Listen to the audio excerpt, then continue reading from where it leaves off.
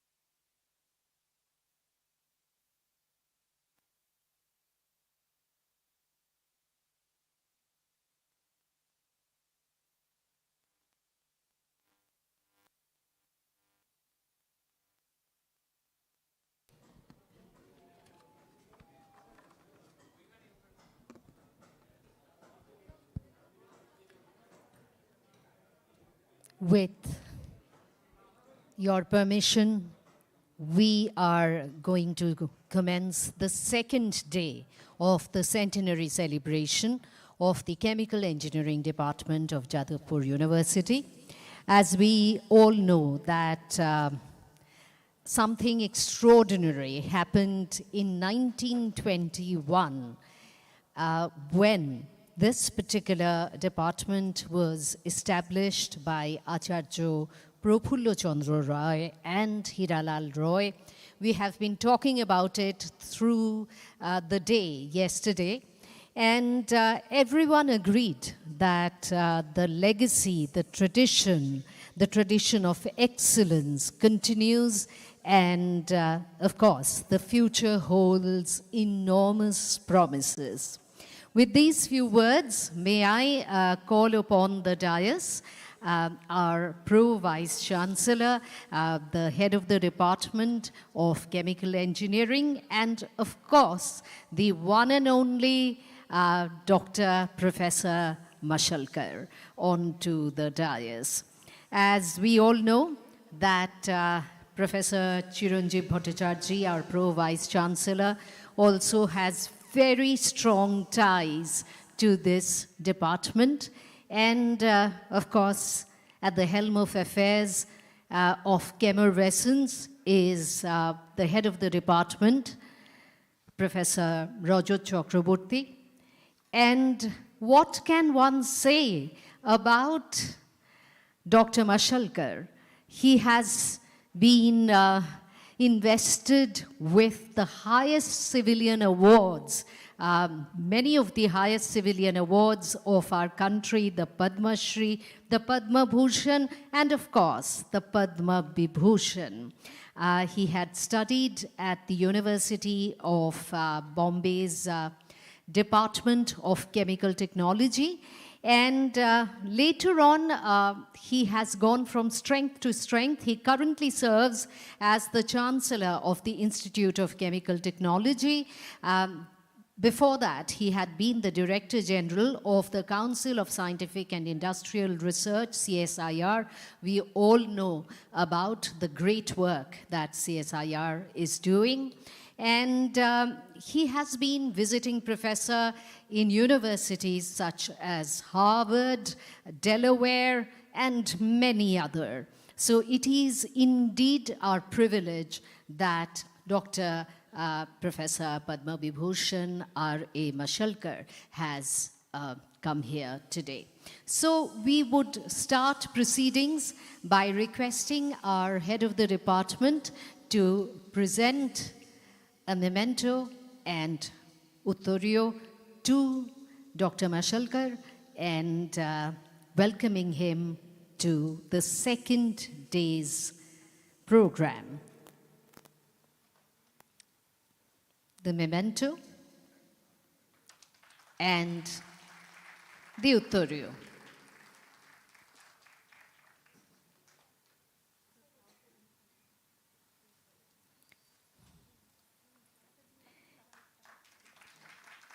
And of course, the flower bouquet. And may I also request our head of the department, Professor Chakraborty, to present our Pro-Vice Chancellor, Professor Chiranjeev Bhattacharjee, with an uttorio. He's not actually missing out on the memento. We had given it to him yesterday.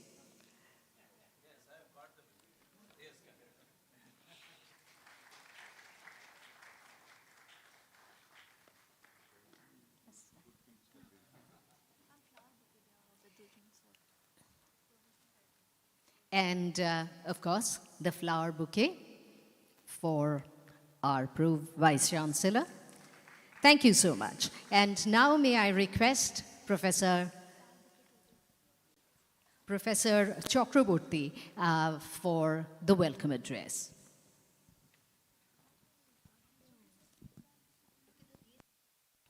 Good morning, everyone. On behalf of the department, as the convener of the Centenary Celebration Programme Committee and the head of the department, and also as a alumnus of this department, I welcome you all to this second day program of this Centenary Celebration Program, popularly known as CHEMERVESCENCE. So I welcome you all present here. And as you know, this is the second day of this Centenary Celebration Program, in which we have with us distinguished Padma Vibhushan respected Dr. R.A. Mashelkar with us for the Acharya Prafulla Chandra Rai Memorial Lecture titled Synergizing Scientific Excellence and Industrial Relevance, Lessons from Personal Journey. I also welcome our Pro-Vice Chancellor, Professor Chiranjeev Bhattacharjee, who is also our alumnus 1989 batch. In the auditorium today we have many of our distinguished alumni, ex-head of the departments, and many other students and colleagues. And I welcome everyone. We are running late due to some reasons. And so I don't want to, also Professor M.M. Sharma, Padma Vibhushan Professor, respected M.M. Sharma is present with us. And he has presented a very nice lecture yesterday in the Vivekananda Hall auditorium. And we are very much delighted that he is also present with us today. And so I hope, let me tell you that this is the Industry Academia program today we are holding throughout this day in this particular auditorium. Along with this, we are also inaugurating the conference, international conference, that is called ICEIS 2023, and that is called Chemical Engineering Innovations and Sustainability. So that conference, 2 days conference starting today, and the conference is going to start within a short while with the lecture of Professor Cedar from Pennsylvania State University at 10:15 online at the H.L. Roy Auditorium, and simultaneously the program will be held at the K.P. Basu Memorial Hall today. Tomorrow also the conference will be held at this auditorium, Trigunasen Auditorium, along with K.P. Basu Memorial Hall and also our departmental seminar room. So there are 78 papers submitted for the international conference. Many dignitaries will be present, internationally reputed university professors from UK, USA, and other countries, and also our professors from IITs. Most of the IIT professors have participated. They are participating in the conference. So I also welcome all the participants of the conference through this forum, as requested by the joint conveners of the international conveners, Professor Ranjana Chaudhary, Professor Kajori Korgupta, and Professor Papita Das. So with these few words, I now request, I think this is once again to thank you all, and that's all from my end at this moment. Thank you. Thank you so much, Professor Chakraborty. May we now request Professor Chiranjeev Bhattacharjee, our Pro-Vice Chancellor, and also our alumnus, to kindly say a few words.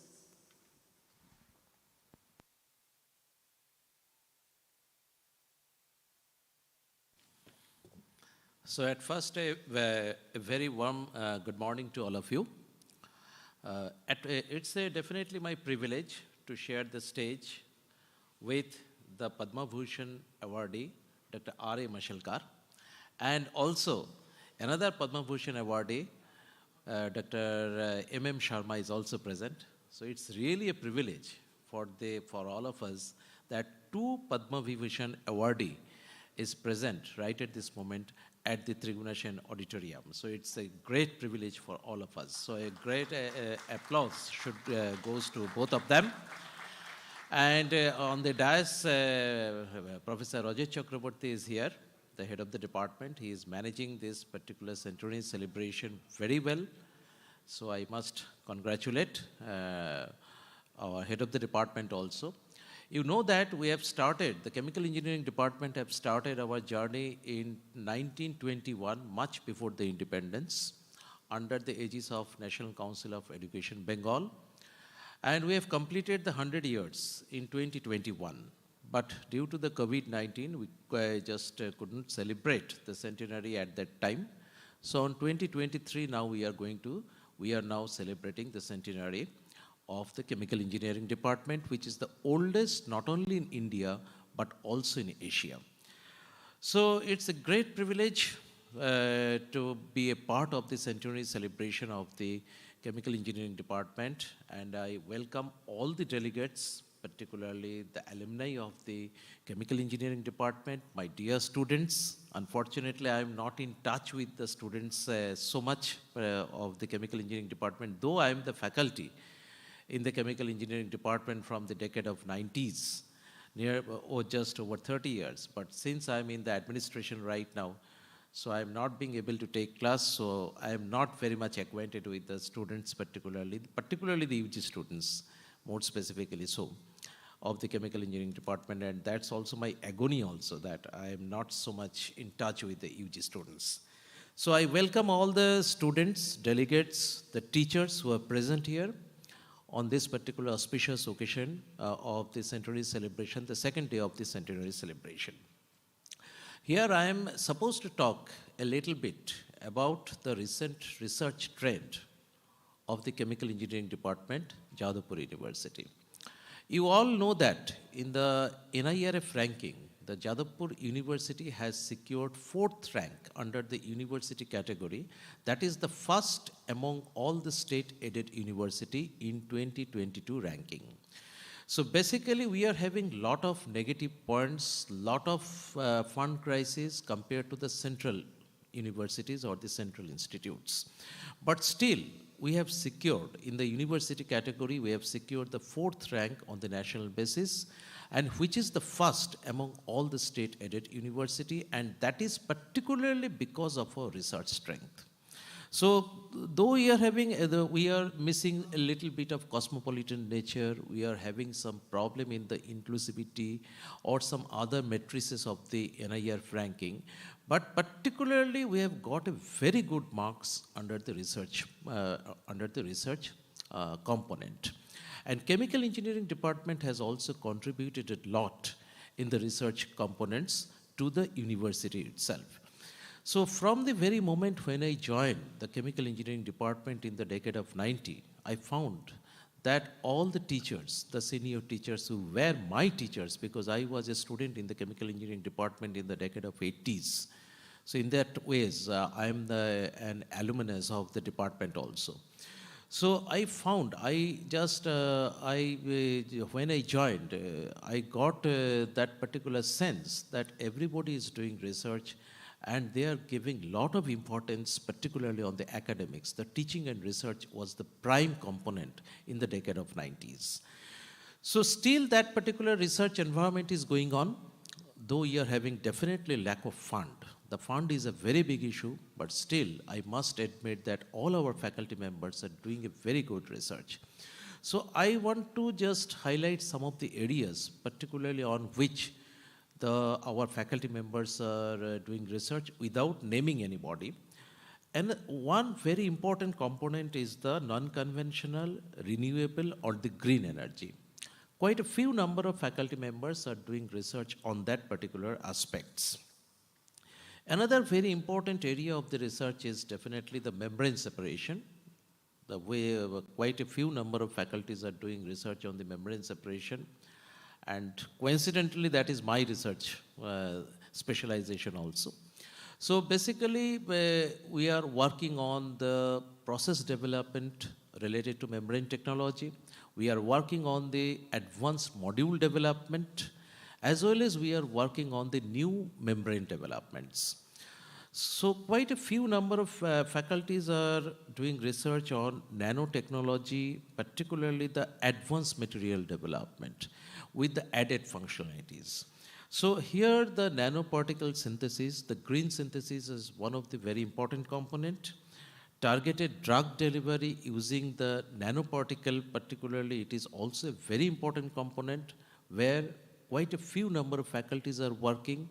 And nanoparticle impregnated drug delivery, that is also another subject where that particular drug component has been impregnated or encapsulated in the nanoparticle itself. And ultimately, we are working in the research direction towards that targeted drug delivery, which is very, very important, particularly for the treatment of cancer. You know that for the cancer, the targeted drug delivery, particularly with the objective to attack the cancer cell, that is very, very important. And in that particular direction also, some of our faculty members are working in that particular, or with that particular objective. Another very important area where our faculty members are working is the process intensification.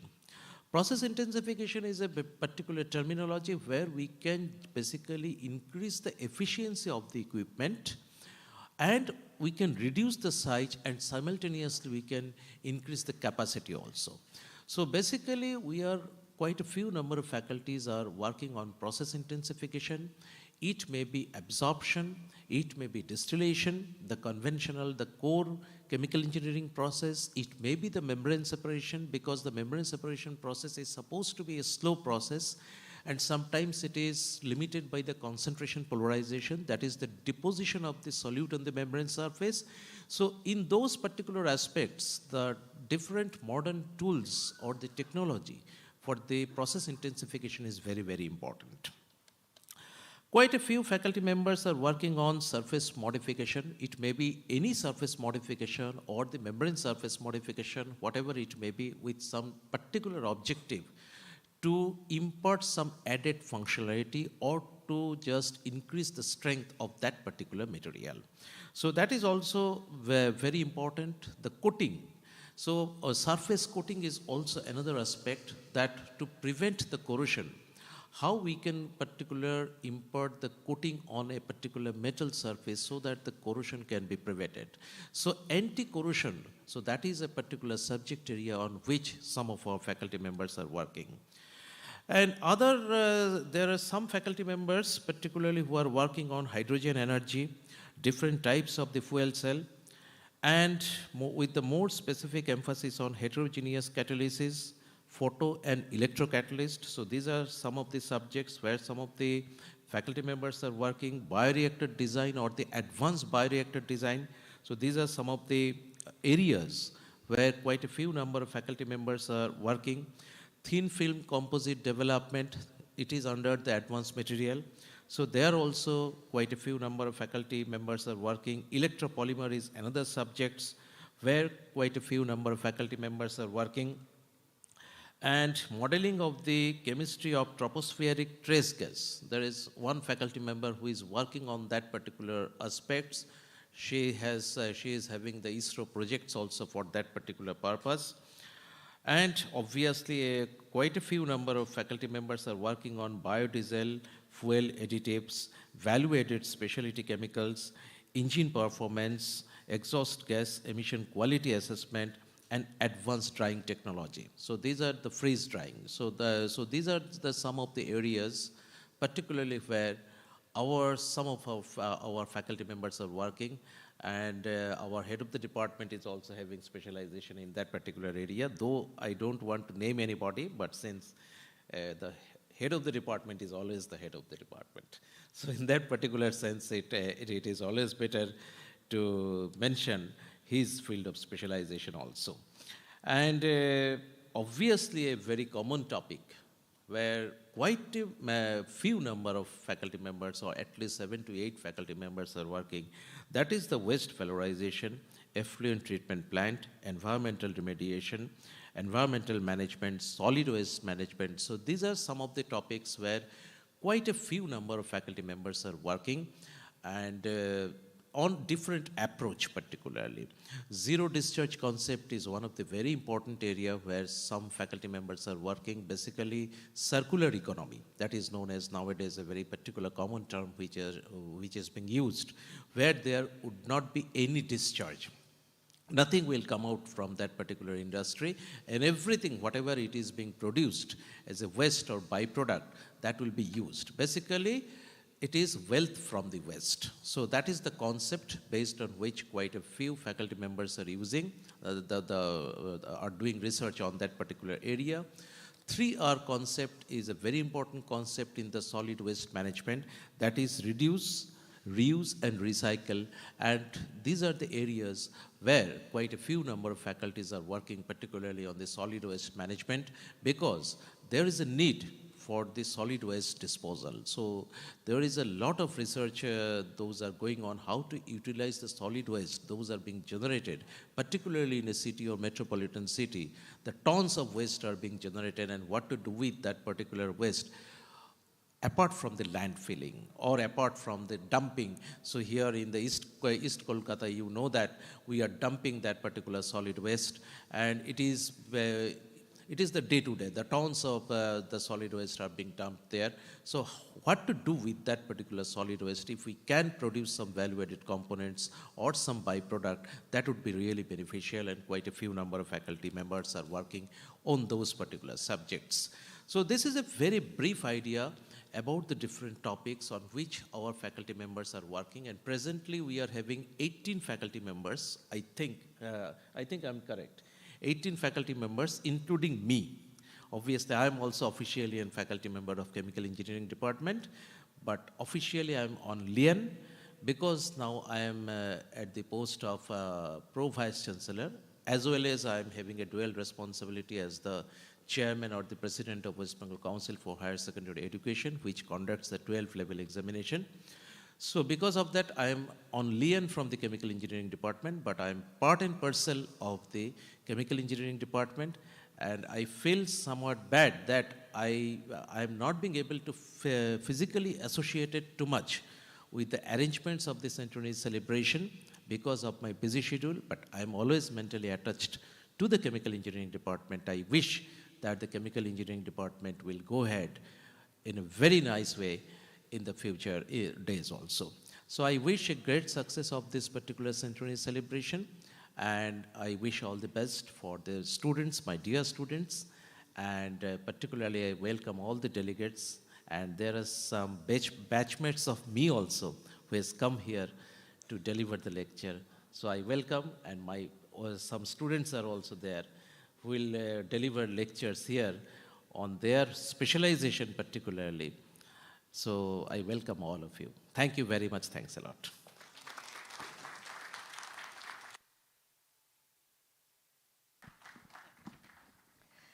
Thank you so much. And now it is over to Padma Bhushan, Dr. Mashalkar, and he will deliver the Acharya Prafullo Chandra Rai Memorial Lecture.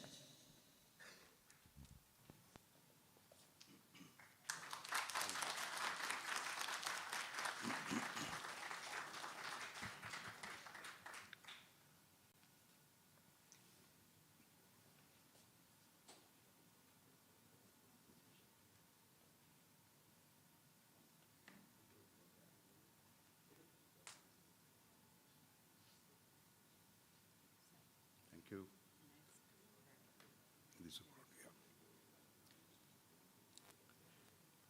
Professor Charanjit Bhattacharya, Honorable Pro Vice Chancellor of the University, Professor Rajat Chakrabarti, Head of the Chemical Engineering Department, Professor M.M. Sharma, my guru, guide, whatever I am is because of him.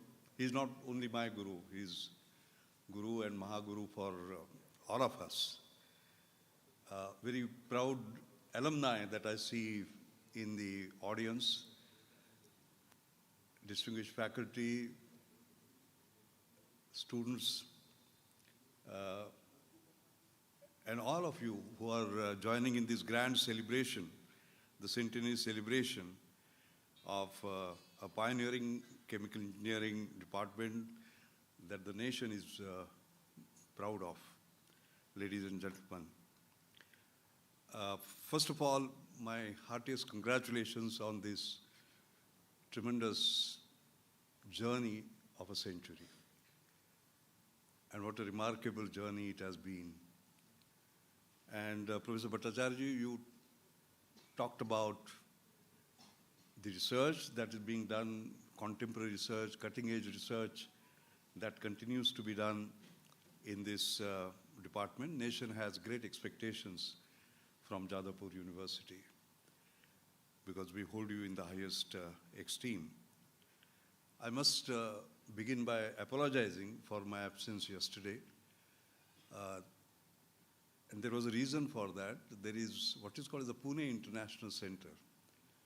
Like we have India International Center in Delhi, I happen to be its president.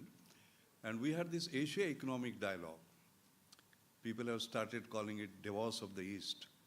So we had a large number of people from all around the world participating, and there was a valedictory function where Minister of Commerce and Industry, Piyush Goyal, gave the valedictory, and by virtue of my being the president, I had to preside over that function. So my deepest apologies that I could not come, but I was virtually present in terms of the recorded lecture that was given.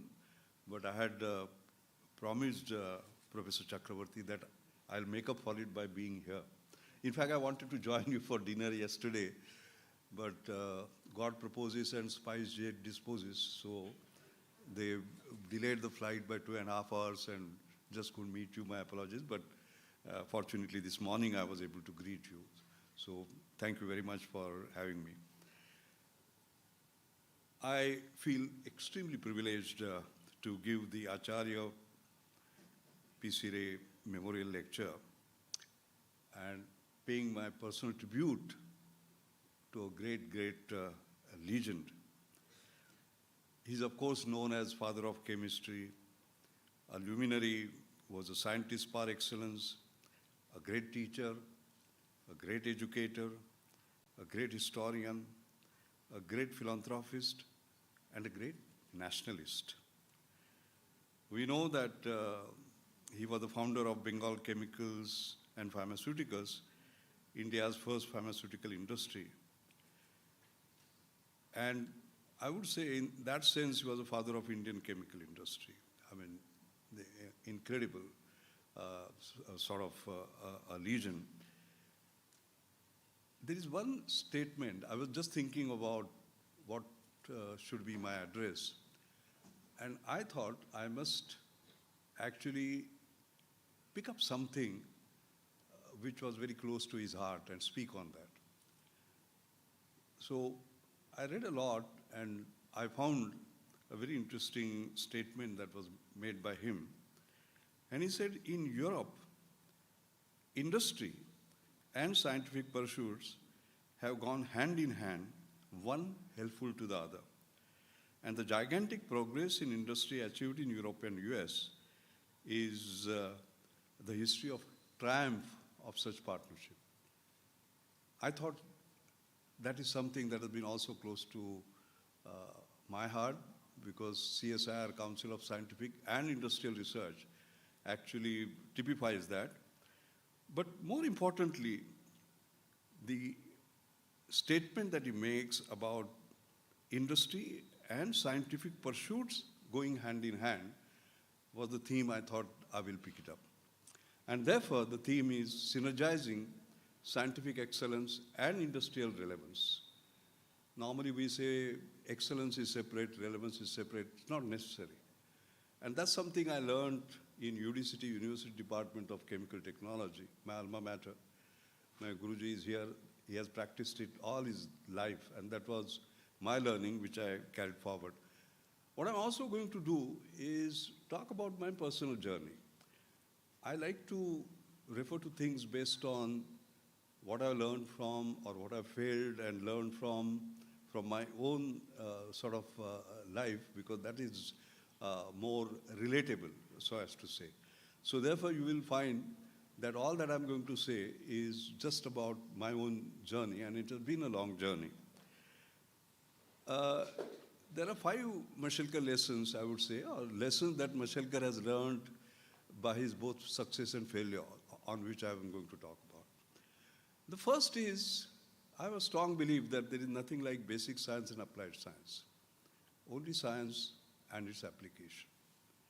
The second is, don't just go for publish or perish. Patent, publish and prosper through industrial licensing is a way of a very purposeful and very profitable way of both industry as well as the institution. The third thing I've learned is deep diving into an industry challenge can lead to breakthroughs in basic science if you just observe very carefully. The fourth is deep science only can lead to globally competitive technology, all right? Because we have to stop reverse engineering, copying. We have to have science-led innovation, science-led startups, deep science-led startups. That's extremely important. And industry which is based on the foundation of breakthrough science. And the other one is students must solve problems that need to be solved rather than those that can be solved. And I will explain each one of these in the 45 minutes that have been given to me. My journey begins with NCL, National Chemical Laboratory. I remember in 1975, Dr. Naiduma, who was then the Director General of CSIR, and I had a meeting in Savoy Hotel in London. I just had a telex message from Dr. Tilak, the then Director of NCL, go and meet him. He had not said why I should meet him. I was teaching in England, doing well. I went and met him, and he portrayed the dream of New India. I was barely 32, and he said, come back, you know, this is the time to help India establish, and I was working in polymer science, sort of a base, etc. And my challenge is that I don't think from here, I think from here. And I instantly said, yes, I'll come.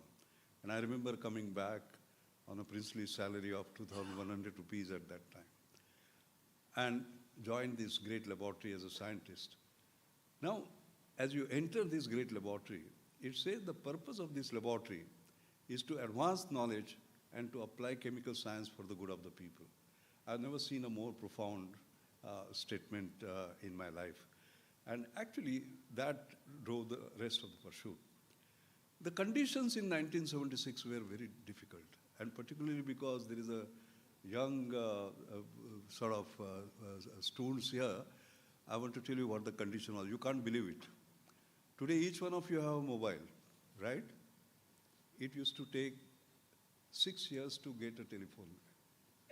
And there used to be a puja and a party, by the way, when you got one. You can't believe that. I remember you had to register a scooter and it would take some 5-6 years before you go. It was a different country altogether. Not $2,000 GDP per capita, but $100 GDP per capita. And then doing research under those conditions. This is Dr. Tilak. So I returned in 1976 and I was trained in rheology and non-Newtonian fluid mechanics. And I needed a Weisenberg rheogonymometer, model R18, I remember, to do sort of research in rheology. But I had to wait for 2 years because there was no foreign exchange, so digitally clearance, not manufactured in India certificate. So somehow or other, that door was not opening. And I always tell students that you can keep on knocking on the doors. When they don't open, create your own door. So when I was not getting that equipment, I said, what is the only equipment God has given me? This. So I went into mathematical modeling and simulation. I changed the field. I opened a new door for myself. And the interesting part about that was that I was a consultant for Indian Organic Chemicals. They used to make polyester, PET in particular. And you know what was the capacity? It was a batch plant, 6,000 tons per year. Today, Reliance makes more than 6,000 tons per day. That was a different India, this is a different India. And the challenge that I found there was that their technologies were imported from Germany, and they were all black boxes. They did not know what was happening inside. So I had a deal with them. I said, I'll do the entire chain, right from transesterification to yeast interchange to pre-polymerization to polycondensation to spinning, whatever. Modeling, my PhD student will work on it. He will publish papers, and you can use that knowledge in order to improve the productivity, product quality, etc. And that was a deal that was basically struck. And the net result of that was Ravindranath, my student. He was a fantastic student. these were the series of papers that we wrote, one after the other, going from end to end, as you can see, semi-batch transistorification to continuous to semi-batch, pre-polymerization, etc., etc., etc., till the end. And this sort of research led to some breakthrough papers. Like, for example, here you can see a paper in ICEIS journal, Finishing Stages of PET Synthesis, a comprehensive model. And this actually gave completely new insights in terms of what was happening in the polycondensation process. And there were anomalies, like when there are more side reactions, you have the rate of polymerization actually increasing rather than decreasing, because it's a reversible polycondensation and the driving forces change because of the changes of the interfacial conditions. And as a matter of fact, I remember Robert Secor was the chief technology officer of DuPont. He was the referee for the paper. And he told Bob Reed, the ICEIS journal editor, that you can disclose my comments to the authors. And these were his comments. We have been doing polycondensation of PET for all these years. This is the first time we understand what is happening in these reactors. There is a central point I want to make. You may be the world leader in technology, but somebody sitting in India, as a matter of fact, can have the intelligence to create insights which you don't have. And therefore, we must realize the power of mind. As my Guruji has taught me, it is not the power of budget that matters, it's the power of ideas that matters. I think here is a brilliant example. The world leader, and you are able to sort of go ahead of him. Now the question that you will ask is, what kind of research was it? Was it scientific research?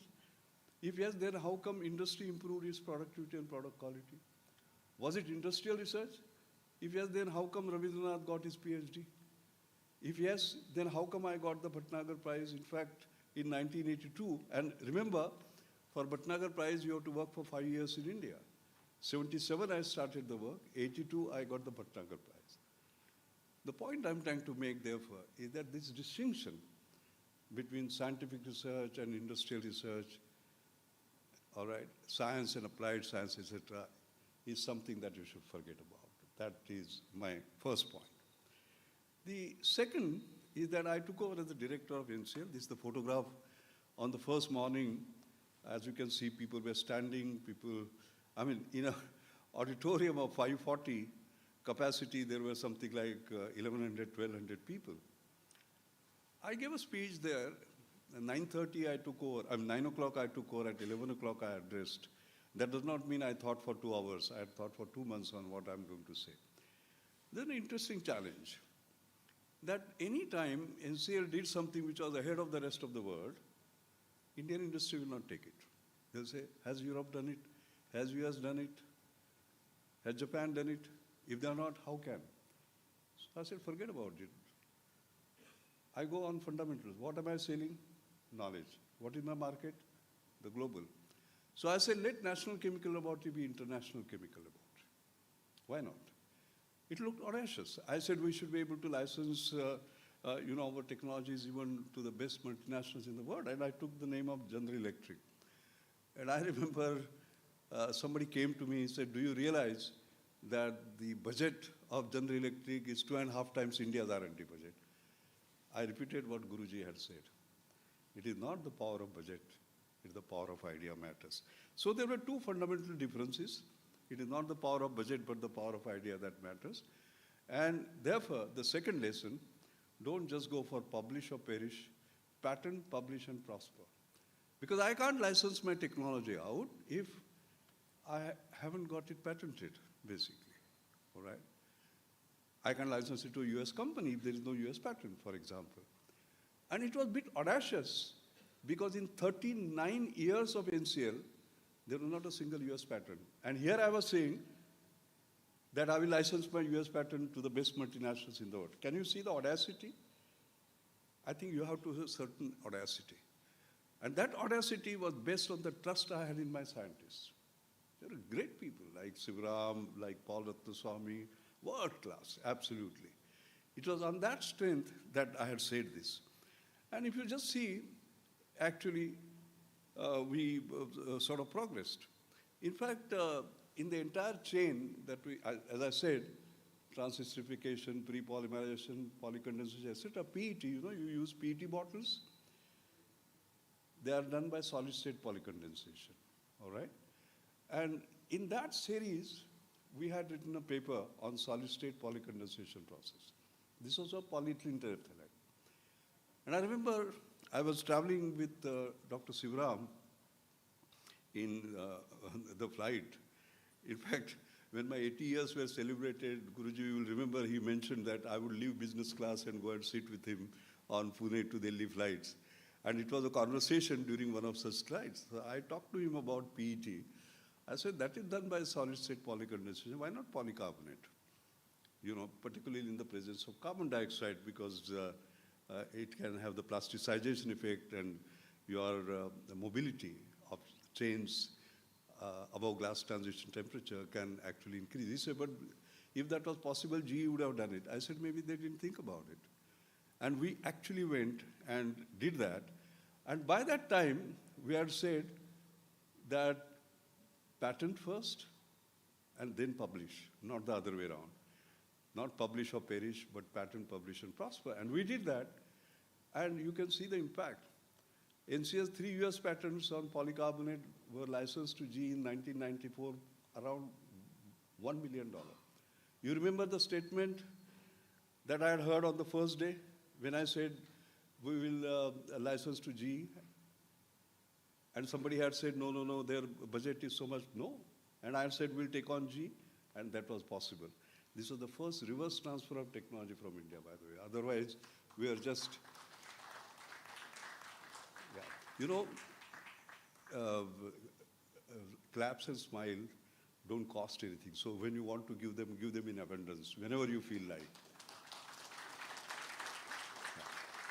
When you feel happy, you should clap. That's not. And that is a matter of pride, because we were beggars and borrowers, all right, like this. We started doing like this. I think that was an important history. Then that created strategic alliance between NCL and GE, and that operated for 10 years. And we had, during those 8 years, almost $15 million of licensing fee. And it also gave an opportunity for NCL scientists to get trained in world-class R&D management. And Jack Welch, when he came to know the chairman of GE, said, if they are so good, why are we not there? And there is a Jack Welch R&D center that came up. And that actually led basically to so many other centers. I mean, if you see, there are 1165 R&D centers, 928 MNCs, 323,000 scientists, engineers. Bangalore has displaced Tokyo as the most preferred R&D destination. And this was about moving from mere cost arbitrage to value arbitrage. That was the sort of transformation that was made. And I remember, people call me, by the way, dangerous optimist. And I remember in 1995, I had given this talk, India's Emergence as a Global R&D Platform, the New Challenge and Opportunities. And Dr. Manmohan Singh was then the finance minister, had actually chaired that. And of course, people said, oh, Mashelkar, don't believe him. He's a dangerous optimist. But I'm very happy to see that I was able to write in 2016 a paper which actually sort of showed that transformation. And this is something that is not recognized by us. This is a chart you will not have seen anywhere else. When Jack Welch was asked in an interview as to why are you here, he said, we get highest intellectual capital per dollar here. This is a chart which actually gives you the proof of that. So if you look at the kind of R&D spend and the publications that come out from India, for the same dollar, how much would you get? You can just see. If India is one, you have to spend $2 in UK, $4 in Australia, $5 in China, $6 in Germany, $7 in US, and $12 in Japan. Highest intellectual capital per dollar. Please realize India's strengths, by the way. Indian talent produces the highest intellectual capital per dollar. And that's why they're there now. If you see the rise of US patents from MNC R&D centers in India in a decade, it is just rising exponentially. Why are they here? India's IQ is being used for creating IP for them because they get so many folds more productivity. That is what I had meant in 1995 when I said India's emergence as a global R&D platform. It also tells you something else. What it also means is that, and this is my line to the government, that if you invest more, you will get more. As a matter of fact, the competitive advantage is so much. And that's why I feel sorry that our R&D spend in 1998 was 0.7% of GDP, and in 2023 also it is 0.7% of GDP. Can you just imagine raising that will make such a difference for India? Anyway, that's a lesson. So the point I'm trying to make is this particular idea of reverse transfer of technology, patenting, etc., what a dramatic shift it had made as a matter. The third point is deep diving into an industry challenge can lead to breakthroughs in basic science. Just see this. You know, I was fortunate to be asked to give the 9th P.V. Danckwerts Memorial Lecture in London, and the title of my talk was Seamless Chemical Engineering Science. Those of you who heard my recorded talk yesterday, I talked about the next-gen chemical engineers and talked about borderless chemical engineers. This is the same theme, by the way. And I remember I was also on the Chemical Engineering Science editorial board, and Bob Brown, the head of the Chemical Engineering department, was a member of that board.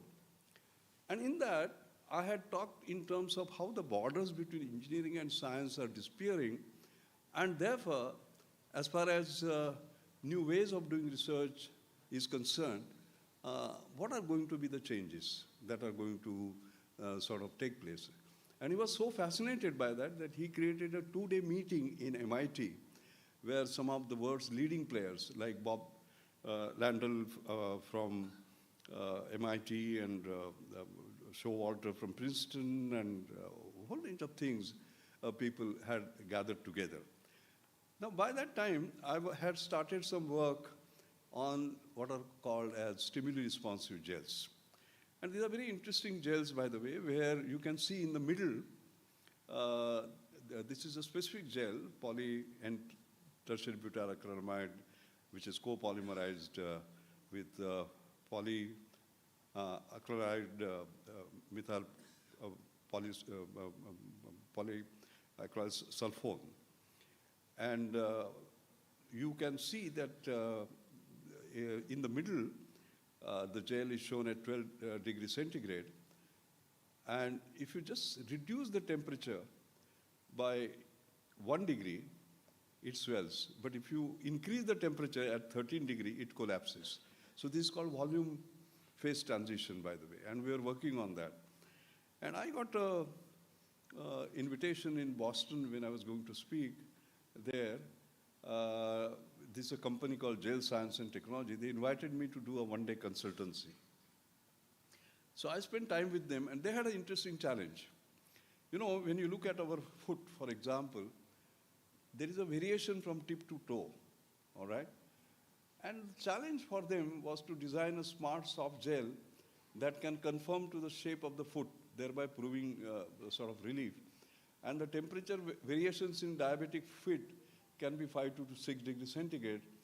So they asked me, can gel sense temperature difference of 5 to 6 degrees and change shape accordingly? You understand what I'm talking about. I showed to you, it collapses by 1 degree, it expands by 1 degree. Lower critical solution temperature. So can you design it? That means, can you create a molecular composition by which you can pinpoint 11 degree, 11.5 degree, 12 degree, 13 degree, 14 degree, and so on and so forth. That's what they meant. But by that time, what had happened was that breakthrough on volume phase transition was by Tanaka from MIT, and he had created some empirical model.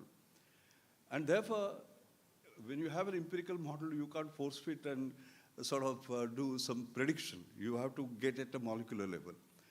And I remember coming back, and by that time, a genius of a chemical engineering scientist, Ashish Lele, had joined. He is now the director of National Chemical Laboratory, and he was trained in statistical thermodynamics. And I remember I posed that particular problem to him, and he came out with a solution along with our students, as you can see.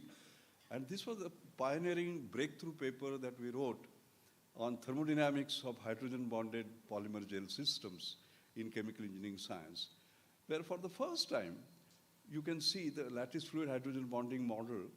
Hydrogen bonding was explicitly taken into account, and also the hydrophobic phobicity were sort of introduced for the first time, replacing the empirical modifications of Fleury-Huggins theory. And what came out was that and you can see that we were fairly accurate in terms of prediction, because you can see the actual swelling capacity versus temperature and the transition, and the experimental data and the theoretical prediction match. But in the theory, if you do not put an absence, you don't put a temperature-dependent hydrophobicity term, you have no transition. If you don't put hydrogen bonding, there is no transition. It is a balance of hydrophobicity and hydrophilicity that actually matters in creating the transition. That was the insight that we got. And in fact, we had done this by creating a copolymer with a hydrophobic and hydrophilic part. And as you can quite clearly see, that when it is totally, you can see it here. You have to see the curve. You can see the transition where the hydrophobic and hydrophilic part are present in 10:1 ratio. The vertical line that you see, that is both present. But if you drop any one of them, that means completely hydrophilic or completely hydrophobic, you get the horizontal lines. That means there is no transition. So for the first time, we are able to get handle on balancing hydrophilicity and hydrophobicity. And then, of course, this work got extended. Not only it was the molecular level prediction, design, and the rest of it, and there were lots of breakthroughs that came up. I'm very fond of the word first. I don't like to see Indian science following. I like to see Indian science leading. And the word first is very close to my heart. Not among the first, but first. And we're very happy that we had such wonderful students, and with Ashish Lele, Shaini, Varghese, and so on. We had the first discovery of self-healing, first discovery of self-organization, first discovery of biomimicking switching hydrogels with enzyme-like activity, which we published in Proceedings of Royal Society. First molecular level mechanistic interpretation of stimulus response. First creation of a magic molecule, A6-ACA, I will talk about that, acrylyl 6-amino caproic acid, which has found applications in amazing range of fields. They say in science only two people are remembered.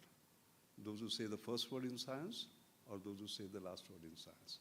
I think Indian science must move more on that. And for that, I won this, the highest science prize that is given by the World Academy of Science. And thank you very much. And you can see the citation here for his seminal contributions in mechanistic analysis, synthesis, and applications of novel stimuli responsive polymers. And therefore, this putting life into gels, sensitivity was known, shape memory was known, mobility was known, but self-organization, self-healing, enzyme-like activity was discovered for the first time in NCL. And you can see this self-healing. Can you see coconut-like structure? And then on the other side, the pseudophores. But in between, there is this acrylyl 6-amino caproic acid gel, which can form spontaneously a coconut-like structure. All right, so you take a cylinder, dip it in hydrochloric acid, and it starts changing spontaneously and becomes a coconut-like structure. And then we can reverse it also, by the way, by going into an alkaline medium. In fact, nature had called it Indian rope trick. And this was a kind of a breakthrough. And of course, here, this was a breakthrough paper, self-healing of biomimetic smart gels. And you can see these two gel pieces, they are brought together, and see, in an instant, within a fraction of a second, they attach to each other. This became a big paper in Proceedings of National Academy of Science. And despite repeated staging, the hydrogel remained strongly attached. It was just like a magic. And I won't have time to get into the science of it, but I can tell you that we found, as a matter of fact, when we were trying to balance the hydrophilicity and hydrophobicity by creating copolymers, the hydrophobicity was managed by changing the methylene side groups. And you can quite clearly see here that if it was 1 methylene, it did not heal. 3 did not heal. 5, there was a strong healing. 7 and 10, weak or no healing. So there was some magic about 5-methylene, acrylyl 6-aminocaproic acid. And this was called A6-ACA. And that created waves globally in stem cell engineering, in biomineralization, in oil well drilling, in enteric implants. It's incredible. I like to see something that happens in India which creates waves around the world. Not when they do something and then we start copying it. Just see stem cell engineering, promoting cell adhesion. This was work done in University of California, San Diego. You can see that cells adhere and spread best on A6-ACA compared to matrix containing fewer or higher methylene. There is some magic about that hydrophilic, hydrophobic balance, as you can see here. All right. Then, for example, superior matrices for osteogenic differentiation, hydrogel biomineralization. There was, again, a great breakthrough here. Look at oil well drilling, for example. There is this challenge of loss of circulation fluids in drilling wells in a common problem in oil exploration. And many materials such as inorganic polymeric suspension are used to divert fluid. And the crux of this invention was introduce suspension of these A6-ACA hydrogel particles. Upon lowering pH, there is instant agglomeration, there is sort of interpugging. And as soon as the pH goes higher, there's desegregation and unplugging.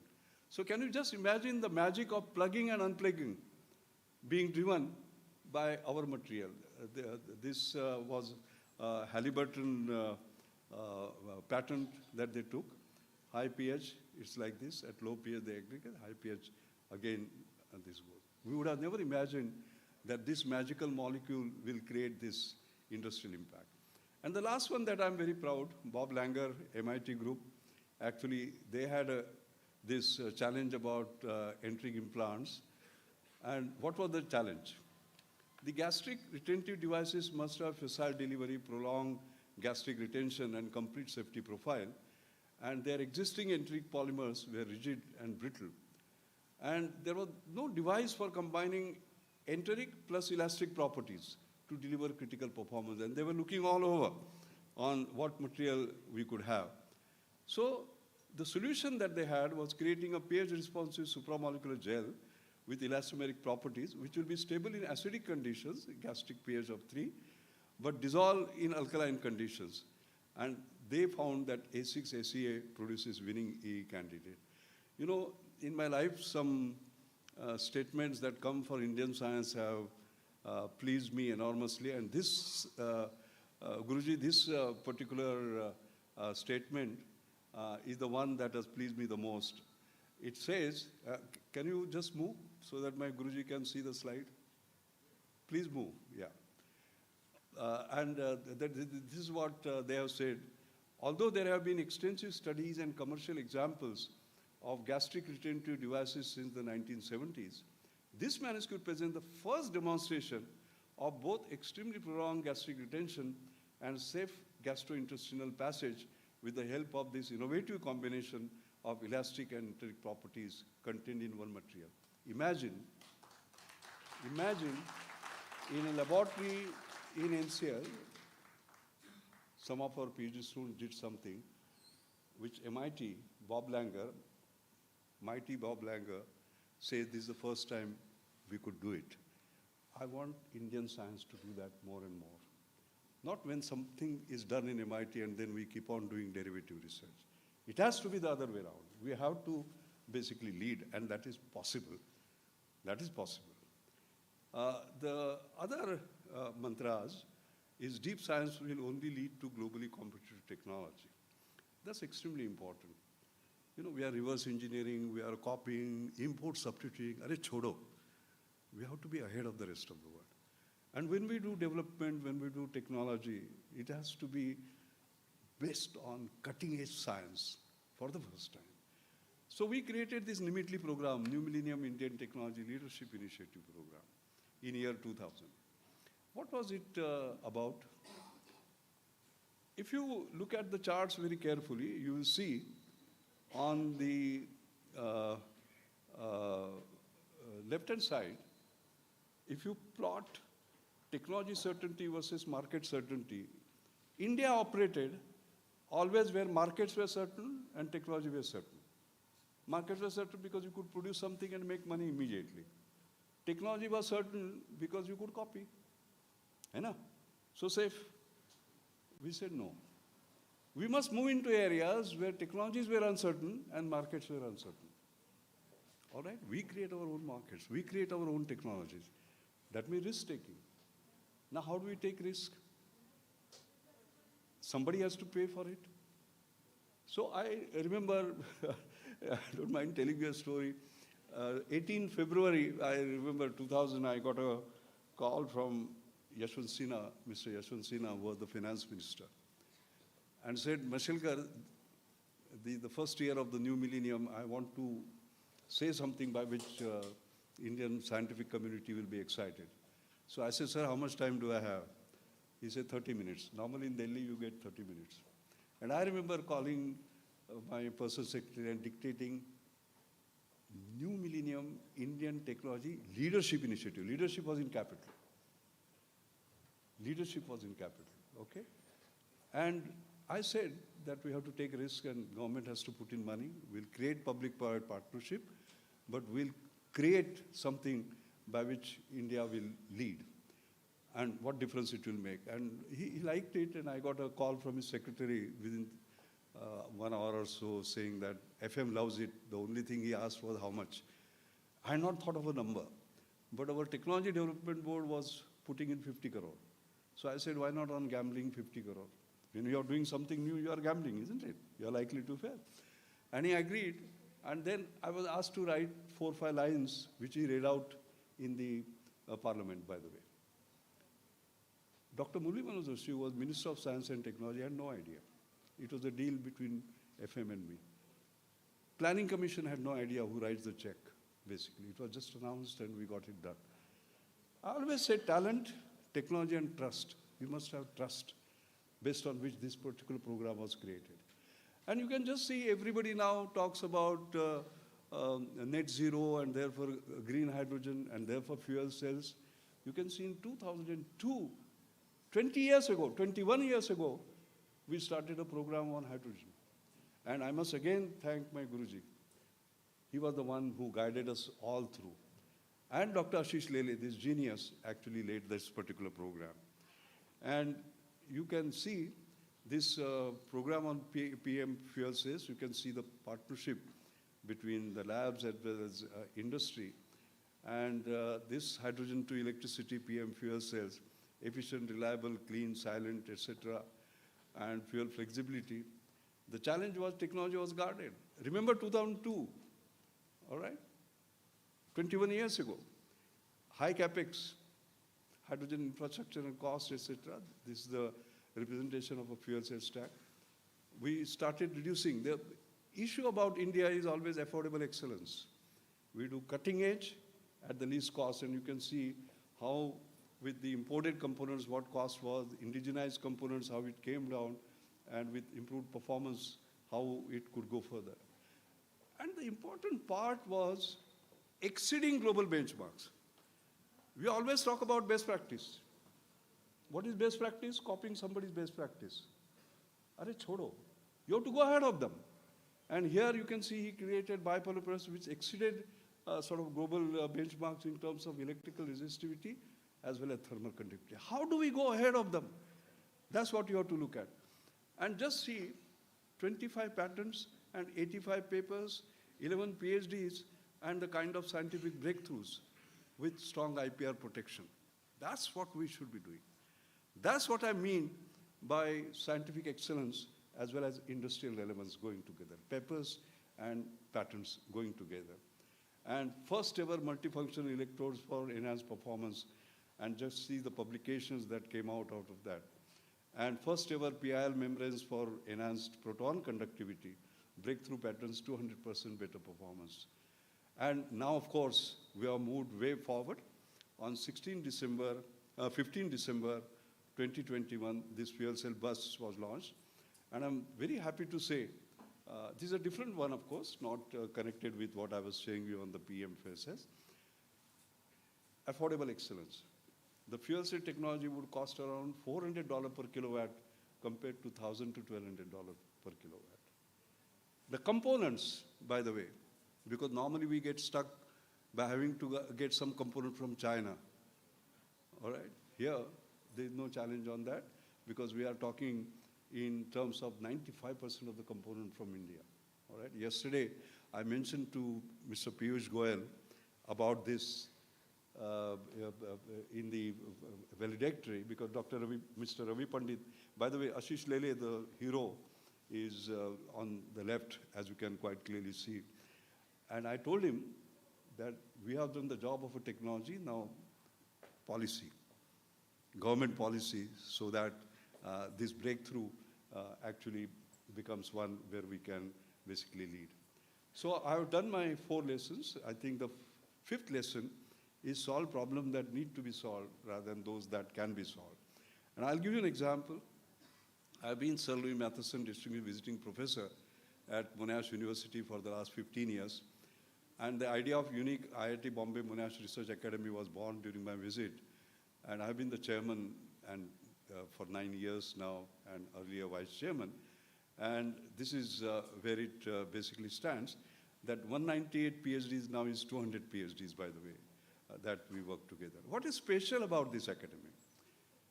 Rather than solving problems that can be solved, academy doctors to solve problems that need to be solved. These are our industrial partners, 20. For each one of them, we look at the challenge that they are facing in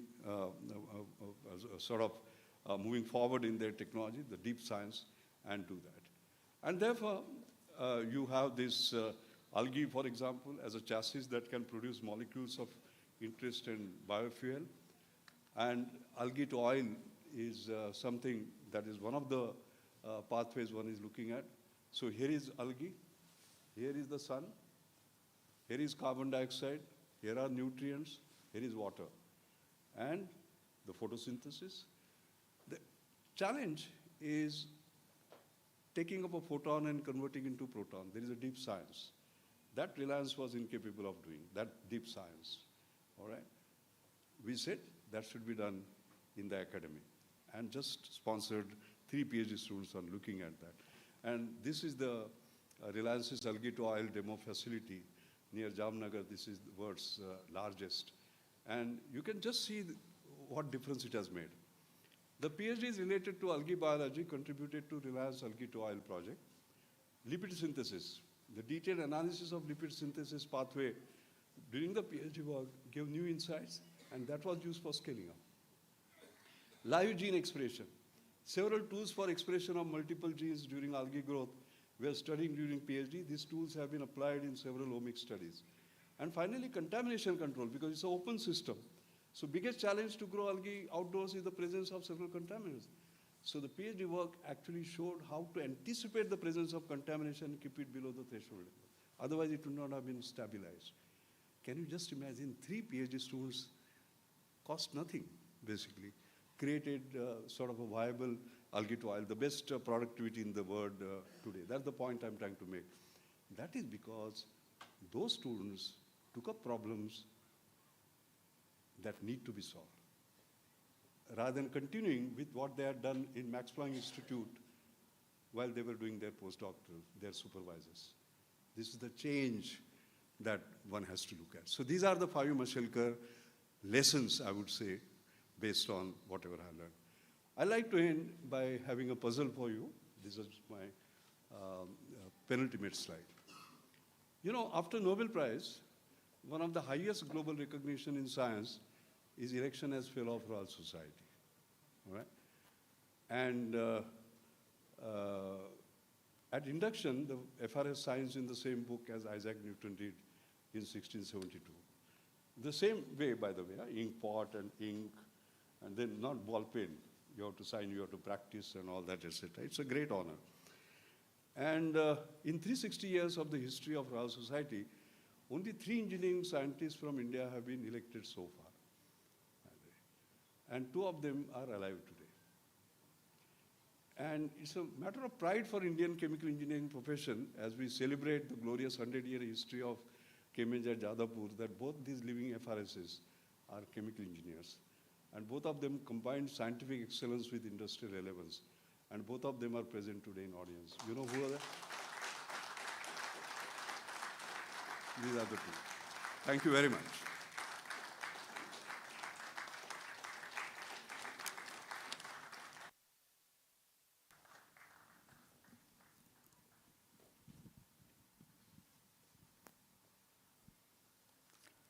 Thank you so much. Totally, totally illuminating. And the word that often came up was magic. And truly, perhaps of all the sciences, chemistry, and hence chemical engineering as its application, is a science which has magic in it. In Bangla, we call chemistry Roshayon. This Rosh is, of course, not the juice that we associate with Rasgulla, but the traditional Indian aesthetic concept of the rasa. And in Bengali, it would mean the journey of the rasa. Roshayon, Rosher Jatra, or the journey of rasa.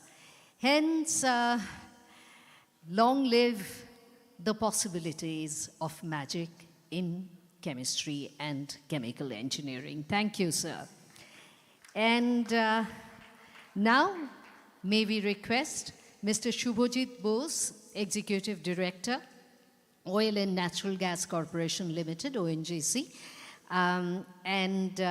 He is, of course, our alumnus in the years 1985 to 89. So may we request you, sir, for the keynote address. The only request to all subsequent speakers is to keep their address within the allotted time that is given to them, because we are already running behind time. Please welcome Mr. Shubhajit Bose.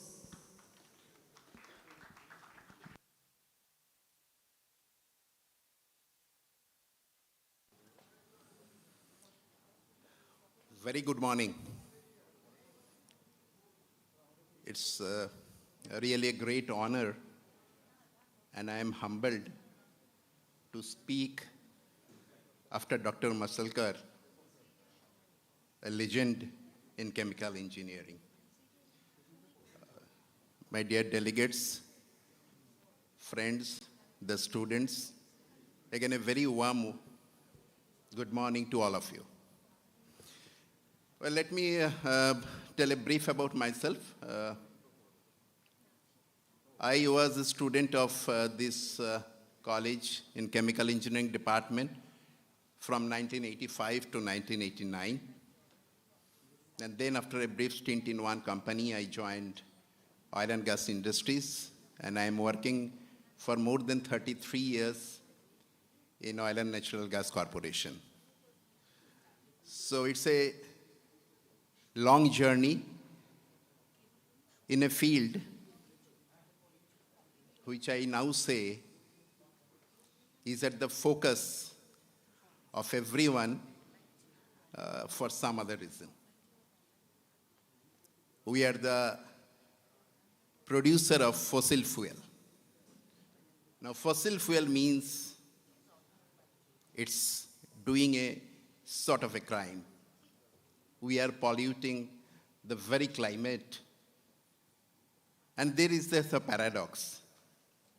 We are producer of the cheapest source of energy, and at the same time, we are destroying the climate.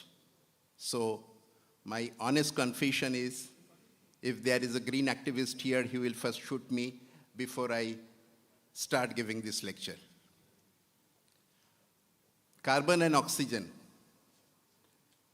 the two basic building blocks. Carbon is the basic building block of life. Oxygen is providing support to life. But when they meet together and when it is in excess, it creates havoc. Can I have my presentation, please? So my topic is future of oil and gas and chasing low carbon intensity barrel responsibly. Is there a low carbon intensity barrel? Barrels will produce same amount of carbon. So our job is to how to take out carbon from the atmosphere. So that is the challenge. World has been discussing since long about the future of fossil fuel. And in COP26 and COP27, the great concern was expressed, and at the same time, great expectations also. Now, working with this industry for a very long time, I can tell you one thing for sure, and that is confirmed that fossil fuel is not going to go away very soon. By all estimate, by all agencies, the fossil fuel will remain dominating the energy scenario till 2050 and beyond. Globally, the share of fossil fuels, globally I am telling, will be 77% in 2050.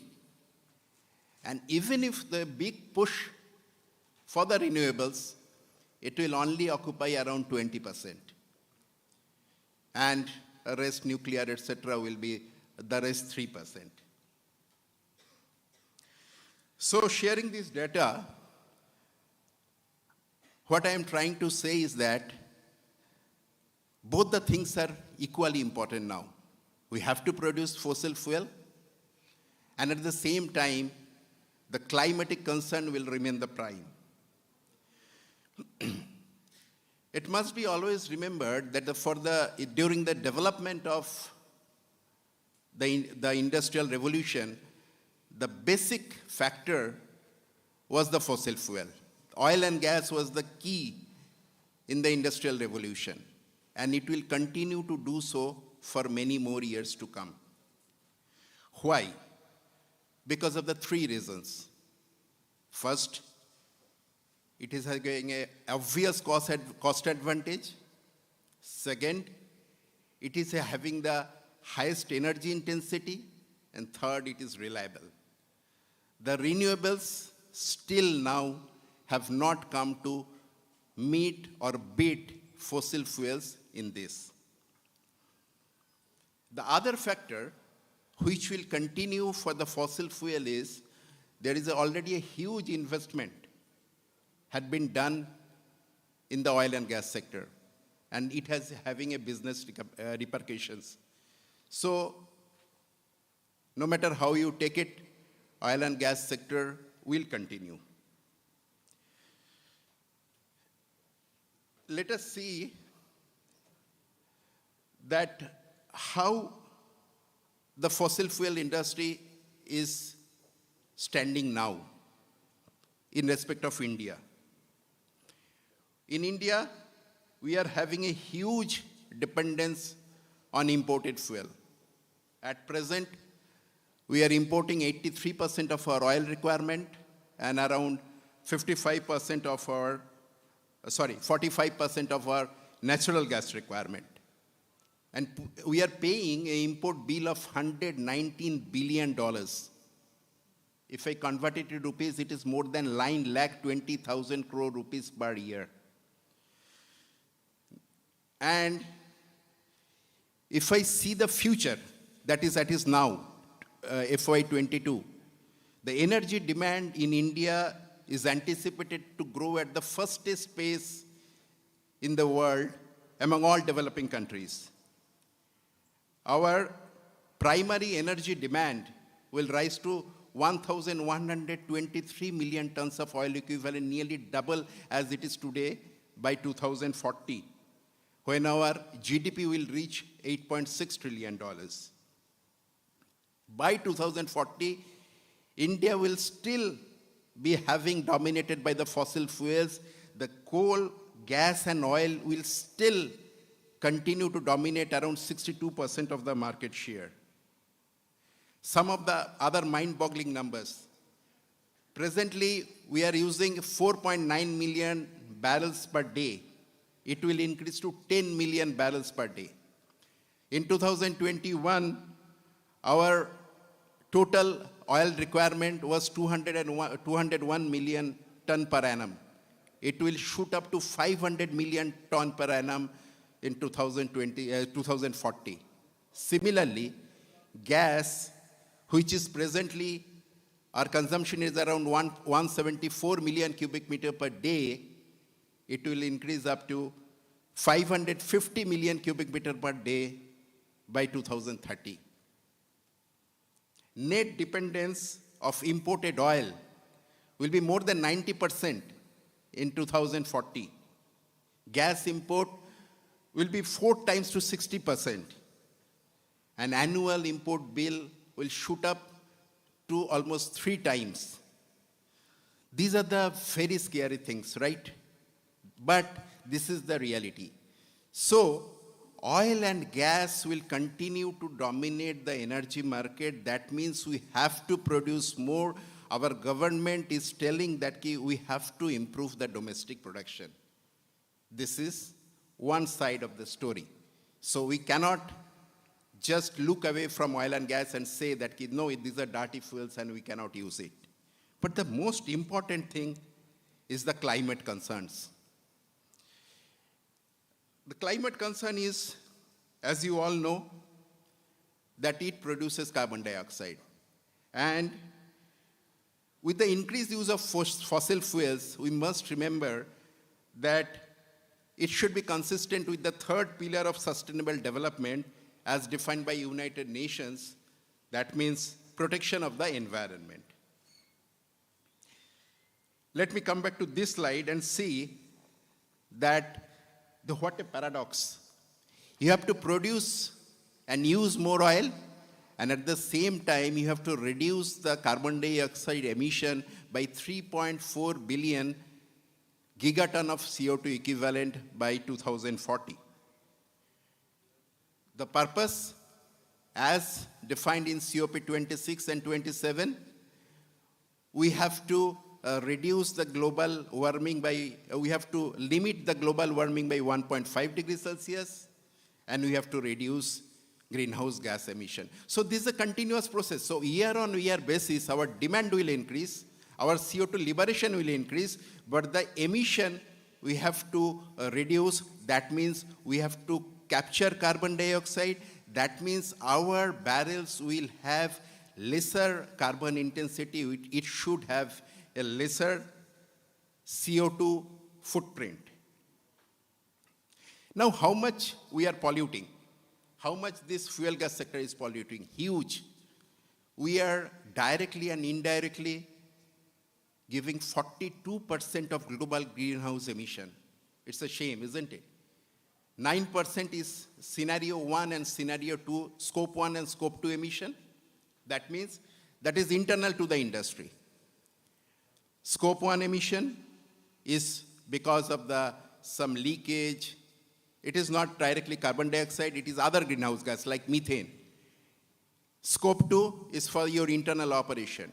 Generate power. We generate power, we use gas, we use oil, and that is scope 2 emissions. Scope 3 is beyond the scope of the industry. It is after the fuel goes to some other place and what they use. So scope 1 and scope 2 emissions are inside the operation, and 9% of this 42 is scope 1 and scope 2, and 33% is scope 3. Now, in this greenhouse gas emission, 30% is CO2 emission, and 62% is non-CO2. Now, this is interesting, and this is where, this particular area is where chemical engineering fraternity can do a lot in carbon dioxide mitigation. So, let us now see that what are the methods by which we can decarbonize.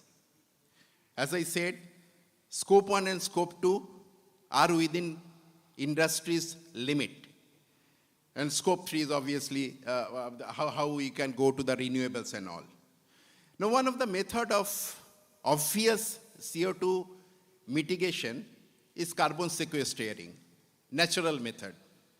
Means you offset the emissions through natural carbon sinks, like oceans, plants, forest, and soil. As of now, it is around 2.4 billion tons of CO2 which is being consumed by the natural sequestering. Now, what we can do more? Obviously more plantation. And how we can do? You can see that a global energy major, ENI, they have announced programs to plant 20 million acres of land in Africa to serve as a carbon sink. Similarly, in India, efforts are on the way to construct carbon sink of 2.5 to 3 billion tons through afforestation by 2030. Now, Indian government aims to restore 26 million hectares of degraded land, which will lead to the carbon sequestration. So industry is already engaged in this. And we are trying, because this is the easiest method. But this will not remove huge amount of carbon. That is also true.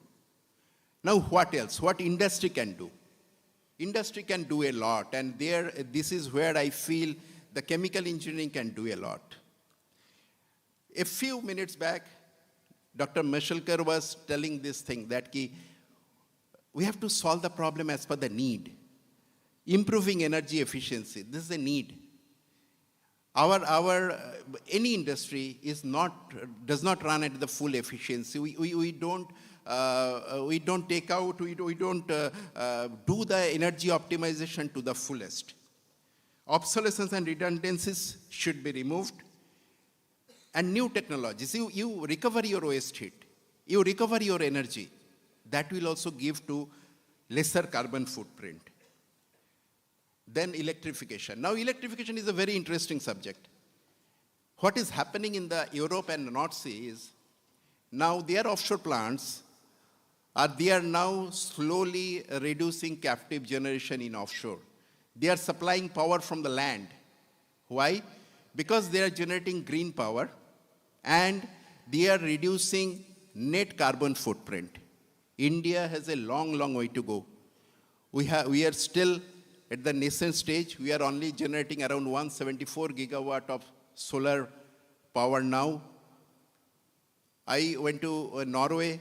They are 95% of their power is hydel. And it is so nice to see that now they are actually powering their remote offshore platforms through power from shore. The most interesting and the most challenging is the next one, CCUS, carbon capture, utilization and storage. Now we have to capture carbon, then you have to take it somewhere and then put it back into the reservoir underground somewhere.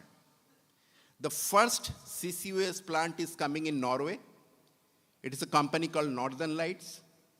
They will store the carbon there, and then they will inject it into a saline aquifer in North Sea, not into the oil field. There are other programs that are going on for injecting the carbon into the oil reservoir to enhance oil recovery. But you'll be surprised, what is the cost of this carbon capture? It is $58 per ton. As ONGC is doing a joint venture with IOC, it is coming out to be $58 per ton. It is prohibitive. Nobody can sustain such a high cost. And to sustain this, oil price should be $150 a barrel, which is not possible. The economic will sink at $150 a barrel. So this is where the CCUS is very promising. And by 2030, overall, we'll be actually capturing around 200 million ton of carbon dioxide. But you know the number, how much carbon dioxide is being emitted per year? It is between 33 to 35 billion tons. So 33 to 35 billion tons, and we will be only capturing around 200 to 300 million tons. Long way to go. Now, obviously, if we use gas is a better fuel, cleaner fuel. Obviously, shifting to gas is better. Indian government has already announced that we will be utilizing 15% of the gas. Right now, we are using around 6% is our gas fuel. And that will be having, gas is having advantage. It is 40% less pollutant than coal and 20% lesser than oil. And obviously the biofuels, you all know it. Now these are the areas where, when I see the students at the back, these are the areas where you people are having tremendous opportunity to grow, to do research. We are talking about alternate fuels. I did not touch about the alternate fuels, yes. The change of fuel to green hydrogen, blue hydrogen, and ammonia. You all know it. Dr. Mashalkar just now said. But the only thing is that price. Industry will change to anything when the cost will come down. Industry will change to CCUS when the cost will come down. Industry will change to hydrogen if the cost comes down. But it is still very prohibitive. It is still more than double the cost of conventional source of power. So we have to change. We have to research. We have to find out the solution for the industry. Another very interesting area is ammonia, production of green ammonia from the green power. Only one plant in the world in USA as of now. But everybody, including ONGC is now actually investing around 25,000 crore to have 5 gigawatt of solar power. And from the 5 gigawatt of solar power, we'll have green hydrogen also. And we'll also, in collaboration with another company, to make ammonia. Coming to the other part, coming to the non-CO2 related emission, this is an easier area to mitigate, but it is happening. It is happening in a big way, fugitive emissions. There is a leakage. Methane is a very dangerous greenhouse gas. It is more dangerous than carbon dioxide, and methane is escaping everywhere in all industries, and it is invisible, and it is very light. Now we have fugitive detection cameras, and you'll be surprised to see that when we have used it, you will see that many places where your gas detector cannot sense, you can see the gas actually evolving from your valve stem, from the flanges, from your compressor body, from the pump. This all can be mitigated with the use of technology. You can have double mechanical seal of pump, on pump. You can use dry gas seals in compressors, carbon packing ring sets on valve stems. So there are solutions, but we have to find it, and you have to understand really the criticality of these emissions. The other thing is the flaring. Now, flaring contributes to 8% of greenhouse gas emission. That is also a very big quantity. World actually flares 144 billion cubic meter. 144 billion cubic meter. India's total production of gas is around 60 billion cubic meter.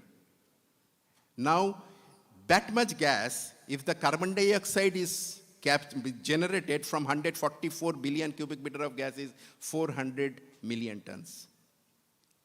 So, if we can stop flaring, and I believe that the industry knows, all the industry have a zero flaring project, but apart from the technical flaring, every industry flares a huge amount, so that non-routine flaring is to be stopped. It is a crime. It is a loss of your hydrocarbon, and you are liberating carbon dioxide. So what is to be done? It is only the reliability of your equipment. It has to work all the time. There should not be unnecessary trippings, and there are other methods. Conversion, see, here we say something called technical flaring. That means it is such a low pressure, you cannot use it. But there are technology available now. You can convert that methane to methanol. Now, methane to methanol is not a new concept. Methane to methanol is a very old concept. There are plants, there are big plants. But there are no small plants. Nobody had scaled down. What we do always, we have a pilot plant and then we scale up and go to the industry. Industry has a problem, all the plants are big, you have to scale down and make a mini plant of 25 tons per day, of 50 tons per day. And I am proud to say that ONGC is starting a joint venture where we will utilize these methane gas to convert to methanol. Methanol has unlimited usage, you can convert to anything. So my dear friends, oil and gas sector is significantly engaged towards the climatic commitment. And with every day new technology is coming, and it is the role of the chemical engineers to actually get these things done. You do research, you come out with a solution for the industry. Now challenges, as I already said, it is doable. It is doable, there is no doubt about it. But what is required is the technical, financial, and operational strength. Very fortunately, the oil industry has all because of the very high oil price. They make astronomical profit. But what they don't have is that the thrust. Why the thrust is missing? Thrust is missing is only because that nobody is penalizing. Unless otherwise somebody penalizes you, you are not bound to do something which is cost intensive. So a prudence and diligence is the need of the hour. And what is the three main component? One is 3 C's: cost, commitment, and compliance. Cost is not on the industry side now. Cost is very prohibitive for all the mitigation measures, like I am saying, whether it is CCUS, whether it is green hydrogen, you have to pay a lot. So it has to be economically feasible. And then the commitment. The commitment is, see the paradox here, that this is balancing the mandate of increasing your oil production and then reducing your greenhouse gas emission. Very, very funny, actually, proposition to the industry. So they are pressed for both. Now, many of the companies, many of the oil majors are heavily investing in renewables. They don't call themselves no more an oil company. They said we are energy company. Total has become Total Energy. There was a company called Statoil. To remove that guilt of oil from its name, Statoil has changed its name to Equinor. So these are the changes which industry is doing, but this is only, this commitment should be genuine, and commitment should have analyzed all the physical and transition risk. These risks are regulatory, market, investors, and stakeholders. So this scenario analysis to be done, and it requires understanding of the current and future value chains and of emissions. The next big challenge is the compliance. I have committed, but I may not comply. Now, government is coming up with new policies, and community expectations are changing. They are becoming more and more concerned, and rightly so. So we must analyze these policies and statutes comprehensively, and we must see that we are not going for any false solutions. Approach has to be candid. And progressing for the transition, industry must address true impacts on current and future infrastructure and operation. This has to be done, and industry is bound to do it. Now, a very interesting thing in this, in the oil and gas sector, that is the challenge of human resources. This oil industry had flourished. It started in the 60s and 70s, and it flourished in the 80s and 90s. And now it is the time for the big crew change. All the experience and skill that was associated with this industry are leaving. So there is a huge skill gap. And 50%, and this is global, this is not Indian. Every company is facing this big crew change. We are losing very experienced skill set, and there is a skill gap of 15 to 20 years. The other problem which is having is that this industry is not attracting young professionals. So the skill refocus has to be done by the industry, and they have to make best use of existing resources while also factoring the new candidate attraction from emerging generation. We are making effort to make itself attractive to the younger engineers. So a huge opportunity lies ahead of you, the students, the research scholars, and even for the faculties. Now coming to the, I'm concluding shortly, so the latest catchword is the energy trilemma. Energy trilemma is three parts. One is energy equity. Energy equity means for a poor country like us, energy should be affordable to everybody. The second thing, which I am discussed so far, environmental sustainability. And third part is the energy security. Now, all these things should be ensured. Energy should be provided to everybody without harming the nature and being affordable to all. Now, this is where we all should work together, and this is where academia should actually come and have collaboration with the industry to make this energy trilemma really, really feasible. This energy transition is a process where oil and gas industry needs chemical and process engineering wisdom.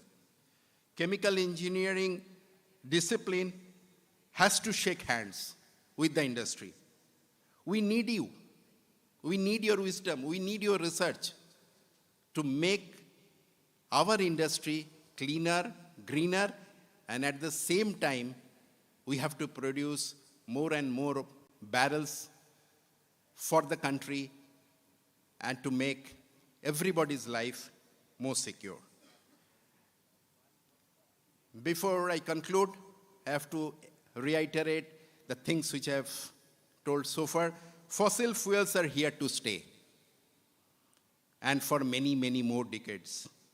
And climatic concerns necessitates greening of our pursuits and providing technological solution for low carbon intensity barrel. Concurrent tasks, but though tough and challenging, it is doable.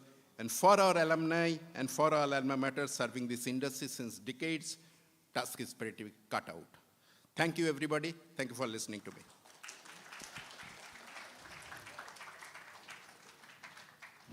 Thank you so much, Mr. Shubhajit Bose. And now we are going to break for tea. Everyone is requested to come back in 10 minutes and we will commence with Odhip Pal Choudhury's address. Thank you.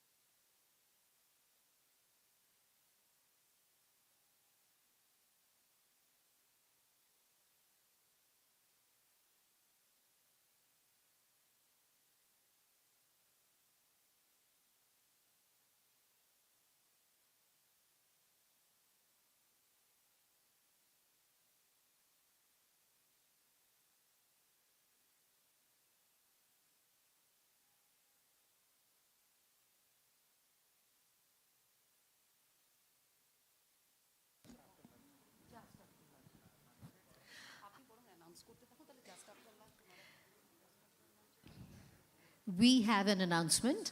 Bummer Lorry has arranged for a very interesting event, which is actually a lucky draw.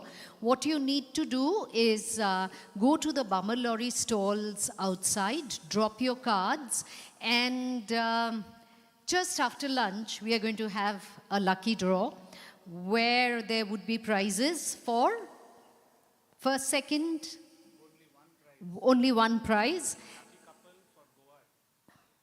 Okay, well, all right. There's going to be a Goa trip for a lucky couple. So that's quite a thing to look forward to. So do drop your cards. And what about people who are not carrying cards? They can fill it up. There's a piece, name, mobile number, the contact details can be filled up and dropped into the slot.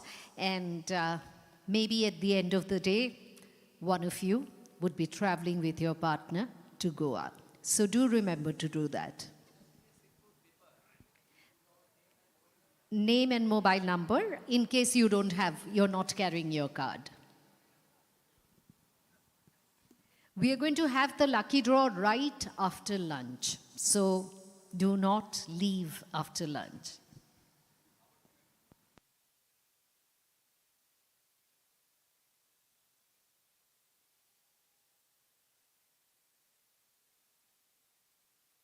Can we request our student volunteers to kindly go outside and ask people to come in as we are about to start our next session?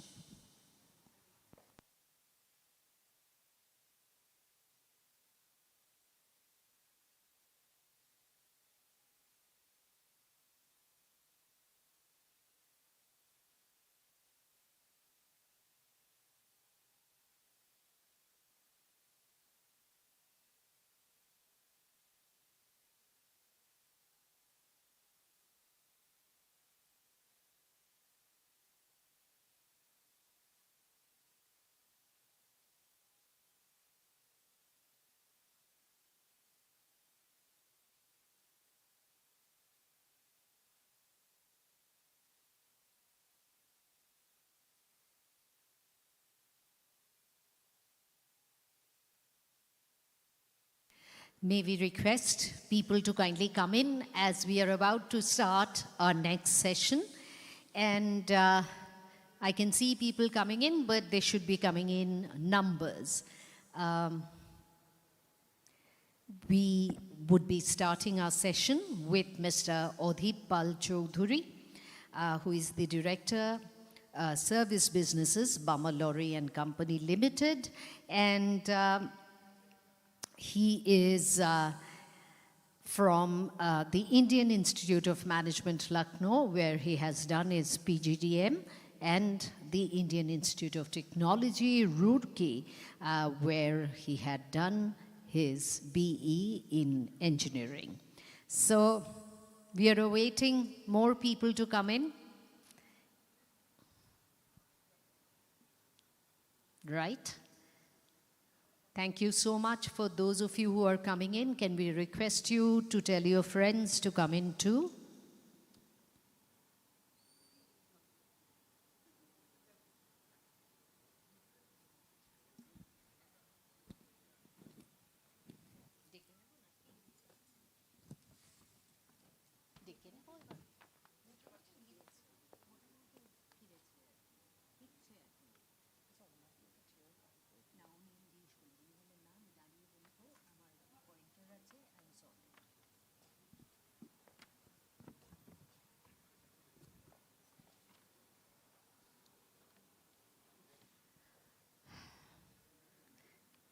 Maybe some more people?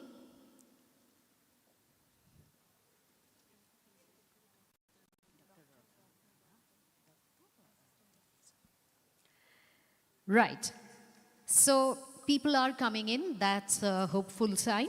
And as you all know, that this is going to be a keynote lecture by Jadavpur Chaudhary. And he is going to talk about packaging and logistics for the chemical industry.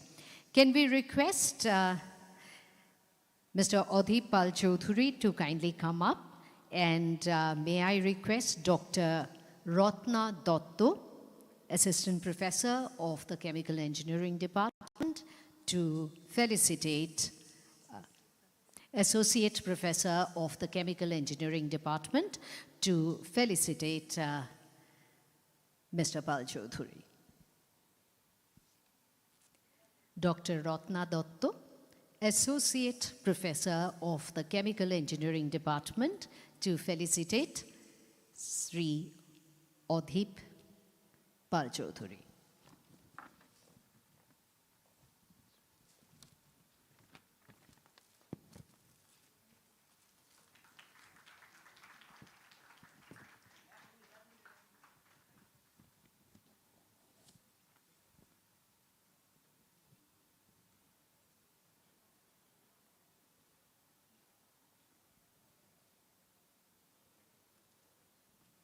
Thank you so much.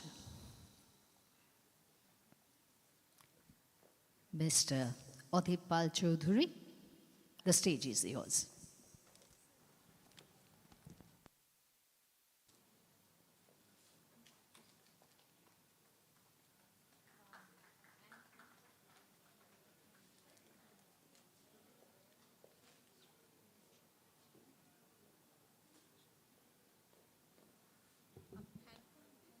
Hand mic would be very nice.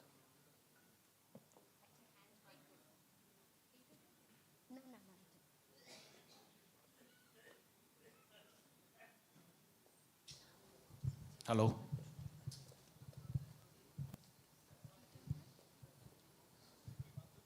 So, very good afternoon to the members who are already in the auditorium. And I'm hoping more people would join in from the pleasures that they're having outside, which is basically a cup of coffee after a very tough fight, because there's a huge queue out there. So I can understand the fact that it's taking time to fill up the auditorium. So this session is about role of logistics and packaging in chemical industry. And I thought that it might be apt, since I'm in a university, to start off with this picture, which is, of course, from the movie. Anybody in the audience? 3 Idiots, yes, thank you very much. And it's Rancho and Farhan and Raju, while they were doing, I suppose, the song All Is Well in the drum. So the context is not Farhan, Raju and Rancho, but it is a drum, which is a packaging material for bulk chemicals, and that is something that will get touched upon.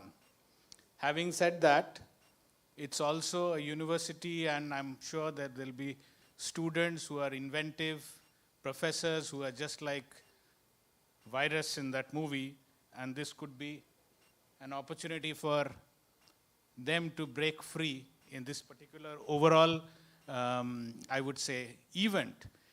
It's a great occasion to be out here. Centenary celebration for this university, for this department, I should say, because it has, I think, preceded the university. So many congratulations to the students, the faculty, the alumni, and while, of course, Professor Mashelkar as well as Professor M.M. Sharma have left the audience, it has been an absolute privilege and honor to be in the same room itself with 2 Padma Vibhushans. And I'm sure the university and the alumni and the students out here are taking great pride in this particular occasion. So let me get going with my session, which should be around 15-20 minutes. Let's see. So I'm going to run a small video.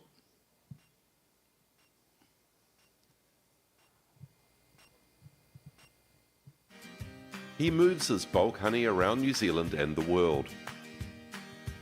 Although his usual drums do the job, he wonders if there is a better alternative.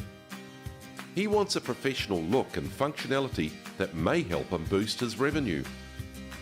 He wants to portray quality and show his honey is the best in the world. He knows first impressions count. He's heard about the advantages of open-top drums, but has never seen them available. He knows open-top drums are preferred in Europe, the USA, and other large honey markets important to New Zealand.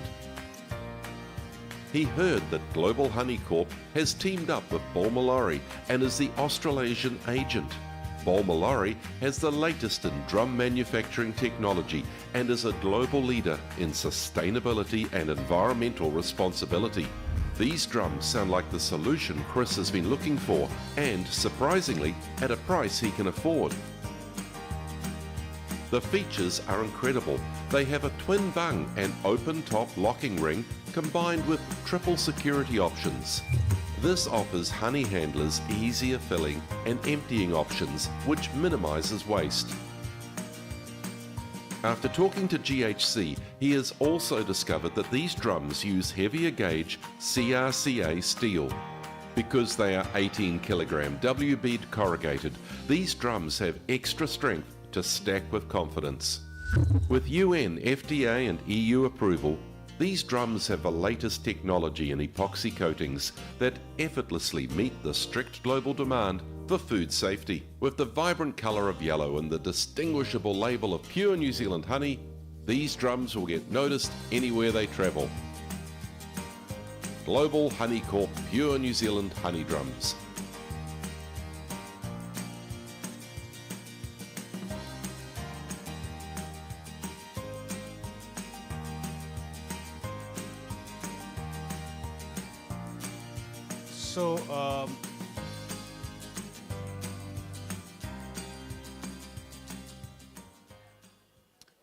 So this one, as you saw, is an advertisement which was created by one of our customers, Balmalori's customers.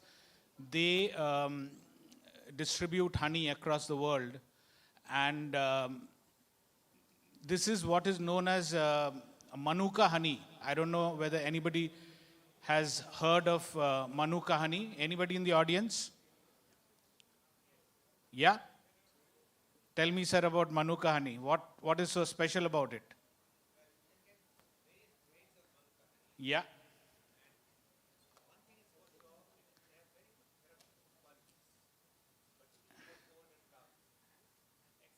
Excellent. So thank you.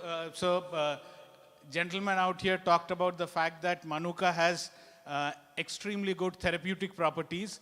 Actually, it's supposed to be produced only in New Zealand, where they have this Manuka flowers, though Australia also try to claim that Manuka is theirs as well. In fact, the cricket stadium in Canberra is called Manuka Oval, even though it's actually native to New Zealand. Now, the honey produced out of Manuka, or bees which have actually played around with Manuka flowers, is known as Manuka honey, as this gentleman said. It's extremely good as far as medicinal properties are concerned. There's something called MGO. I don't know what is the full form exactly, because I'm not a chemical guy out here. So MGO, it's got brilliant properties for antioxidant, antibacterial, etc., etc., etc. And a kg of that honey costs roughly around anything between 12 to 15,000 rupees in Indian rupees. 1 kg honey costs around 12 to 15,000 Indian rupees. Sorry? No, it will not be sweet, because the honey that Dabur produces costs around 407 rupees, 410 rupees. That possibly would be having certain artificial sweetness. But so I'm just giving you the contrast. So it's like, I don't know, 20 times, 30 times, 40 times the cost of the price of a bottle of honey. A kg of honey made in... So what is so special about this? The product I'm not going to talk about, but some of the things that we touched upon. It talked about FDA approval of the packaging. We are talking about the packaging. So this is a drum. This is a drum. So this is, of course, a prototype drum, but it will come in this size, 210-liter drum. It's one of the most popular industrial packaging. This one is closed top, but then when you open up, as they said, it's open top. So it has an inner lining, which is actually a lacquer, right? And that epoxy lacquer is food grade. So they talked about FDA approval. So if you look at a very simple thing, I mean, this is not even a chemical, it's supposed to be pure honey, but it's getting packed and getting distributed across the world from New Zealand to wherever. And it requires a packaging, which is something that will make sure that the integrity of the product is absolutely perfect, as well as the efficiency has to be there in terms of, because you don't want to end up spending too much on the packaging, which of course can be the case in certain cases. For example, I'll just talk about, I would say an instruction for me as well. Say for example, when you purchase a kg of Alfonso mangoes, how much do you think it costs? Very expensive. A bottle of, a pack of juice coming out of that is also expensive, but Alfonso at the farm gate, which is used to produce pulp, would be around maximum 15 to 20 rupees a kg. So in a 200 or 150, a 180 liter drum, so it would be approximately 200 into 15, that's 3,000 rupees worth of pulp. That pulp goes into a particular kind of a aseptic packaging, okay, which is produced typically by very few manufacturers in the world. There's a leader called Goglio. Goglio sells a bag which costs around $8. $8 would mean around 650 rupees in order to package something which is 3,000. And that package, that aseptic bag will stay in a drum which may be produced by us, which will cost around another, say, 1,500 rupees. So the cost of the product is 3,000. Cost of the packaging is almost 2,300, 2,400. So different things, different products are there which might be kept and packaged in different kind of things. And so industrial packaging, the whole context is very vast. So our presentation, my presentation is going to touch upon a very little bit of that. So I'm not going to talk about this because most of you people out here are chemical engineers and probably associated with the business of chemicals, so you know that it's a very big market. And in India, I think it is an exceptionally good opportunity right now. So it talks about, some of the last part is getting cut out, maybe GDP contribution. It's apparently 7% of GDP, huge employability. So it's a massive industry right now for the globe at large, and India as well. Now, if you look at the broad segments, you can see where the clusters are, what the products are, et cetera, et cetera. So I'm actually not going to spend too much time out here, but we are talking about, since this session is about packaging and logistics, so the last, or maybe the second last, and the previous second and the third bullets out here, best-in-class packaging and logistics network, right? So I've already touched upon a little bit of the relevance and the significance of packaging that can go in, but is this how does this whole packaging thing play out? Let's understand by referring to the value chain of what we are talking about, paint industry. So a paint, say a small can of paint from Asian Paints or Berger or anybody else would be a 1 liter small drum, maybe a small tin, but then that would have started off by bringing in some solvent, some resin, some additives, some pigments from somewhere else. Some of it is produced in India, some of it is getting imported. So if you look at the slide, it talks about bulk material coming through ships, through chemical tankers. Once it reaches the port, then it moves through tankers or through trucks, reaches a place where you can actually store and distribute.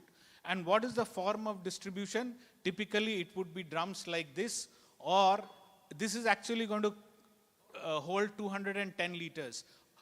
Or there is another thing that I'm going to talk about, which is a 1 KL intermediate bulk container, they call it. So it's actually 5 times or maybe 4.5 times that of this drum. So this will move subsequently to a factory. The factory will produce the paint, whatever the paint is. Now paint has multiple usage, so it can go, let's say, to an OEM, to an agency which is maybe even painting a factory or a ship and things like that, or it will go through a distributor retailer chain. So the way the packaging is being done, that will reflect the value chain. So initially when it has come in on huge bulk, then it has actually gone into some kind of intermediate, it has got produced into something which is a paint, and then it is moving out. So the wholesaler or the larger consumer would be having a bulk packaging, and the end consumer would be having a very, very end packaging, which will be a consumer packaging. So the most of the things that I'm going to talk about is about industrial packaging. Packaging also is actually split between industrial and consumer. So consumer, you even having, I mean, like say for example, this bottle of water, is also having a packaging, which of course is the PET bottle or whatever. So that's a consumer packaging. So the focus of what we are talking about is industrial packaging. Industrial packaging has got many, many forms and materials. So we are talking about steel drums. There could be large plastic containers. Corrugated boxes is a huge number. Glass is a huge packaging material. So lots and lots of different kind of things. So this is where we kind of touch upon industrial packaging in terms of size and relevance. So you can see tankers, you can see railway tankers, and then if you look at drums, I've already touched upon. And the choice of the packaging is made by looking at these parameters: cost effectiveness, efficiency of use, safety, convenience, storage. Now, if you look at this particular thing, drum, or I'm having a smaller drum as well out here. Now, and this is a container. This is a 20-foot container, let's say, which goes into a ship, or it can be placed on a truck and is moving around. This, as you can see, is a rectangular shape, or a cuboid, I would say. And when I'm trying to put a cylindrical thing like this inside, it can go in, of course, but then there would be certain loss of space, because obviously this is pi r square h, whereas otherwise it will be like L cube or H cube or whatever. And it would be packed completely, but then if you are having a cylinder, a set of cylinders on a pallet, in that case certain space would get unutilized. So here, when we are talking about packaging, we are talking, as I talked about, is about integrity and about efficiency, right? So the efficiency would help us, or would push us towards the second from right, which is the RIBC, Rigid Industrial Bulk Container. Additional inputs for our consumption out here is that what is known as the UN certification. You can see out here below. Dangerous goods and chemicals would typically have a clear classification by United Nations, I mean the UN. So there's Industrial Institute of Packaging in India, which will actually give a certificate saying that this is, and it is about the material, that is what is being filled in. It is about the plant where it is produced. It will talk about the packaging material and where the packaging material has been produced. What is the material, I mean, what is the thickness of this material? What is the kind of safety that it has undergone? So all of that is encapsulated out here. There's a codification. And this basically talks about how safe or how difficult, how challenging it is in order to transport the goods. So these are the kind of things that are getting considered for packaging, as well as to an extent also towards logistics. Now, as I did mention earlier itself, that this, while it is great, but then it has got certain challenges. One is that it is made out of steel, okay? And while steel, of course, is reusable, steel in fact is infinitely reusable, but after the first filling, when it goes to our customer's customer, we are producing the drum, the customer fills it, sends it to that particular customer, it gets decanted, and after that, one doesn't know what to do, right? So it goes to scrap, or it goes to Raddiwala through some kind of very unorganized recycling means. So the 3 R's that were talked about in the earlier session actually applies to steel, but then the point is that how it exactly is going to be recycled is not known because it's a completely unorganized sector.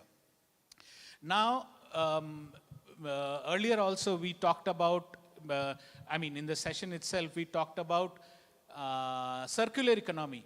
Now when circular economy comes in, that means packaging is actually, so the content inside is going to get utilized, but what will happen to the packaging? Can the packaging come back? That is what the issue is, and that is where there's a big role of what this is known as this IBC, because as you can see, the form is more conducive to getting into trucks and getting into trailers and things like that.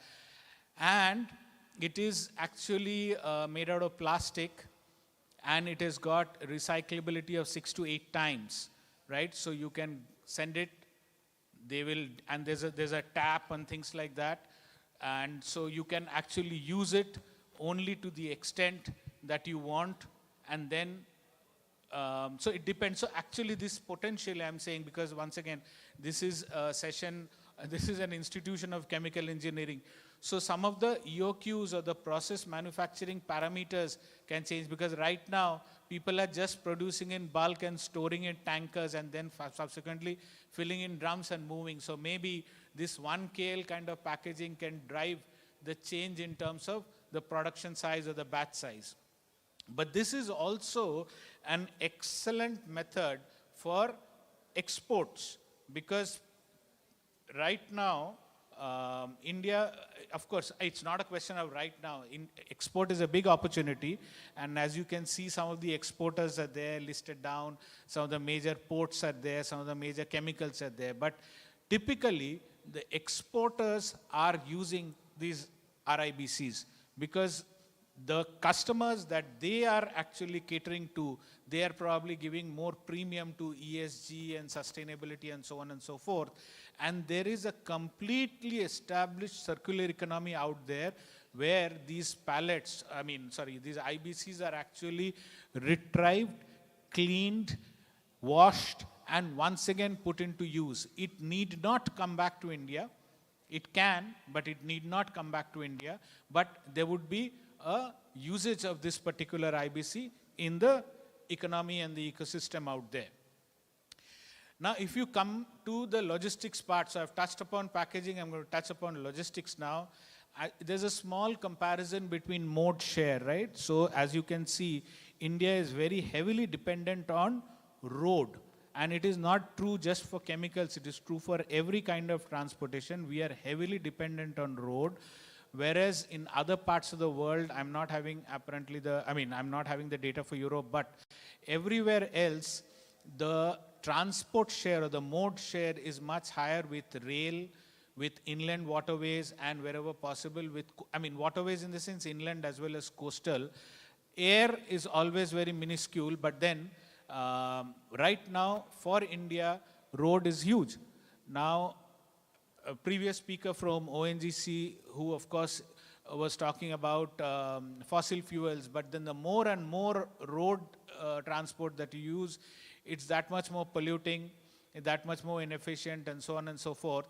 And hence the shift is going to happen more towards maybe other means.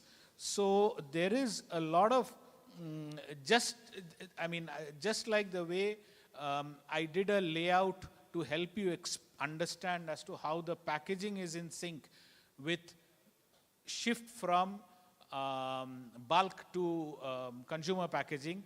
Here also you can see a simple supply chain. So typically imports will happen in tankers, and after that bulk tankers will move that, and then subsequently when it is moving, it can actually move through various other means also.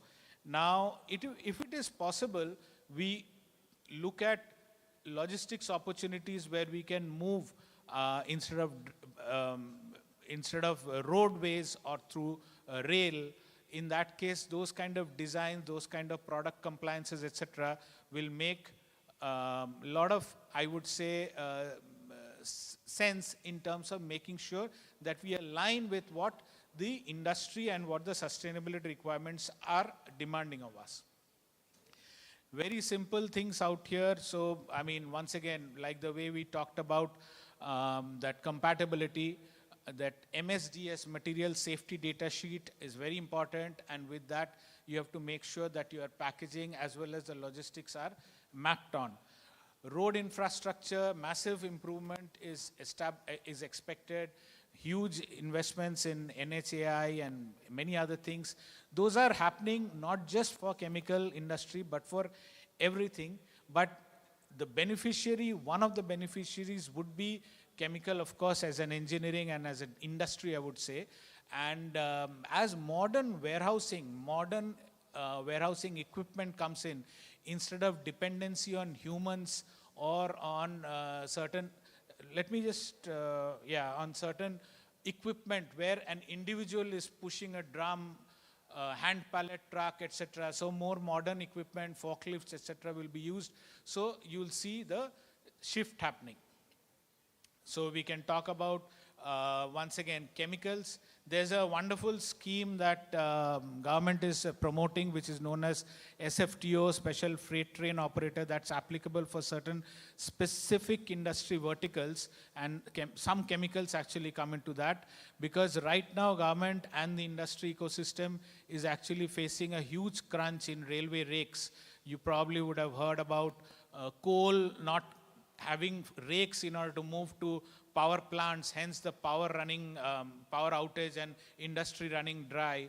And it is happening across the system where railways is actually desperate to have rakes. In fact, they've launched, I think, they've issued out tenders for 150,000 wagons to be manufactured over a span of time. So similarly, these tanker rakes, that would be a very apt kind of, I would say, logistics mode for chemicals, bulk chemicals, as and when it's available. So there is an opportunity for industry to invest in these kind of things as well. Waterways, great effort being taken in terms of how the waterways are going to change. So there are already NW1, NW2, so these things are there. So wherever opportunities are there, if people are able to move things by barges or through other means which are actually more conducive, that will be great. So this is also a great opportunity for Indian industry, chemical as well. So I think these are somewhat known. I don't want to belabor the points, the challenges faced in chemical logistics. Huge product segment, focus on QSHE, because safety is super important, because we have already had, I mean, it has been in public domain, various incidents of explosions. Of course, more comes from storage, less from transportation, but then storage, inadequate safety, inadequate handling, all of that is coming broadly in the gamut of packaging and logistics. A large number of stakeholders, intensive and distributed supply chain. So all of this contribute towards the challenges and the difficulties of logistics in the chemical overall scheme of things. You can take a look at it. So there's not much, but then of course pilferage is a huge thing. Pilferage, especially crude and various kind of products. So there's a lot of I think effort going on to ensure integrity. Once again, there are dipstick surveys, and that is where there are opportunities for new things, innovative things to come up and help the overall logistics as well as packaging domain. I think repeating, so I'm not going to spend too much time. So this is where we are, various kind of challenges we talked about in terms of the modes of transportation, various kind of challenges also on account of regulatory things. So huge opportunities if you look at the boosting of capacity, port capacity, infra, all of this is bound to help. See, there is a statistic which logistics players keep using across India. I don't know whether anybody is aware. So we talk about typically 13 to 14% of the being the cost of logistics in India of GDP, 13 to 14%. In international or global developed kind of economies, that is typically around 8 to 9%.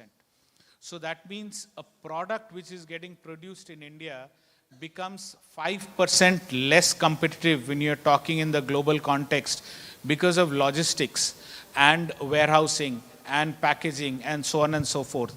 So there's a lot of effort going on in the government policy framework, policy making, etc., to make sure that we are able to narrow the gap.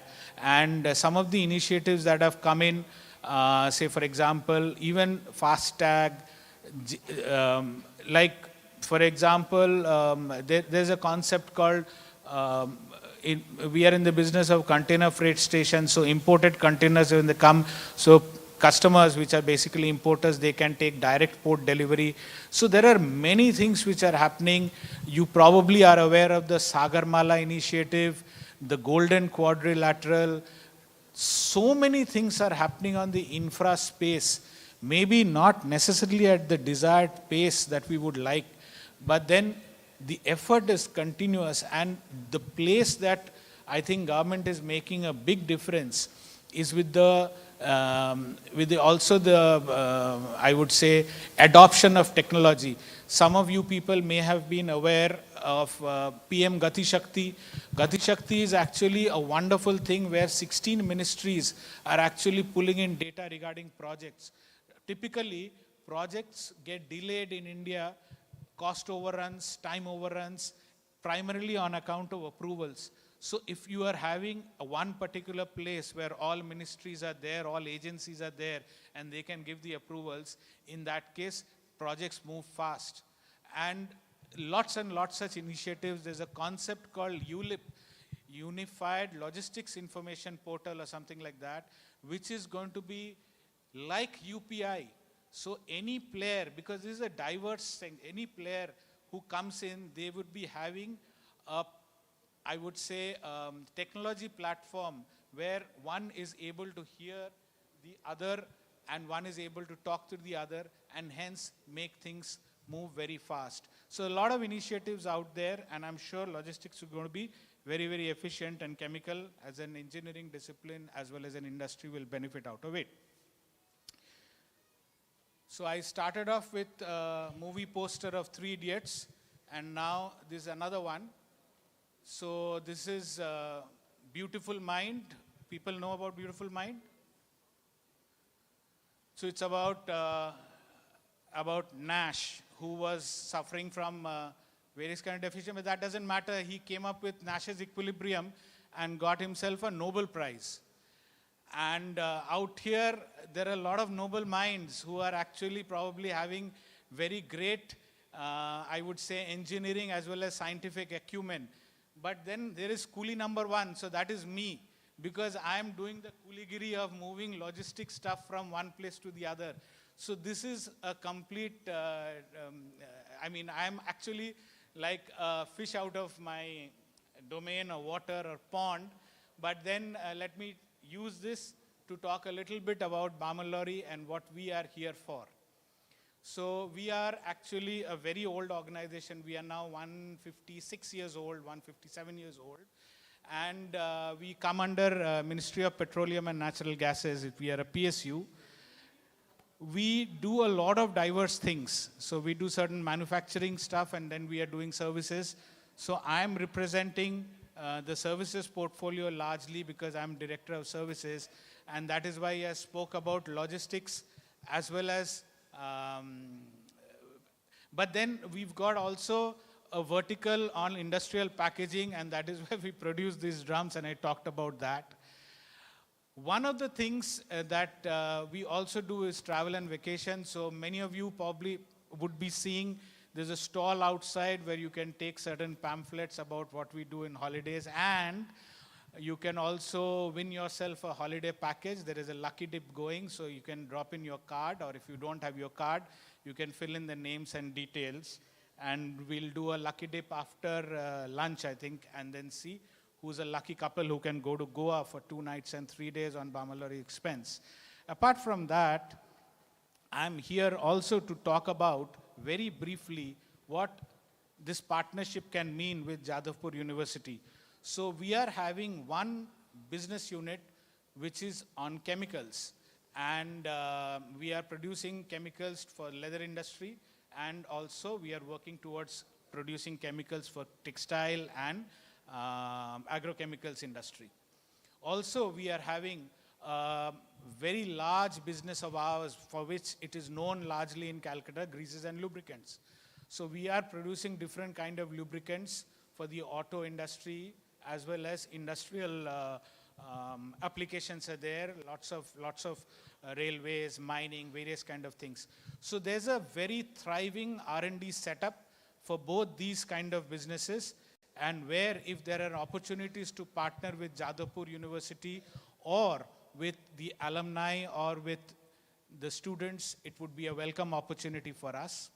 We are also looking at the possibility of coming up with an ethanol plant which will help towards the country's progress towards E20. Last but not the least, we are having a startup program. So we have a startup fund. We have actually now 1, 2, 3, 4, 5. We have made 5 investments, or we have decided to make 5 investments. 2 of them are in the due diligence stage.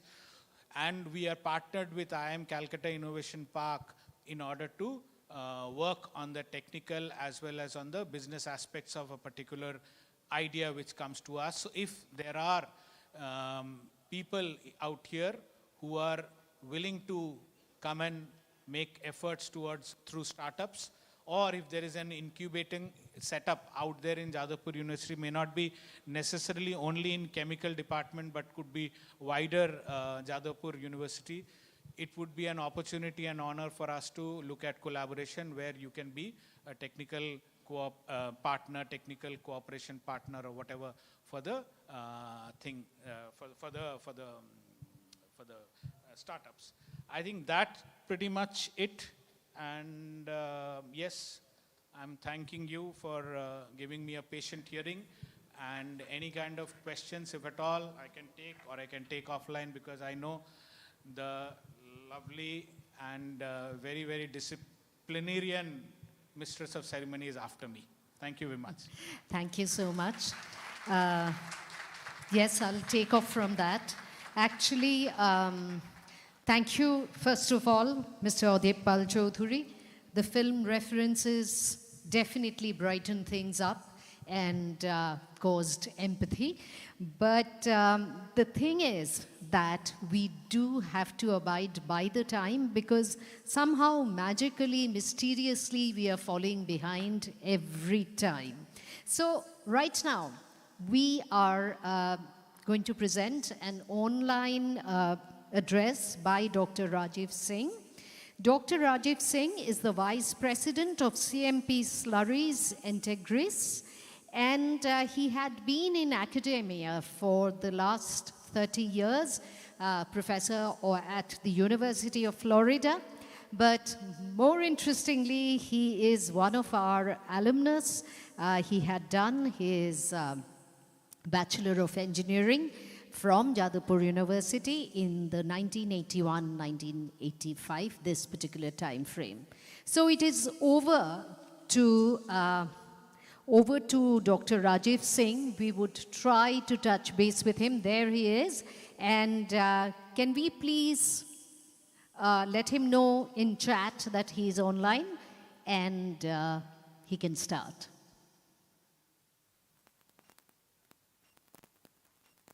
Can everybody hear me? Please send him a chat saying we can hear him. Good afternoon. I'm Rajiv. I would like to present a short talk on my last 30 years of work in US, but also would like to thank the speakers, the audience, as well as the organizers for listening to my talk and inviting me to make a presentation. I have had, since graduating from JU in 1985, I have been got my PhD in material science, and then I was a professor at the University of Florida for 30 years, 1990 to 2020. And in the meantime, not only I was involved with a lot of research and development, but also commercialization of my patents. And that would be more of a discussion after this. So let me share some slides. If I can get that. Yeah, so there it is. So what I'm going to talk to you today is some of the applications of nanoparticles, which are uh, uh, which are used in the semiconductor industry.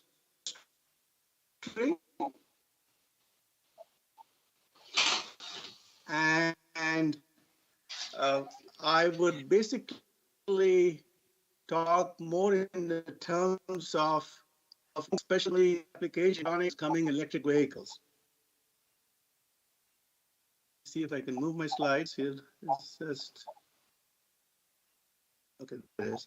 So the outline of my talk will be introducing two companies which I have founded about 20 years back while I was a professor at the University of Florida.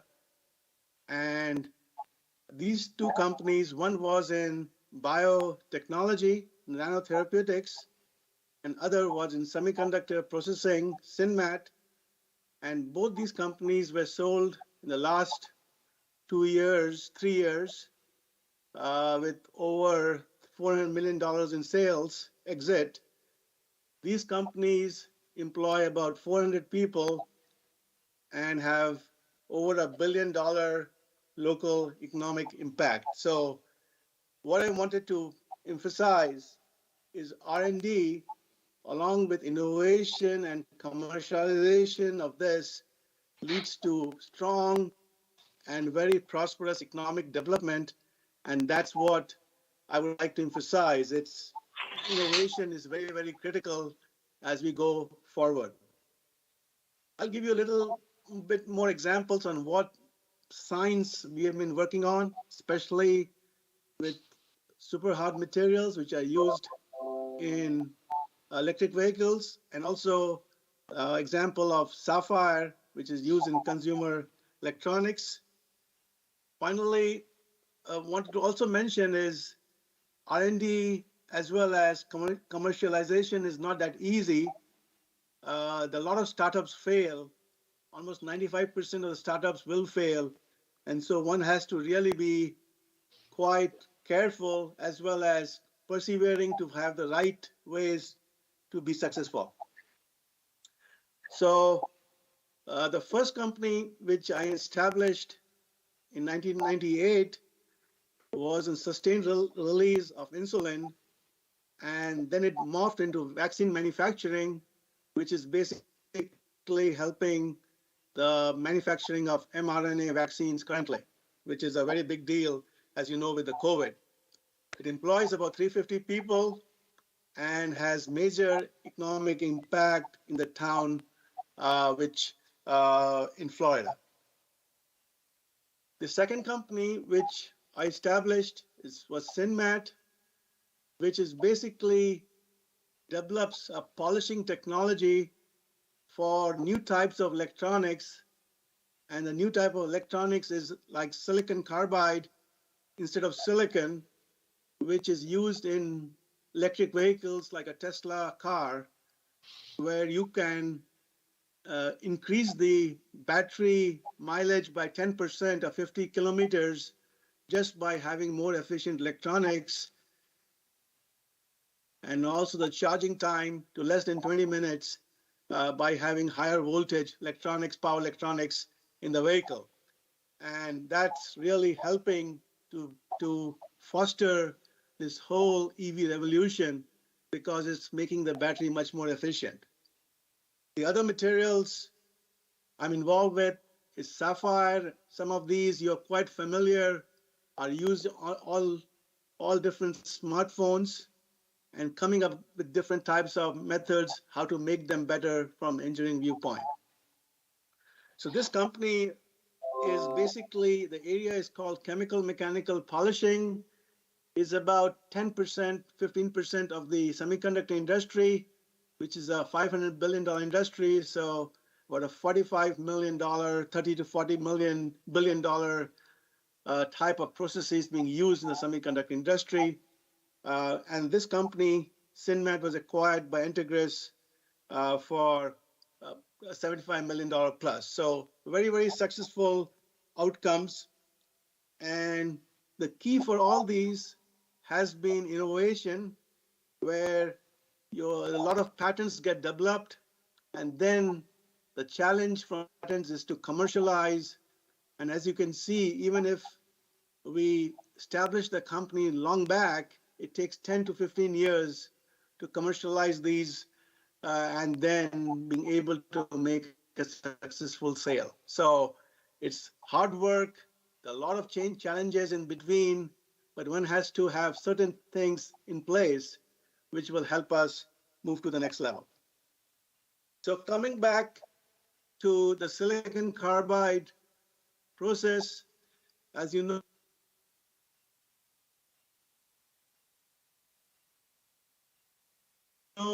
right charge. So if you want to run the motor in a EV, the DC battery power has to be converted into high volt AC, and this is done by solid state types of electronics. And silicon carbide is a new material which is being used for decreasing the battery charging time for Tesla, as well as increasing the battery mileage. In fact, if you look at a car which is goes 400 miles, just the semiconductor part of it helps to increase the mileage by 40 miles, which is a massive increase if you were using only silicon electronics compared to the silicon carbide electronics. So wanted to mention what is chemical mechanical polishing. It's basically something which you are quite fit polishing of materials, except that it has a mixture of chemical and abrasive particles. And by controlling the chemistries as well as the abrasives, you can polish it faster and without defects. In semiconductors, there cannot be any defects. So if you use a very hard abrasive, it can cause scratches. That's not useful. So one has to come up with better processes to polish these materials. And we have been using special chemistry synergies and I will talk a little bit more about that. So if you look at materials which are being used in the emerging semiconductors, as you know, diamond is one of the hardest materials. It's also very chemically inert. So same thing about silicon carbide, which is maybe the third or fourth hardest material. Sapphire, which is alumina, is also super hard material. So the challenge is when you try to do a CMP process, you also have to have chemical action, and these being inert materials do not give you chemical action. So being able to innovate and come up with new types of ways to be able to do that is very, very important. And that's what we were able to do and make it a commercial success.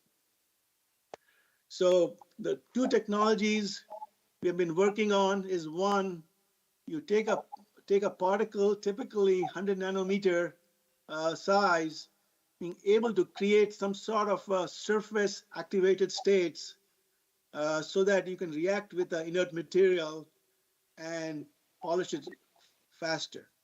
So that's how we are polishing silicon carbide. In terms of some other materials, we take small pieces of diamond, which is typically in the 100 nanometer or less, and attach it to a larger particle.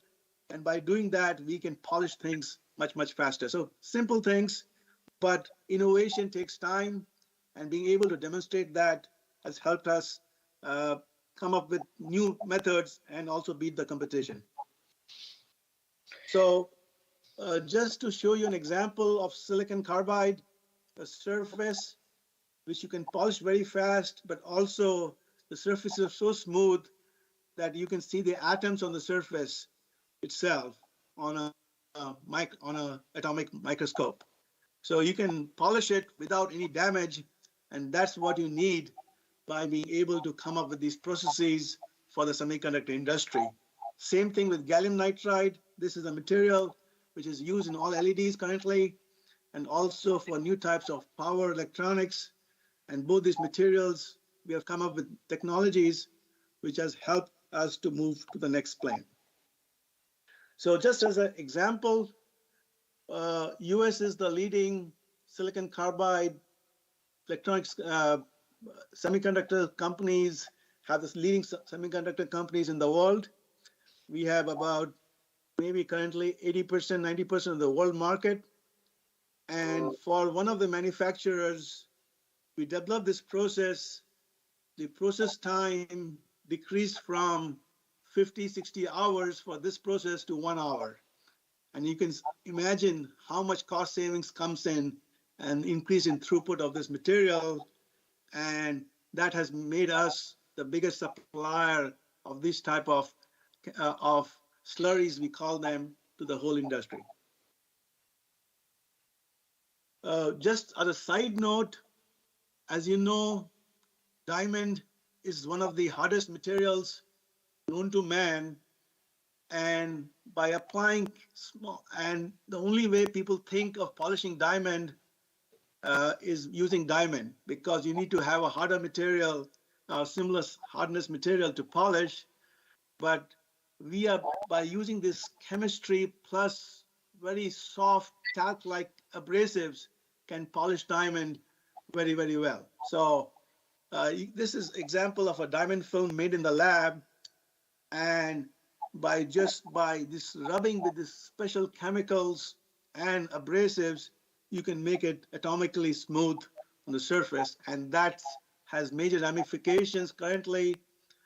In fact, there's a very big industry of artificial diamonds used for jewelry coming up in the market, but also for electronics.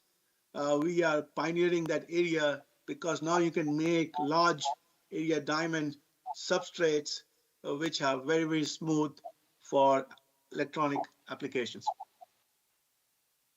Similarly, another material which you're very familiar with, you use it on a daily basis, smart watches, smartphones. Some of these surfaces are made of glass, but some of these surfaces also made of sapphire. And what we've been able to do is use this approach, the new approach, by which we can create very smooth surfaces of sapphire by using this nanodiamond CMP process. And you can make this happen much, much faster and much quicker, decreasing the cost of this product. So this is example to show you the removal rates or the polishing rates increase by a factor of 50 compared to the standard processes people were using, and the surface finish is also amazing. So both these things have helped to make this one of the very unique products which we have in the market. And one example of that has been that we've been working with a very large, one of the largest US-based company, and we have been able to change their process from several days to several hours, a factor of 40x improvement in the time taken by being able to come up with these new technologies.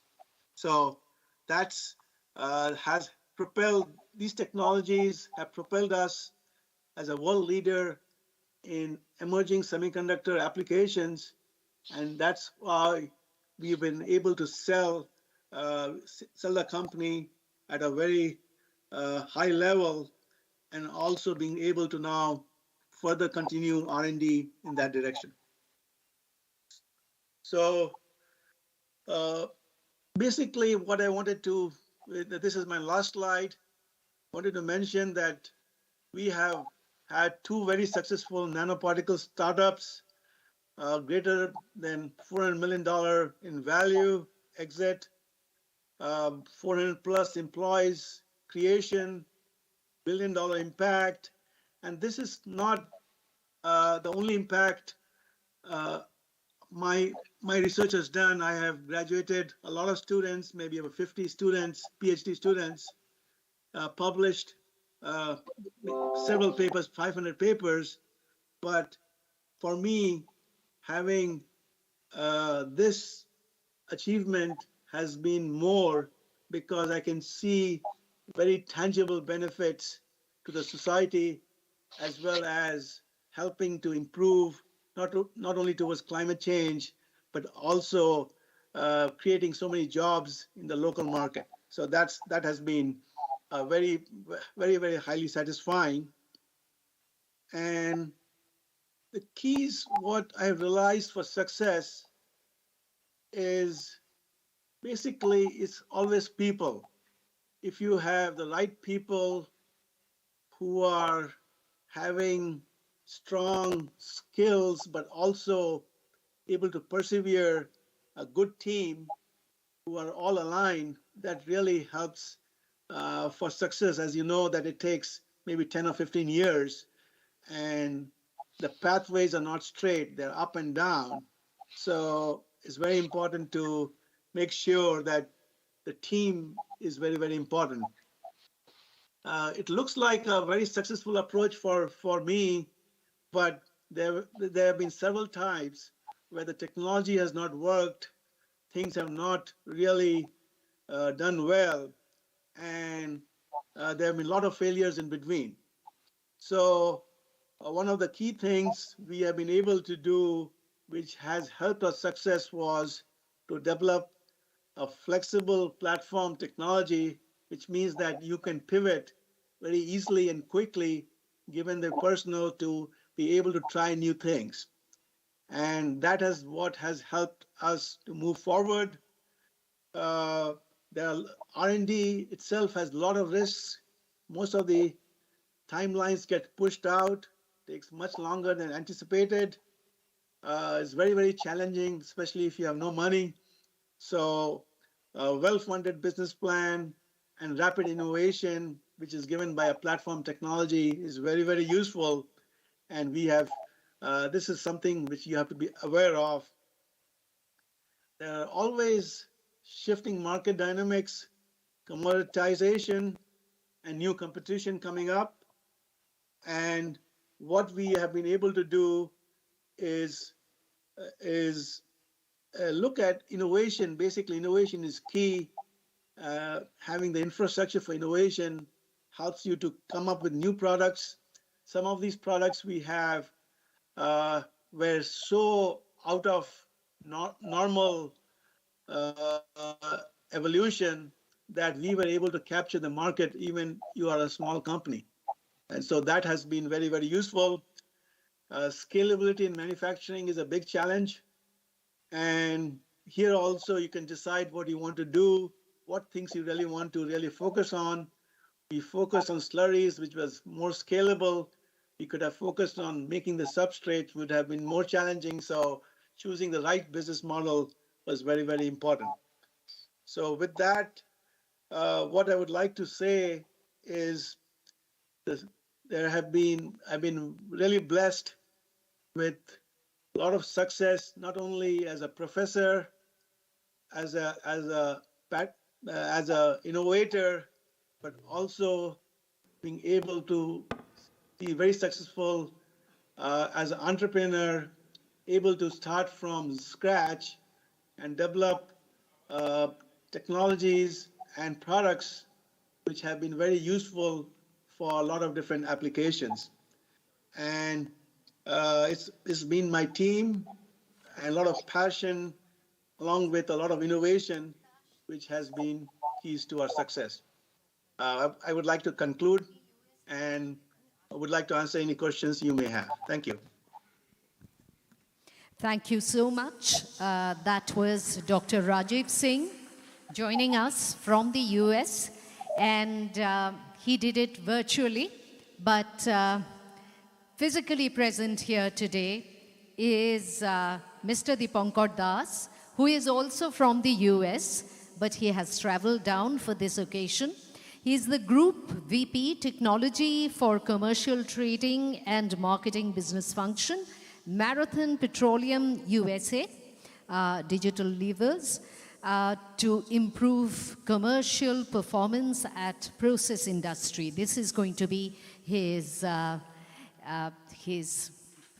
topic of address today. So may I request our HOD, Professor Rajat Chakraborty, to come up and felicitate Mr. Dipankar Das. Mr. Dipankar Das being felicitated by our head of the department, Professor Rajat Chakraborty. Please welcome Mr. Dipankar Das and our head of the department, giving him the memento, the kit, and of course, flowers. It is over to Mr. Dipankar Das.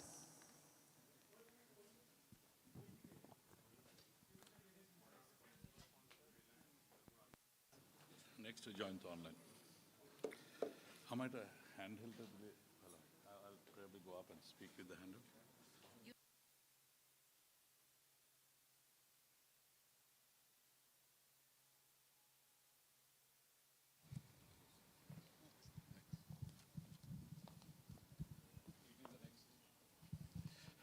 It is an extreme honor that the university has given us to be here and talking to all of you. To Rajat Babu, to my seniors, my batchmates, and all the students here. First, I think to be a part of the university, which is working on and publishing many research and academia. You heard Siddhartha Das speak about it yesterday. It was amazing to hear that. It's also an honor that Dr. Professor Masalkar was speaking in the morning, and I'm standing in the same place. I just can't believe I'm here. A chance to speak here in the same forum. My talk today is about digital and process industry, but I think, and this is for all my student friends here, I think fungibility is key to an engineer, and especially chemical engineer. I think luminaries like Dr. Sharma, Professor Masalkar, they spoke about it in their own different ways, especially chemical engineering. I do not think digital, cyber, IT is the kingdom of computer science engineers. I don't believe it, and it's up to you to believe that. And that's the reason I chose this topic and the role I am. And you don't need to go there. In the company I work, two very important roles. We report into the board. One is the head of cyber, the CISO, and myself. Both are from the industry, continuously for entire 30 years of our career. Both are chemical engineers sitting in those roles. Second, there have been great references for India. I'm proud to be an Indian, I'm proud to be a Jadavpurian, and I go on saying that in the different roles. And when I introduce myself, they call me an Indian mafia, and I'm proud to be an Indian mafia. And because what they talked about, what we bring to the world of science. I mean, look at the number of execs sitting in the world as the CEOs and the next level, right? When I joined this company, I'm the first brown-skinned guy sitting at a level below the board. Right? There was a young engineer from Jadavpur who works in the IT, and he works in the IT. Interesting, right? He came in and told me, a Bengali guy, and he came and told me, sir, ekhane bhaba jay na. But I'm just saying, why not? I mean, it's all up to us to handle that, right? the world is changing, and the world will change. And I think we as Indians, we as chemical engineers can do things differently. We don't need always to be IT engineers, right? And MBAs. I mean, of course, I've done work on ops research and then for energy economics, but what I do day in and day out, end of the day, is process industry. I mean, I was talking to some of the board members a few weeks back, and these companies are understanding that when they bring the role, even in Indian Oil, their head of corporate IT is a Jadavpurian, I think metallurgy graduate, 1986, if I remember correctly. So this is to my student friends. If you have a dream, you go and get the world. I have to talk a little bit about myself and the Marathon Petroleum. I'll probably not take more than a minute or two. Marathon Petroleum is like the Indian Oil of America. It's the fifth largest refining capacity. It's 130 years. I still go to this building you see in the picture. This building, I mean, on the side, there's still gas lights. And this was in 1800 something it was built. It is called Standard Oil, Amoco. It's sort of broken and become number of pieces. We are industry leaders in environmental responsibility. We have 3 of our refineries have been converted to renewables. But I have my theory of renewables. I was talking to some people below. First of all, it's very expensive. Second, if you think about the whole commercial world, I do not think Saudi Aramco will allow much of all this research to come. I mean, the state I stay, you know, the government is saying 2025, it cannot produce and sell non-electric vehicles. I mean, what will happen? We'll create a second-hand market all around Utah and Nevada and stuff like that. It's not that because I'm an oil and gas guy, I'm not believing in those things, but I'm just saying it is very, very difficult the way the fossil fuels are still there. We process about 3 million barrels of calendar day of refining capacity, 13 locations, 3 of them been converted into renewables. It's a commercial organization, so we got rid of a lot of our retail stations, unlike we see in India, over 8,000 retail stations which we still run.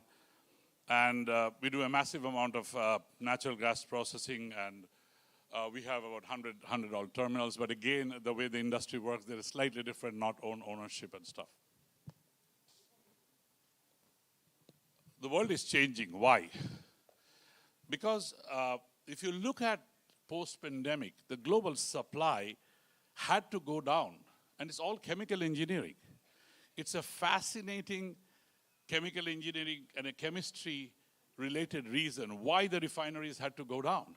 Because you have to produce a particular product when you break up a crude oil, which is called jet fuel. The jet fuel have to be produced, and the jet fuel is about minimum you can squeeze out and put everywhere else is about 7 or 10% of most of the crude oil we process in the world. As the aircraft stopped flying, there was a problem because what do I do with the jet fuel? You cannot run a refinery without producing jet fuel. We try to make more jet fuel. That's a different story. And therefore, the refineries had to cut back to 30, 40, 50% sometimes, and they're coming back up. So there was a major change in the supply and demand scenarios. The Russia-Ukraine war which is going on, I mean, we cannot buy in America any Russian oil. India has done a smart thing to get a lower priced contract of the Urals. It's a great crude. I've operated with that. And secondly, the last year, in spite of all the turmoil, we and the oil industry made the most money. Even January was very, very strong, $25, $30 a barrel. So it could fund a lot of research, a lot of work there. So then if you look at the left side of the screen, the innovation and technology which is happening today. I mean, when we were engineers or in the early days of my work, if you want to put a heat exchanger or, if you want to put a sensor, you have to take the unit off, you have to make holes inside it, you connect it. Today, you have all these wireless sensors going everywhere. I was doing a project for a multinational before I joined Marathon. I used to work for Deloitte, I worked for Accenture. So they had a major expensive unit where the bottom bearing will break, right? The bottom bearing will break, and they could not afford it because that's produced in a very small volume, but it goes to the racing cars. What we realized was if we do not control the particular viscosity of the liquid that comes in, it forms little smaller chunks and it drops on the bottom bearing and breaks. I mean, we put like loads of sensors continuously measuring if there is any clunk formation. And what we realized was it's all going back to the amount of heat generation to keep it on a liquid form at a particular density and specific gravity, and the mix of the fuels coming out of the refinery. So sensorization has become so cheap today that we can actually control everything literally sitting. There's a project being done, I think by BPCL or Indian Oil here. They're talking about sitting in a central room and stopping a truck being loaded at a particular terminal. They don't need to go and stop it there. The behavioral aspect have changed, right? The whole consumption, the mobility trends, right? You know, people love talking about electric cars and things like that. The CNG as a transport fuel and other things. So all of this together is actually making us think that we need to operate differently, we need to bring efficiency differently in whatever we do. But when you talk of digital adoption, I mean, everybody says we are digital, right? And people will say, okay, am I really exploring digital or I'm being digital? Does oil companies and process industry need to really go and being digital? Does there need to be apples of the world? No. None of us are thriving to be apples of the world. But at the same time, exploring digital in their own pieces will not help. If you don't look at it holistically, it's not about me talking about it. It's a very interesting study Solomon has made, and my whole talk is around that one slide. So what we are saying is we need to become digital as the process industry, but doing digital will not do. At the same time, we cannot be the Gs of the world or Apples of the world or Microsoft of the world. That's not the business process industry plays. So let me talk through this slide, and this is critical. Solomon Associates, who many of you know, is the company which benchmarks how the process industry works, especially refining and chemicals. They say that 60% of the money is gained or lost in that top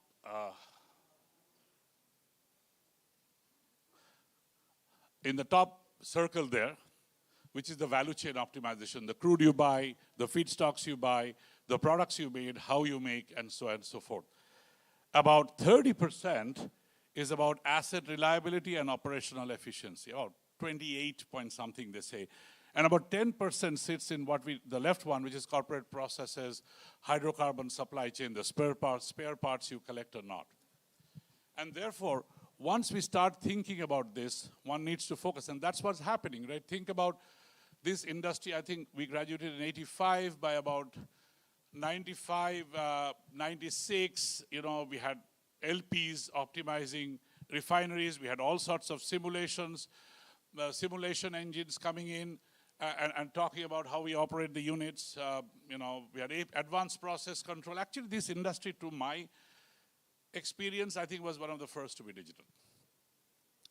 Because we had DCSs donkeys of years back, right? I mean, I think when we were very, very young. But why are we still talking digital? Why we are still exploring or doing digital? Because majority of these initiatives were isolated in silos, right? We were doing, in each pockets, we were doing great work. What the study says is not about the three circles, right? Yes, we know that's where the money, you run great optimizers, do a great amount of planning, get your feedstocks in the right sizes at the right time. We talk about, you know, asset predictability. In fact, nobody talks of predictive asset management anymore. We talk about collaborative asset management. We talked about, you know, from reactive to predictive to prescriptive to now collaborative. What does it really mean? It basically means that I want my units to operate perfectly, all my equipments, but I want it to be operating in a way which makes most sense for the part which makes more money for us. How do I trade my crude? How do I trade my product? What portfolio do I create? And therefore, what we are talking about, it's those intersecting Venn diagrams is where we have to be careful about. You create a great plan, you run your simulators, you give an instruction. Saudi Aramco actually runs an LP based on the demand and pricing. They actually run a 5th degree polynomial equation LP, which then connects into a ICEIS simulator, which then simulates the exactly caught temperature and pressure. And they actually predict at what composition of the crude oil that has to be produced, bringing what qualities for every C numbers that comes out. And that production, and they also decide that how much they will run the compressors to actually decide, do I produce more gas, do I produce more liquids? And because they could start doing it they could actually produce whatever the customer demanded. What crude they want? Do I need more Arab heavy? Do I want more Arab light? All their 86 wells.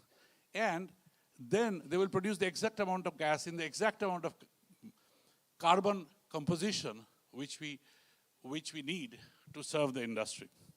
Why? It's that intersection of the value chain with the production supported by the right amount of the non-hydrocarbon supply chain works. I mean, which is essentially, spare parts, your materials, your forklifts.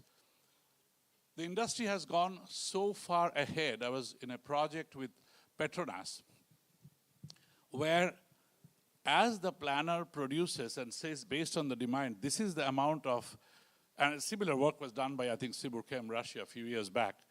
The exact amount of the PET bottles, the amount of tires, the plastic bats, or the smaller rubber materials, it goes into the warehouses. It gets produced exactly in the same amount. The controllers, with the help of edge compute, actually, now advanced process control has moved away from central control rooms. A lot of advanced process control is actually happening on the equipments. There are very high-powered HP clustering engines which sit on top of the equipments, absolutely intrinsically safe. It actually controls the unit. It produces that, goes off to the warehouse. It is kept into the racks where it should be. The forklifts are RFID controlled. They will come in and exactly pick up the right amount of materials from each shelf and then come back and push that into the truck. So it's that intersection which is very, very important. The people who don't make money, they miss those interactions, right? You can great plan, great production. You can say, oh, I need a shutdown. I optimize my shutdown and I said, this is the best turnaround of a process equipment. No, it's not one equipment, right? It's multiple equipments in a refinery, especially the high complex 11, 12, 13 Nelson refineries or the chemical plants. It has to be coordinated that I want to shut down or not want to shut down. Will I run my equipment at an efficiency level which will actually be maybe burning my equipment faster and bringing down to a shutdown, but I will actually manage the hydrocarbon supply chain because I'll make more money there. So it's not about predictive asset management. It, of course, has to be safe and reliable. I mean, that's the number one. And now the cyber is another interesting factor which has come in. Like, all these computers are fantastic, but you are attacked every other day. We were attacked in the pipelines 3 times recently. But how do I really connect these dots, right? How do I connect these dots? How do I look at each of these interfaces? So the major transformation work we are going to do now, we're going to look at all these interfaces first, because that's where we lose money, and that's why I named my session not about process engineering, not about refining. I talked about the commercial impacts we can bring, because all of us, none of us there for charity. In the industry, doesn't work for a charity. The industry does research to make money. And we need to know where we can make money, because today every equipment is not operated just by human brains. It's operated with multiple decision simulators, multiple calculation engines, which goes on operating these units. When we go and do that, one of the key factors we talk about is to first segregate those amount of work we do in the process industry. I gave you the super major example. When we looked at how to solve the problem, we looked at, is it a differentiating factor? So does it require a forward thinking? Or does it need a process or a people and a technology, or it's just a productivity? So first, which we call actually, if you look at the spectrum, is away or core to the business, right? So we start breaking it down and look at all these different benefits we operate. But actually the technology is becoming so cheap that at a point, I mean, now it's called into service models, so you can actually ask a company to go on running simulators for you 24/7, right? So, and you know, the brains, you know where the brains come from, right? Who runs all of these work, which we call at a service, right? And that's what I'm proud of, right? I mean, when my company tells me, oh, you'll give an Indian oil example or you give an Indian, you know, investment on a digital, I said, because we do things better, right? So we basically look at the differentiation part and we look at productivity part, because sometimes the differentiation and the productivity investments have to be different. So I'll close here. The key to success, the first and foremost, is for us to understand where are we? Because sometimes we are too proud, we are egoistic. Human beings have ego. So we all think we know best, especially, you know, we are engineers, are even worse, right? 30 years I'm an engineer running this plant. I, of course, know this the best. No, we don't know nothing. Every day things are changing. We all learn every day. Benchmark externally, I think I was seeing another session about benchmarking, I think Professor Masalska's session in the morning. What does the very best look like? And the very best may not be sitting in the advanced countries. And the very best in the benchmark has to be based on multiple parameters. We have to have a vision on anything we do. For the example I gave you, that little example of the reactor unit, we basically looked at that, what do I am trying to achieve? Am I trying to achieve making my ball bearing reliable? Or am I trying to achieve that I have to supply that formula fuel back to the racing track on time? The culture, of course, matters. Everything we try to do today, we actually look at continuous improvement because it's all about sustainability. And finally, it's about people and value-focused and dollar-focused. With that, thank you very much for the time.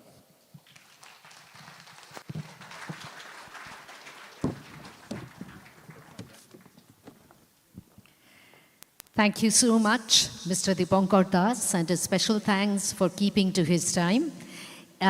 Before I invite Mr. Jayanto Chattopadhyay for his address, we must thank our sponsoring agencies, Reliance, our principal sponsor, Aditya Birla, our gold sponsor, Haldia Petrochemicals and Excel Industries, our special silver sponsors, IOCL, ONGC, Bamalori, MOPL, Vedanta Richard Design Services, Dhanseri Petrochem Industries, our bronze sponsors, and may we request representatives from all these organizations to be ready to come to the dais after lunch, where we would have the privilege and pleasure of felicitating them.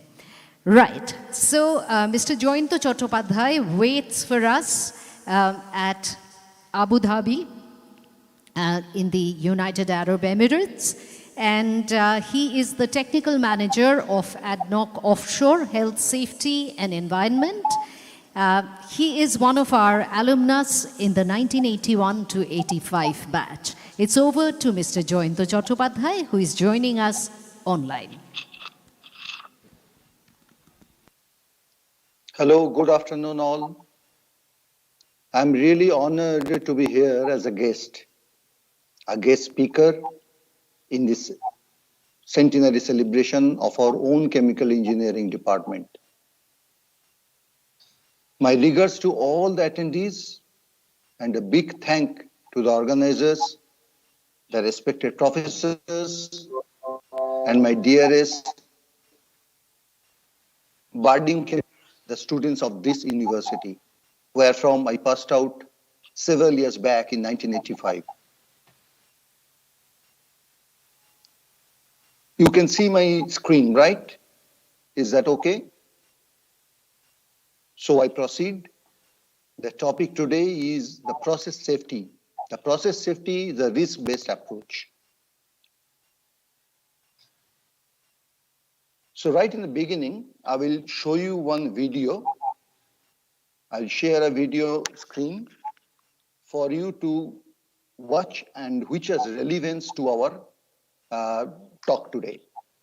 So this is a safety moment. Normally in our industry, especially in ADNOC, we always start any meeting with a safety moment. So this is a safety moment which has relevance to the talk what I have today.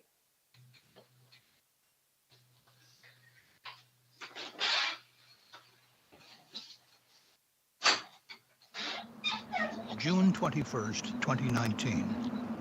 The Philadelphia Energy Solutions Refinery in Philadelphia, Pennsylvania.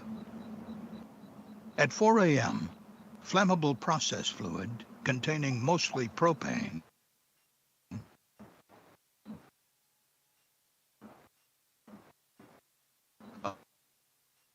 along with the small concentration unit produced components of high-octane gasoline. The leaking process fluid formed a large ground-hugging vapor cloud that surrounded some sections of the unit. 2 minutes later, the cloud ignited, causing a massive fire. A control room operator quickly took steps to prevent the release of additional HF by rapidly draining the unit's hydrofluoric acid to a special vessel designed to hold the acid in the event of an incident.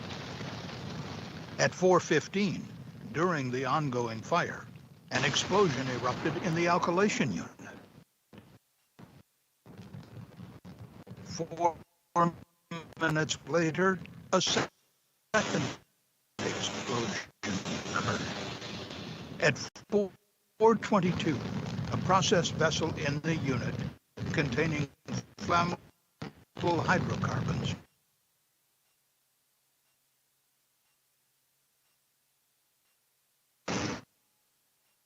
fragments, one weighed 1,000 pounds and the other about 15,500 pounds, landed inside the refinery. The fire burned for over 24 hours until it was finally extinguished.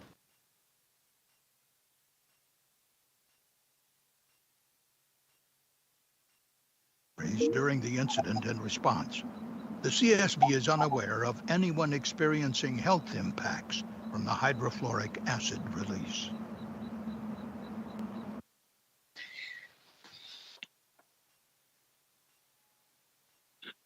So we can see an incident or an accident which took place in Philadelphia Energy Solutions in USA.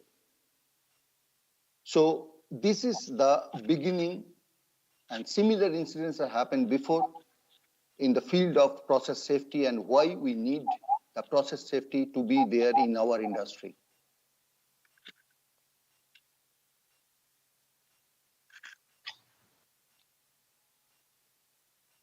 So I go to my slide, the process safety. What is process safety and why process safety is important? I'm keeping my talk in a very high level, and the process safety focuses on preventing fire, explosion, and accidental chemical releases in the process facilities. You can see some data what we have provided. So in 2010, there are 11 fatalities. In 2012, 31 fatalities, 15, 7 fatalities, and so on. So you can very well imagine the video what I showed is there was no casualty really, only minor injuries and of course no fatality. But such kind of incident, the process safety events, have the potential to cause multiple fatalities. It can lead to devastating effect not only on the families involved in the incident, but also to the environment, to the company reputation, and major financial loss to company and local economy. So there is a real need for the process safety to be enhanced for all the hazardous industry who are working in, leave aside only the oil and chemicals.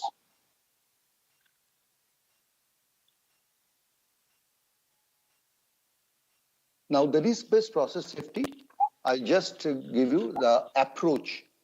There are several approaches you can have to process safety management. Before I go to the risk-based part of it, for the process safety management, I will give a couple of slides on that. So what approach should we adopt? There can be a standard-based approach, means what should I do that are laid down in different standards, the international standards. Then there can be compliance-based strategy, means you are complying to a different inspection, you are complying to the audit, and taking the reactive action, there can be an improvement-based strategy which is based on experience. The people are working in this facility for 25 years, for 30 years. So based on their experience, you improve upon the process safety of the facility. But the latest and the most important is a risk-based strategy. How can I better manage the risk? The understanding is the first, what can go wrong? So it is the identification part of it, that what can go wrong in this facility. Then how bad it could be. In our risk terminology, we call it severity.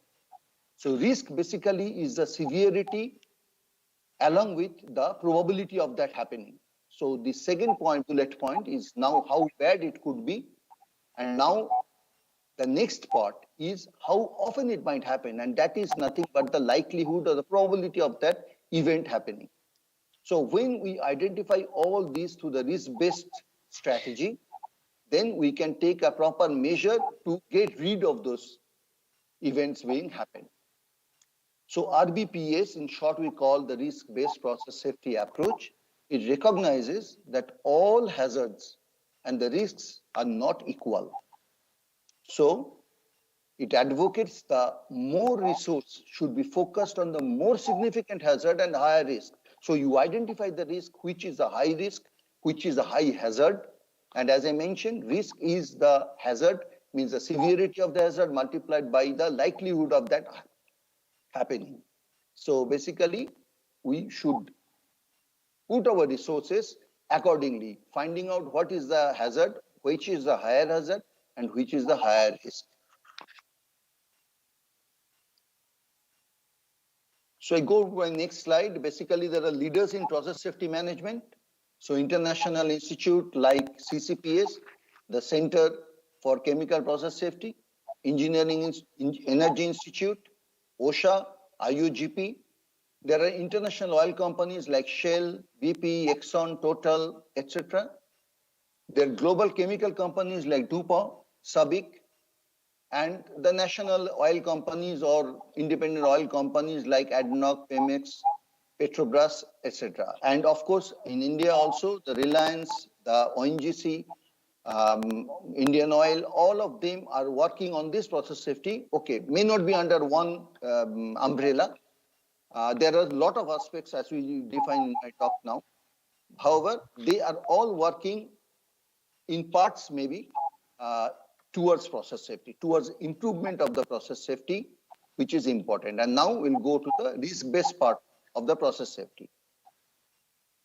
So as we go to the risk-based process safety, there are different models available, but I'm taking the CCPS model because this CCPS is the most widely adopted and can be applied to all chemical companies. So I'm keeping it open. So we are also following CCPS, but we have certain improvement in our industry, in our company.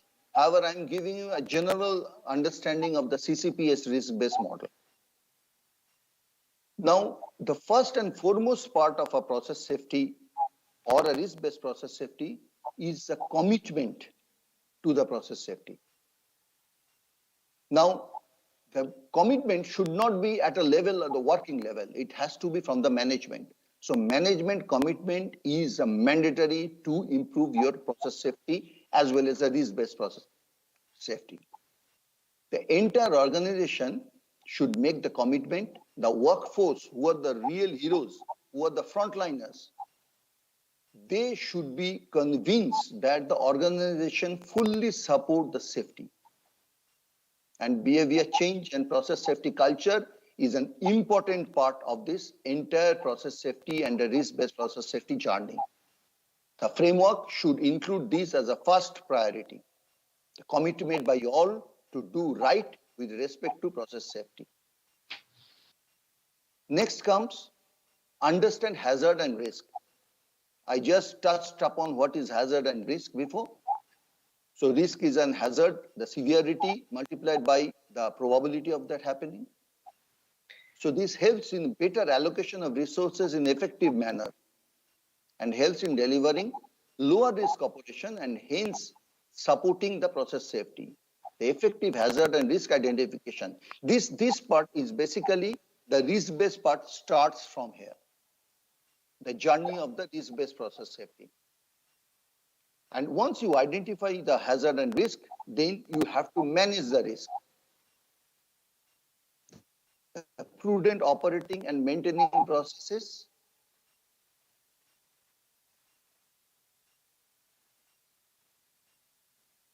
Managing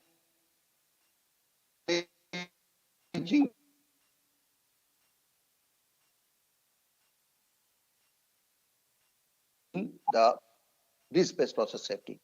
Managing risk is the sustain long-term and incident-free operation, which is most important. I do not want to hurt anybody in my industry. And that should be our aim for this risk-based process safety. Is a culture basically what has to be developed, and it should come, as I mentioned right in the beginning, the commitment should be from the management up to the lowest working level. So in this CCPS model, CCPS is defined. Other companies have done some changes. The basic process or principle is the same. So basically, overall, this RBPS or the risk-based process safety framework for CCPS are with 420 associated elements or pillars, we can call. So 4 foundation blocks are what? Commitment to process safety, understand the hazard and risk, manage risk, and learn from experience. And let me tell you, this foundation of understanding the hazard and risk and managing the risk is a huge scope for all the chemical engineering, chemical engineers to work in this field. So each of these foundation blocks have different pillars. So total about 20 pillars have been defined by process safety management system of CCPS. So I'll be touching upon 1 or 2 numbers from each of the foundation, or 1 or 2 pillars from each of the foundation, because the time is short and we have to finish in a few minutes. So I'll go after this with these individual pillars. Selective individual pillars. Now, the first part under commitment to process safety is a process safety culture. As I already mentioned, that there is a need for a process safety culture to be well defined in the company, and there has to be a support and commitment from all in the company. The investigations of catastrophic event, take the instance of Piper Alpha, it has identified that common process safety culture weakness that are often factors in several other serious incidents. So it is very important that there should be a proper process safety culture in the company. Like you can see this 2-point Bradley curve. Basically, they have divided into 4 parts in this curve. One is the reactive part, then dependent, independent, and interdependent part. So you can see the reactive, where it is depends upon the natural instincts of the personnel or the workers to take any action, is basically a reactive, but the injury level that can be very high in that. Whereas when you go to the dependent, that there is only a supervision of the workers, you can reduce that injury rate. However, this injury rate continuously decreases when it is independent, that selves are motivated to take the process safety action, and where there is a teamwork to improve the culture of the process safety. So this is an important beginning, that process safety culture to be developed in the company. Next comes to understand, I mean, I'm not going into other aspects of the commitment part. Understand the hazard and risk. The next foundation block or the pillar. So basically, information such as technical documents and specifications availability, the engineering drawings and calculations, the specifications for design, fabrication, installation of the process equipment, and other written documents such as material safety data, then CES information, critical equipment and system information. These are mandatory for the process knowledge management, which enhances the process safety of the facility, and of course the risk-based process safety. So you should have in a company a proper database like we have. We have developed that in the SAP. And there should be all kind of documentations which support the process safety, whether it is a piping and instrumentation diagram, whether it is a material data sheet, everything should be available to the people who are working. It is not that, okay, I have a database and I kept the things. No, it should be accessible to everybody.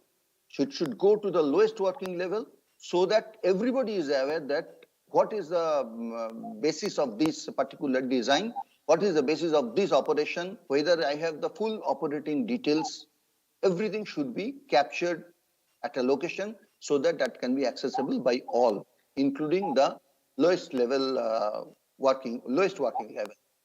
So that is very important that all the ideas, the statistics, the documentation, everything should be available in the database. So process knowledge management is important, which supports the risk-based process safety. We'll see how it is. Now comes one of the most important part in the understanding hazard and risk is the hazard identification and risk assessment. So this is an area where a lot of chemical engineers are working in the industry. Many people are working with me on these areas. And there are different big companies and big consultants who are working in this field. This encompasses all activities involved in identifying the hazard and evaluating risk at facilities throughout their life cycle. It is important throughout their life cycle. Means it is not when you are operating a facility. This starts from the design or concept level of a facility development. So the process safety, the risk-based process safety goes into the design, then it goes into engineering, then it goes into commissioning, then operation, till the decommissioning of the facility when it is required. At each and every step, there is a requirement for hazard identification and a risk assessment. There are different tools available for the risk assessment.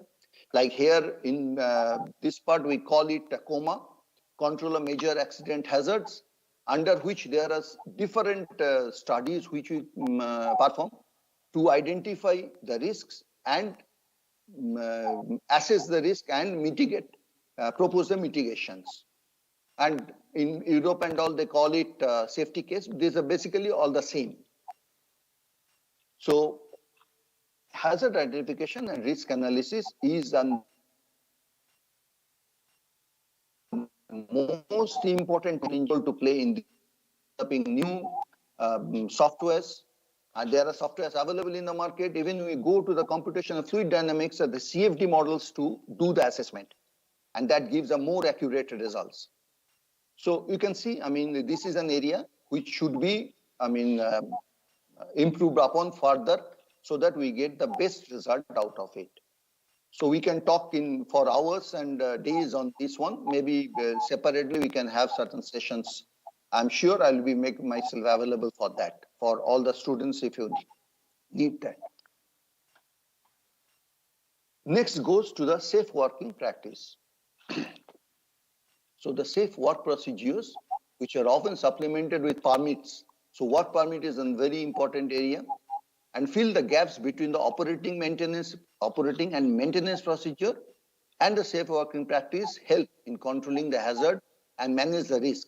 So remember, we have the life-saving rules, we have the process safety fundamentals, which is rolled out to that. There are a lot of risk assessment at every step you have to do when you do the different type of works in the field.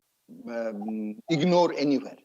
So risk assessment is there right from the, as I mentioned, it starts in the design stage.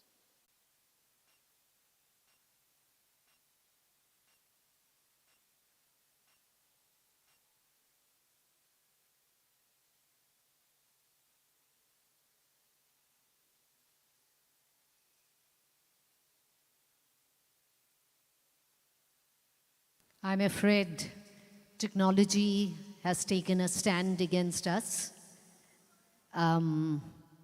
Unfortunately, not only is Mr. Joyantha Chattopadhyay's discourse interrupted, our next speaker, an elderly gentleman, and at the other end of the time spectrum. Okay, he's back. All right.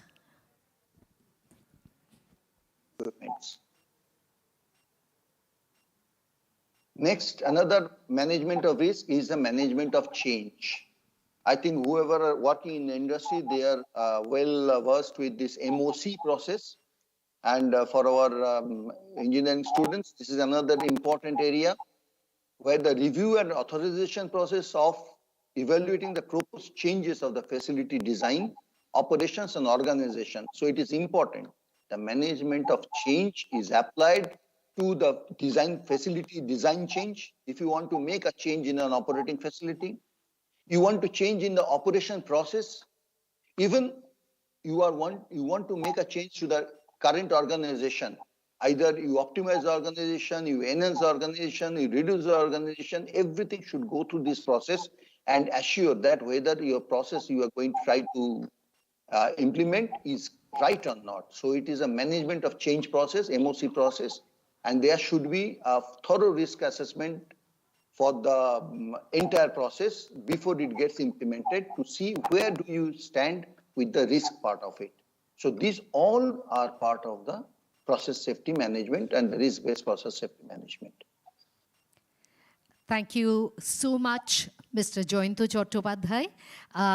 Thank you very much. In fact, we would now move on to Dr. Amar Neogi, who, as I mentioned, is waiting for us at the other end of the time spectrum. So it is very late at night for him.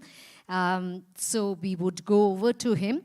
He is a consultant, former HOD of R&D of Weyerhaeuser, United States of America. He had done his PhD in chemical engineering from the University of Washington, but he is our alumnus of the 1965 batch. Dr. Neogi has more than 160 US patents, they call it patents, and patent application to his credit. So over to Dr. Amar Neogi. Hi, can you hear me? Can you hear me? Sir, we can hear you clearly. Can you please proceed? Thank you. It was mentioned that I am Dr. Amar Neogi. I am a chemical engineer from Jadavpur of the batch of 1965. I'd like to take the opportunity. I'd like to thank the organizers to give me the opportunity to speak to you. Before I go into my subject, it will be very short and hopefully sweet. I want to take the opportunity to thank my professors who helped us to become compliant chemical engineers. Of course, most of the professors who worked with us are probably retired and long gone, but they are people who are filling their shoes deserve our thanks.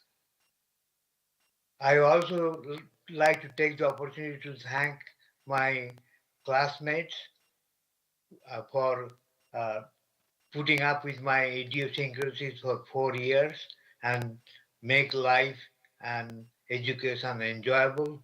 The 4 years I spent in Jadavpur were 4 of my best years. Shortly after I finished bachelor's degree, I went to Seattle, Washington, which is located on the west coast of the United States, and joined University of Washington. I finished my PhD in 1970. I was very fortunate to have opportunity to get to know and work with Professor Dr. Graham Allen. He was at that time Professor of Fiber and Polymer Science in the department. He was, apart from being an outstanding chemical engineer, he also had some special attribute. One of the things he used to tell me that creativity is more important than knowledge. Not only did he believe that, but he actually organized a course on creativity and innovation and taught that for last 50 years until he retired recently. And benefited from it. I personally benefited by participating in the course and through my personal interaction with him. I learned how to come up with new ideas, and since I came up with a lot of new ideas, I had to learn how to screen them, and I screen them to meet customers' needs, and I also screen them with respect to environmental compatibility and screen them with respect to the manufacturing cost. And then I developed them and implemented them. I have used those skills for last 50 years, benefiting my employers, starting with EI DuPont Company and ending up with Weyerhaeuser. My reading says that India has the potential to become a major economic and financial power within next 10 to 20 years. The time it takes and the level you achieve is kind of dependent on a number of factors. One of the important factors is availability of right kind of skills. You will need scientists and engineers and people with business skills, but they have to be of a special kind. They have to be have the mentality and ability to stretch the boundaries of science and technology and create new technologies, new products, new processes of making products, new ways of delivering the products to the customer. That means they would have immense ability to create and also innovate. So there has to be a strong passion for innovation to implement those. What I'm proposing today is and the proposal is to Jadavpur University that it takes the same pioneering step it took 100 years ago by starting a program in chemical engineering, the first in the country. I'm asking the university to take the same step to start a program and a class on creativity and innovation, and provide the students the tool to create and innovate, and also help unlock their genius that is in them. That will make them more productive and will contribute more to the society. I'm sure you would have a lot of questions, but in the interest of time, I have left my mailing address, email address, and phone number with Professor Chakraborty and also with Professor Saha. So please contact me on my cell phone if you. I'm available 24/7, irrespective of the time difference between Seattle and Calcutta. So with that, thank you very much for the opportunity. I rest my case.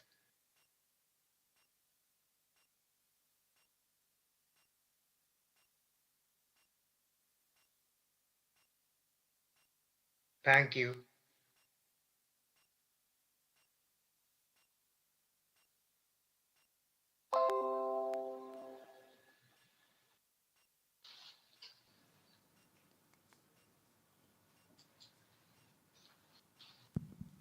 Thank you, sir, for this wonderful speech. We now request, thank you, sir. We now request all the delegates and guests to please go for the lunch kindly to the guest house. Lunch will be served and we can assemble here for the rest of the program at 2:30. We can start the program at 2:30 again. Thank you so much.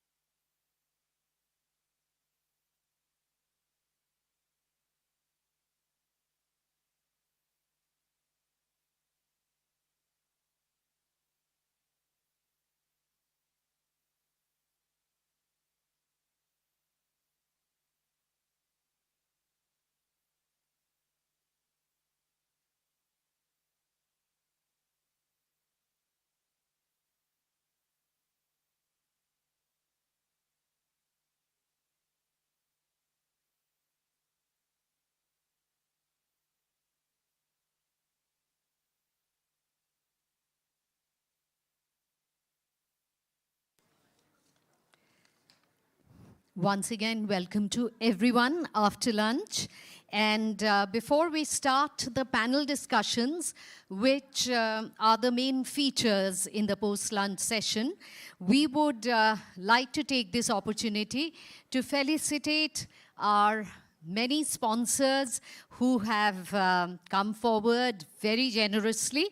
And may I call upon the dais, the representatives of Reliance, of Aditya Birla, Haldia Petrochemicals, Excel Industries, IOCL, ONGC, and Bummer Lorry, MCPL, Vedanta, Richard Design Services, Dhanseri Petrochem Industries, Deepak Nitrite, and these are our main sponsors, and representatives are requested to come up on the dais. May I call upon the dais?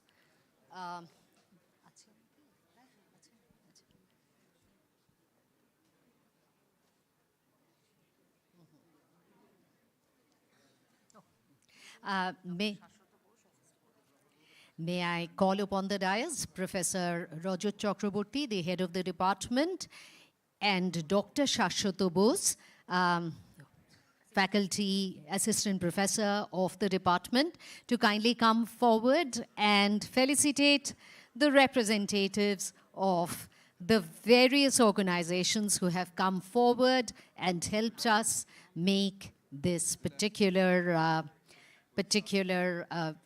CHEMERVESCENCE extremely successful. From Reliance, we have Sri Shukumar Mondol from Reliance. Our main sponsor, Reliance.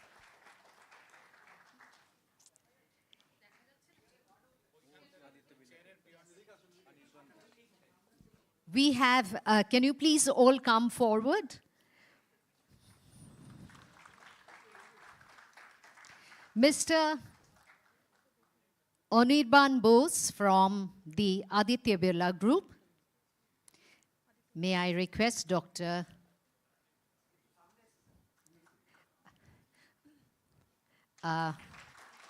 Professor Chakraborty and Dr. Shashwat Bose representing the department. Richards is represented by Sri Shubroto Das. Sri Shubroto Das. Richard Design, in fact.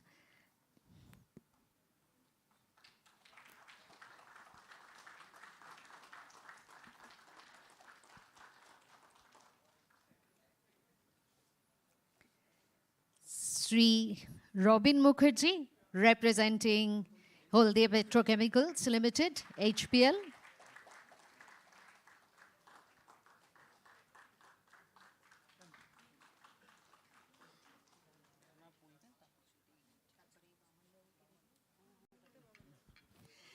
Sri Odhip Pal Chaudhuri, representing Bummer Lorry.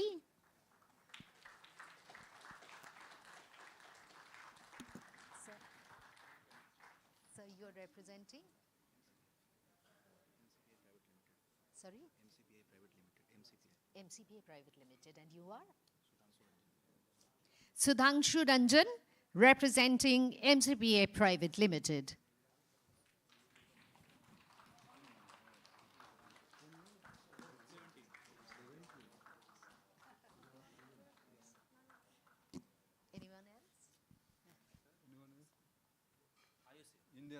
Indian Oil Corporation, represented by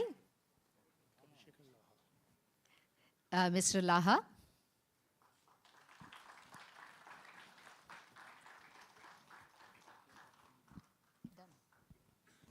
Thank you. We are done for now. And once again, a big round of applause for all the organizations who have helped us.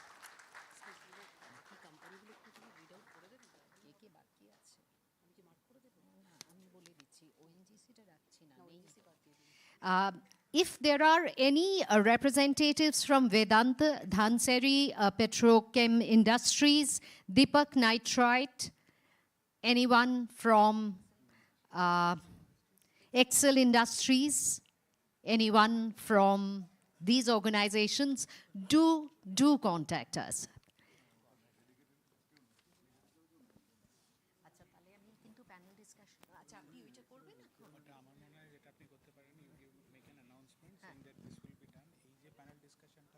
Right after that. Okay. Before I start this panel discussion, before I call the moderator and the speakers, may I remind you, those of you who were here in the morning, that bummer lorry is actually conducting a lucky dip. So in their stall, there is a receptacle where you can put in your cards. If you're not carrying your cards, then you can, of course, write your name and contact number and drop it there. The prize is really, really tempting, which is 3 days, 2 nights in Goa, a holiday package. So if any of you have failed to do so in the morning, do it now, because we are going to do the lucky dip right after this panel discussion. Right, so we start with the panel discussion post-lunch, which is all about recent trends in chemical industries, expectations from young engineers. The participants are Mr. Debashish Nando, who represents Coal India, Mr. A.S. Sani, who represents IOCL, Mr. Robin Mukhopadhyay, representing Haldia Petrochemicals Limited, Mr. Ohindro Bera, representing RIL, and it would be moderated by Mr. Partho Sharuthi Chatterjee. Mr. Chatterjee would take care of the details of the introductions. Meanwhile, I have the privilege to call Mr. Partho Sharuthi Chatterjee as the moderator of this particular session. He is the global head of offshore oil and gas vertical, Larsen and Toubro Energy Hydrocarbon. He had done his BE from Jadavpur University. In fact, he is one of the alumnus of the Chemical Engineering Department of the 1992 batch. May I call upon Mr. Partho Sharuthi Chatterjee.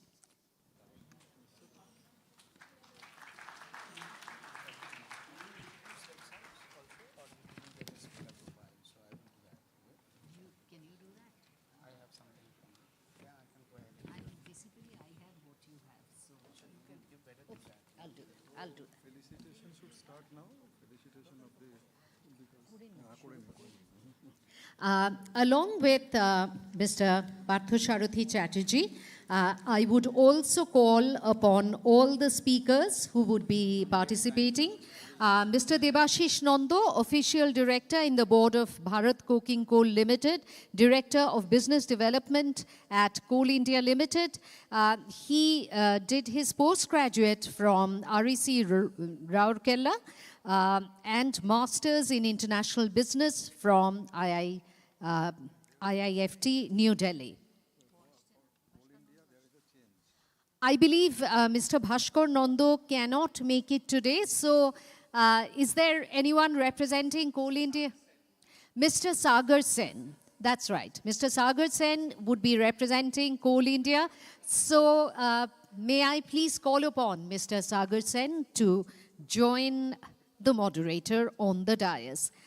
Mr. A.S. Sani, Chief General Manager of IOCL, and he did his Bachelor of Technology in Chemical Engineering. He is from the 1987-1991 batch. Mr. Robin Mukhopadhyay, as we already have mentioned yesterday, is the Executive Vice President of Haldia Petrochemicals Limited. Mr. Ohindro Bera is the Group Lead Technology Center of Excellence, Refinery and Petrochemicals. Mr. Ohindro Bera. after Mr. Robin Mukherjee. I think the panel is complete. And it is over to Mr. Parthasarathi Chatterjee, the moderator, to but before that, we would like to felicitate the panel members and, of course, the moderator. Can we start with the moderator? May I request our head of the department, Professor Chakraborty, to do the honors? The moderator of this session.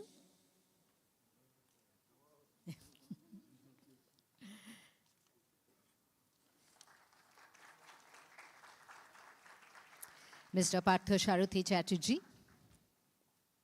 Flowers for him. And one by one,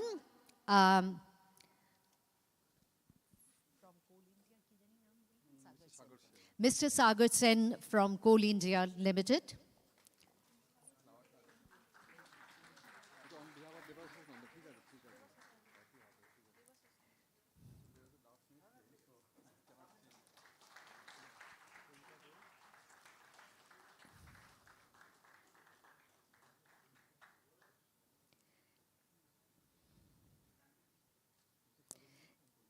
And Mr. A.S. Sani, Chief General Manager, IOCL.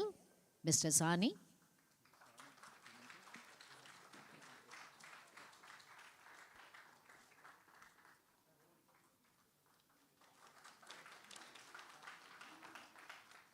Mr. Robin Mukhopadhyay, representing Haldia Petrochemicals Limited as the Executive Vice President.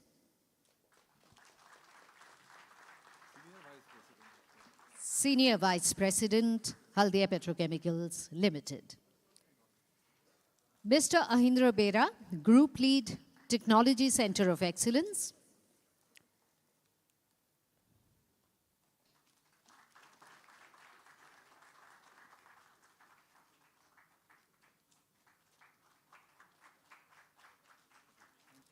And we are done. It is over to Mr. Parthasarathi Chatterjee.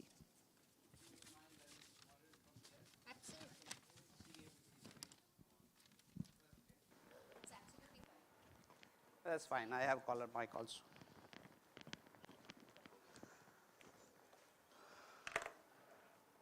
So good afternoon, everybody here.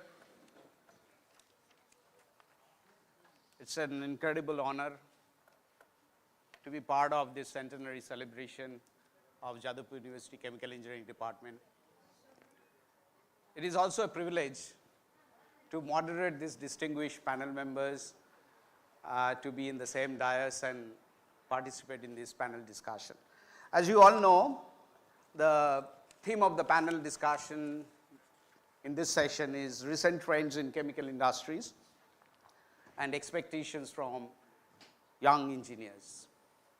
So the format what we will follow is that I will give you the context why this is so important today, and then I will open up the discussion and request an opening question to all the panel members, and that question will be common, and then we will go into the deeper discussion specific to the each panel members. I hope it is okay with the panel members. So, it is not the strongest that survive, not the most intelligent, but the one who is most responsive to change. They survive. It is not my words. These words of wisdom are from Charles Darwin. Now, what is that change what we are talking about today? Change is, as we all know, the cliche statement is change is constant, So what is so special about change now? Many of you must be aware a trendy acronym, VUCA. Volatile, uncertain, complex, and ambiguous. That is the best way to define today's world, right? Also, I must say, other than being that cynical, it is one of that opportune moment where we have energy transition, technological advancement, digitalization, and huge opportunity in material sciences through nanotechnology, etc. So that's the perspective where we are talking about recent trends in chemical industry and engineering, and how to cope up with that kind of future readiness, what is required for the chemical engineers of today's, so that success is paved in their way, right? So that's the context. Now let me open up one by one, maybe from Mr. Sen, that side, that what in this context, when we talk about, we have seen recently the COVID, energy transition. Mr. Sen, I mean, we can, oh, is it, no, mic is there? No, I have a, is it working? No, that's, yeah, I mean, you can be comfortable there. Yeah. Hello.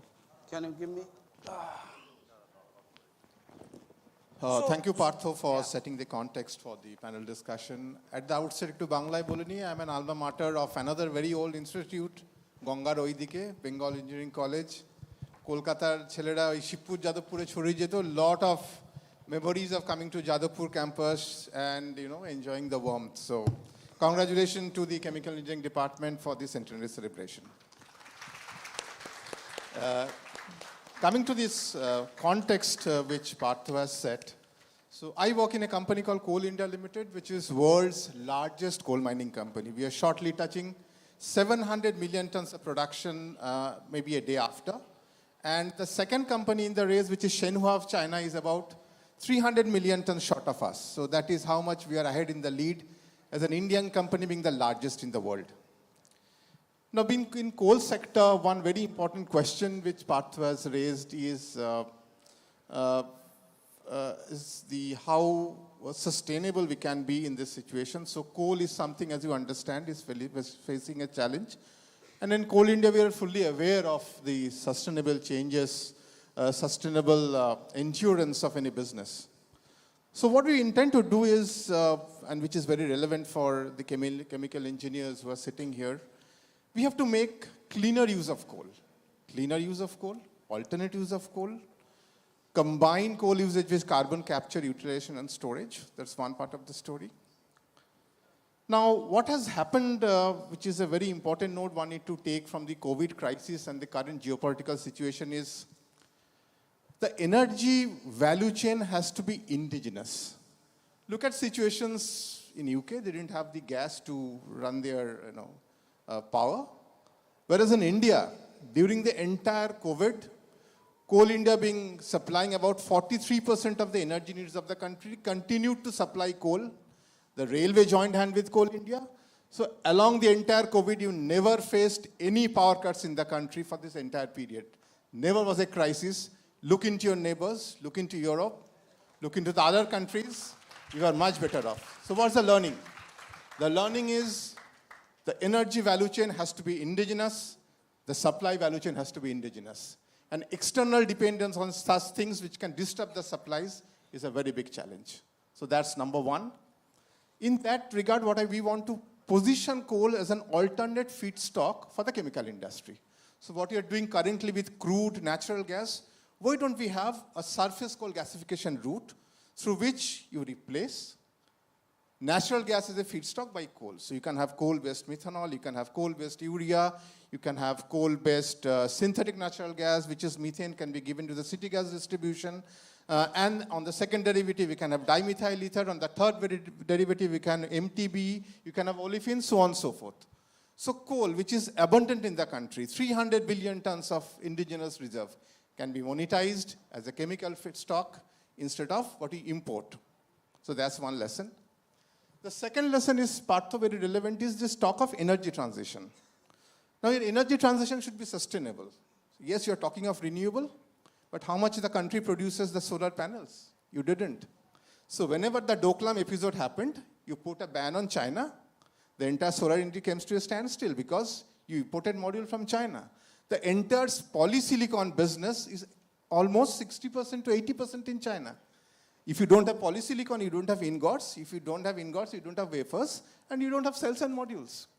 So talk of an energy transition story where the indigenous capacity building is already in place. So what do I need to do? We need to acquire polysilicon, we need to have metallurgical silicon assets developed or acquired other part of the world as China is doing. You need to acquire critical mineral assets across the world because end of the day, renewable has to be backed by battery storage. So let's have lithium, let's have cobalt, let's have nickel, acquired outside, develop the mineral industry, have the raw material security, and then decide your energy transition strategy. These are the two major points I thought I'll put up. Thank you. Thank you, Mr. Sen. I think we were talking about now how the shift is going to happen or has already started, right? So he talked about indigenization, that is energy security, alternate fuel or hybridization, and so on and so forth. So next in queue, Mr. Rahindra Bera from RIL.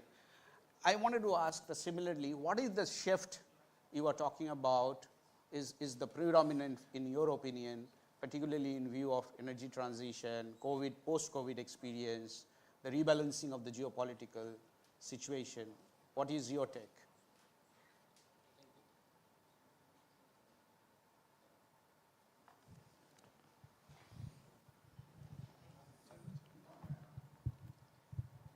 Thank you very much, and thank you very much to Jadavpur University for arranging this program and giving me this opportunity.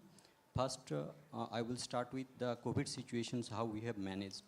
And COVID situation, you understand that oxygen, medical grade oxygen, there is a crisis. And Reliance, we did this, and medical grade oxygens, we produced approximate 1,400 ton per day, and we supplied to the government of India. So we reduced our, we have total 10 gasifier, we reduced our throughput. So our priority, nation first, then our business. If people survive, then our business will continue to be survived. And mind it, this medical grade oxygen we produced, there was no refilling system, facility available. Within 25 days, 24/7, all of people work very hard to execute this facility. And we supplied 1,400 ton per day oxygen to government of India. Another is we have the Baroda PP4 units. We have retrofitted these units, repurposed this unit to make that medical grade, or special kind of PP which is used for the mask production. All this thing, even IP also. This is coming from my heart. That's why I wanted to say this. And one is very important. In the COVID periods, we have started very famous now. It is 13 hours meeting where the Mukesh Ambani and HRM sir, including the senior leaders, almost 200 to 300 people, they are coming in 13 hours online meeting. So this is the critical situations of what we have done in the COVID situations. Now I'll be talking the few elements of the energy transitions. And those are that sustainability, there is a big question for the sustainability. All we talked about from yesterday and today also, sustainability, that area, we are working on that.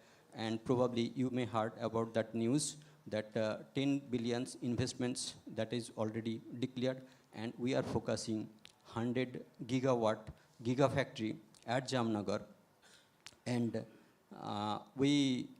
Jamnagar and Kutch, and government of India, they have targeted the 500 gigawatt gigafactory, and out of that 100 will be produced from Reliance. And as you know, the Reliance refinery and petrochemical polyester and upstreams, that is well integrated. Similarly, the 100 gigawatt, this gigafactory will be well integrated to produce polysilicon from the sand, and then the ingot, wafer, then panel, and subsequently the 100 gigawatt is the target for the renewable solar energy. And it will be integrated further with electrolyzers that will produce the green hydrogen, and then battery storage, and then the hydrogen fuel cell. So these are the key points we would like to share from the Reliance point of view. Thank you very much. So, thank you. So if you see already what is the shift happening in these two speakers mentioned, one is the energy security. There is a nationalist approach is also coming out, right? I think the young engineers must take away one of the approaches that is what we wanted to see tomorrow, Atmanirbhar Bharat, right? And that is where I think your call comes. This is a calling. Let's move on, Mr. Rabin Mukhopadhyay from HPL. What is your take, the shift in this regard, sir?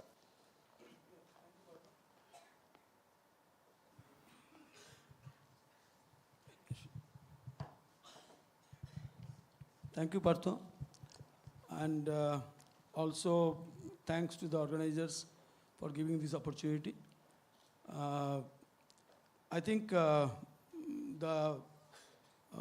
way we have faced the COVID, and I would say that the first of all, I am fully in agreement that what Partha told, that unless you change, it is very difficult to survive. So it is only end of the day, they will be surviving who are continuously changing and who are accepting the change and adopting the change.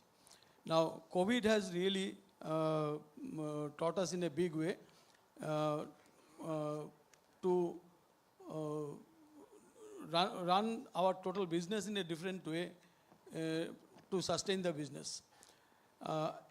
We have seen many things in the commodity market which we have never seen in our life, I would say, because we have seen our feedstock is naphtha, from which we produce polyethylene and polypropylene and other chemicals. For the first time in my lifetime, I have seen that naphtha is selling lower than crude, and it continued for months. So under this type of situation, how to run a business? And it is commodity market totally went haywire, and we are continuously under challenge to meet with this commodity market.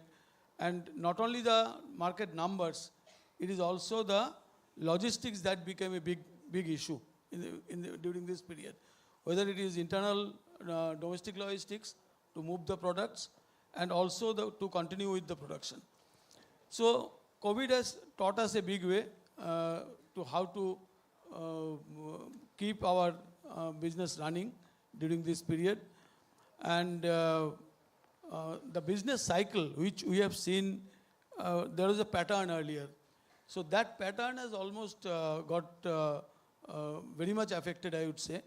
Today there is hardly any pattern. In margin management has become so difficult in petrochemical front. So that every business manager is on his toe to manage the business. So that is the way we are facing it. And we are a single unit company. So that way our difficulty is to some extent, I would say, a little bit more than a diversified location companies. So both ways we got under big challenge. But the good thing is that we have faced this challenge very successfully, and we have managed the situation, and we are out of this now. Thank you. Thank you, Mr. Rabin Mukhopadhyay. I think audience noteworthy to take a record is that he talked about the pressure on cost. He talked about volatility related to commodity market. And most importantly, I think resilience, like he said, how to overcome in spite of these challenges, that is the shift I think we are more than ever experiencing. There are challenges, there are people who rose above and shown the resilience and gone ahead. Next, let me come to Mr. Sane. What is your take, sir, for the shift? Yeah, first of all, congratulations to the Chemical Engineering Department for their 100 years. Lot of respect and admiration for this achievement. Thank you. As most of the things the panelists have already covered, but my take would be that I'll put forward 3-4 points, and then those pointers can show what we are thinking and what we have done and what we are trying to do. This transition, that energy transition, was in vogue even before the COVID struck, or that disruption struck the whole humanity. But some things what happened during that duration was that some of the issues which were on the platter, they got accelerated, or now we will be having a more concerned view on those particular things. One is like use of transportation fuel, which is our bread and butter. Like most of us sitting here, at least 3 of us, we are into this transportation business. So transportation fuel business, which got really affected when, to give an example, that before COVID it was around 95 to 98 million barrels per day was the world's requirement for petroleum products, and it shrunk to around 80, 82, 85. So more than around 12, 15%, 10 to 15% different estimates, it got shrunk.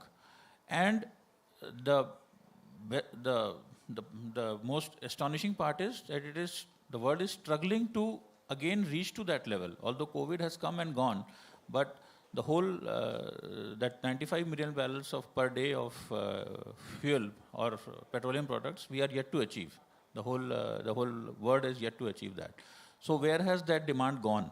So that has to be captured, like where that demand has gone. And it is more important for us when we are importing around, like now coming to India, we are importing around 85 to 86% of our crude requirements are being imported. So we are heavily dependent on them, and how to come out of it. Because with these kind of disruptions, everything has happened. The crude has gone up to $10 also, $5 also. Some people say that it has gone to negative also, but it has gone to those levels, and then it has gone to $100 per barrel also. So that is the kind of variation that has happened in last 2 years. And you have to survive in both the conditions. Right? India as a nation, which is a very energy-hungry nation, which has got a very good middle class, which is the largest population in the world, 140 billion people we are there. So this energy needs have to be met somehow, and we can't, for all times to come, we can't be 85% dependent on crude imports to continue with it. So the actions that are being taken, they are being driven by government, and they are being assisted by companies like us. Like one of them is ethanol blending. That is a big thing that is happening, because total MS, like petrol, MS, I can talk to chemical engineers, so it is MS. So 10% of the MS requirement is being met by ethanol blending, and we have been given a target for 25 that we will be going up to 20% of all MS will be ethanol. So that is coming from our natural resources, that is coming from our biomass, that is coming from our waste food, that is coming from those distilleries, and that is coming from sugar and molasses and all those kind of base stocks. They are bringing in ethanol. We have taken some unique initiatives in this ethanol line.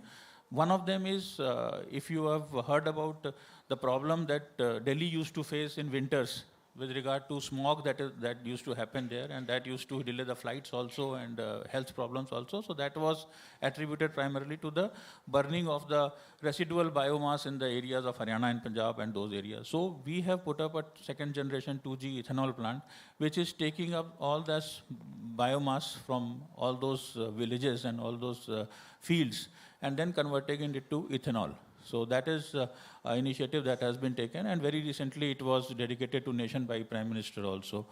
And once again, there is a third generation ethanol also that is again being set up at Panipat, and it is nearing completion. It has already been commissioned, so it has to be formally dedicated to nation very shortly. So therein what we are using off-gas that are coming from the furnaces, and through bio route, those are getting converted into ethanol. So these are the kind of initiatives that have to come from indigenous technologies and from our technologies, from technologies which are available in the world also, but we have to find our own solutions. So biomass, biogas, these are the situations these are the feeds which will give us independence from from the kind of dependency we have been facing, around 80-85% of crude oil being imported from outside. So that is what gives, like PM also has, Honorable Prime Minister also has said on several occasions, that this is what gives the whole circularity to the whole nation, because the agriculture people, the farmers, they get extra value for their money. The people who are making ethanol, they get value for their money, and ultimately the nation saves dollars when it comes to importing crude oil from there. So that has been accelerated, what I think, with these kind of interruptions. Thank you. Maybe we can take further. Thank you, Mr. Sahne. Again, young engineers, please note that disruption is there and it will remain. But as Mr. Sahne said, that there is always a response, whether you call it in terms of government policy, whether industry coming up with a solution like alternate fuel, 2G, 3G. This kind of thing is something which is happening at a pace which we have never seen in our life. So that is where you are at the crossroad. Next set of questions which I would like to ask the panel members will be in the line of that, having said this kind of shifts happening, what are the things you should take away for your future readiness, right? So let me start with Mr. Sen again, that, you talked about the shifts and you heard others talking about many shifts, but there is a common thread. What we are talking about is that vast change which are happening at the unprecedented speed.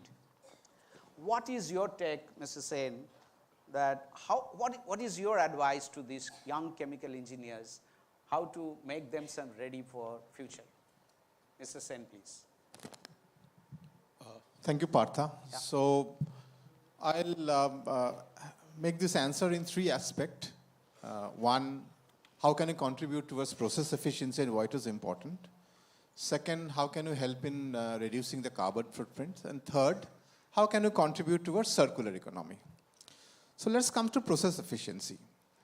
Now, we come from a natural resource sector. And understandably, this sector has started 100, 150 years back. And as you know, as it happens, the best resources are always taken away at the first. So today, as far as coal mining is concerned, we have traversed almost 140 years. First being started, in the Raniganj coal field by Prince Dwarkanath Tagore in 1887, and today we are in 2023. Even iron ore mining also has traversed along, even bauxite mining has traversed along. Now, what's the reality? So growing along, Coal India used to sell coal of average maybe 4,600, 4,700 some 10 years back. That average has now come to 4,000. Going down, we will have more dirtier coal to use, so it might go to even 3,800, 3,600. Earlier, bauxite resources used to be more than 44 to 45% of alumina content. That's getting reduced. Maybe you have to, going in future, you have to look into bauxite resources less than 40%. Similarly, for iron ore, you have to look into resources which are much below, say 55 or 50%. So what's the challenge for you?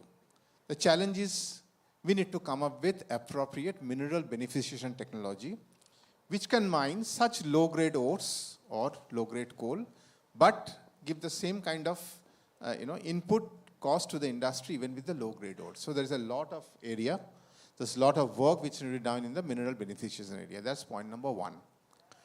Point number two, there are resources like copper, zinc, where the concentrate is some places less than 1%. In case of lithium hydroxide, lithium carbonate, which you get abroad, is about 6%. So again, mineral beneficiation will play a very vital role in getting the lithium carbonates or lithium hydroxides or the alumina concentrate or the copper concentrate or the zinc concentrate which will be fed to the industry. So new technologies, innovative technologies should come up because predominant technologies are from the Europe where cost was not really a challenge. In India, cost is really a challenge because we have to, end of the day, our main challenge is poverty alleviation. Still, we have a lot of people below the poverty line in the country. So with that focus, mineral beneficiation for chemical engineer will assume a very large role. My second point of attention to the process efficiency I would like to draw is in the part of coal gasification. Let us take the story of China. So China didn't have any coal gasification possibly in the 80s. And today they almost gasify about 300 million tons of coal per annum and produce about 250 million tons of products. Predominantly methanol, ammonia, urea, dimethyl ether, so on and so forth. So what did they do? The initial technologies were Shell and GE. Then they indigenized them, their own universities, in their own institutes. And today China have their own technology which is adaptable to Chinese coal and they do their own gasification. Similar story of coal gasification has to follow in India. We have brilliant chemical engineers here who will get out of your colleges. We have the industries waiting to take up these brilliant engineers. We have a lot of R&D centers. The PSU corporates support R&D projects. Please come up. Have a new ideas being built in coal gasification, where Indian coal, which is dirty coal of 40% ash predominantly, can be washed or can be gasified to give you a synthesis gas which is at par at that which is produced in Iran by using natural gas. Because why? All the products I will produce from coal, be it methanol, be it ammonia, be it urea, are all in the open general license. All can be imported. So unless I have a competitive cost, I have a competitive edge over the natural gas-based product, the product will not be competitive. So to make this story happen, I need chemical engineers who will come up with process-efficient processes in which coal-to-chemical business will be as competitive natural-based chemical business from the Gulf countries.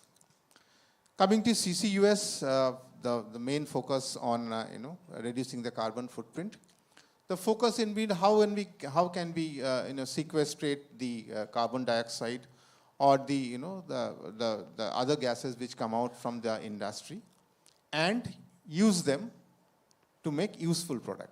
So carbon dioxide capturing is one very easy process in the coal gasification. You have an acid gas removal section from which you will get pure concentrated CO2 coming out. New oil has to come out. What combination reaction you need to do with this CO2 so that at the end of the day you have a beneficiating chemical downstream and no CO2 is vented in the atmosphere. Coming to the aspect of circular economy, the key word is waste to wealth. If circular economy has to be successful, then the waste has to convert it to wealth. Look into the last slag which comes out from mineral beneficiation. Look for the precious metals which is there. Can we have some extraction from there? How waste they can be recirculated? How's waste water can be recirculated in a plant so that the minimum effluent or zero discharge limit is achieved. So these are the few points I think I had in mind which I would share, which are a brilliant area for the chemical engineers to come up. Partho, that's from my side. Thank you, Mr. Sagar Sen, for your advice to the young engineers related to process efficiency, CCUS with respect to reducing carbon footprint, and waste to wealth. These are the three areas his advice is to take forward as a young engineers to be focusing on other than the conventional chemical engineering principles what you are picking up anyway. Let's move on. I have to manage the time as well as a moderator, so I will request the next panel members, that is Indra Bera, to cite one emerging technology which young engineers should concentrate to excel in future. Thank you very much. I'll be covering the few points very quickly. I will not take much time. Thank you. Probably, young engineer, you may note that I will be covering only bullet points.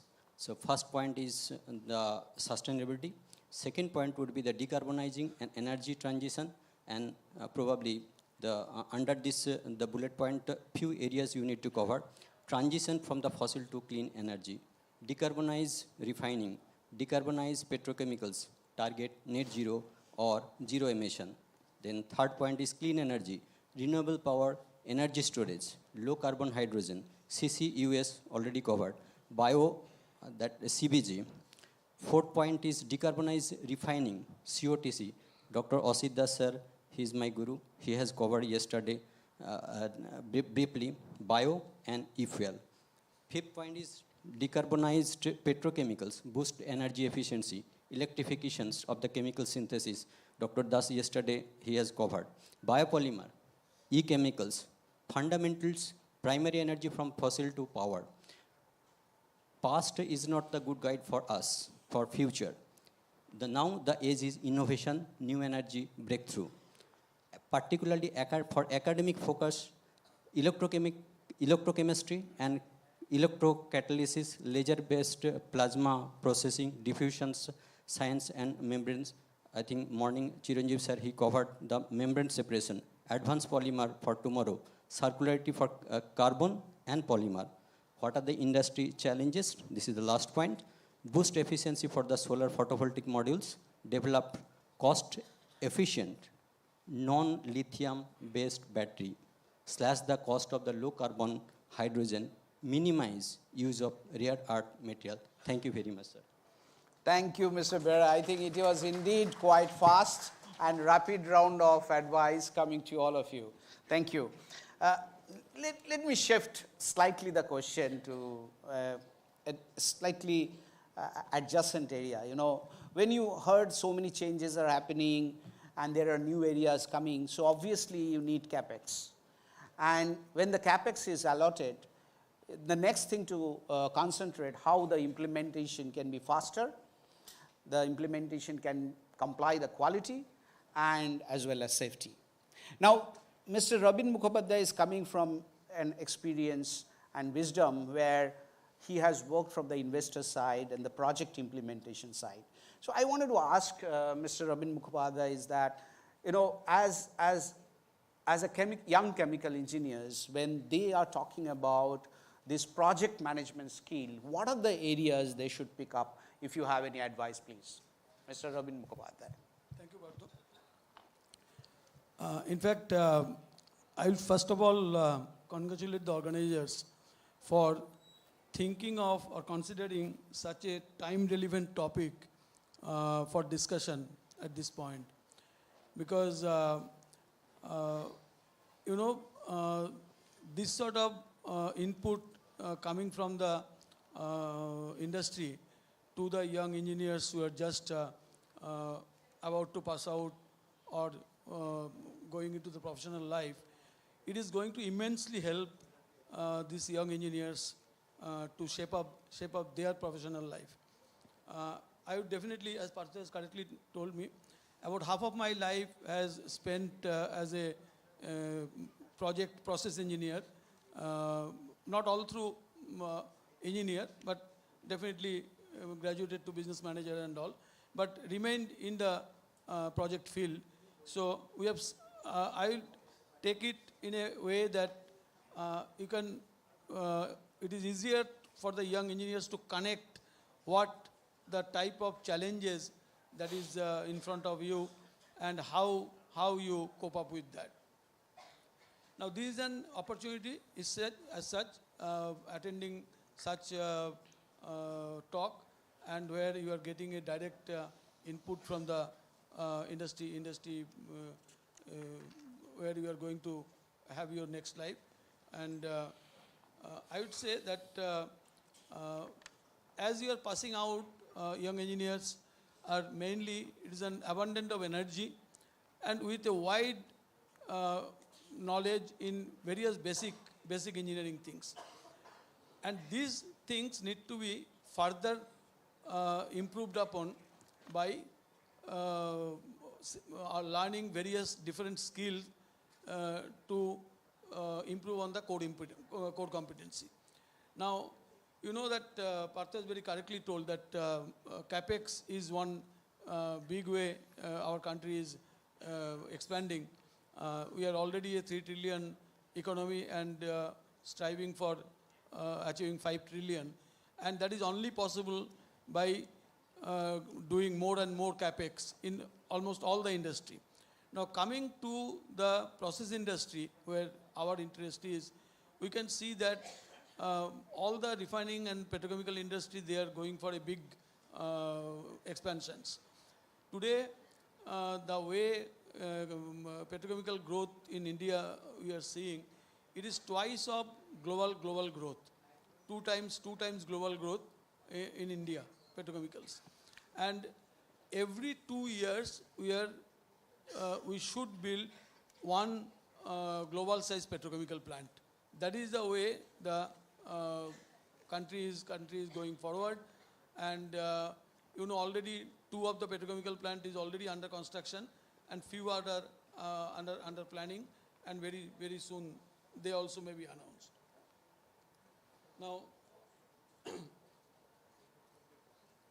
Now coming to the process engineer's role in project, I would say the first thing any process engineer they need to do is the process configuration of any project. Now in doing that process configuration, you need to have a wide knowledge on the technologies available. And technology is one thing which our previous section we have discussed about the change. So technology is another thing where the change is coming in a big way.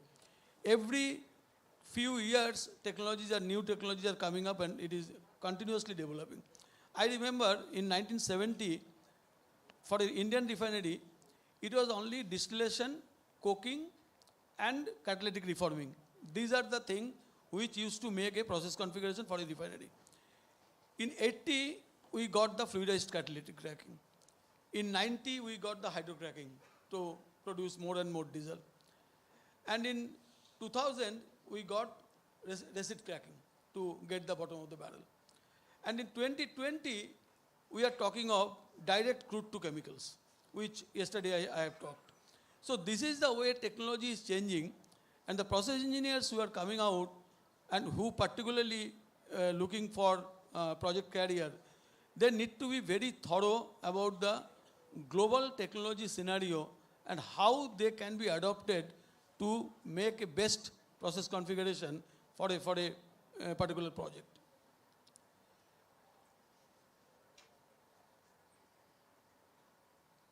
One point comes into my mind is that in a academic scenario, mostly we learn about the technical features of the technologies and all, but we need to know the commercial features as well. Project people need to be a very thorough techno-commercial person.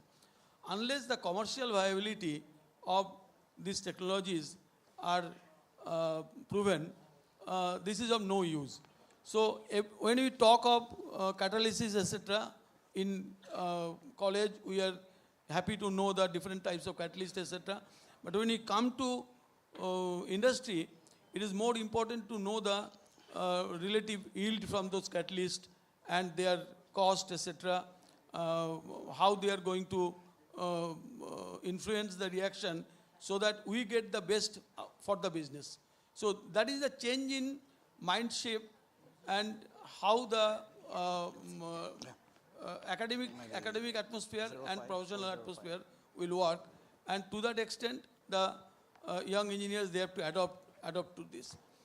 So apart from this, you come to the financial modeling. That is very important for project engineers because all these technologies, configuration, etc., that need to be justified on financial numbers. Then only the business decisions can be taken.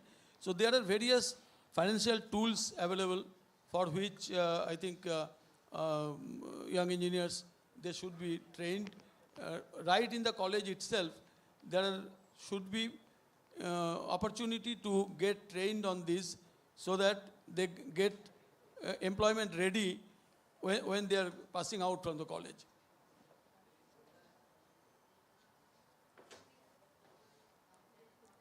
Apart from this financial tools, I will also tell you to look for various project implementation tools like Primavera and MS Project, which gives you, or your costing tools like Aspen Suite, which gives you the idea of doing the cost estimation for a project. So these are the different skill sets which need to be practiced during the final years of the college, so that when you come out, you are fully ready for the industry to go.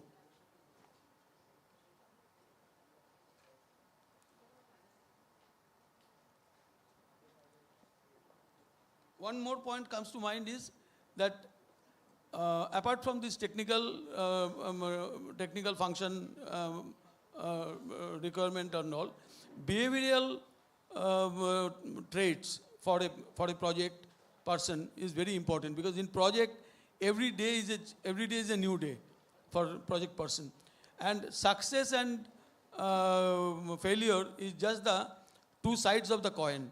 So you should be very much I would say emotionally stable so that no failure should touch you. There may be failure at times, but we have to see that how those failures can be taken as a learning, and with that learning only we go forward, going this thing in our future projects. And from learning comes another point to my mind is that there is another quality you need to inculcate in you. That is a learn, unlearn, and again learn. Unless you learn how to unlearn, you will not be able to learn new things. And there is a term called half-life of engineers. Half-life of engineers in Japanese, it is very commonly used word. It is the number of years by which whatever you are coming out from college, whatever your knowledge at that point of time, number of years by which that becomes outdated, that is your half-life of engineers. So unless you learn new things, you will not be continuing as a new person in the project and in the process. So learning new things is very important. So these are the few things which come to my mind, and I hope this will help the young engineers when they are coming out. Thank you. Very true, Mr. Ravin Mukhopadhyay. I think learn, unlearn, relearn. When there's so much change happening, anything which you are well equipped, if you cling to that and you are not unlearning and taking the next one, you will be obsolete. So please remember that, my dear young engineers. I'm almost in the wrap-up session, but I know chemical engineers, without talking about AI, ML, sensors, remote inspection, digitalization, it will not be a cool thing, right? So my next panel member is Mr. Sahani, who has worked both in functional as well as formulating robust strategy. I would request to throw some lights how these young engineers can pick up something, and what is that they should pick up more interestingly to have the application of digitalization in chemical engineering. Mr. Sahani, please. Yeah, very interesting thought, I will say. But I want to start with a caveat that when we talk about machine learning, we want to talk about AI, and these are all very in things, as we call in youngsters' language. These are all in things. But the basic chemical engineering is not going away anywhere. So first of all, that basic chemical engineering has to be thorough. Everything else sets upon it.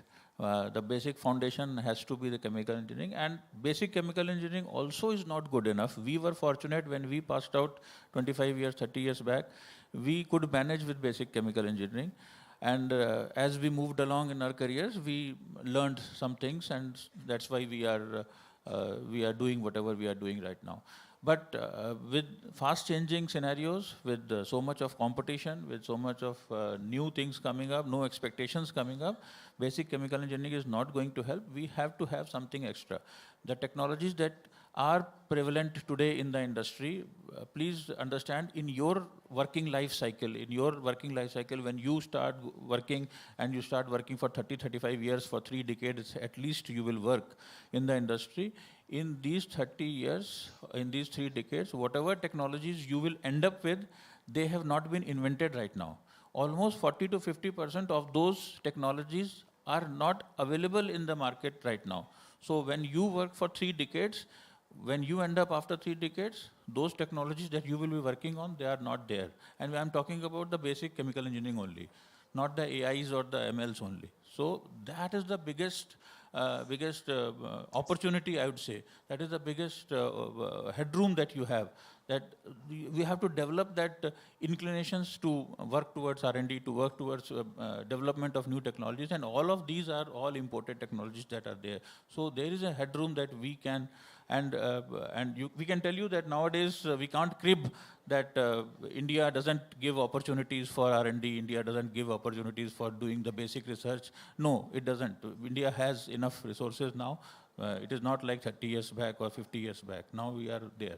Regarding coming to that topic that Mr. Partha has asked me to talk about is the new technologies that per se computer related or automation related, those technologies.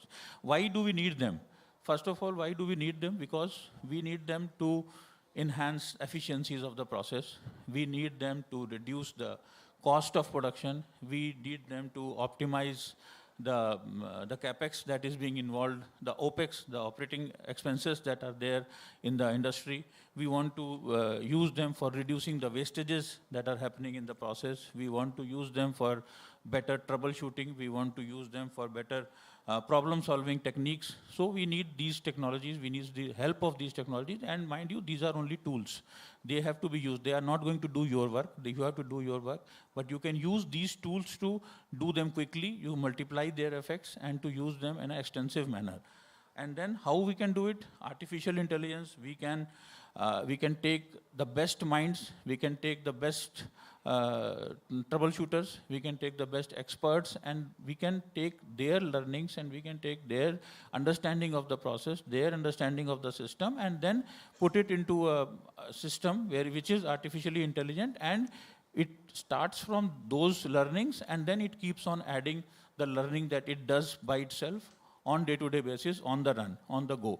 So it becomes more and more intelligent, it becomes more and more acclimatized to your system, and then you can use it as a tool for your troubleshooting, for your decision making, which are in regular nature, not the basic, not the high level decisions. The decisions that are to be regularly taken by people, those can be delegated to an artificial intelligence system. Similarly, the machine level learning, this is the decision making on the plant level, and then it is a machine level learning that also can be taught to a machine. Algorithms can be written, systems can be developed, wherein we can ask the machine to learn how it does the work, how it has been done in a better way, in the best way, once it has been done, and then we can put it into algorithm, and then we can allow it to keep on learning and how to do things, how to reduce wastages. So those are the things when we are talking about machine learning, and yes, they are going to be very useful when you go out, and it will be an added advantage to your CV whenever you go into the industry that yes, I have worked on artificial intelligence, I have worked on machine learning. Advanced sensors, they are also a tool. They are the third level tool because of those sensors, because of those data transfer, because of those networking, because of those neurals that are running around the system, you can't have artificial intelligence, you can't have machine learning. So these are the third level tools which come into play. Then there are advanced process controls, which is rudimentary. Advanced process control is everywhere right now. Then there are real-time optimizations, which are again sitting on advanced process controls. They are giving targets to the advanced process control to do the optimized process controls. So those kind of n number of things are there. We can have dynamic simulators which are there, which is a very good opportunity when you go out into the system, and then how to learn, how to, like sir has said, that how to unlearn. We learn some things in our books, in our chemical engineering, in our labs, but some of those things have to be unlearned also. we have to start afresh also, and then we have to understand also. So there, the simulators come into picture. Then coming to the commercial part of it, which Robin sir has also touched upon, he has talked about the commercial part of it. I'll say that supply chain management is also a very big issue, which is helpful in the project implementation also, which Robin sir was addressing, and otherwise also in products when we go to supply chain management, the demand forecasting, the cost of capital kind of thing, the financial forecasting, the financial management, those things we find people are not ready when they come to when we came out of the college, we were also not ready. I should admit that. And when today's people also come out, they are well equipped with the chemical engineering issues, but they are not well equipped with those financial issues. So they have to start learning. We also did our learning, but it is better if you have the opportunity, if you have the time, if you have the resources, then you can brush up your economical thinking, because that is ultimately it is money. Ultimately it is rokda that is coming out of the system. So those kind of things, I suppose, will help the young engineers going forward. Thank you. Thank you, Mr. Sane.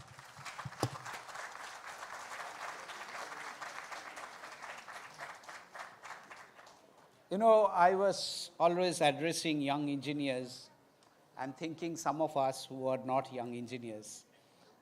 Actually, after this discussion, I think I should change the word. It is the youth. Some are youth by age, some are youth by mind. And in this panel, and also some of the first benchers are actually youth, still in youth in mind. So we all are youth. We are all benefited through this discussion. And I think going forward, I think one of the biggest takeaway which I wanted to mention, and as I started with another quote, I wanted to end also with another quote. Wisdom is not product of schooling, but lifelong attempt to acquire it. What you are learning in the schooling, it is not the end. Keep that creative mindset. We all are benefited through that, and I can assure you, if you keep that mindset, you will be benefited immensely. Thank you very much. I'm really out of time. Parthasarathi Chatterjee, batch of 1992, chemical engineer, signing off. Thank you. Thank you so much. The moderator, Mr. Parthasarathi Chatterjee, and every one of you members of the panel, thank you for discussing this topic in depth. We have just had a piece of extraordinary news. We have the senior most alumni, the senior most alumnus that we have managed to track. He's 95 years old. His name is Mr. Arun Kumar Chando. And when he was a student here, it would not have been possible. But technology has given us the opportunity of bringing him online into this auditorium. And I am sure from the present-day students to the members of the alumni present here today would love to have a look at Mr. Arun Kumar Chando and would definitely, shall I go down there? Okay, all right. We are just trying to sort out the technology. In case we cannot do it from the stage, this is certainly not Mr. Chando. Okay, I'll come down. I'll just come down. Give me a second.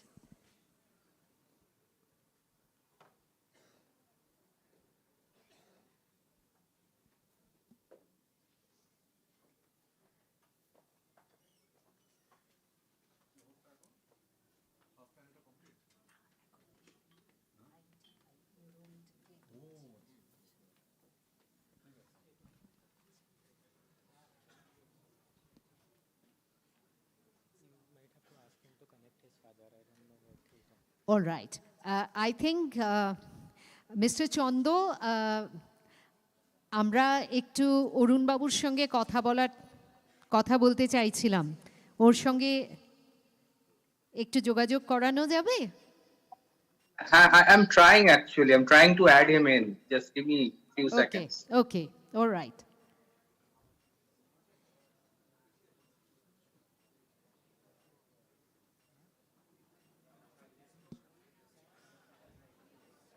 Pranay, are you there in the call right now?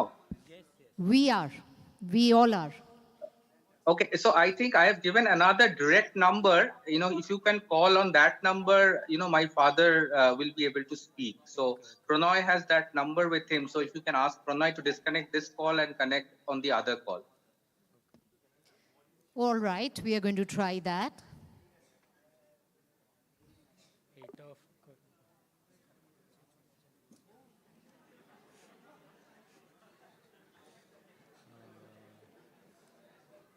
Would you like to sit here? No.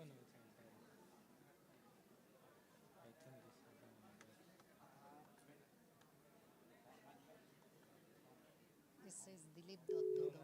He said this name. I thought that was his name. So I connect.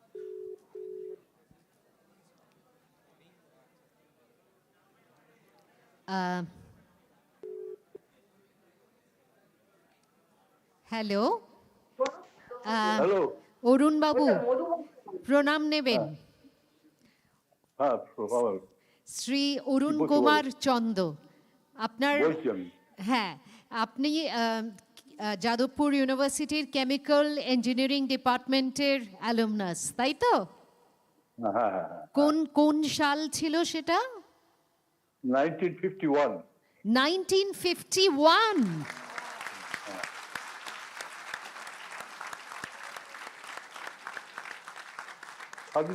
স্বাধীনতা প্রথম 1951, তার মানে তখন ডিপার্টমেন্টের বয়স হচ্ছে 30 বছর। 1921-এ department তৈরি হয়েছে, আর আপনি 1951 ছিলেন। তখন ডিপার্টমেন্টের বয়স 30 বছর মাত্র, মানে ইয়াং ডিপার্টমেন্ট। আর আজকে ডিপার্টমেন্টের বয়স 100। আপনি কিন্তু ইয়াংই আছেন।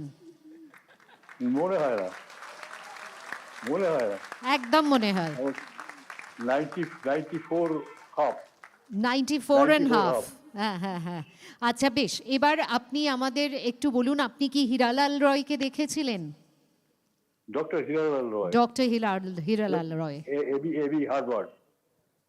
এবি হার্ভার্ড পেপার করেছেন। আচ্ছা। দিলীপ দত্ত, দিলীপ কুমার দত্ত আমাদের কেমিক্যাল ইঞ্জিনিয়ারিং পড়াতেন। দিলীপ কুমার দত্ত, ডিকে দত্ত। দিলীপ কুমার দত্তকে আপনি পেয়েছেন। আচ্ছা, আর ডিপার্টমেন্টের কোনো বিশেষ স্মৃতি মনে পড়ে কি? কোনো বিশেষ স্মৃতি, কোনো বিশেষ প্রফেসর? রামনারায়ণ মুখার্জি আমার কলিগ ছিল। হ্যাঁ, Ramnarayan Mukherjee, he was for some time Jadavpur ইউনিভার্সিটিতে chemical engineering head of the department ছিল। Okay, professor Ramnarayan Mukherjee. আর কারুর নাম মনে পড়ছে এই মুহূর্তে? হ্যাঁ, মনে পড়ছে। আর লেক রাম তলোয়ার সেকেন্ড হয়েছিল, লেক রাম তলোয়ার, তার কোনো খবর রাখি না। আচ্ছা। আমি থার্ড হয়েছিলাম, 3 জন। আচ্ছা, আমি জীবন গোপাল ঘোষাল আর প্রদীপ্ত বোস। আচ্ছা, আপনাকে অন্তত ভার্চুয়ালি যে আমরা ডিপার্টমেন্টে মানে এই যে 100 বছরের সেলিব্রেশন হচ্ছে, at least we got you virtually, physically আপনি প্রেজেন্ট না থাকলেও, তো ডিপার্টমেন্টের উদ্দেশ্যে কি বলবেন? হ্যাঁ, ঠিকই আছে।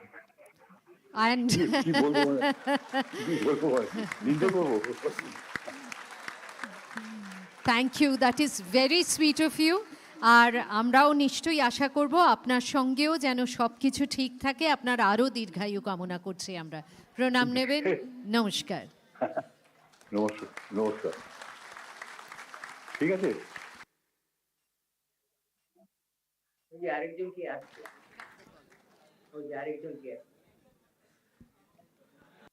হ্যাঁ, বলো।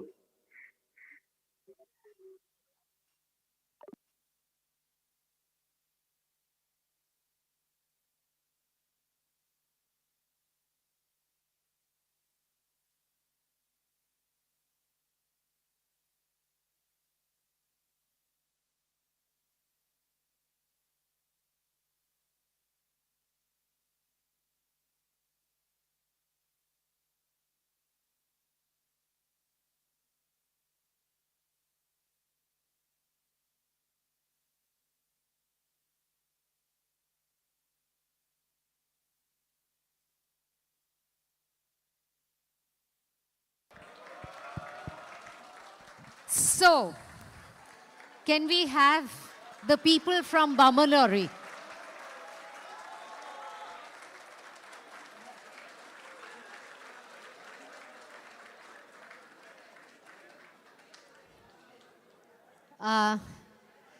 Bamalori is going to conduct the lucky dip right in front of you for the sake of transparency, I suppose. Is there anyone from Bamalori here? There. Right. So quite a few cards. And who's going to take the dip? Professor Chakraborty? Professor Chakraborty is given the very, very serious duty of picking up the lucky winner. So, আপনার হাতে একজন খুব ভাগ্যবানের ভাগ্য নির্ভর করে আছে। আপনি দু চোখ বন্ধ করে একদম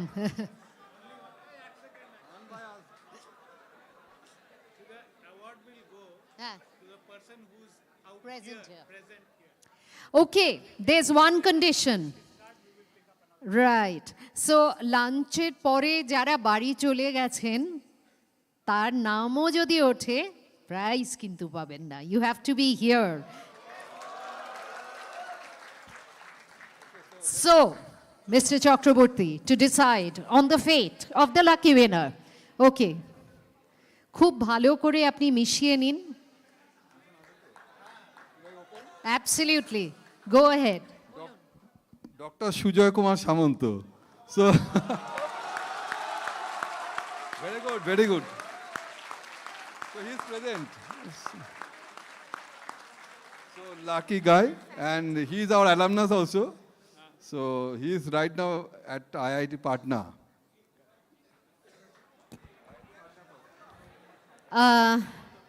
Dr. Samanto, please come up. Do come up. ছুটির অ্যাপ্লিকেশনটা এখনই করে দিন।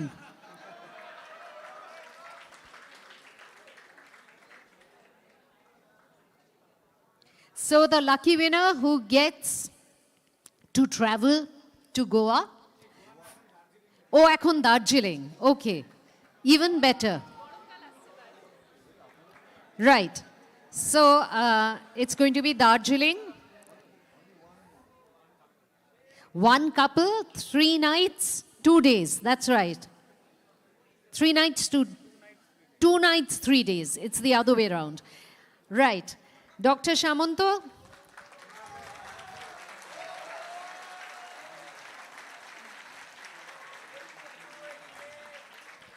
আমি জানি না আপনার প্রথম হানিমুন কোথায় হয়েছিল, বাট সেকেন্ড হানিমুন তো দার্জিলিং এ হবে।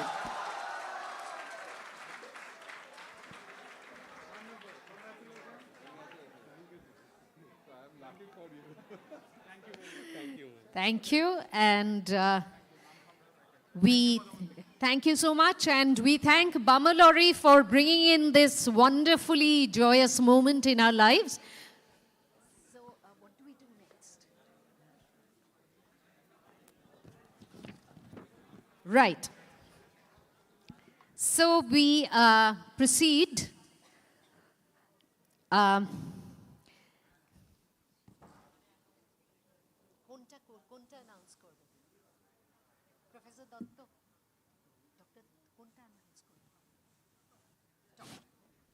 Right. So we are going to have an interactive session with the students. They're out here in numbers with Mr. Partho Sharathi Chatterjee, who certainly needs no introduction. So can we once again request Mr. Chatterjee to come up on the dais? And this is going to be an interactive session. So polish your glasses, pull up your trousers, tighten your belts.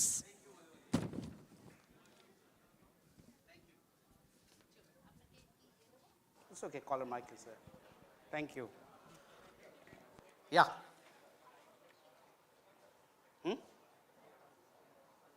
It's on.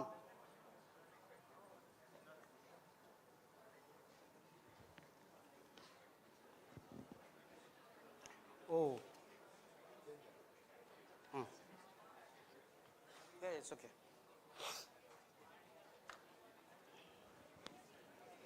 Good afternoon. Good afternoon, I said. That's great. So that I get the energy, to impart the energy. Since morning we are sitting and partly eating and a lot of listening. So this is a voluntary session. This particular, what I'm going to do now, is called interactive session. So interaction starts from the beginning. Can you please rise? Keep your hands free. Keep your baggage. Yes, all. Of course, it's a voluntary, as I said. Somebody, for health reason or otherwise, wants to choose, is perfectly okay. Keep your hands free. Okay? Great. So, I would request to have some kind of a gap between all of you. Slide. No, if it is okay, I mean, don't move fast, that's what. What I'm going to do, please follow the instruction and do that very carefully. I really request your attention. So what you have to do, you have to keep the finger like this as if pointing towards, okay? No, this way. Keep this right hand or whichever your active hand. Left-hander can do that same with the left hand. Okay? So all are ready? Okay? So what you have to do, you have to stretch, and where you stop on the wall or wherever it stops, that point you please remember. So I go like this, I stop there, I remember there. Okay? Please do that. Go, stop there, remember that point wherever you are pointing. Is the instruction clear? Now you remember the point, come back, original position. Now you do, hold on, same way. Now my instruction is stretch maximum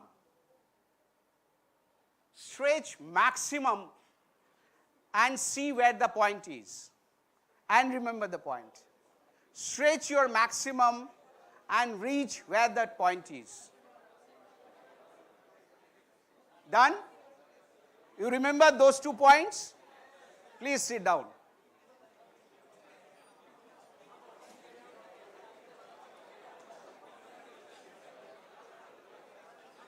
Please raise your hand, whoever the second point is later than the first point.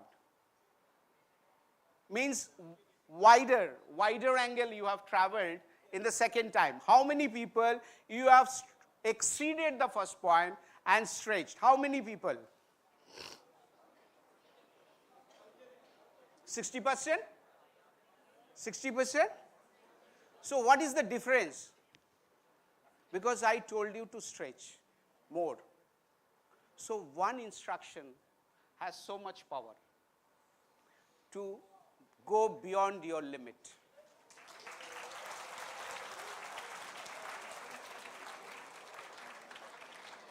Now the question is, why it has to come from me?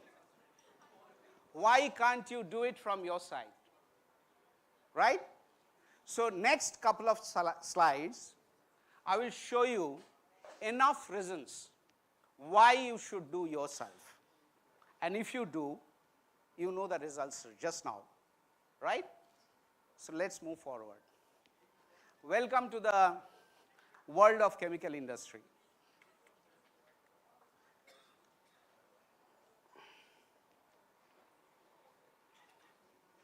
I take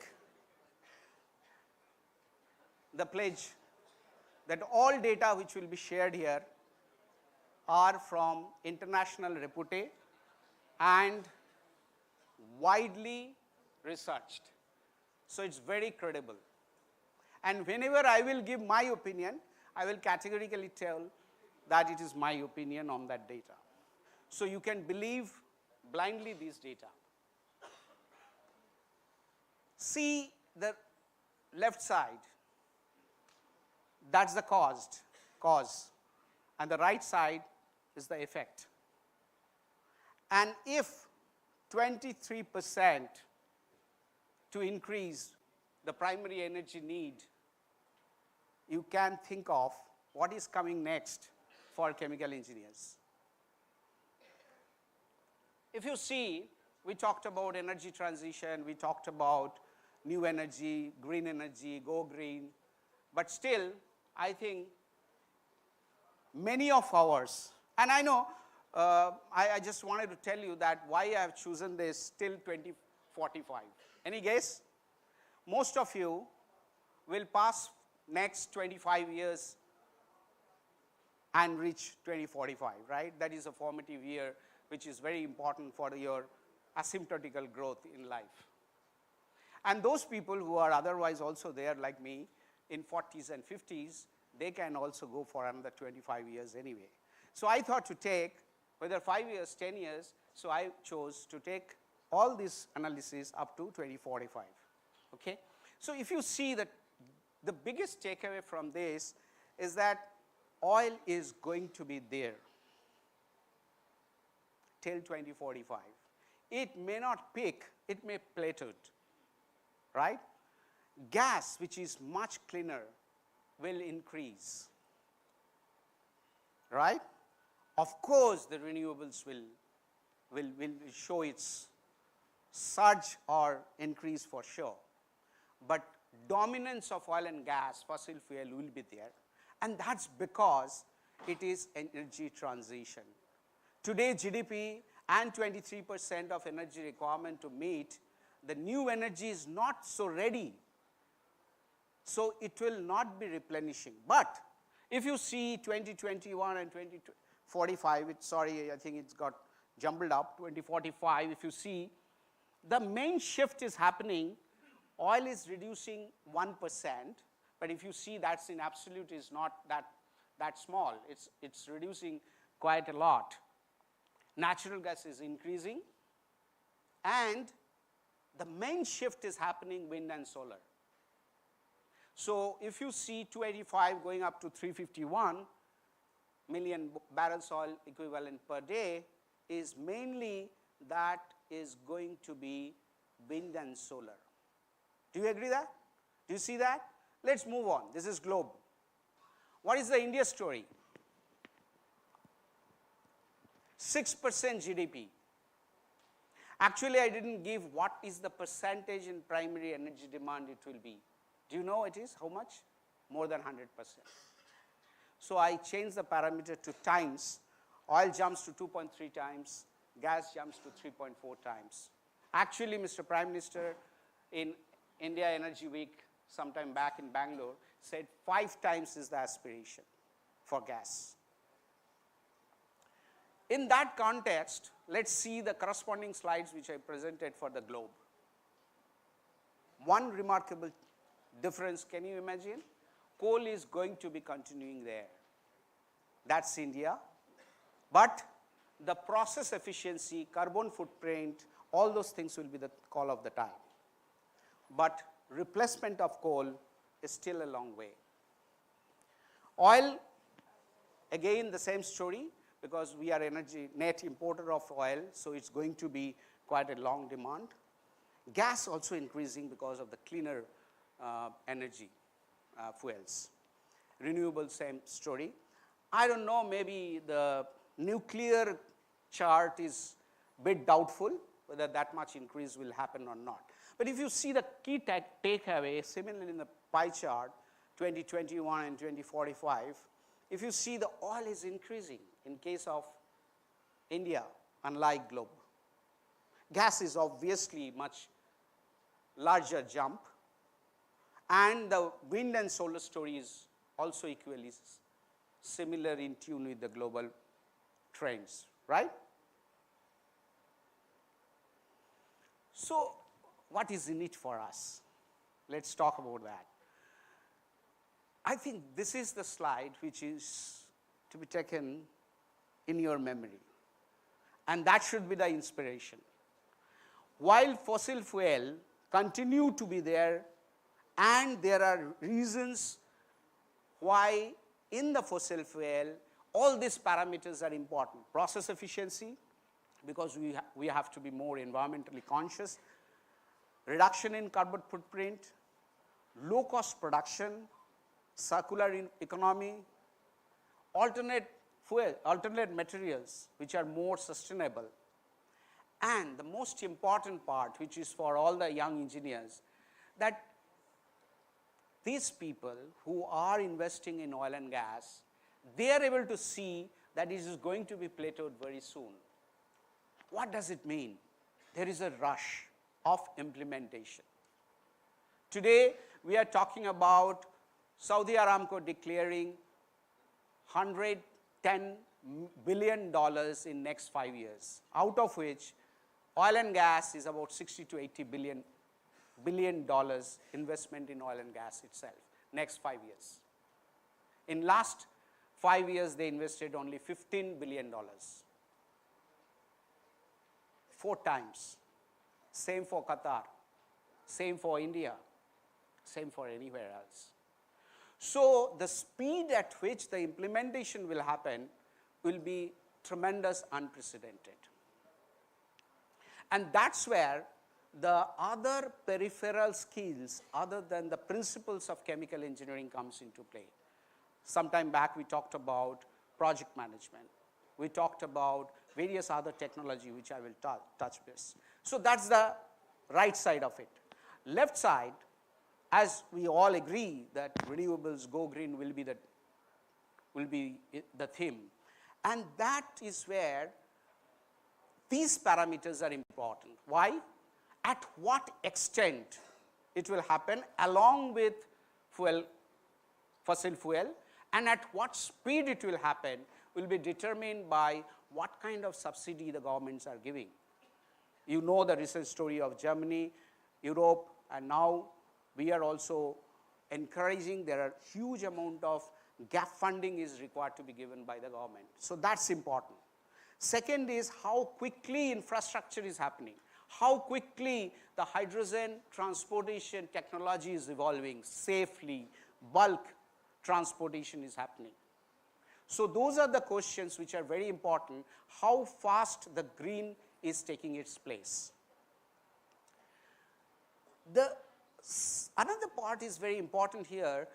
Please understand the green renewables part going along with the fossil fuel differs country to country. The story of Europe, the story of United States, the story of India are different. So the speed and extent with which it will happen, it may be a point of debate and deliberation. But the most important takeaway from this slide, all of you, are that you are in the crossroad where there will be dual investment engine. What a time to be chemical engineer, to exploit this situation and make a career path. Now, let's talk about something which in terms of real world, which are the industry will be opening up for all of you. If you see, I divide into 3 sets. One is, we talked about, there will be continuous focus on efficiency increase of your conventional plants, which we are doing today, how to extract more efficiency so that those plants, those processes are more carbon footprint friendly, right? The second thing which will happen, there are other plethora of industry and process improvement will happen where fuel will be shifted. So waste to energy, biofuel, 2G, 3G ethanol, those kind of fuel shifts or hybridization will happen. The third part is the decarbonization, CCUS, green hydrogen, all those things, solar, wind power, those are the things will be coming, which are completely talking about go green. So this is all 3 areas, if you talk about, there is a huge demand of the process engineers across the globe. Let's talk slightly specific, that as chemical engineers, which are the core functions you will be focusing on. And there is also an expanded view today. You are not only limited to chemical engineers being on the DCAs or as a commissioning, or only limited to the design. There are plethora of functions, core functions, where you as a chemical engineers can participate in those industry which I just mentioned, full of earlier slide. And these are the areas where there is a deep engagement of chemical engineers required. Correct? Let's talk about something else, because as I was, when comparing the panel session, I was telling that what is the cool thing about chemical engineering discipline, because where are those new technology? Believe me, for example, in L&T, we are talking about all this application as chemical engineering, and while installing some of the chemical engineering process plants. Let's take one by one, right? Let's talk about advanced manufacturing, 3D tool, how you are remote controlling the plants with advanced sensors, how your maintenance you are doing through drone. Many of the painting work we have done through drones. How innovative materials are evolving. How you are making a boutique polymers with nanotechnology. How we are talking about green chemistry, Internet of Things. Many of our construction sites, many of the assets in the chemical plants and systems are with the chips, which you can track as far as productivity is concerned. It is much safer now. You can generate any kind of asset data. You can generate the quality control process. So a lot of process automation is happening through Internet of Things. Data analytics. Today, many of the laboratory work are much easier because they are talking about cloud computing and data analytics. And artificial intelligence are very heavily in the hazardous areas, biochemistry, many of the areas. So what I'm trying to tell you that along with the core principles of chemical engineering, these are the things please look into where your interest should be, which are the things to pick up and have an overlap with the chemical principles and process, right? So these are the new tech which will be the edge if you pick up along with your conventional chemical engineering processes and systems.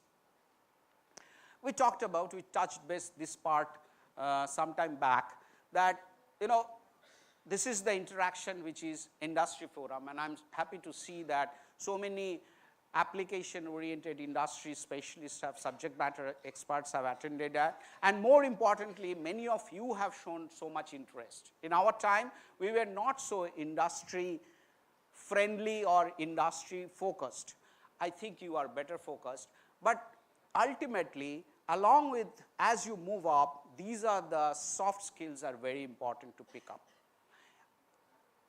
It's to be aware of, it's to be focusing on, and you have to, now onwards, you are going to the world where you have to learn through observation, through understanding that these are critical success factors along with your functional knowledge, right? I leave it there for you to absorb. If you do all these three things, that means core chemical process engineering, then you talk about the new technology to add on with the core, and then build on soft skill. This is the kind of opportunity. Believe me, this is real data. Are you excited? No interaction. Are you excited? This is not called excited. Are you excited?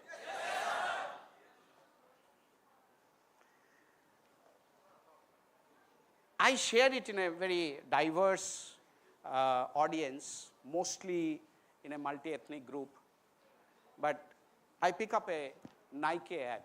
I don't know whether you have seen the series of Nike ad. It's very inspirational.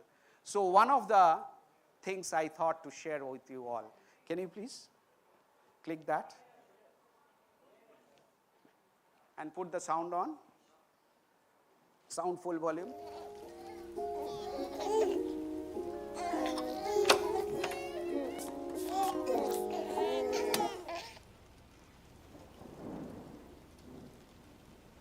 Listen up, babies. Life's not fair. You get no say in the world you're born into. You don't decide your name. You don't decide where you come from. You don't decide if you have a place to call home, or if your whole family has to leave the country. Yeah, it's messed up.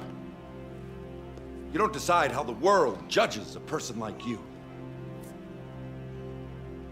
You don't decide how your story begins, but you do get to decide how it ends. Yes! Future is unlimited. Sky is not the limit.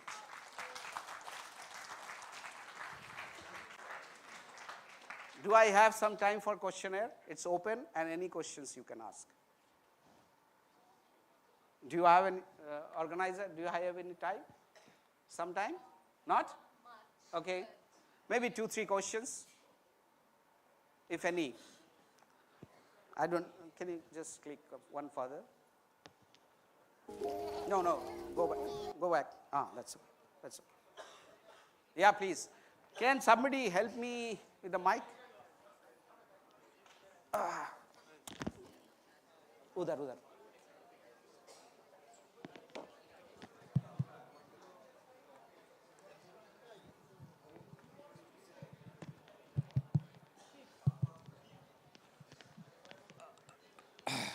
I have one small question for you. Sure. This is a very good presentation. Whatever data you have given, this is very, very, sort of, enthusiastic for the guys here, sitting here. What is the future? Means, what are the prospect ahead of our students here in India? Because whatever you have given the figure is very good, is very, very lucrative for them to plan ahead. What are the prospects in India? As I told you that I have given parallelly to the global picture, India picture as well. And you have seen some of the cases, the story of India is steeper than globe. Let me be very frank. I'm in the middle of many projects. In fact, in L&T today, the growth will be only hindered by the lack of talent. In India's story, if the talent comes forward, twice X, thrice X growth is not impossible. And I'm not making words just without any data again. You talk about refineries, right? If you see the India energy mix, about 16 to 17% we do energy spent is in transportation. And believe me, there are things happening many ways that transportation fuels, the diesel and petrol, will be shrunk. Now, what is the impact of that? Today, the fractionation which is happening in refinery will be changed drastically. We have many projects in India where oil to chemicals is the real life. Reliance, hugely investing oil to chemicals.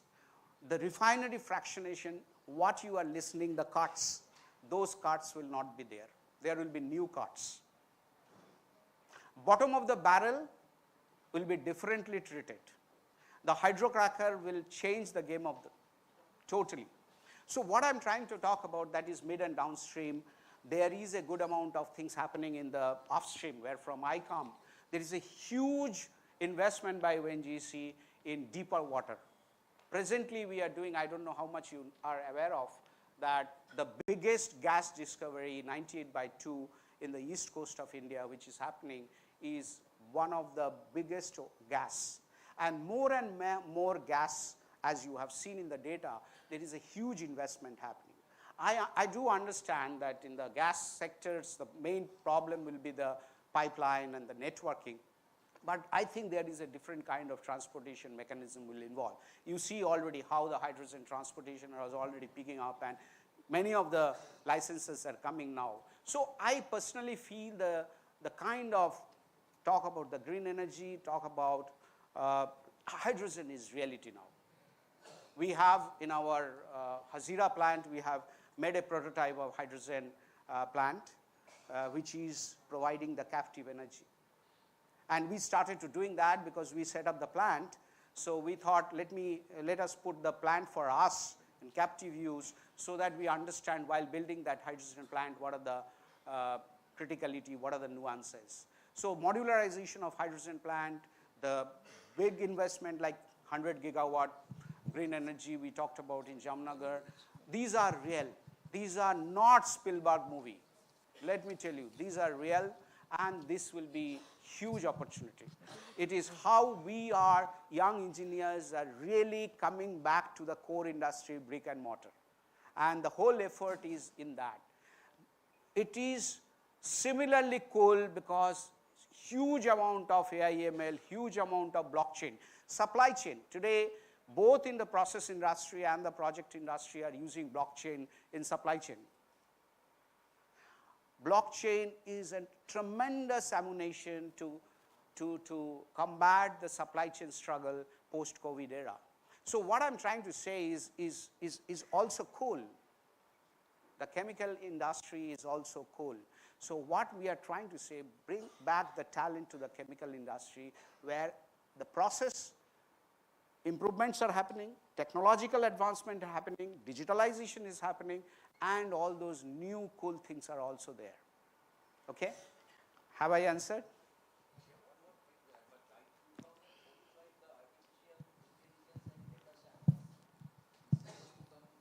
Including robotic engineering. So in that case, that number of manpowers may not be that much required. No, it is just, I mean, that is my wish, maybe my wishful thinking. But the way AI and data science are moving, including robotic science, and that also in the medical science, robotic surgery, the people, we are apprehending that our scope, our means our next generation scope, not our scope, exactly.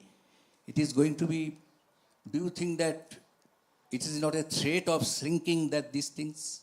It's an excellent question. I think it's, please understand, this is an excellent question because every time we are adopting the digitalization, new technology in many of our industry, this is the question comes. And my HR head is sitting, I specially called him from Bombay so that he understands the pulse. So my answer is that, you know, let me give you an example. We recruit a lot of good young engineers, GTs in industry. And I was making a survey that first 5-6 years, what kind of monotony of job they do. You know, I found that 60%, 40 to 60% job they do monotonous. That means they do day in, day out, 40 to 60% of the job monotonous. Now I replace them with bot. In my sectors, I have implemented so far 25 bots to take away all those monotonous repetitive job. So those are algorithm are doing, the people are not doing. It's a cobots. Now think of that 20 engineers or 25 engineers who are doing this 40 to 60% monotonous job. They are unlocked and they are doing something else and we are engaging them. So it's a lot fun. Believe me, this digitalization will make your life a lot cool, lot fun. It will not scare us with the, it will be, as some time back we said, that we have to unlearn, we have to relearn. COVID has taught us, many of us who are having gray hairs, who were not opening up the MS Teams and Zoom, now they can't talk about without that. So we have to unlearn and relearn, right? It's replacement. It is not the replacement of the resource. It's replacement of the thought process, the way business is getting re-engineered, and it's not a threat at all. I hope I have answered. Yes, Partho, there's a question from your budding engineers, your targets. Yeah, please.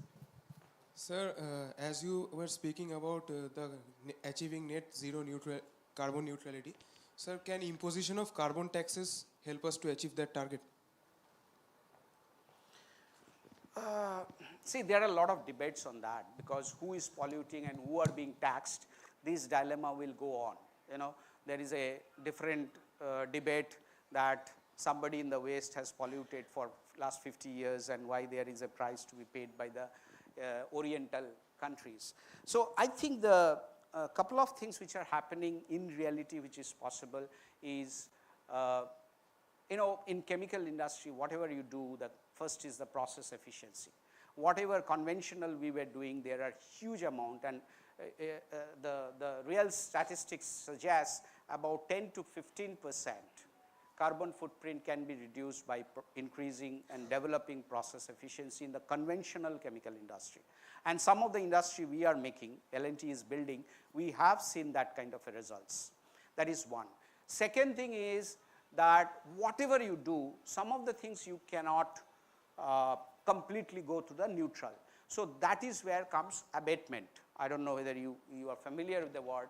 So many of the projects we are doing, there are clients and there are many industries are now doing so many million trees to be planted. Every contract we discharge, we set a target, so many trees to be planted. So, you know, you have to do all these things together, but I think the most important part is today's balance sheet. You have to have profit and loss, other assets, and also mention what you are doing for ESG. And since that kind of a statutory, compulsory, mandatorily requirement are coming, it is more the companies are coming forward and giving the focus to that. Imposition is a deterrent, tax imposition and other things. It's more if your exchange is giving, stock exchange, all the SEBIs and other people are giving the due credit to all these, and those are traded better. So those kind of an economic benefit will be more encouraging for giving that impetus. I don't know whether I've made you clear. Sir, we'll have to sort of Yeah. close this session. So she's really stopping me. It's fantastic to share this session with you all, and really enjoyed a lot. I don't know how much you have enjoyed. The last slide, if you can bring in, just one more. Just one more. I will just take it. Just one more. This is my contact from wherever you are sitting. If you scan the QR code, it will be there with your phone. So please take care. I will be happy to answer many other questions which, because of the short of time, I could not do that. Please, I want to add just one point. The Reliance, we are having 250 plants, okay? And in IX platforms, we are publishing daily reports of the all 250 plants automatically. And if we ask the engineer, if anyone asks you to do any manual activity, come back to us. Stop all manual activity. Do productive modeling, how to improve the efficiency, yield improvement. Even if you increase, say, let's say Dasar is here also, if you improve the 0.2% yield in FCC, it is a huge money. Absolutely. So focused on that. Stop all manual activities. Absolutely. Web-based report every day morning, 9 o'clock. It will reach to your laptop, desktop, mobile. Thank you. Thank you. I mean, these are real stories. Absolutely, the kind of revolution or transformation is happening to change the way we do the business. We did the business yesterday is mind-boggling. It's quite exciting for even in the young engineers to be cool and concentrate on the main things instead of the monotonous things. It's happening all across. You heard him, you heard me. These are practicing in the real world. Thank you very much. Take care. Thank you so really, much. Really, stop telling me to stop. Sorry. Go ahead. Sorry. One last Let question. me take.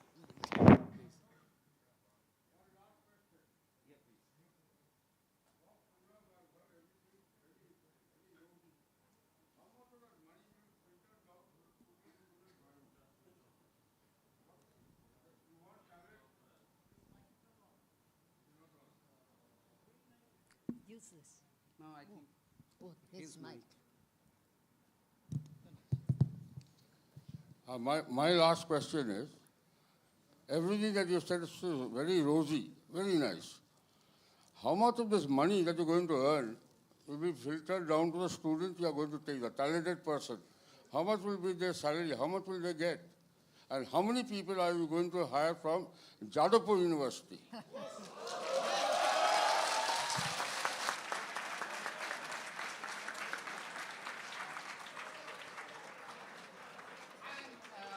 If you really permit, because I believe that what is enough for us. Sir, take this. You know, I think it is incomplete, and thanks to you. I mean, I always say that end of the day, if you don't show what is in it for us, each one of us, it doesn't make very exciting. So yes, true. One, myself and my HR guy has come fleeing from Bombay to attend these particular questions. And last time, and believe me, I'm telling from the core of my heart that last time when we gave the walk-in interview, 10 people attended. Panel members were 12. I want to change that. Promise, many of the industry colleagues are here from very reputed companies. It is the coming back to chemical industry will make the difference. We promise you, we will give you better life only, not only money, which shifts from one job to another. You want to be complete man, like a Raymond man, come and join chemical industry. Thank you. Hello. Thank you very much. Can I assume, Other than that, can I assume, we the alumni are there for strengthening other things. Can I assume that you're going to hire at least 5 per person next year? You are too less. Your next person, you are too less. I am talking about couple of times. Thank you. Thank you. Thank you. Thank you so much. Thank you very much.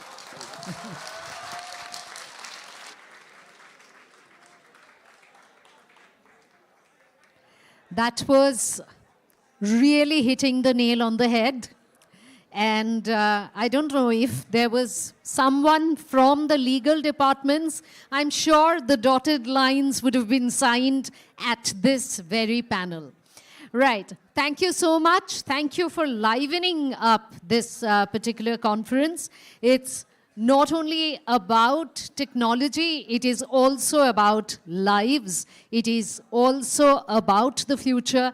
And today, we are going into the final panel discussion, which is about the future and which is about the role of young engineers in allied industries. The speakers are Dr. Kaushik Bhattacharya representing SAIL, and we also have Mr. Shoumabho Bera representing TCS, Mr. Ojeo Bandopadhyay representing IFC World Bank Group, and Dr. Oshim Roy is going to be the moderator. Dr. A.K. Roy is a chemical engineer of great repute, and indeed, research and development is his strong forte. May I request Dr. A.K. Roy to please come up on the dais and call his panelists. As we all know that he was the person behind the establishment of many iconic, let's say, achievements in the steel industry. Dr. Ray was instrumental in commissioning sponge iron pilot project and associated processes in the research laboratory. Dr. Roy is also a great academic who has published many books. He has received many awards. In fact, under his leadership, DSP, that is Durgapur Steel Plant, got the prestigious Golden Peacock Award. And he, as I was saying, that he has a number of publications, and he got the best paper of the year in 2021 from the International Society of Automation, United States. It is, before I hand over the mic to Dr. A.K. Roy, may I call upon our head of the department,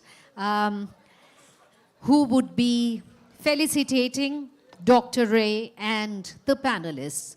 Our head of the department, Professor Roger Chakraborty, to present a memento and felicitate Dr. A.K. Ray.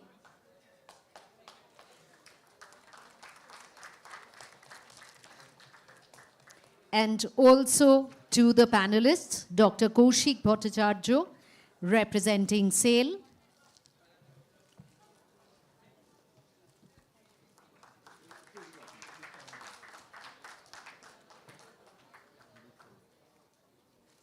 Dr. Kaushik Bhattacharya, representing SAIL.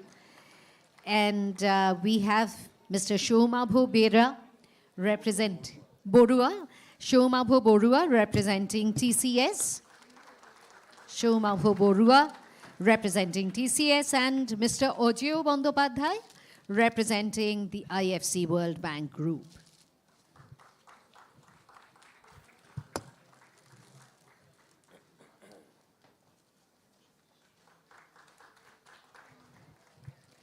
Thank you so much, and it is over to Dr. A.K. Ray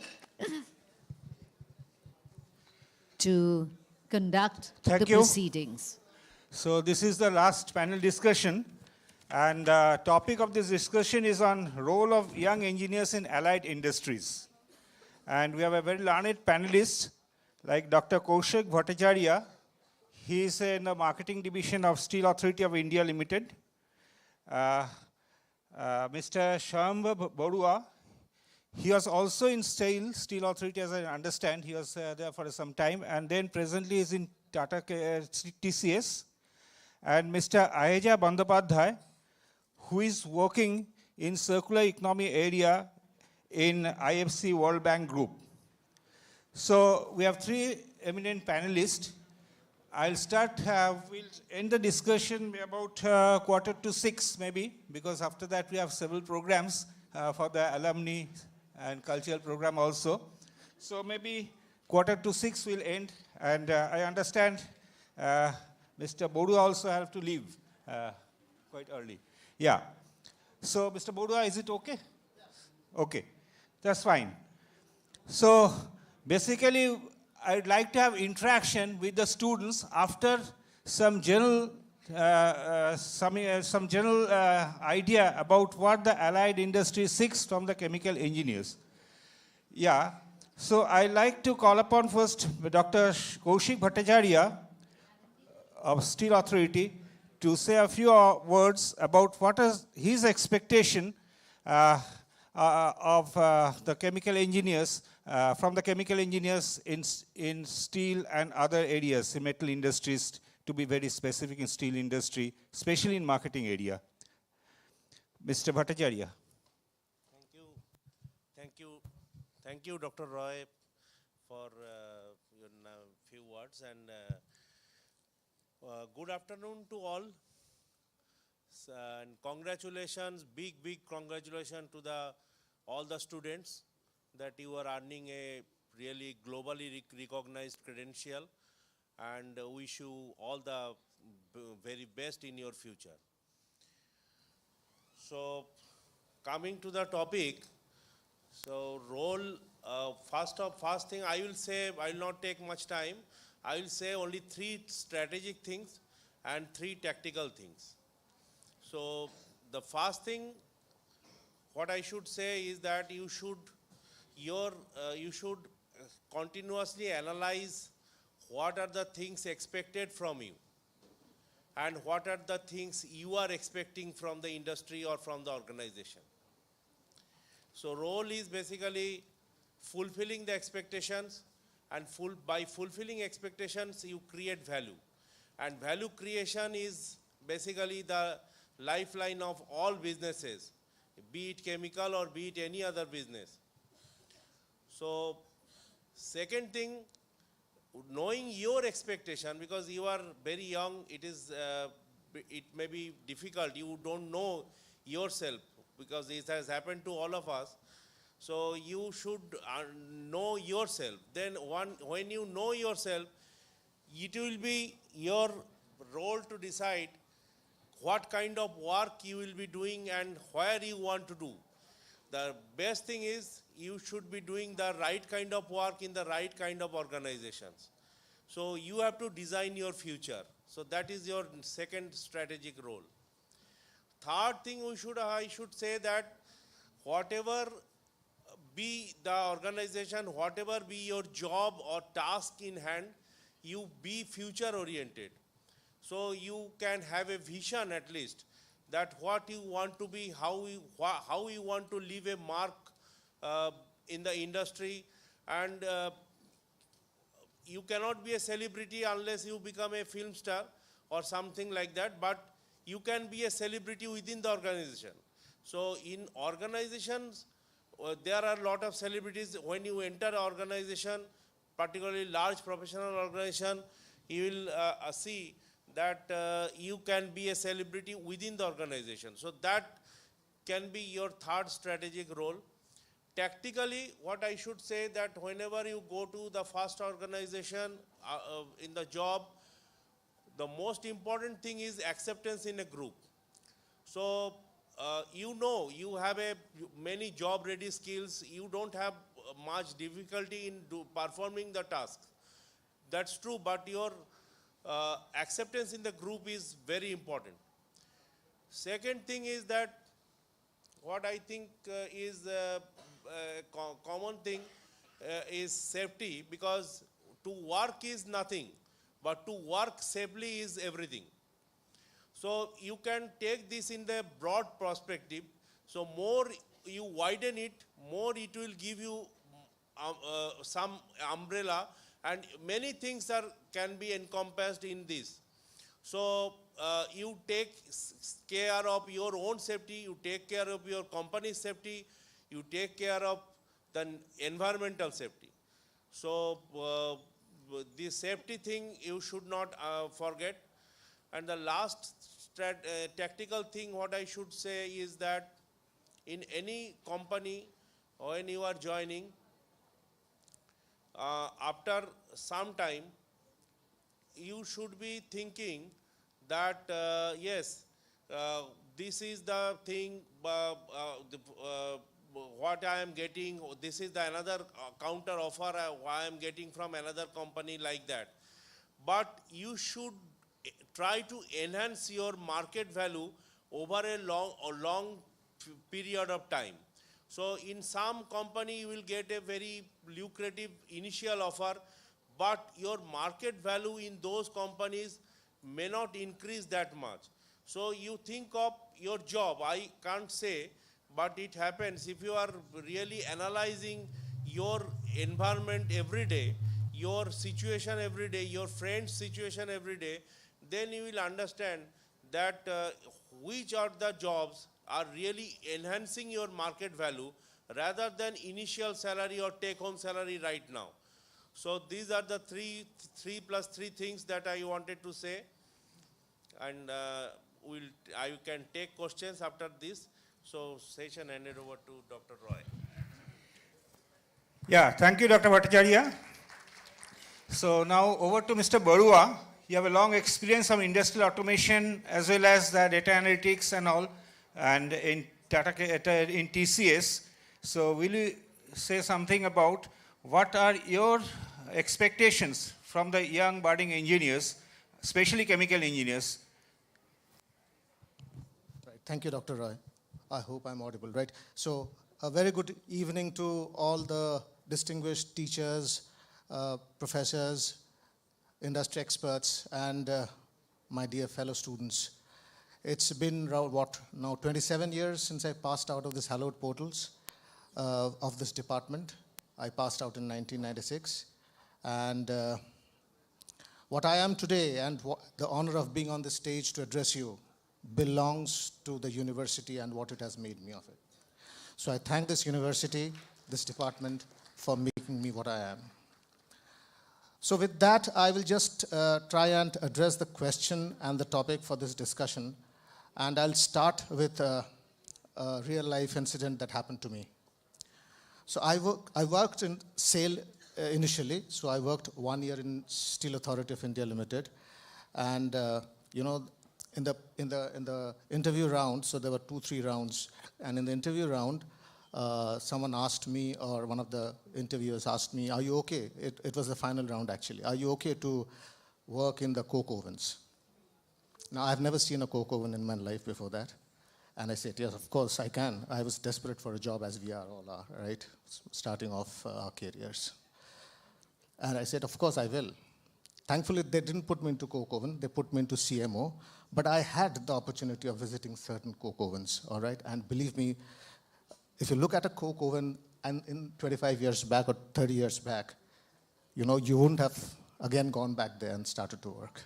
Like, it was like, you know, smoke belching out of you know, some containers and stuff like that. It was a very, very unhealthy kind of environment. But the industry has changed dramatically post that, you know. So the coke ovens of yesterday is not the coke oven of today. So there has been a vast change in the environment and the technology that is used in coke ovens today.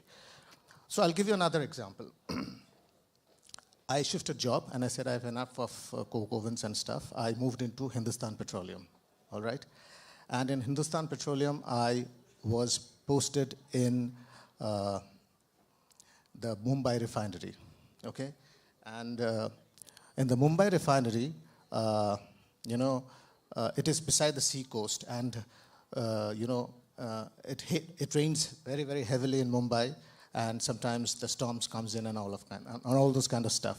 So what happened was, one day there was heavy rains coming in, and there was a flange that was leaking on the top of the VDU tower, the vacuum distillation unit tower, which is what, nearly maybe 30, 40 feet, I don't remember exactly, maybe 40 feet tower, okay? And the technician there just flatly refused to go up the tower and repair that flange, all right? So he said, I'm not going up. And I was the trainee engineer there. And my boss said, you climb up and go and tighten the flange, you know. It was a monkey ladder. I'm not sure whether anyone has worked in a refinery, but I'm sure many of you would have seen that. And, you know, it was a monkey ladder. I was in my raincoats and I was climbing up that ladder, okay? And I reached up, tightened the flange, and came down again. It was like a, you know, a movie scene, right? For me, it was like a heart-stopping scene for me. So I decided I had enough of that, and after 5 years, I again said enough, and I quit and moved into a completely different field, which is now IT. So the point that I'm trying to make here is that how would things have been done differently if it was today, all right? So today, we are using drones and satellite imagery to kind of do the same job. So what we do something called constant monitoring of such flanges, of, you know, such high, you know, towers or high installations, which are very difficult to climb or, you know, do a preventive maintenance by climbing at regular intervals, checking at regular intervals. So what do? We have imageries of drones and, you know, even satellites, which track these images on a regular basis, 24/7, 365 days a year. And these images are captured and then analyzed. And if there is a leak, or if there is a kind of potential threat that is kind of envisaged, it is immediately taken care of. So what I'm trying to say here is that there is a lot of innovation that has gone into this industry since the last 30 years, and IT has played a very, very major role in that. So, but the base, as Partha also said earlier to me, the base remains chemical engineering. So, whether it's IT, which is an enabling industry for us, the core remains chemical. If I do not know which flange or how much pressure, temperature to maintain, the logic, the algorithm on which I have to write it will not be ever written. The machine language that you talk about, the AI, ML, will not work without the core domain knowledge that you have. In TCS today, we have around 600,000 plus 615,000 associates, on our payrolls across the globe. Do you think all of them are IT engineers only? Absolutely not.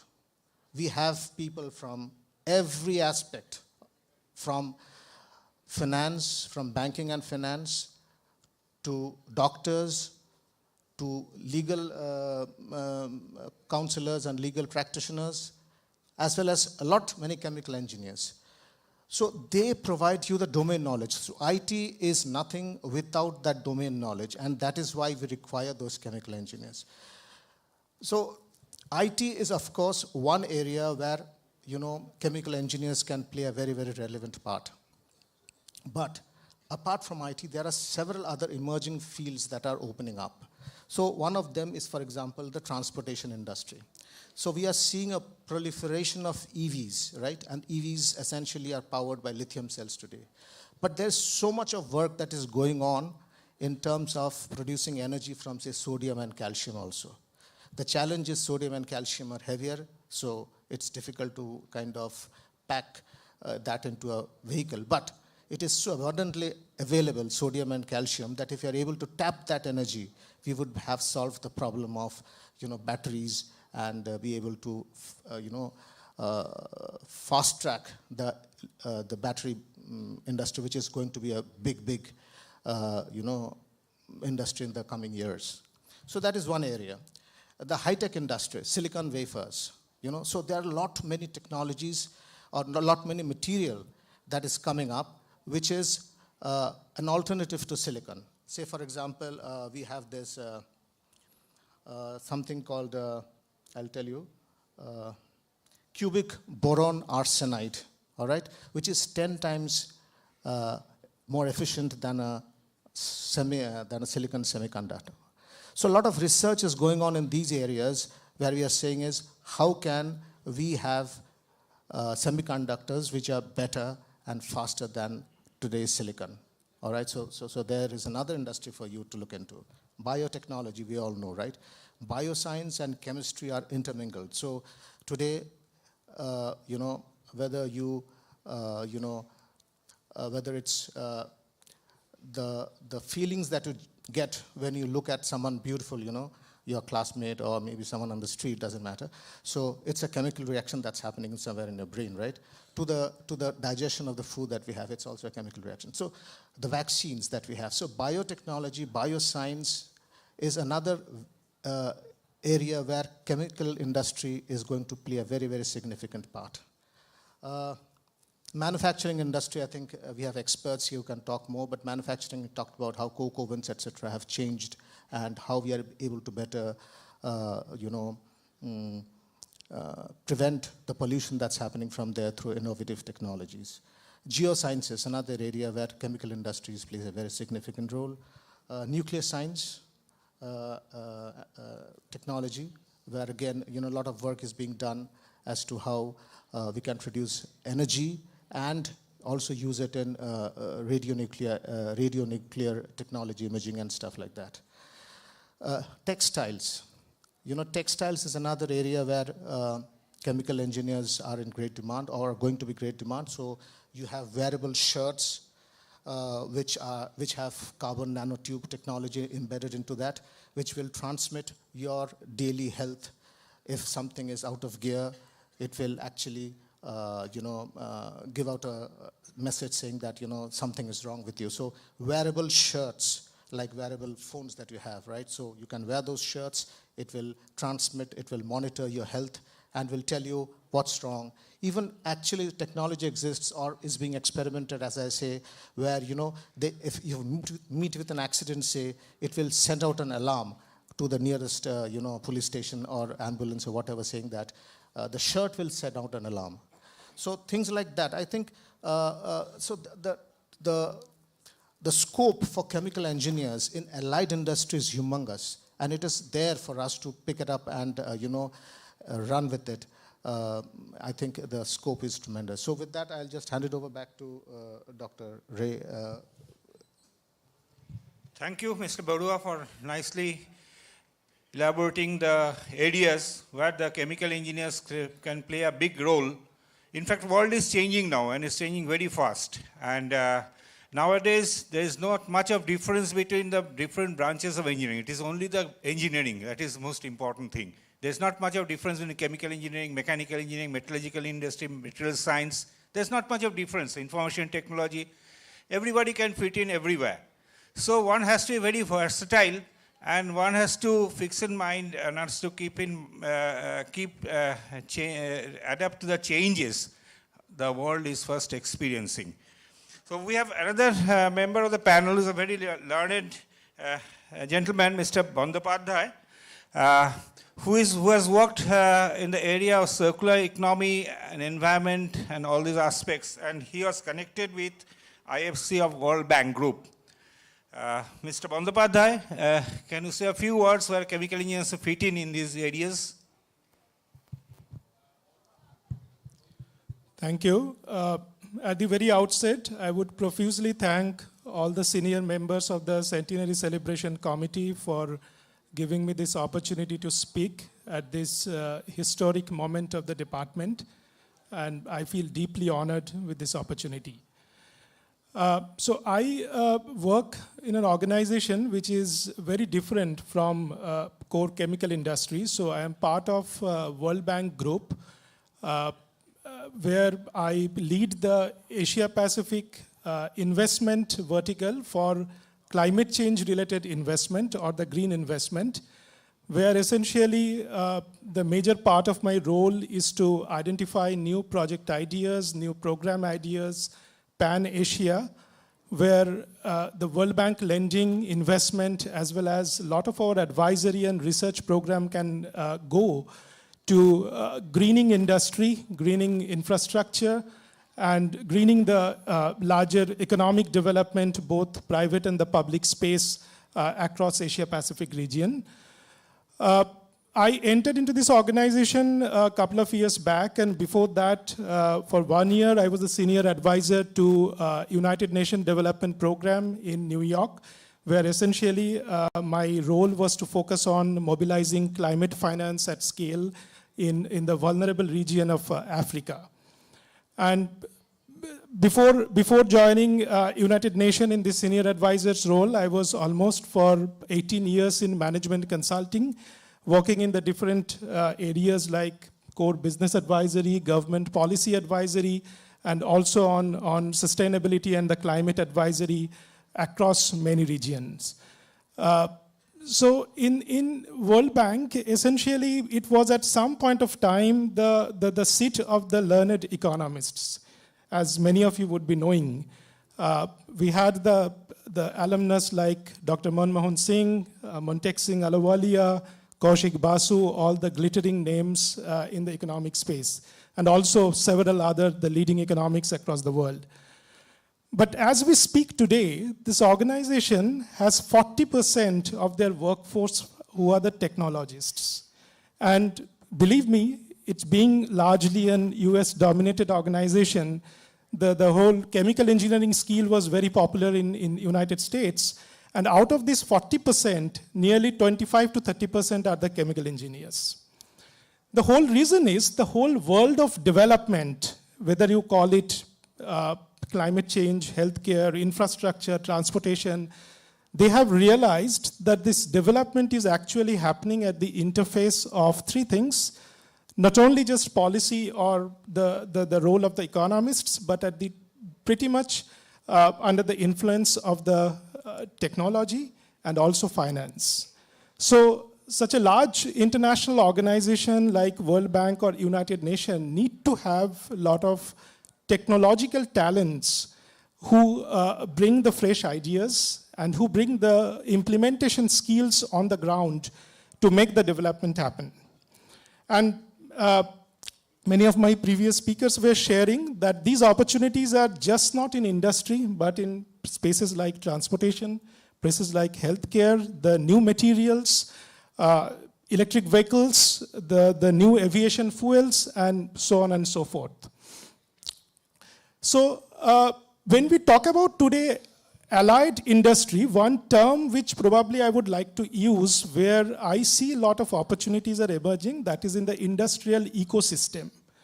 So it's not just about your core industry, but the core industries today are very frequently getting shaped, reshaped, also disrupted quite frequently by many forces. So we talked about certain technological forces. Mr. Parthu Chatterjee has given a wonderful presentation on some of the latest trends. I will also add two things, which is our geopolitical forces, which is really hurting us day in and day out. And that's what you are also today perhaps reading every day. The war in Russia, Russia-Ukraine war, the tension between US, China, and the Taiwan, which are shaping the landscape of industry tremendously. There are forces like, we have seen COVID, the kind of what we called the sudden changes which were completely unexpected, that has jeopardized the supply chain, jeopardized the industry. And there are, of course, the technological changes. Now, given those changes which were impacting a lot of these core brick and mortar industry, so today when you look at your opportunity space is just not in your core industry, but also go beyond that. Look at your entire industrial ecosystem, which involves a lot of startups, because today's major innovations are not coming really from the large industries, but hugely from the startups. You look at several R&D institutions, R&D companies who are doing fantastic job. We are part of this ecosystem. Look at the financial institutions which require technological talents in a very big way. Look at the policy think tanks who need the inputs of the technocrats, the technologists, to make the policy more comprehensive. And also the academics, which is a very wide field, which are part of the ecosystem. So that whole ecosystem view is very important. I know it's sometimes difficult sitting at your level. In fact, if I think of, when I was passing out, where I had that enough maturity and the whole idea to understand the ecosystem, of course not. But today you have a lot of resources, wherewithal to really understand that your opportunity is just not your core chemical industries. Yes, that's definitely a big area, but you have several opportunities beyond that. Second thing which I want to highlight that, see, in most of the large industries, if you see today, there is no guarantee in jobs. There is also no guarantee in the skills. There was a time when there was a guarantee in jobs, but there was no guarantee in jobs, but there was guarantee in skills. People used to say, okay, if you are a good IT developer, a digital specialist, or a chemical specialist, you may lose job in one industry today, but you will get somewhere else. But today that's also not true, because the rapid technological advancements is making jobs as well as the skills redundant almost every day. Even we heard about some of the previous speakers talking about learning, unlearning, and relearning. Yes, that's very important. But the whole technology of ChatGPT and many other things which are making us realize that you will have a learning assistant today. So you may not need to learn it, you may not need to absorb it, somebody else may help you to learn it tomorrow. So what's going to happen in this scenario? We really don't know. So in this context, it's almost like when a pilot is navigating a plane under the heavy cloud, just with certain aids and assistance and a lot with his experience and expertise, that how to navigate through and reach the destination in the most convenient fashion. So I think that's what something very important, and keeping that in mind today, in fact, World Economic Forum very correctly said that in future, the skills or competencies which probably the young graduates, whether from the engineering colleges or management institutions or wherever it is, would be requiring, is not just your technical skills. Yes, you need to have a very good analytical ability, mathematical ability, your understanding about data analytics, or your core engineering and all that. But there are few things which are also becoming very important. Your curiosity. Are you really curious to understand what's happening in your surrounding? Do you read a lot about those developments? You need not be an expert in every field, but you should be well aware to catch the right wind at the right time. Second thing, your creativity and inventiveness, as well as your innovativeness. I was very pleased to hear from this older gentleman before lunch who was talking about that several years ago his professor in US talked about that even beyond knowledge, what is more interesting and important, that's your creativity. And that whole creativity skill is becoming very important. Just think of today, an organization like Accenture, okay, which was originally a digital consulting firm. They are acquiring the firm which are into the advertising. They are recruiting the artists. The reason is that today, think of a product like iPhone, which has more innovative content or an artistic content than a technical content. So if you have to improve your product over a period of time, the technological brilliance has its limitations. Pure technological brilliance has its limitation. So what it needs to today is to synthesize a lot more skills, lot more competencies, lot more capability which are beyond the rim of your core capability which you are learning day in and day out.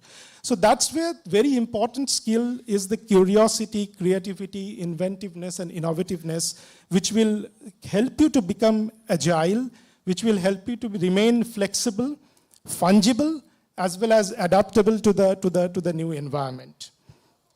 So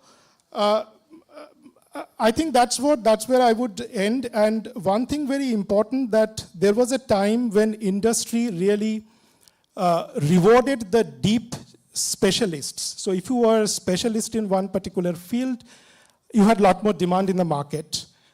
Today, there are a lot more acceptance for the deep generalists.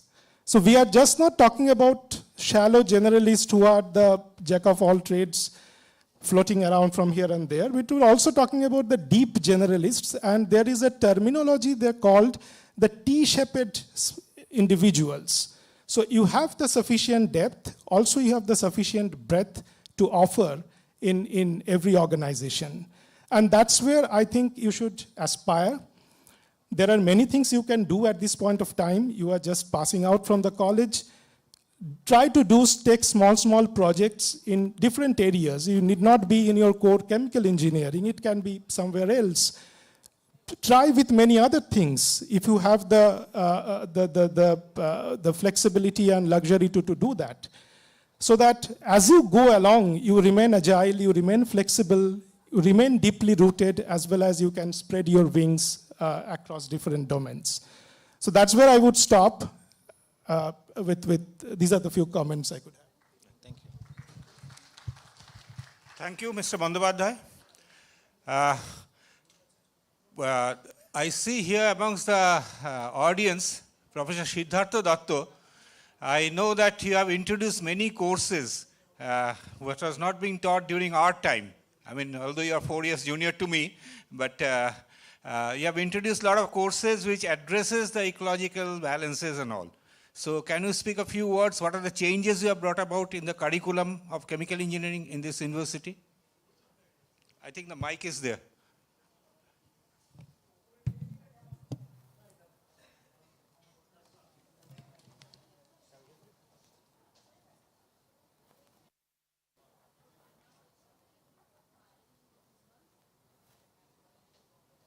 In fact, I'd like to introduce Siddhartha Datta, was a faculty of chemical engineering, and he was the head of the department, and then he went to the administration department. He became pro-vice chancellor. Yeah, Siddhartha. Yes, we have made a lot of changes in the syllabus, particularly after 90s. By that time, I was associated with many organizations related to pollution control technology. I was associated with West Bengal Pollution Control Board, Central Pollution Control Board, Ministry of Environment and Forest. So I felt that the course on environmental science and engineering, that would create a new dimension in the field of chemical engineering. Earlier it was in the, or within the field of civil engineering mainly.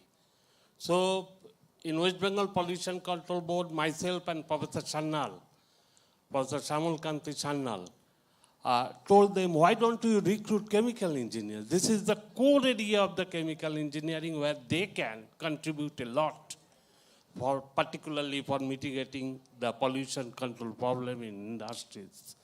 So I introduced this course, and I am happy to say that many of our students are now engaged in pollution control area of many industries.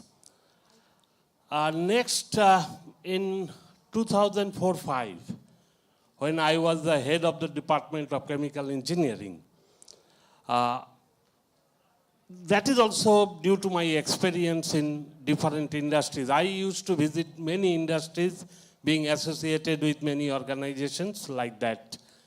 So I felt that safety engineering, that must be also included in the chemical engineering course. And today people are very much concerned about not only the safety of the worker, safety of the people living around the factory. So I introduced that course, and now initially I introduced that course in the elective areas. We have a lot of elective subjects. So pollution control engineering, that is also one area in the, or one subject in the elective. And later on, we introduced process control, safety, etc. in the elective areas.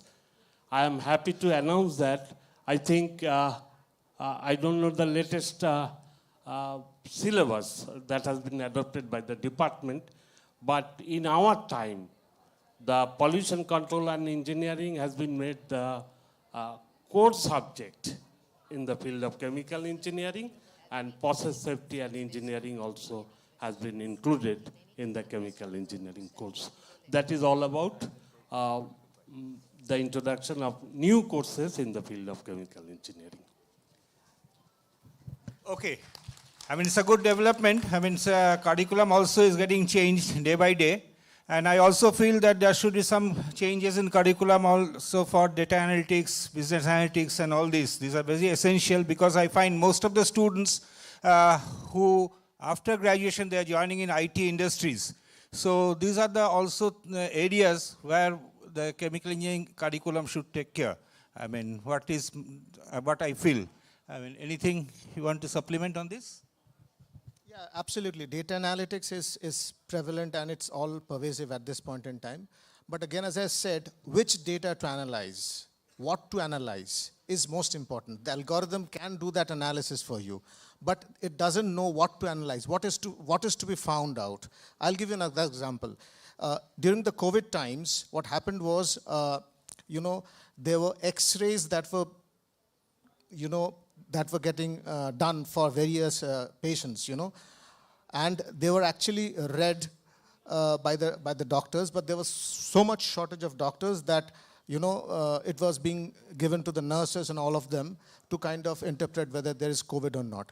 So robotics was used, or AI, ML, vision computing was used to kind of identify,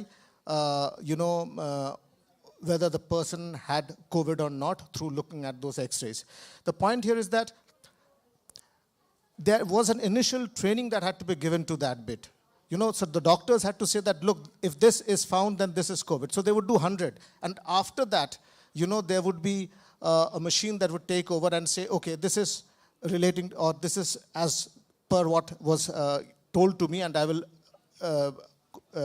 classify it as a COVID positive case or a COVID negative case. But it would also find out cases which are ambiguous. It would throw it off the line. It was like a conveyor belt. It will throw something out of the line.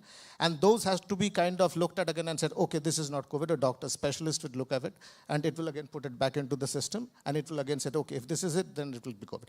So it went on, and that over a period of time, this data analytics model became so efficient that it became better than many of the doctors. You know, believe me, the doctors who were not very experienced or did not have, you know, the requisite exposure, it did a better job in identifying COVID. So the point here is absolutely, you know, data analysis. We have tons and tons of data that, you know, all these IoT devices today is throwing up. But the point is, again, what to analyze and what is that threshold, that has to come from the core industry. If you give us that, we will be able to do that analysis. But the core industry is, if it is not supported by the core industry, that data is meaningless. It is absolutely of no use to us. When I say us, I refer to the IT industry. Okay, thank you, Dr. Bhattacharya. The last one is from oh no, I'm sorry, Mr. Borua. Yeah, last one is for Dr. Bhattacharya. I find nowadays not many students are joining in public sectors, in core public sector industries like Steel Authority or Hindalco and all these. But this trend has continuing for about 10, 15 years or so. Why it is happening like this? Is it that the students of Jadavpur University, especially in chemical engineering, that not keen on working in the hazardous atmosphere? They want to work in a cozy atmosphere. What is your opinion about that? You are in HR, I suppose, before you are in marketing. Yeah. So what is your observation? Yes, I looked after HR functions for quite some time in Central Marketing Organization of Steel Authority of India Limited. Again, I have shifted to marketing. Now, the point we have seen that in our recent, we recruit MTTs and MTAs, management training technicals and management training administration, of course through open advertisement and utilizing the GATE score for technical and MBA score for the MBAs, MTAs. So now the problem we are facing from our company is very true what you told. Like very few people are turning up for the interview, and then people who are joining, and we are unable to retain large part of them. So the point which I want to make is not that that we put all these people in very hazardous place or very difficult working conditions. I don't think that is true thing. But today, what I like most in these people, young people, is that all people are very bright. And I have also taken interview of recently last year for many people. But I found that most students are very, very bright. And I am very happy to find one thing, that they are very focused on what they want to do in their life and what makes them happy. So one person told last year that in public sector, he openly told that in public sector, I don't think I will be happy after maybe 5-6 years. Because public sector companies today, they are paying, I think, substantially in the initial years, which is not available in other sectors, most other sectors. So, but in spite of that, I think the focus has shifted. People don't want to be in the government job, probably because what the survey or even the recent research of IMRB has also, from the recent research of IMRB, it has also emerged. The people say that is a time-bound promotion, and then it takes long years to really go in the to go to the off, etc., etc. And then once you are in the public sector, your market value decreases, so you are not liked by the other companies, so you can't change frequently, and your salary, etc., doesn't go up, your designation doesn't go up, all these things. But at the same time, what I should say that people should join public sector because there are enormous freedom to experiment. The kind of learning you can get in the public sector, you cannot get in any other sector. Tolerance for experiment, tolerance for failure is very high in public sector. So if you are really focused on learning, then you can please join the public sector. Don't get in this all wrong impression that you cannot go up. There are many successful people who have served public sector in the initial years and then done exceedingly well in the in the future. So I think public sectors, you welcome public sectors, because at least in the public sector we take pride that this is the company of all of ours. It's nobody is their real owner. We all citizen of India is the owner, and we, by serving public sector, we also serve the nation as well. Thank you. Yeah, my humble request to the public sector, especially to SAIL, that you should reach out the campus. You start the campus recruitment, because when you go for the advertisement and all, that time almost 99% people get job elsewhere. So perhaps this is one of the reasons why boys are not joining in public sector. So you should reach early. Maybe in final year you should go to the campus and take the campus recruitment. I mean, that you should do. So this is my request. You can think about that.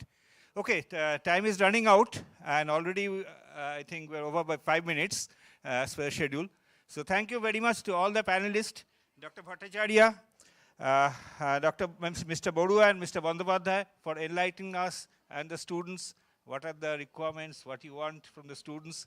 And thank you very much for the discussion. Thanks. Thank you so much, members of the panel. There's going to be a very short coffee break, after which we are going to come back for the alumni program. This would be followed by the vote of thanks. Put a question. Can you do it one-to-one while having coffee outside? For a question. And finally, there is going to be a cultural program by the students. Enjoy yourselves.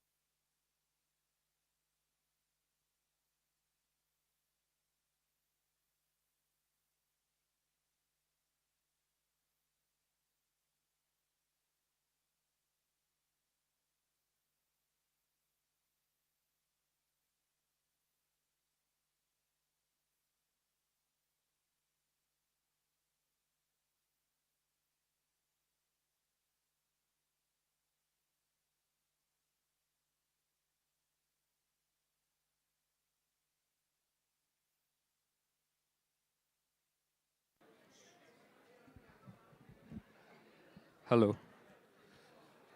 Hello. Good evening, everybody. The day's program of CHEMERVESCENCE Day 2 Centenary Celebration Program has come to an end. I'd like to invite Dr. Shashwato Bose, our Assistant Professor of Chemical Engineering, Jadavpur University, for a vote of thanks.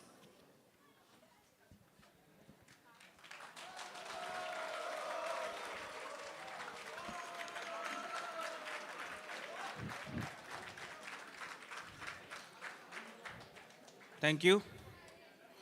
So, good evening to the honorable chief guest, invited guest of honors, invited speakers, company delegates, respected teachers, staff members, and my dear students.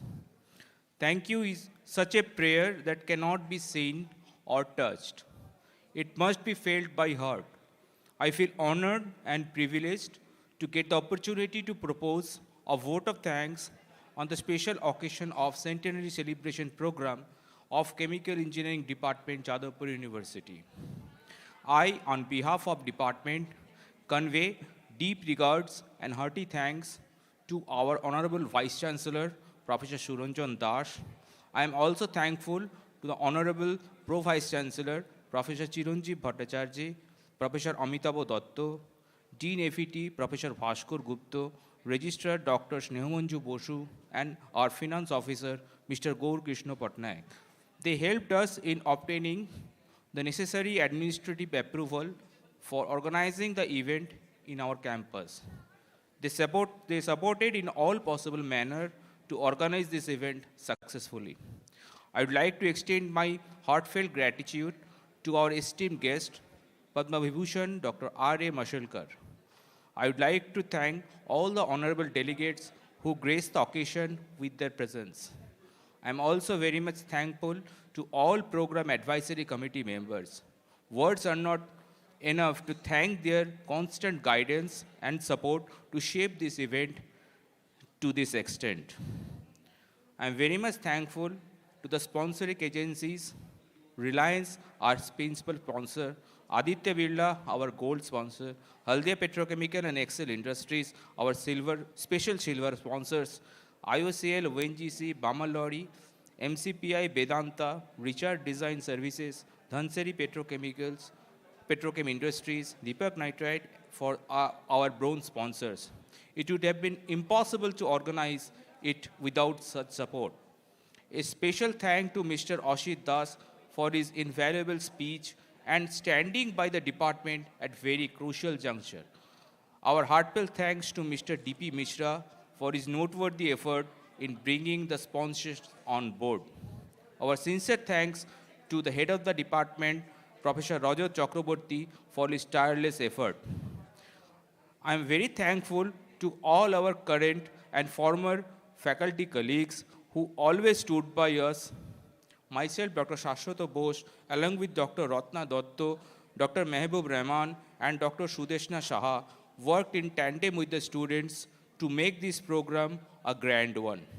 Professor Abhijit Bhawal was constant support for us. Dr. Chanchol Mondol took care of the financial aspects very efficiently.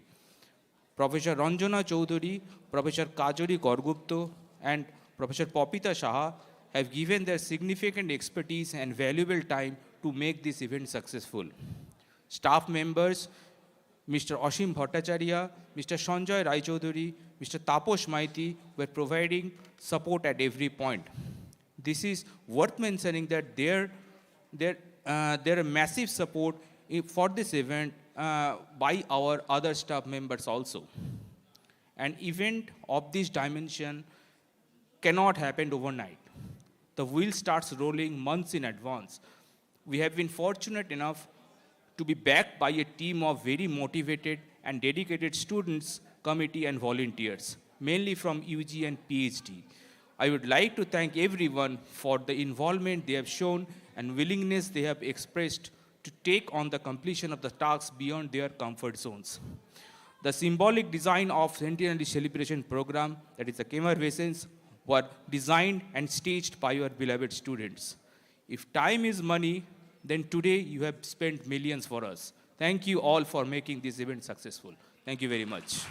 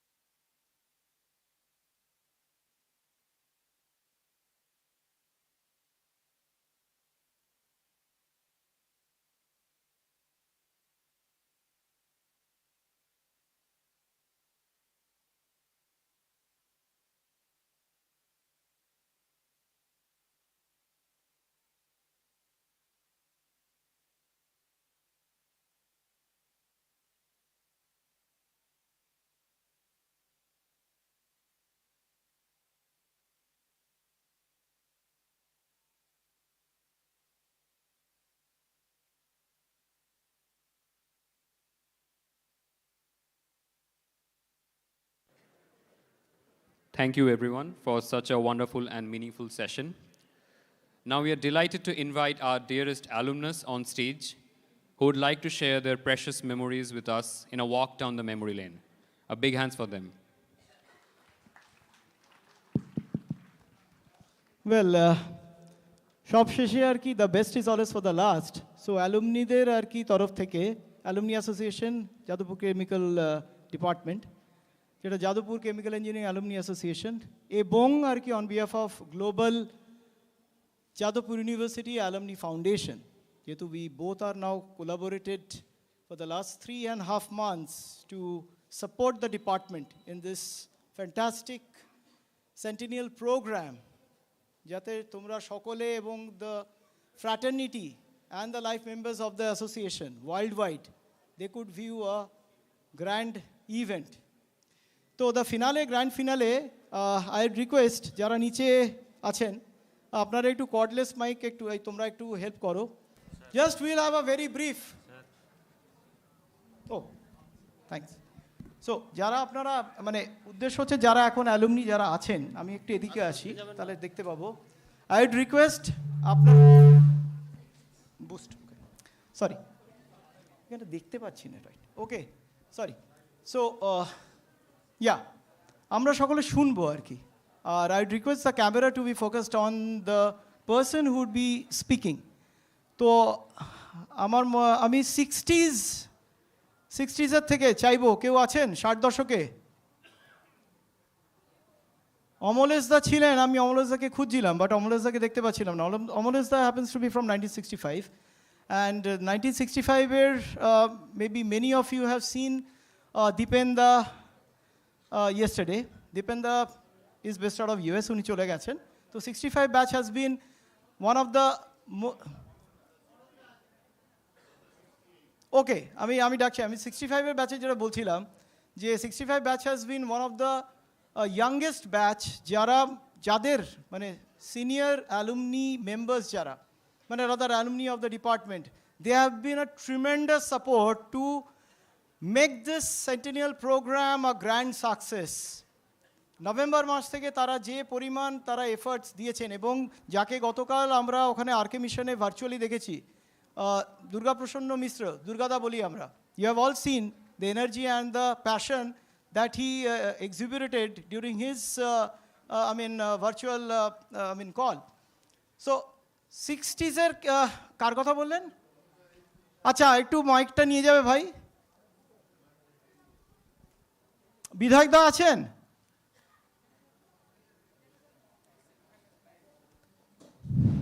হ্যাঁ এই তো right আমার মাস্টারমশাই please give him a big hand যারা এখনকার প্রজন্ম তারা ওনাকে হয়তো এমনি দেখেছো প্রফেসর মরণচন্দ্র সাহা উনি আমার মাস্টারমশাই আমার 4th ইয়ারের গাইড ছিলেন project guide right sir sir আপনি বসে বলুন তখন ক্যাম্পাস কীরকম ছিল লাইফ কীরকম ছিল I was a graduate in 1968 chemical engineering. I entered this university in India 1963. I wrote a simple letter to the registrar in the month of August 1963 that, sir, I want to write chemical engineering, but I do not have any information from your side. But after a few days, I got a telegram from PCB Mollik that you come and join our department. So in the 63 August, I entered this university as a student. And till date, I am associated with this university and retired as an associate professor in chemical engineering in 2012. So this long period of my journey in this university is very pleasant to me, especially interaction with the students. I cannot feel how it helped me. They are very much favorite to me. I love them very much and I wish them success in their life. Thank you very much. Thank you, sir. আমরা আপনাকে যেভাবে পেয়েছি আমাদের 4 বছর মানে we had a মানে very easy life তোমাদের বলতে পারি মানে এখন মানে স্বীকার করতে কোনো দ্বিধা নেই যে উনি আমাদের ভীষণ ভালোবাসতেন আমাদের খুব মানে দরাজভাবে নম্বর দিতেন সেই জন্যে আমরা ওনাকে ভীষণ পছন্দ করতাম আর কি ওকে 60s-এ আর কে আছেন বিধায়ক দা আছেন কি বিধায়ক দা চলে গেছেন বিধায়ক দা is 1969 he is also a very enthusiastic life member of the alumni association আমি 70s আসবো। 70s আমি আজকে একজনকে ডাকবো। 70s কালকে তো মানে 70s 71 batch just flood yesterday. আমি একজনকে ডাকবো 1971 আমাদের অ্যালুমনি অ্যাসোসিয়েশন প্রেসিডেন্টের সতীর্থ শিবনাথ দা, আপনাকে আমি কিছু বলতে বলবো।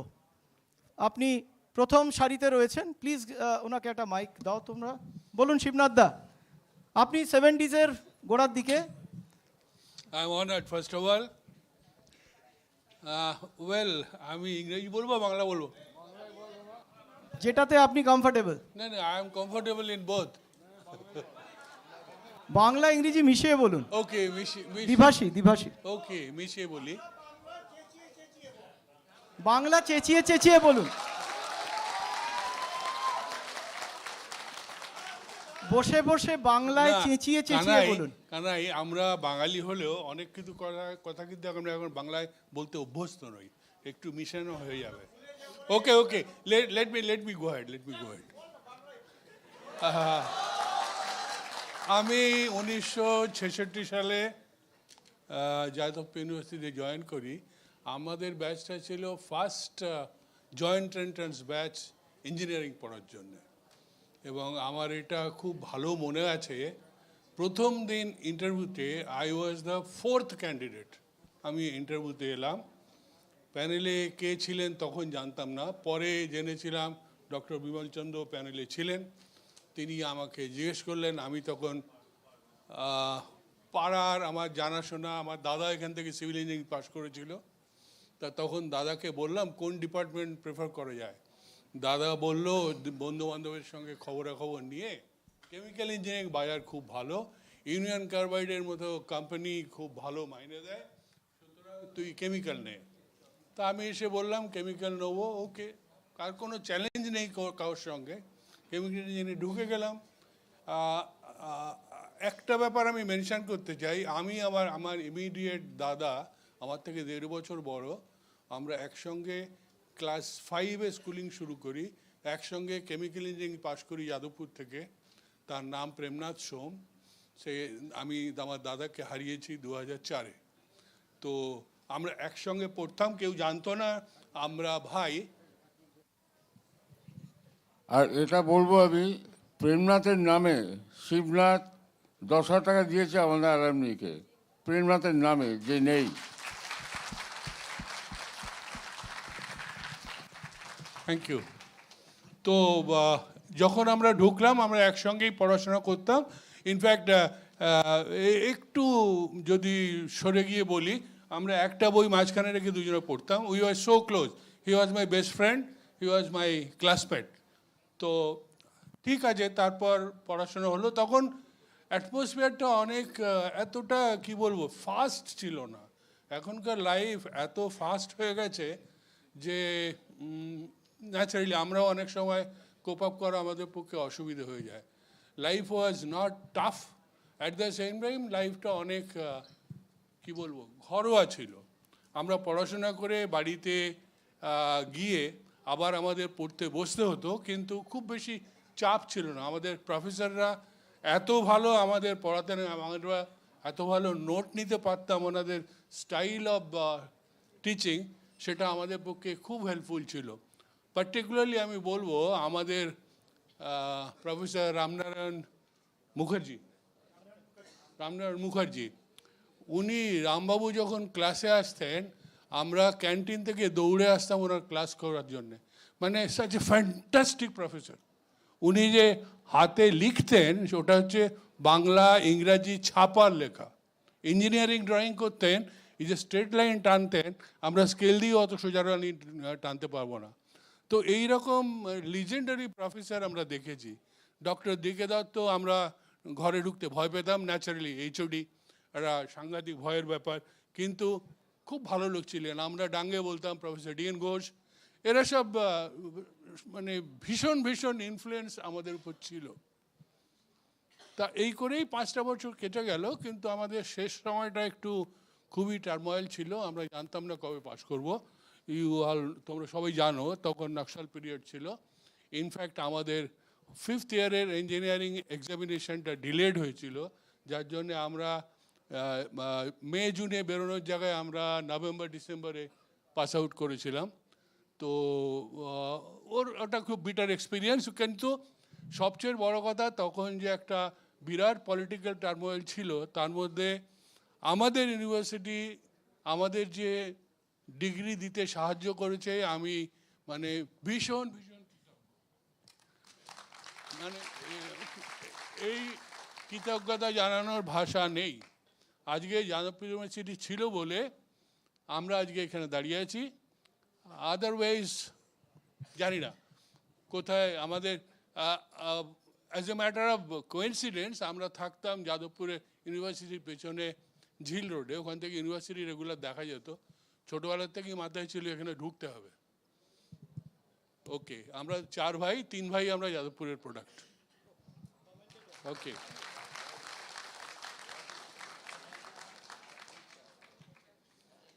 Thank you. এনি স্পেসিফিক্যালি কিছু জানতে ইচ্ছে করলে ওকে। আমি জয়েন করেছিলাম পাশ করার পরে 1972 27 অগস্ট মিনিস্ট্রি অফ ডিফেন্সে ইন DRDO। আমি রিটায়ার করেছি at the age of 64 in 2014 as director DRDL। আমরা মিসাইল ফিল্ডে কাজ করেছি সারা জীবন, এবং তারপর থেকে আমি রিটায়ার্ড। আমি মেইনলি হায়দ্রাবাদে সেটেল, তবে কলকাতাতে রিটায়ারমেন্টের পরে প্রচুর যাওয়া আসা করি। Thank you. Thank you Shibnath দা। আচ্ছা, মাইকটা আমি দিতে বলবো আমাদের জাস্ট কানাইদা কোথায়? আপনি আজকে বলবেন আপনার সময়, আপনি যখন পড়াশুনো করেছেন সেই সময় আপনি কেমন ক্যাম্পাস দেখেছেন, এবং আপনাকে বাংলায় জোরে জোরে বলতে হবে। এ তো বিপদে না একটা সুযোগ দিল। আমি কেমিক্যাল ইঞ্জিনিয়ারিং পড়েছি, কিন্তু আমি কেমিক্যাল ইঞ্জিনিয়ার না।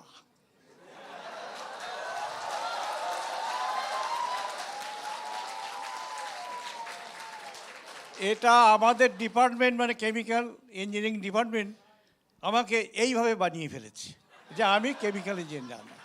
এইবার বলবো কেন, নিশ্চয়ই প্রশ্ন আসে। একটু ঘুরিয়ে পিছিয়ে একটু পেছনে চলে যাব। আমি পাড়াগায় জন্ম ছিল আমার বাংলাদেশে, তখন ইস্ট পাকিস্তান। আমার জীবনের শ্রেষ্ঠ ঘটনা হচ্ছে আমাদের গ্রামে পড়াশুনো হতো না, একবার চাষি পরিবার। এই 1957-58 কথা বলছি। আমাদের গ্রামের ছিল ক্লাস 5 পর্যন্ত, ওই পর্যন্ত পড়াশুনো হতো, আর সব চাষবাস। আমি একেবারে চাষি পরিবারের ছেলে। তো ক্লাস 7-এ উঠে দূরে একটা জায়গায় থেকে পড়ার সুযোগ পেলাম। তারা বিনা পয়সায় ফ্রি লজিং পাওয়া যেত, কিন্তু ওই পড়তে হবে এমন কোনো ব্যাপার নেই। আমি একটু হয়তো গল্পটা দীর্ঘ হবে, কিন্তু টোটাল শুনলে খারাপ লাগবে না। তো সেখানে আমি ভর্তি হলাম, ক্লাস 7 একদম পড়লাম। পড়তে হবে এমন কোনো ব্যাপার নেই। পরীক্ষার আগে হাফ ইয়ারলি হোক একটু ছুটি দিত 2-5 দিন, তো আমরা মাঠে কাজ করতে যেতাম। যে বাড়িতে থাকতাম সেখানেও এরকমই ছিল। এবং আমার জীবনের বোধহয় আমি যা নম্বর পেয়েছি কেউ এখানে পাইনি। সেটা হচ্ছে এই ক্লাস 8-এ হাফ ইয়ারলি পরীক্ষা দিয়ে আমি অঙ্কে ভীষণ একটা নম্বর পেয়েছিলাম, 0। হ্যাঁ, আমি গর্বের সঙ্গে বলছি আমি 0 পেয়েছিলাম। তো যাই হোক, 8-এ আমি মোটামুটি পাশ করে গেলাম, 9-এ উঠলাম।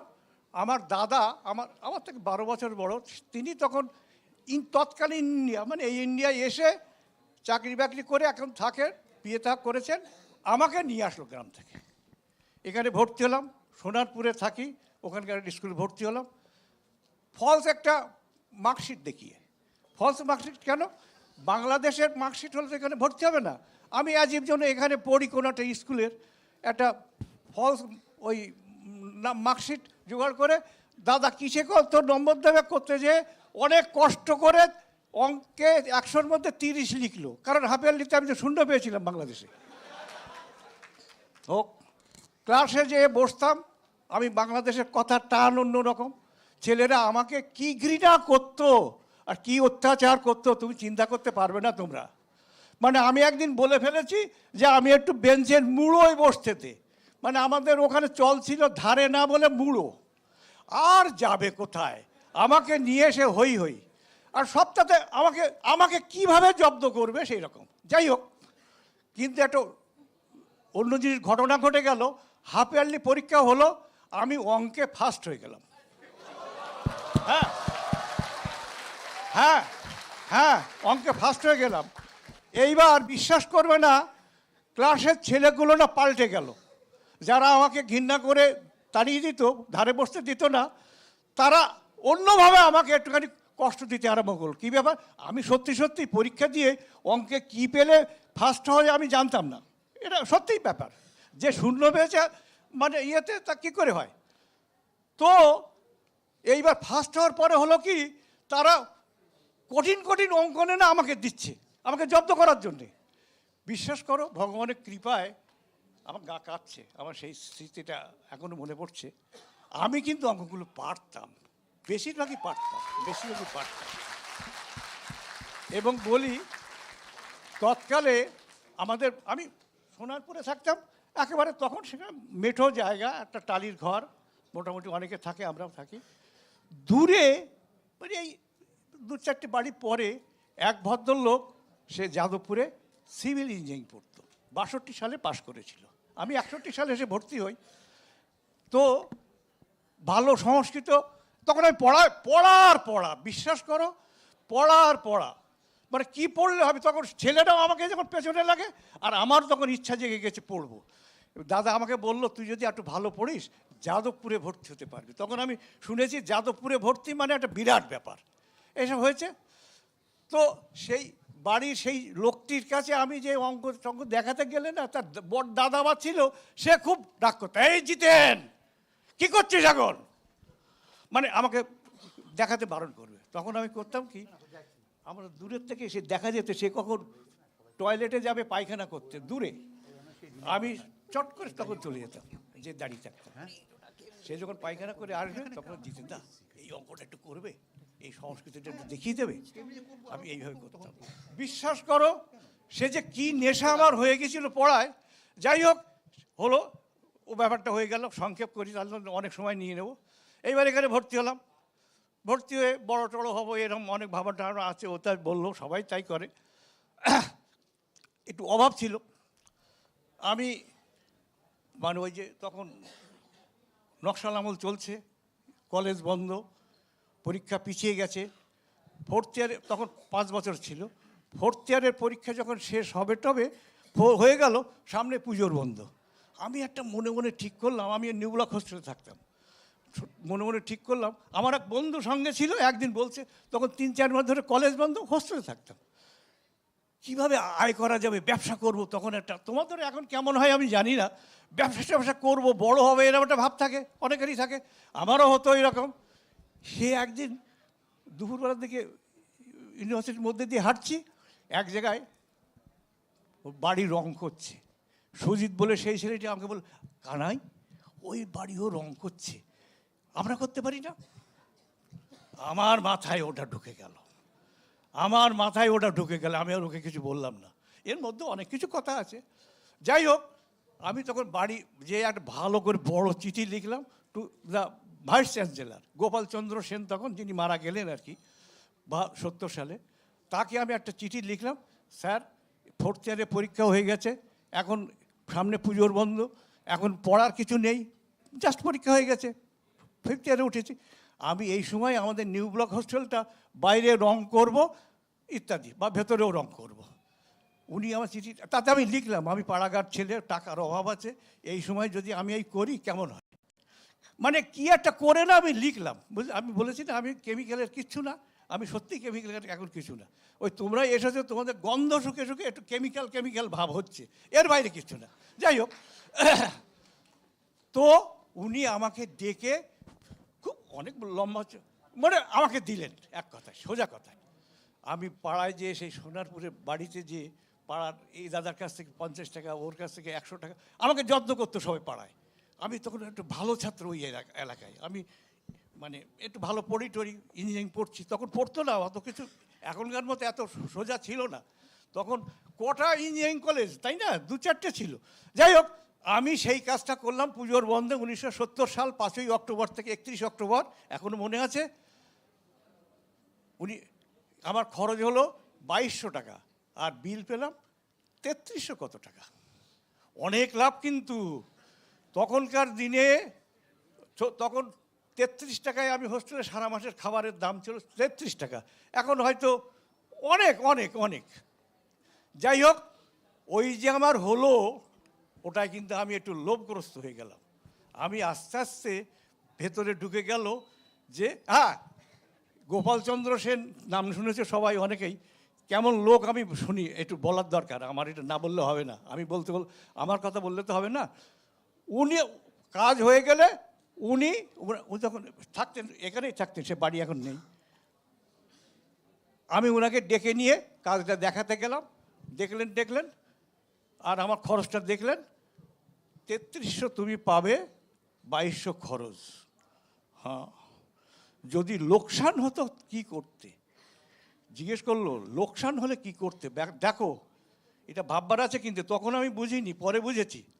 লোকসান হলে আমি তো লাভ করার জন্যই দিয়েছি, উনিও তো তাই দিয়েছেন যে আমার দুটো পয়সা হোক।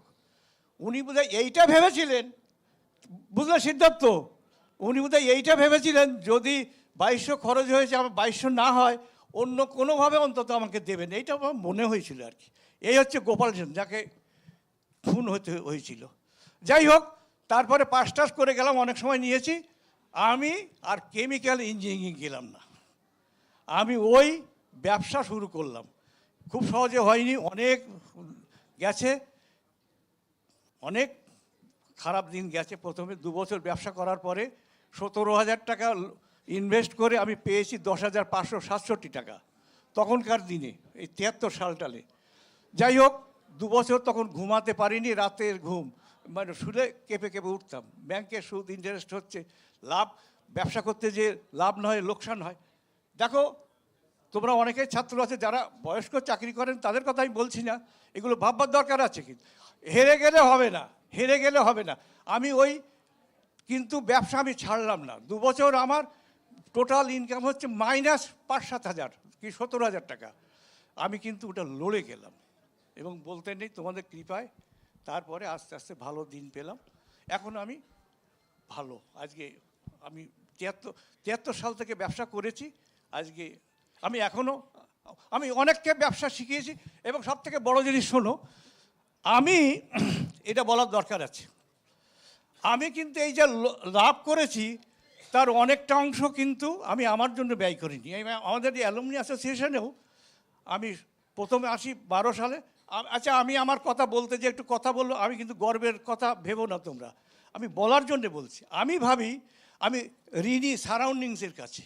আমার লেখাপড়া হওয়ার কথা ছিল না, যে বংশে আমার জন্ম, পাড়ার সবাই ওইভাবে দিন চলে গেছে।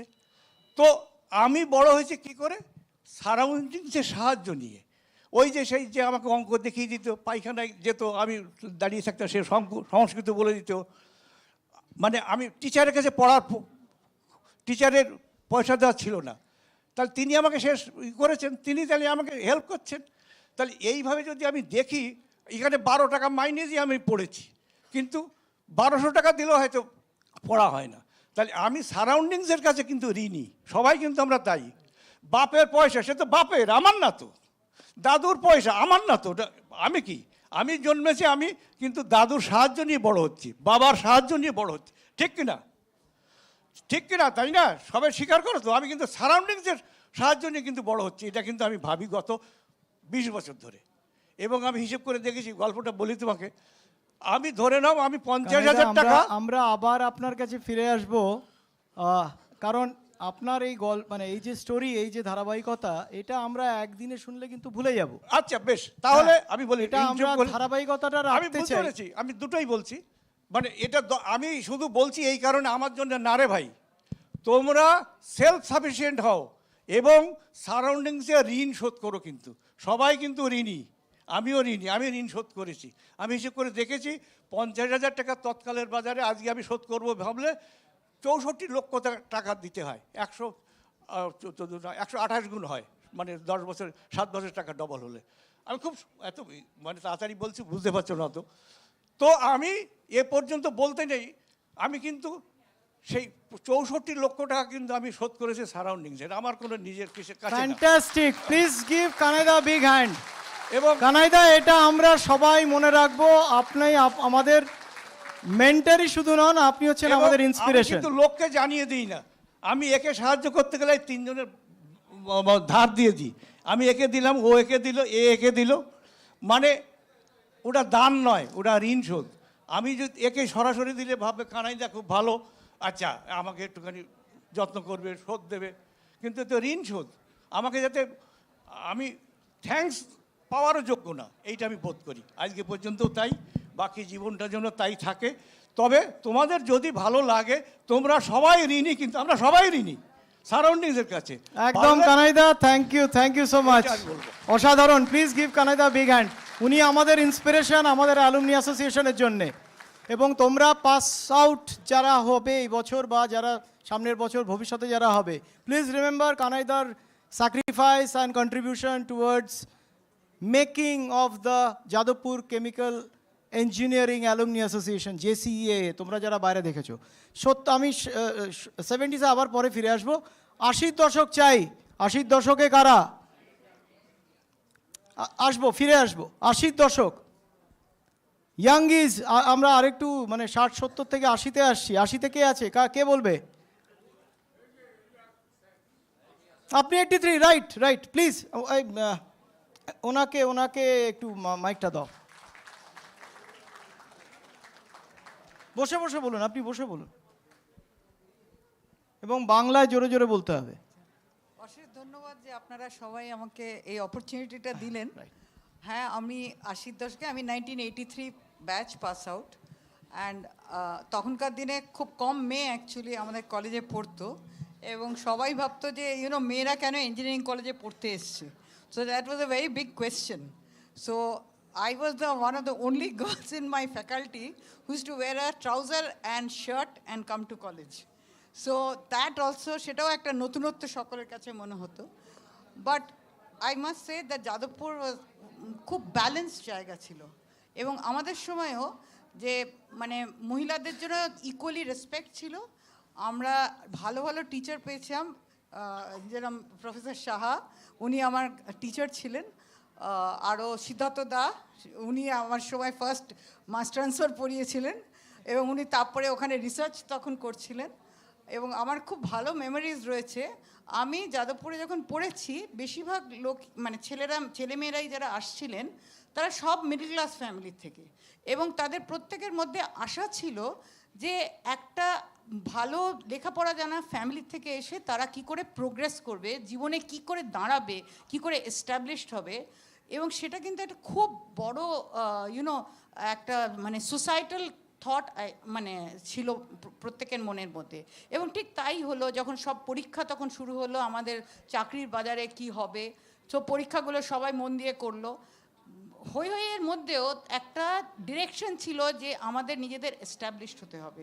এবং পরবর্তীকালে আমি বলবো, প্রত্যেকটা আমার ব্যাচমেট তারা অ্যাকচুয়ালি যে যার নিজের স্ফিয়ারে যাদবপুরের নাম আর অনার রেখে তারা অ্যাকচুয়ালি যথেষ্ট ভালোভাবে এগিয়ে গেছে আমার ব্যাচমেটসরা। I would like to cheer 1983 batchmates যারা আমার সঙ্গে পড়েছে এবং ফর দ্য ফিউচার কাজকর্ম করেছে।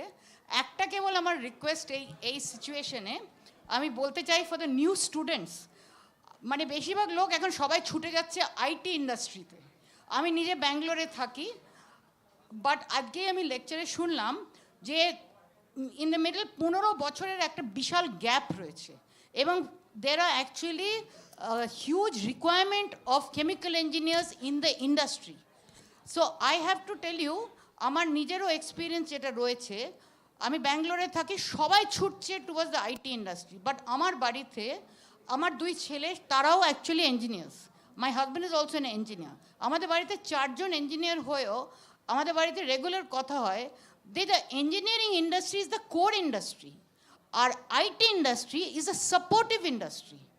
আমার বক্তব্য হচ্ছে যে আমি এখানে লাস্ট টাইম যখন ইঞ্জিনিয়ারিং ডিপার্টমেন্টে এসেছিলাম, কত ছেলেমেয়ে ছুটে যাচ্ছে, ওখানে না NIITর একটা ক্যাম্পাস হচ্ছে, একটা ওয়ার্কশপ হচ্ছে, সেইখানে গিয়ে আমরা ক্লাস করে ওখানে পরীক্ষা দিয়ে কোনো রকমে IT ইন্ডাস্ট্রিতে ঢুকে যাব। আমার প্রশ্ন হচ্ছে যে IT ইন্ডাস্ট্রি টুডে স্যাচুরেটেড, কিন্তু যেখানে কেমিক্যাল ইঞ্জিনিয়ারিং ডিপার্টমেন্টে এত বড় একটা ভয়েড তৈরি হচ্ছে, সেখানে একবার ভেবে দেখার দরকার আফটার টুডেজ লেকচার্স, যে আমরা কি সেই ভয়েডটা ফিল আপ করলে where the demand is going to be much, much more than the for the availability of jobs for the future. যদি কেউ নিজের ভিশনটাকে দেখতে চায়, I would like to say that you have to look into the chemical engineering industry because that is where the void is coming. And I would like to also reiterate that everybody doesn't need to run to the IT industry. The thought is that the IT industry can only give money. That is not correct at all. If you are in the right branch and if you are in the right, subject, any industry, if you go into the research, will actually give you money. Amar batchmates ra jara kaj koreche, hoyto I do not know about Calcutta, about other places, tara kintu jotheshto taka korte pereche. And I would like to say, particularly understanding je ajke je kothagulo bolchilen, there are so many entrepreneurship chances. There's a huge requirement of entrepreneurs even in the chemical engineering industry. And I can tell you one thing, je etake shuru korte parbe in the entrepreneurship scale, the amount of money that they will be able to make using the alumni network to get guidance from people like Ajishunlam, Mr. Devashish Dash and Mr. Rajiv Singh, or the amount of prospects that would be there, you will make much more money than in the IT industry. Ajke IT industry te eto layoff hocche. Why will you get yourself into that IT industry where Elon Musk will decide যে আমাদের layoff করব কি করব না? আমার বক্তব্য হচ্ছে this is a much more growing industry and please stay in the chemical engineering industry. This is my earnest request after my own experience. So this is the thing that I have to say to cheer up all the people who are in the chemical industry. As sir had said, one of the my seniors had said, আমাকেও আমায় বলেছিল electrical পাবে, but I had chosen chemical because my rank was higher. So I had chosen chemical just to say that I would like to support the chemical industry and I would like to cheer everybody to stay in the chemical industry. Please, you have a much better prospect there than the IT industry where these people are just deciding থাকবে কি থাকবে না. You decide your own future. Thank you. Thank you, Urmidi. Thank you so much. My thoughts, absolutely. Going to the 90s. 90s e ke achen? Ashi, I'll come back. 90s.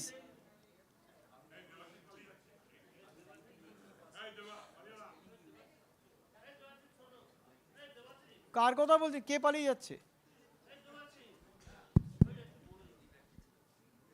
উনি? ও আচ্ছা। না ওনাকে ধরে রাখুন। ও আচ্ছা, উদিত দা, রাইট। উদিত দা, please make it bit short.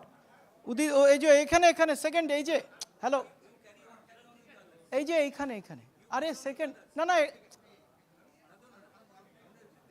আচ্ছা, ওকে। 90s কে বলবে? আমি ভালো বলতে পারি না। 90s, I want somebody from mid 90s, late 90s। কোথায় গেল? 96 দেখলাম তো আমি, তো I have seen the registrations. 90s নেই? তাহলে আমি নিউ মিলেনিয়ামে চলে যাব, কিন্তু একবিংশ শতাব্দীতে চলে যাব। ওকে, নাও সামবডি ফ্রম 2000s। কে বলবে? 2000 to 2010 নতুন প্রজন্ম, দ্য মিলেনিয়ালস। আরে বাবা, কি এখানে কেউ নেই? 2012 ছিল, তারা কোথায় গেল? কেউ বলবে না? কোথায় 2000-এ কে আছেন? কে না, উনি কোন তা আপনার ব্যাচ? না আমি 70s-এ ফিরে আসবো। 70s-এ আপনি 70s-এ আবার ফিরে আসবো। একটু নতুনদের কাছে যেতে দিই, ওরা তো সুযোগই পাচ্ছে না। দুদিন তো আমরাই বলে যাচ্ছি। কোথায় 2000 কোথায় গেল? নিউ মিলেনিয়ামস কেউ নেই? তাহলে পরের 2010 থেকে 2020, this is very bad, disappointing. আর এবছর যারা পাশ করেছে 2022, 21-22, I guess you guys don't deserve, কে দাঁড়ালো? কেউ দাঁড়ায়নি। আমি আবার কিন্তু গুড ইভিনিং, আমি বিংশ শতাব্দীতে চলে যাচ্ছি। কোথায়? 2000 তো বলো। 2015, very good. Please give him a big hand. Good evening. I have just passed out from 2015. আমি জাস্ট 8 বছর পর ডিপার্টমেন্ট এলাম, এখনো মনে হচ্ছে কি মানে সেম, মানে মনেই হচ্ছে না যে আমি জাস্ট 8 বছর হয়ে গেছে পাস হয়ে গেছি। Same atmosphere, same feeling, same relations with our professors and everyone. And I have someone from my batch I luckily মেট।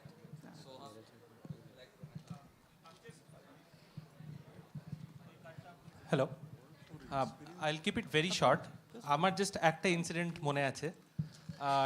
2015 আমাদের কেমব্রিজ জাস্ট হবে, তার ঠিক আগে সিজি স্যারের ক্লাস ছিল, Chandan Guha, last class of the batch. এবং আমি এবং আমার কয়েকজন ব্যাচমেট যারা অর্গানাইজ করছিলাম, তাদের total attendance in the year was somewhere around 10। তো লাস্ট ক্লাস আমরা, আর সেদিন কিছু ওয়ার্ল্ড কাপের কিছু একটা চলছিল, ফাইনাল বা সেমিফাইনাল এরকম কিছু একটা, আমরা সবাই অ্যাটেন্ড করেছিলাম আউট অফ গিল্ট যে আমরা সিজি স্যারের ক্লাস করিনি। সিজি স্যার এলেন ক্লাসে, উনি অ্যাটেন্ডেন্সটা দেখলেন, উনি উঠে দাঁড়ালেন এবং বললেন, full attendance is not for engineers, thank you, বলে ক্লাসটা শেষ করে ফেললেন। এই প্রসঙ্গে বলে রাখি, সিজি স্যার আমাদের প্রথম মানে আমাদের ব্যাচ 91-92 উনি আমাদের প্রথম ক্লাস নিতে শুরু করেন। তখন উনি আমাদের কম্পিউটার পড়াতেন আর কি, সেই সময় ওয়ে ব্যাক DOS 3.1 সেই সময়। Please give CG sir a big hand. এবং তোমার নাম কি? 2015 আই ওয়াজ প্রেজেন্ট দেয়ার, ওটা ওয়ার্ল্ড কাপ ছিল তখন। হ্যাঁ রাইট, ওয়ার্ল্ড কাপ ছিল। আই রিমেম্বার কেমব্রিজের সময় CH22-তে প্রজেক্টারে খেলা দেখানো হচ্ছিল, ফাইনাল খেলা, I think semifinal or something, India lost. Semifinal, right, India lost. আমি দেখেছিলাম, আমি এদিক আর ওদিক করে দেখছিলাম। Very good reference. He has referred to something which is in the blood of the alumni associations or the alumni fraternity. সেই সূত্রে আমি একজনের কাছে চলে যাব। He mentioned about CG sir, Chandan sir. এখানে এই কেমব্রিজের সঙ্গে আরও একজনের যে মানে কত বড় অবদান, সেটা অনেকেই জানো না। এবং তোমরা আমার মনে হয় কিছু হয়তো স্টুডেন্টস তোমরা হয়তো দেখেছো 2019-এ আমাদের যখন কেমব্রিজ হয়নি। Please bring the mic to the Alumni Association Secretary, Mr. Alok Basu. Alok Basuর নাম কারা শুনেছো? হাত তোলো। যারা ফার্স্ট ইয়ার ছিলে তারা এখন fourth year. All fourth years must have met Alok দা। প্লিজ। আরে স্যার আসবেন, আপনি কেমব্রিজের reference he has put in. I want you to speak about what Cambridge is or what has been the background of that particular I'll take program only that 10 we minutes. started. I'll only take 7 minutes or 8 minutes. 2008 সালের আগে বছর পাঁচেক 2008 সালের অলোক আগে দা আরেকটু shorten করে দিন। হ্যাঁ, একটু শর্টেন করে দিন। হ্যাঁ, 2008 সালে আমাদের রিউনিয়ন স্টার্ট হয়। তার আগে 7 বছর মতো কি 6 বছর কোনো রিউনিয়ন হয়নি ডিপার্টমেন্টে। তখন কিছু ছেলে স্যারদের কাছে গিয়ে রিকোয়েস্ট করেছিল, স্যাররা বলেছিল হ্যাঁ করা যায়। করা যাওয়ার পর হঠাৎ আমি একদিন একটা চিঠি পাই, তখন অলকানন্দ মুখার্জি, তিনি ডিপার্টমেন্টাল হেড ছিলেন, তিনি একটা চিঠি পাঠান আমার অফিসে যে আসতে হবে অমুক মিটিংয়ে। তাই পরে বুঝেছিলাম এই বুদ্ধিটা কার, অলোকদা, সিদ্ধার্থ এবং আর কে হবে। সিদ্ধার্থ আমার ক্লাসমেট, প্রভিসি ছিল তখন। তা আমি এসেই বুঝতে পারিনি যে এই জিনিসটা টোপটা কার দিকে যাচ্ছে। তা আমাকে বলা হলো যে সেক্রেটারি করা হবে। অলোকদা বলল কেন, আমি জানতাম না। তা আমি হঠাৎ বললাম ঠিক আছে হয়ে যাব, কি আছে।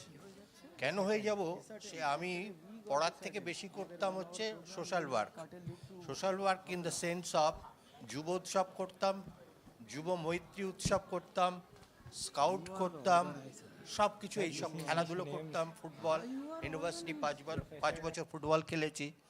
করতে করতে আমাকে রাজি করে দিল। তা আমি তো কিছুই বুঝি না। তা ছেলেদের পাঠানো হলো। পরের দিন আমি বললাম বাজেট কি সেটা নিয়ে এসো। 2008-এ 4 জন ছেলে, ইউনিক 4 জন, বিদেশি থাকে সবাই 4 জন বললো আমরা করব, যা আপনারা বলবেন তাই করব। আমি বললাম ঠিক আছে, এটা তোমাদের বাজেট কত? তখন বললো বাজেট বড়জোর আমাদের হবে 1,50,000 টাকা। আমি বললাম এই বাজেটে হলে আমাকে দরকার নেই, তোমরা নিজেরাই করতে পারবে, নিজেরাই করো। তখন বলছে ঠিক আছে স্যার পরের দিন আসবো। পরের দিন এসে ডিপার্টমেন্টের টিচারের কাছ থেকে কার কার কাছে আমি মনে নেই, তারা গেল পরের দিন দিয়ে বলল না স্যার 1,50,000-এ মানে আমার নাম বলে দিয়েছে। তা বলল স্যার অলোক আপনার নাম বলেই বলেছে, ও পাগল হয়ে গেছে, যে অ্যামাউন্ট বলেছে সেই ইয়েতে হবে না, করতে পারবো না আমরা। তা আমি তখন ওদের বলেছিলাম আর তোমরা যদি 16 লক্ষ টাকা বাজেট করতে পারো 2008 সালে, তবে আমি তোমাদের সাথে আছি, তোমাদের সবার সাথে, না হলে আমি নেই। কেন নেই? যে একটা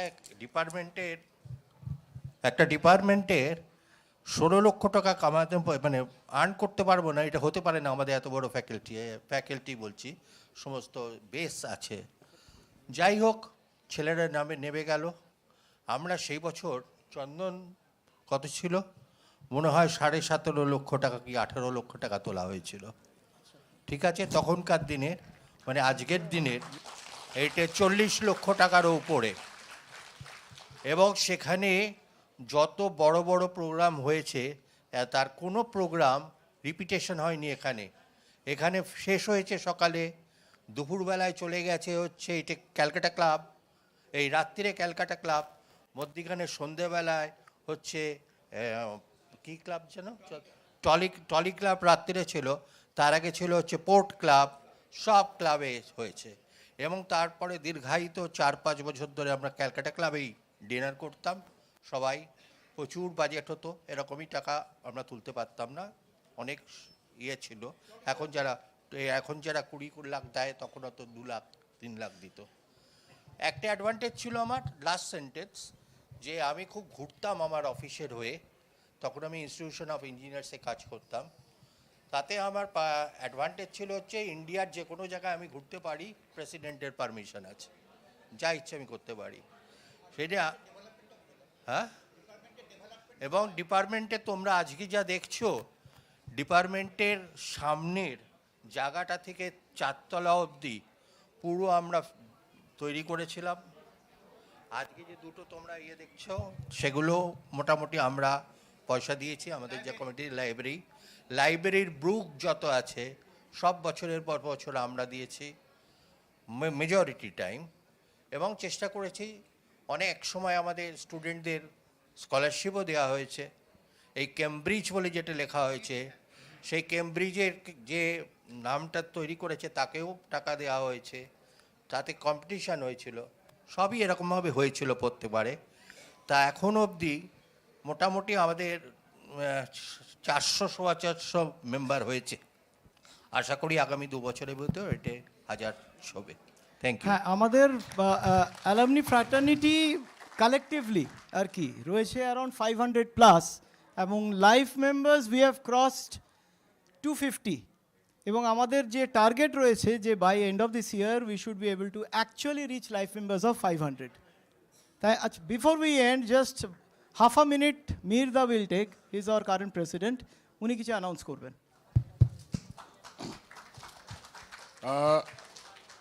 ক্যামেরাটা একটু বাচ্চাদের উপর দিয়ে দিন প্লিজ, অল দ্য স্টুডেন্টস। হ্যাঁ, অনেক গল্প শুনলাম আমি, তোমাদের সবাই বলো সবাই দাঁড়াও। All the students, current students, please stand up. Thank you. Now just repeat what I'm going to say. We are going to be good human beings. Thank you, that's all. Be good human beings.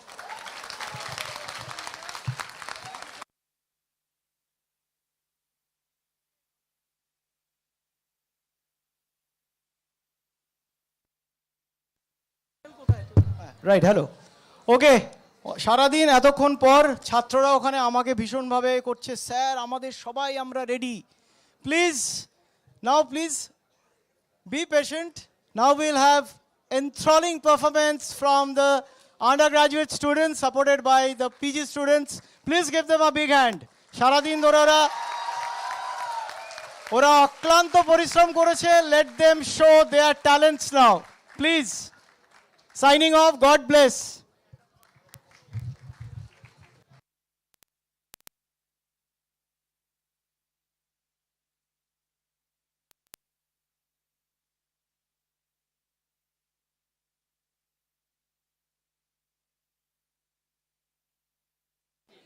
Hello.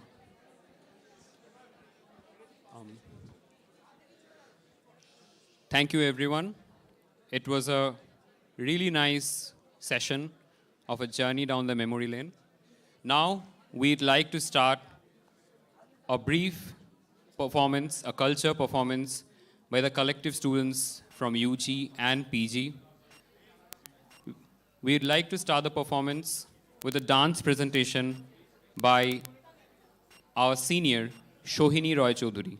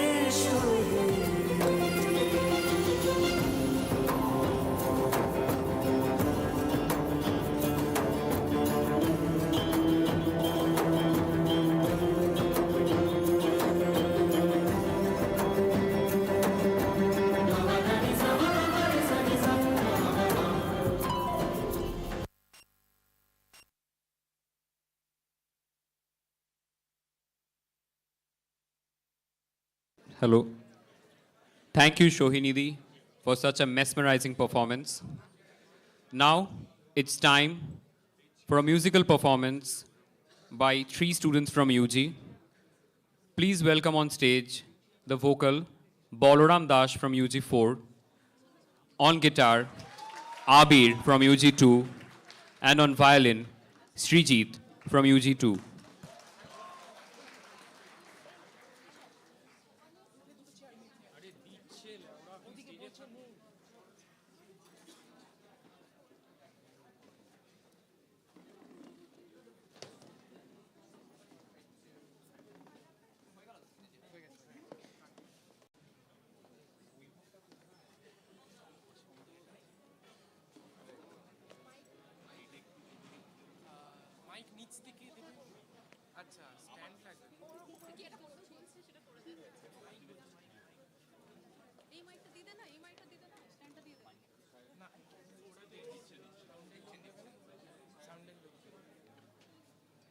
ঠিক আছে ঠিক আছে আরো ঘোরাবো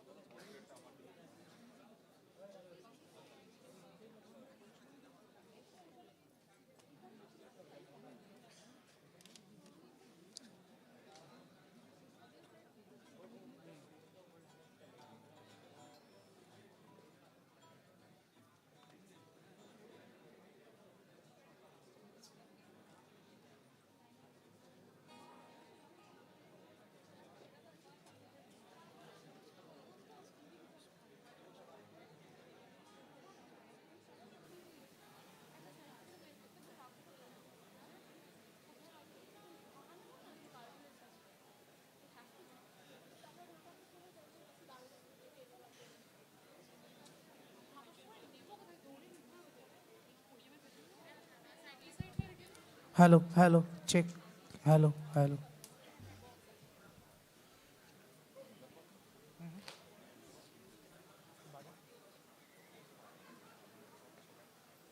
Hello, hello.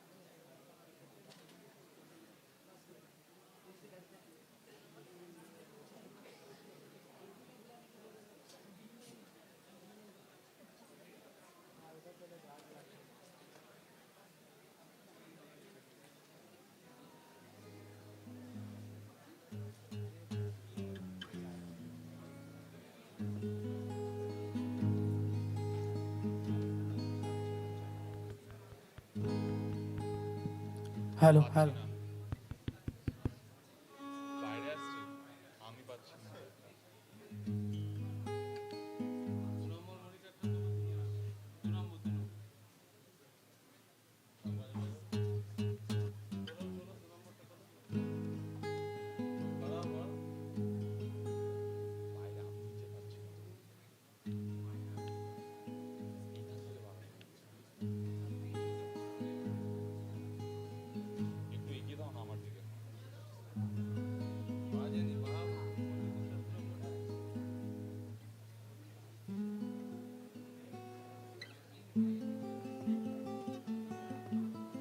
বাড়ছে এবার বাড়াও বাড়াও হ্যাঁ বাড়াও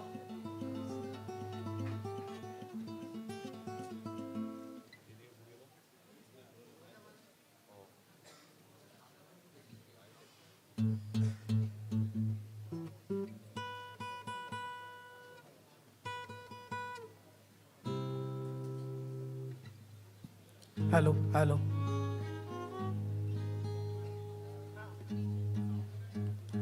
Hello.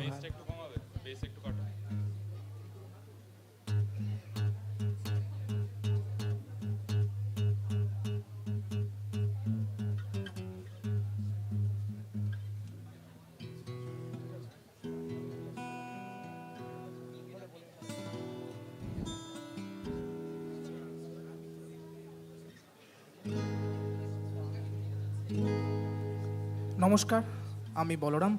প্রথমে উপস্থিত সকল গুণীজনকে আমার আন্তরিক শ্রদ্ধা এবং প্রণাম জানাই। আজকে আমি একটি জনপ্রিয় লোকসঙ্গীত ভ্রমর কৈয়োগিয়া আপনাদের সামনে পরিবেশন করছি। যদি কোনো ভুল ত্রুটি থেকে থাকে তাহলে নিজ গুণে মার্জনা করবেন।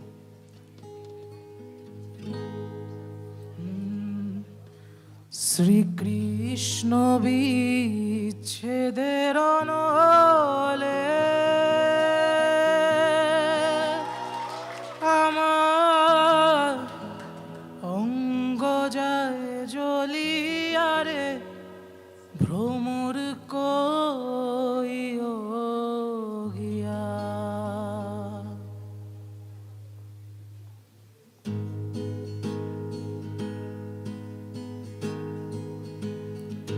ভ্রমর কৈয়োগিয়া শ্রীকৃষ্ণ বিচ্ছেদের অনলে আমার অঙ্গ যায় জ্বলিয়ারে ভ্রমর কৈয়োগিয়া। কয় কয় কয় রে ভ্রম কৃষ্ণ রে বুঝাইয়া। কয় কয় কয় রে ভ্রম কৃষ্ণ রে বুঝাইয়া। মই রাধা মই রাজায়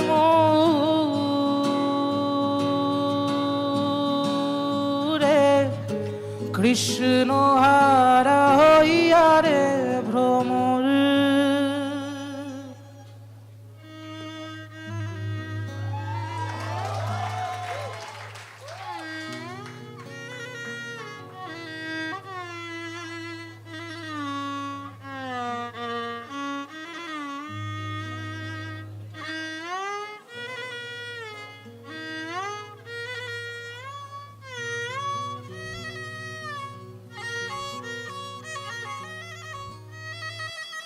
ভ্রমর রে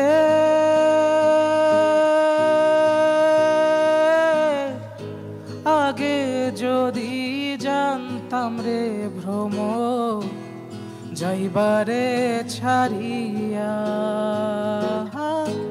আগে যদি জানতাম রে ভ্রম যাইবারে ছাড়িয়া। মাথার কেশর দুই ভাগ করি রে রাখিতাম বান্ধিয়া রে ভ্রমর কৈয়োগিয়া। ভ্রমর কৈয়োগিয়া শ্রীকৃষ্ণ বিচ্ছেদের অনলে আমার অঙ্গ যায় জ্বলিয়া রে ভ্রমর কৈয়োগিয়া।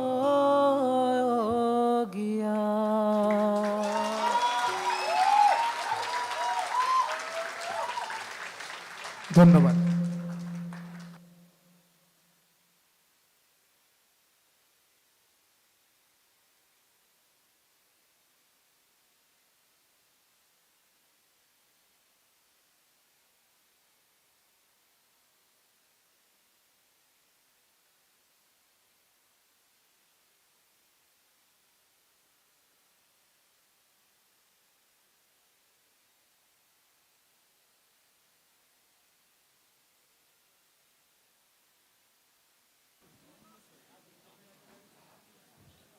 After a lovely presentation of music, it is now time for our beloved senior Debojyoti Da, along with his group, to perform something for us.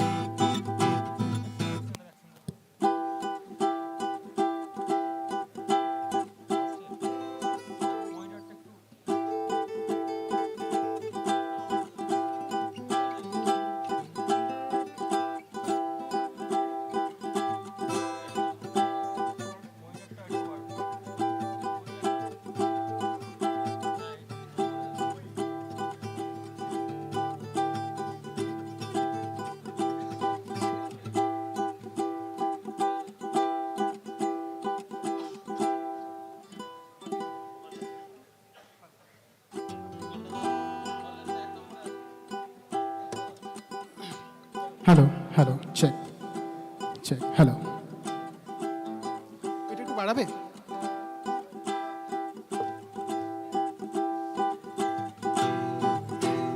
নমস্কার, আমার নাম দেবজ্যোতি। আমি 2019 সালে আন্ডার গ্র্যাজুয়েট পাশ করি কেমিক্যাল ডিপার্টমেন্ট থেকে, আর 2022 সালে পোস্ট গ্র্যাজুয়েশন। আপাতত রিসার্চের কাজ করছি ডিপার্টমেন্টেই। আমার গান যারা আগে শুনেছেন বা শোনেন তারা হয়তো জানবেন যে আমার একটা মিউজিক ব্যান্ড আছে যার নাম হচ্ছে সাদ। তো সব মেম্বার্সরাই মোটামুটি আমরা পড়াশোনা বা কেউ চাকরি করি, তার সাথে সাথে গান করার চেষ্টা করছি। ভবিষ্যতে লাইফ কোথায় নিয়ে যাবে জানি না। আর যে জনারটা আমরা বেসিক্যালি যেটা কালচার করি সেটা হচ্ছে experimental folk fusion, particularly Indian folk fusion. তো সেই জনারেরই একটা গান ছোট্ট করে পরিবেশন করছি। আর আমার সাথে আছে সায়ন, ও আমার ব্যান্ডের পারকাশনিস্ট, আজকে ইউকেলেলে বাজাচ্ছে। আর ডান দিকে আবির, ও আমার ডিপার্টমেন্টাল জুনিয়র।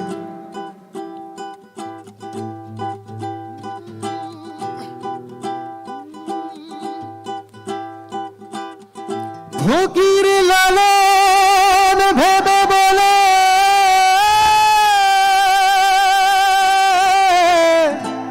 ছেলে মরে মাকে চুলে গো, ভাই রে ছেলে মরে মাকে চুলে গো। আবার এই কয় কথার অর্থ নইলে, এই কয় কথার অর্থ নইলে তার হবে না ফকিরি। চাঁদের গায়ে চাঁদ লেগেছে, আমরা ভেবে করব কি? চাঁদের গায়ে চাঁদ লেগেছে, আমরা ভেবে করব কি? চাঁদের গায়ে চাঁদ লেগেছে। ঝিয়ের পেটে মায়ের জন্ম, ঝিয়ের পেটে মায়ের জন্ম, তারে তোমরা বলবে কি? চাঁদের গায়ে চাঁদ লেগেছে, আমরা ভেবে করব কি? চাঁদের গায়ে চাঁদ লেগেছে।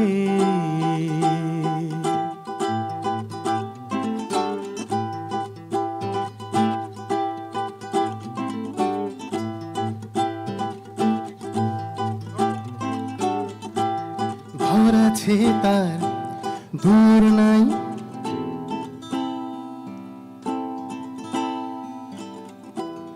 লোক আছে তার বাক্য নাই গো, ভাই রে লোক আছে তার বাক্য নাই গো। আবার কে তাহারে আহার যোগায়, কে তাহারে আহার যোগায়, কে দেয় গো সন্ধ্যাবাতি? চাঁদের গায়ে চাঁদ লেগেছে, আমরা ভেবে করব কি? চাঁদের গায়ে চাঁদ লেগেছে। ঝিয়ের পেটে মায়ের জন্ম, ঝিয়ের পেটে মায়ের জন্ম, তারে তোমরা বলবে কি? চাঁদের গায়ে চাঁদ লেগেছে, আমরা ভেবে করব কি? চাঁদের গায়ে চাঁদ লেগেছে।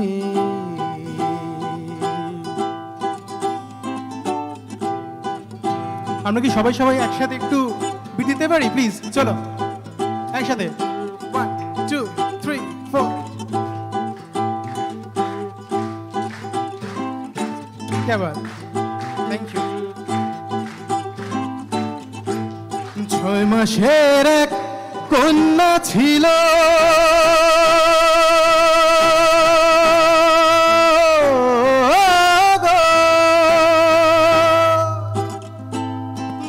আসে তার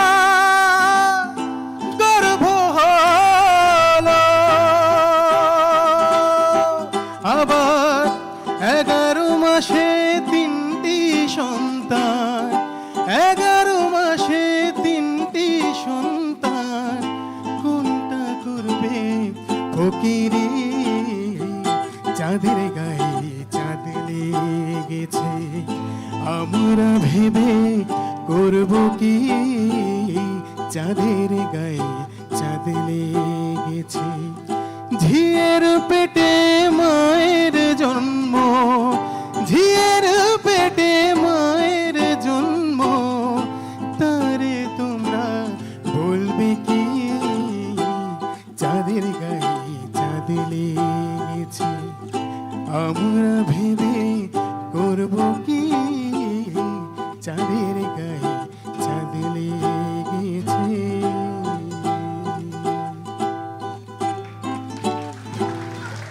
ধন্যবাদ, থ্যাংক ইউ সো মাচ।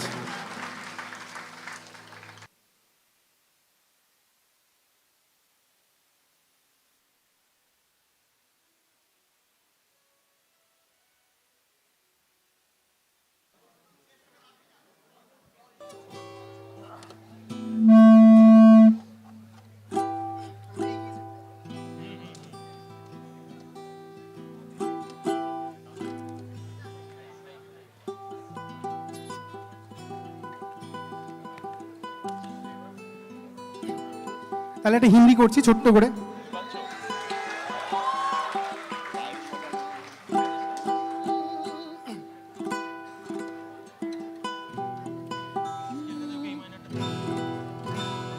प्रीत की लत मोहे ऐसी लगी, हो गई मैं मतवारी, बल बल जाऊं मैं अपने पिया को, मैं जाऊं वारी वारी, मोहे सुध बुध ना रही तन मन की, ये तो जाने दुनिया सारी, बेबस और लाचार फिरूं मैं, हारी मैं दिलहारी, हारी मैं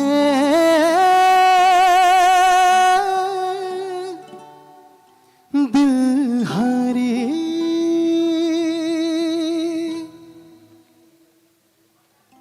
तेरे नाम से जी लूं, तेरे नाम से मर जाऊं,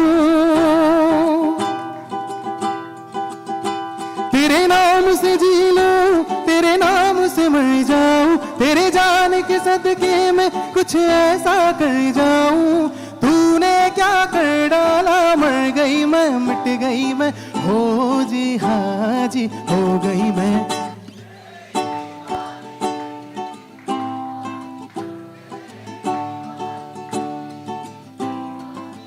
तेरी दीवानी दीवानी, तेरी दीवानी दीवानी, इश्क जुनू जब हद से बढ़ जाए, इश्क जुनू जब हद से बढ़ जाए, हंसते हंसते आशिक सूली चढ़ जाए, इश्क का जादू सर चढ़ कर बोले, इश्क का जादू सर चढ़ कर बोले, खूब लगा लो बहरे रस्ते रब खोले, यही इश्क दी मर्जी है, यही रब दी मर्जी है, यही इश्क दी मर्जी है, यही रब दी मर्जी है, तेरे बिन जीना कैसा खुद गर्जी है, तूने क्या कर डाला, मर गई मैं, मिट गई मैं, हो जी हाँ जी हो गई मैं। तेरी दीवानी दीवानी, तेरी दीवानी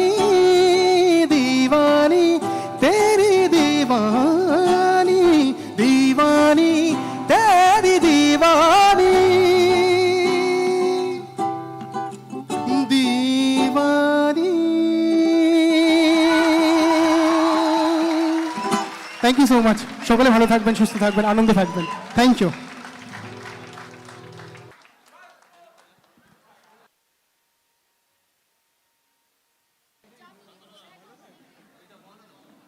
ছোটরা বড়রা মিলে অসাধারণ দুটি সঙ্গীত পরিবেশনের পর এরপর আমরা ডেকে নেব আমাদের আরেক সিনিয়র সোমকরাজ ব্যানার্জিকে কিছু গান করার জন্য।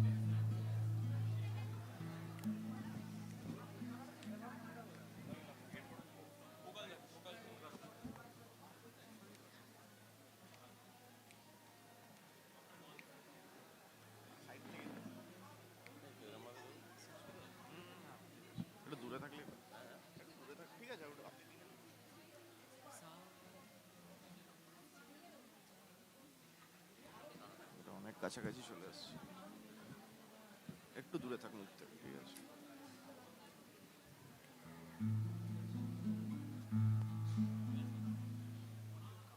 নমস্কার,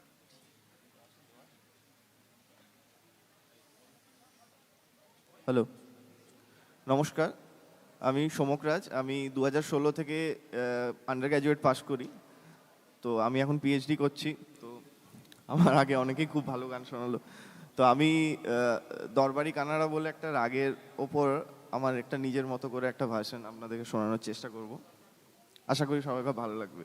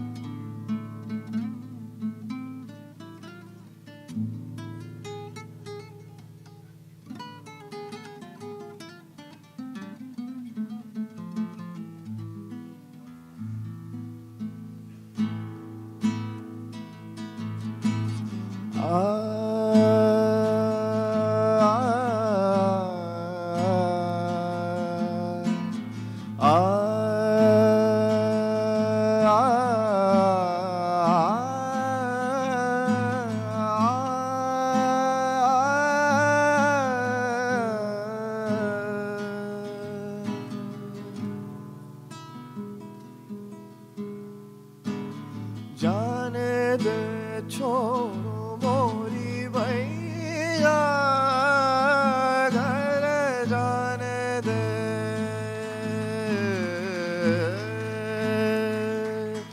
घर जाने दे, छोड़ो मोरी भैया, घर जाने दे।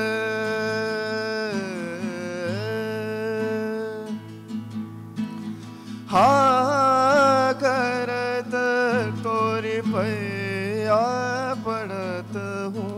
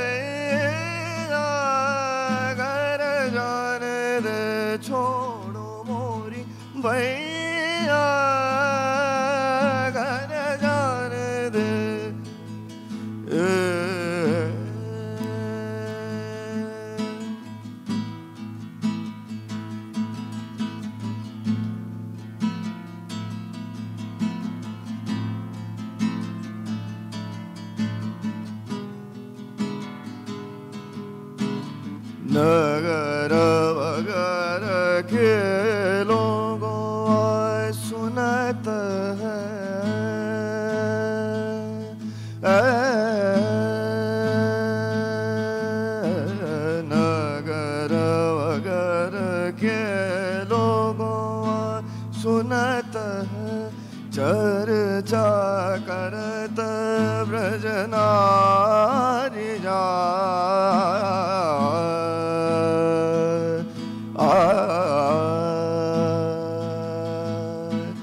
नगर वगर के लोगों सुनत है चर्चा करत व्रजनारी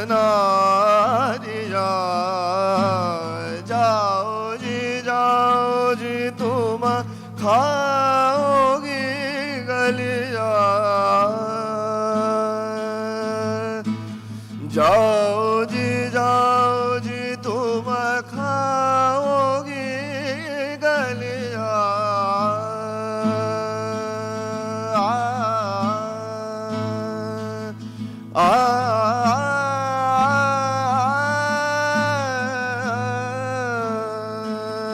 घर जाने दे छोड़ो मोरी जाने दे छोड़ो मोरी जाने दे छोड़ो मोरी भैया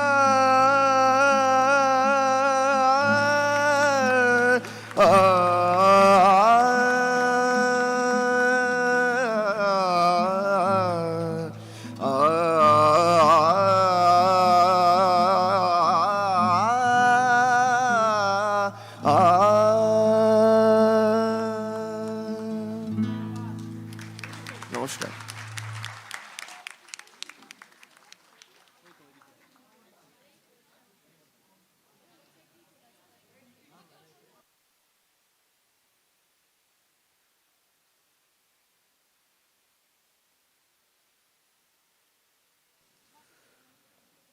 There have been a number of Bangla Gaan performed back to back.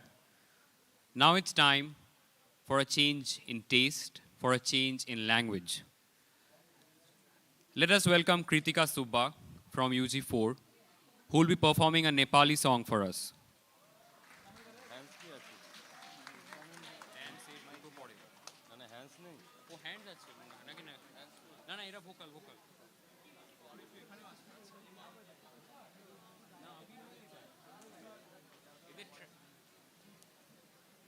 Both of you are vocals, right? Yeah, and you'll get the track. Yeah, yeah.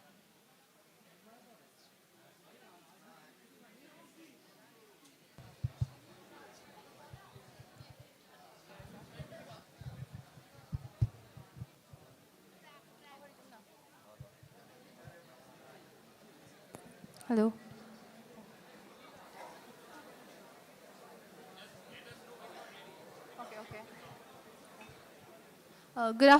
Good evening, everybody. I'm Kritika Subba, UG4, and with me is Lindup Chiring Tamang, UG1, and we're going to be singing a Nepali song for you all. I hope you guys enjoy it.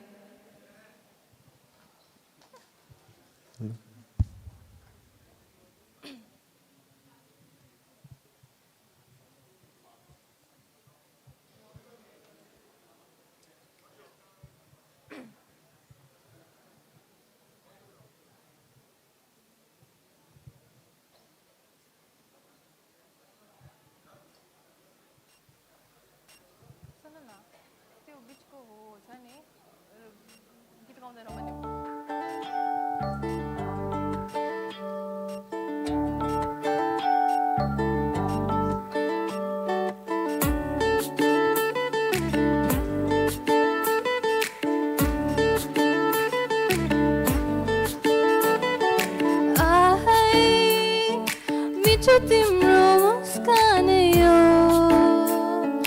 मिठो तिम्रो मुहार यो मन मेरो उड्यो है कहाँ कहाँ हे कान्छा आहे मिठो तिम्रो मुस्कानैमा लजालु त्यो हेराइमा मन मेरो उड्यो है कहाँ कहाँ हे कान्छा है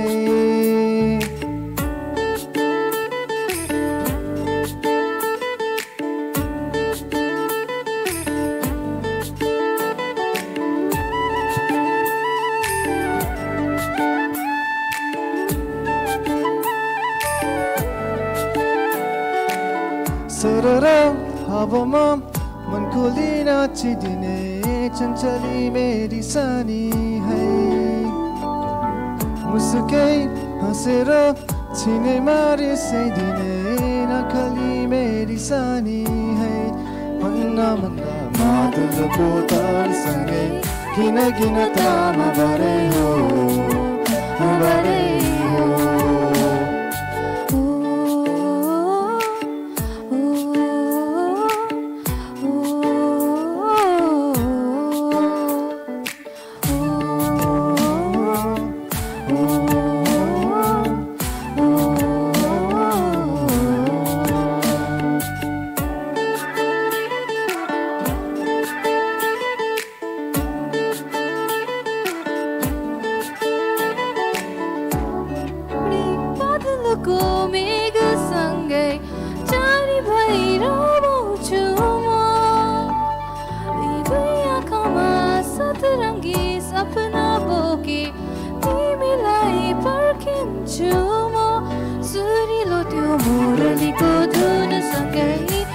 चोरी लाग्यो भरे हो भरे हो आहै मिठो तिम्रो मुस्कानैमा माया तिम्रो मुहारैमा मन मेरो उड्यो है कहाँ कहाँ हे कान्छा है आहै मिठो तिम्रो मुस्कानैमा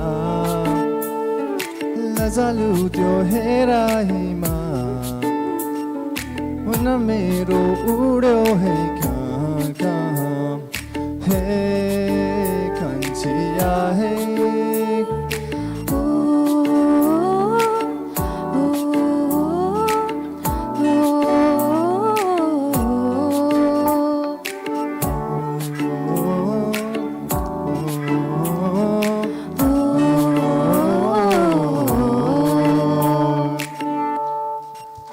Thank you.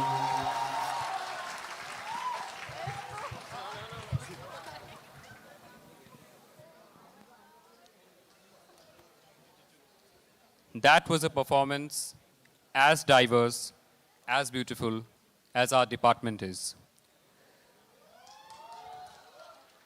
Now it's time for another senior among us. It's time for Kaustav Nath for a musical performance.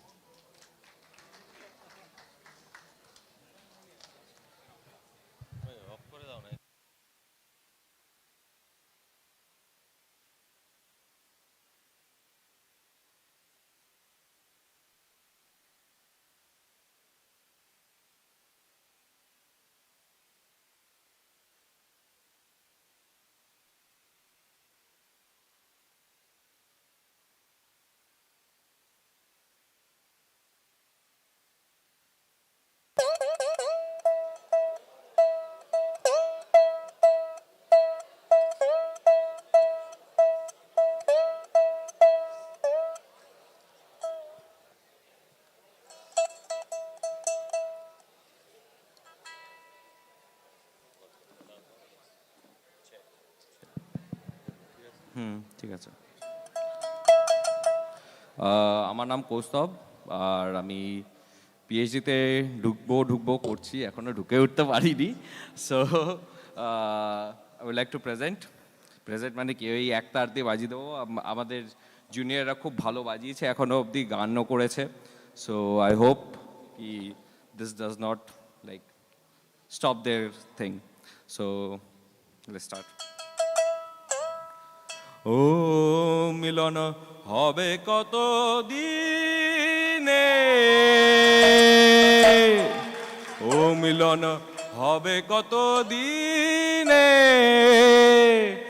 আমার মনের মানুষের সনে আমার মনের মানুষের সনে মিলন হবে কত দিনে ও মিলন হবে কত দিনে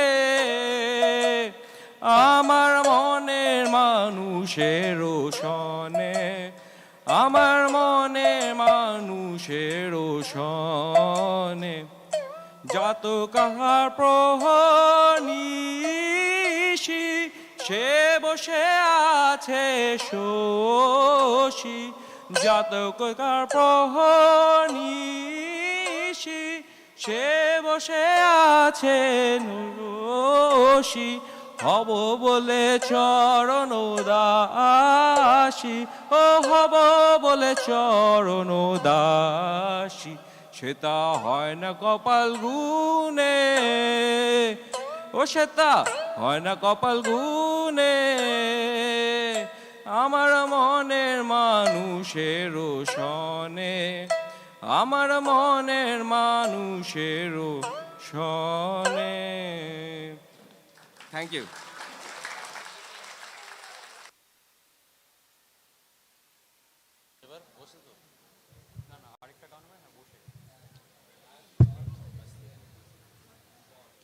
এরপর ডেকে নিতে চাইব আমাদের 2022 পাস আউট কিন্তু সে এখনো ছাত্র হয়েই থেকে গেছে মন থেকে অলরেডি ক্রাউড হয়তো বুঝেই গেছে কে আসছে so please welcome on stage Samitabh মণ্ডল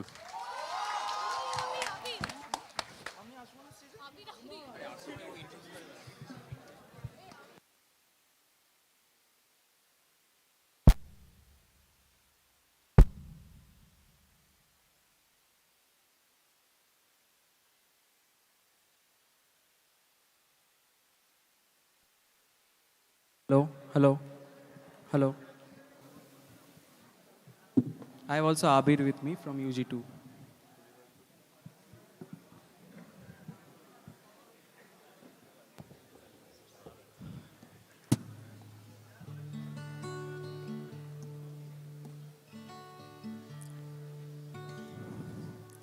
सावन भी तो जाए पहरवा सावन भी तो जाए पहरवा मन मेरा घबरा है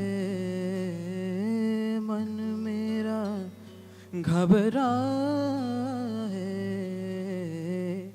ऐसो गए परदेस पिया तुम ऐसो गए परदेस पिया तुम ये समझ नहीं पाओगे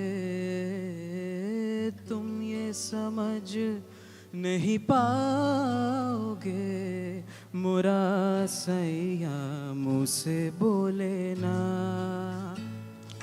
मोरा सैया मुझसे बोले ना जा चकेरी के मारे ना जा सौतन पुकारे सावन आए तो पूछेगे ना जा रे फिकी फिकी बेसुआ दिए रतिया काटू रे कटे ना अब तेरे बिना सजना सजना काटे कटे ना तेरे बिना बेसुआदी रतिया ओ सजना दम दारा मस्त मस्त दरा दम दारा मस्त मस्त दरा दम दम ओ हम दम बिन तेरे क्या जीना ओ दम दारा मस्त मस्त दरा दम दारा मस्त मस्त दम दारा दम दम ओ हम दम बिन तेरे क्या जीना तेरे बिना बेसुआदी हतिया ओ सजना तेरे बिना बेसुआदी रतिया ओ सजना हो खुखी रे ओ रूखी रे काटू रे काटे हतिया दम दारा मस्त मस्त दरा दम मस्त मस्त दरा दम दम ओ हम दम बिन तेरे क्या जीना ओ दम दरा मस्त मस्त दरा दम मस्त मस्त दरा दम दम ओ हमदम बिन तेरे क्या जीना. Thank you.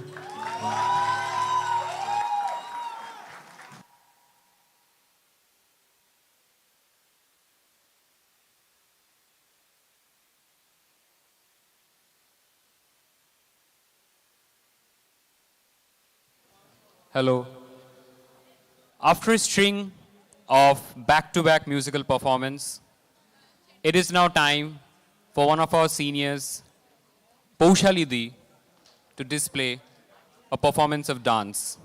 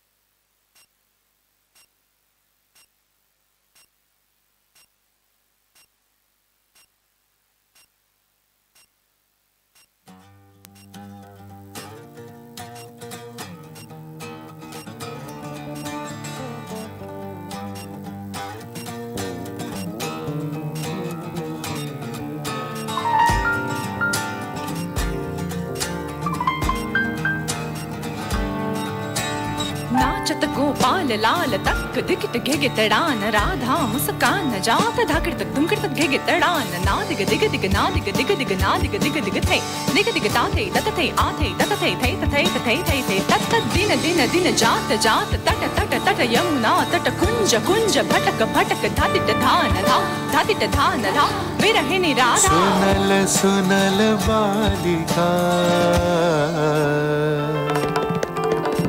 सुनल सुनल बालिका राख कुसुम मालिका सुनल सुनल बालिका राख कुसुम मालिका कुंज कुंज फेरनु सखी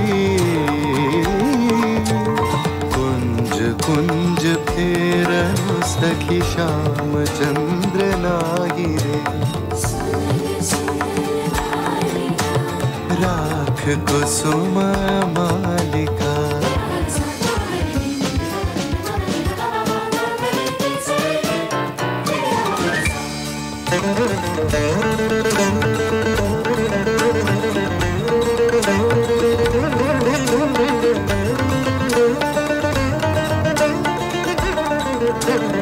दुलई कुसुम मुंजरी भ्रवर फिर कुंजरी दुलई कुसुम मंजरी भ्रवर फिर गुंजरी अलस यमुना बहाई जाए ललित गीत गाही रे सुनल सुनल बालिका राख कुसुम मालिका.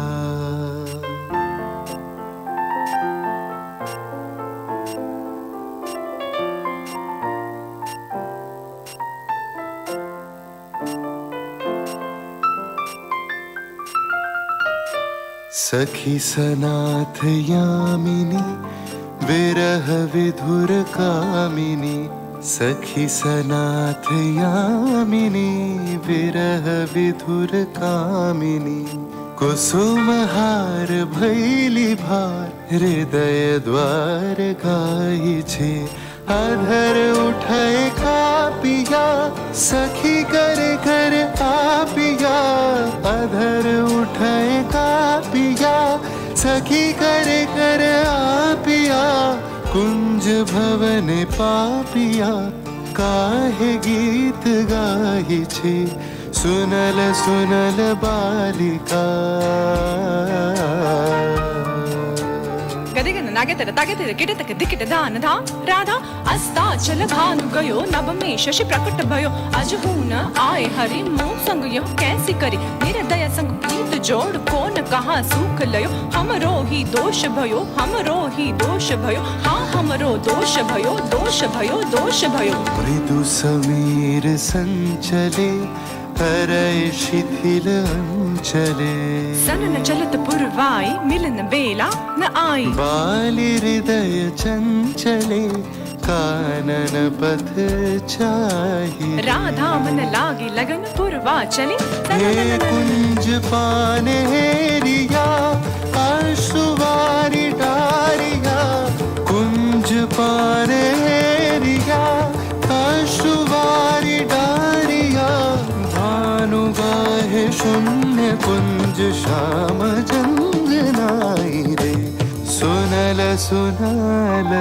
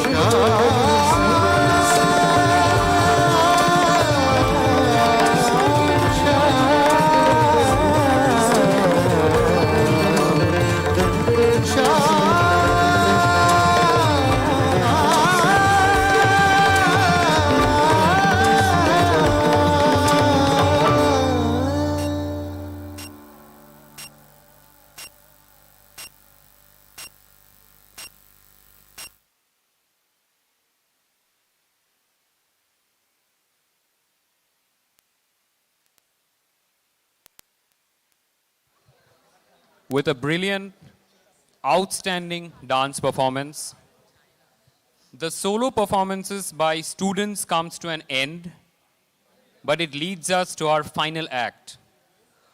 A collective group performance by the students from UG 1 to UG 4. It's a performance where we welcome you to a child's castle, and the child's name is Opu. It's a castle of imagination, an attempt at a Geeti Natto, where our little fresher Opu discovers the winds and terrains of India through its art forms and history. যেহেতু অনেক performer রয়েছেন এই প্রোগ্রামটায়, last প্রোগ্রামটায়, আমরা হয়তো মঞ্চ উপস্থাপনার জন্য একটু সময় চেয়ে নেব। আপনারা যদি একটু ধৈর্য ধরে বসেন, খুব সুবিধা হয়। Thank you.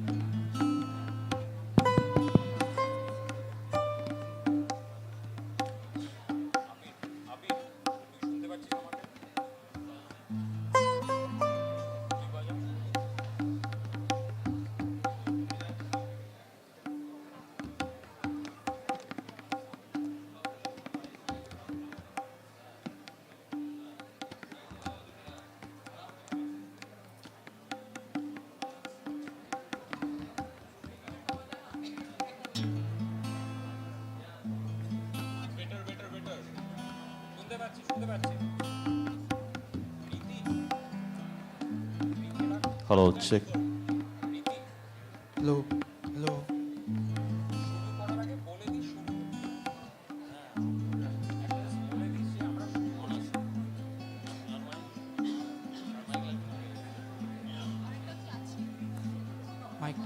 Mic testing.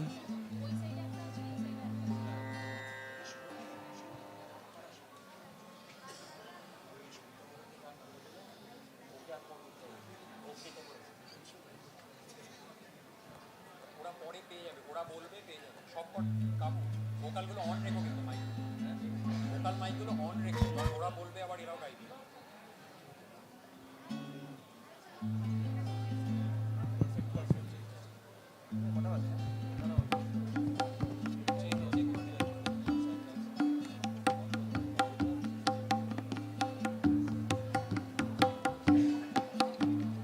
Mic testing, mic testing.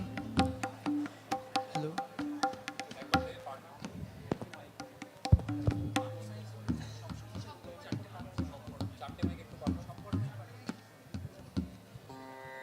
Hello hello, check check, hello hello hello hello hello hello hello.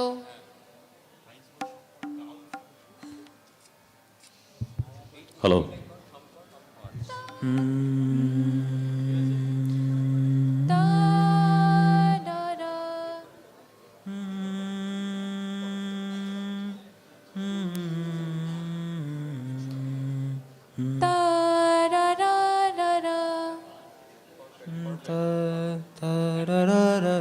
ঠিক আছে।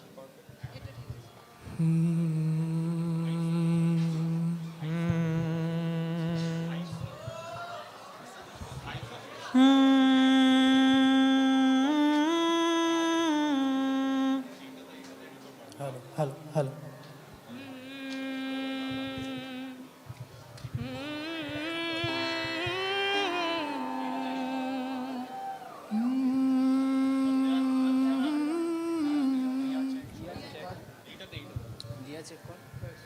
Hello hello. বাকি দুটো কই? ঠিক আছে, গার্গি একবার চেক করেন। গার্গি,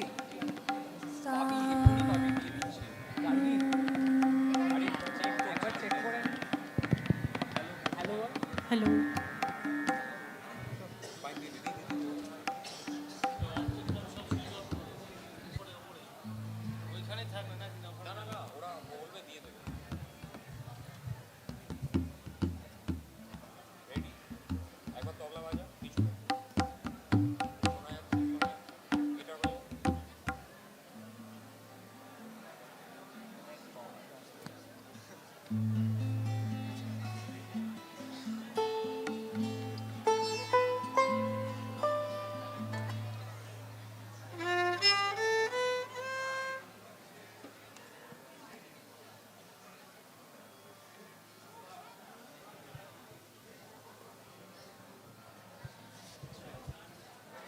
বৌদি, ভালো আছেন?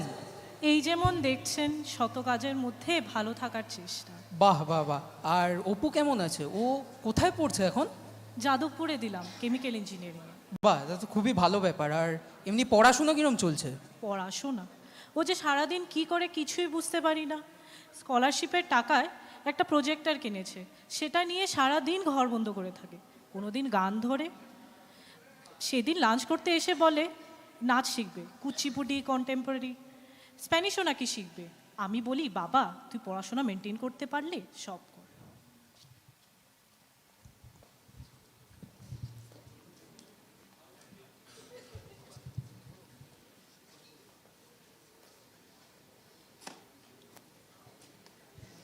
Opu's childhood days were written in paragraphs from history textbooks and calculus formulae.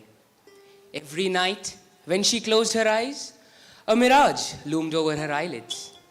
A world of lavender skies and flamboyant vignettes, all tied together by her imagination, a world of her own. All she longed for was a screen, a whitewashed wall where she could project her reveries, and a projector itself acting as a catalyst to her thoughts, which she could punctuate with her fancies. Then came college, her shoebox bedroom, a square void to herself, where her dreams danced and drew portraits.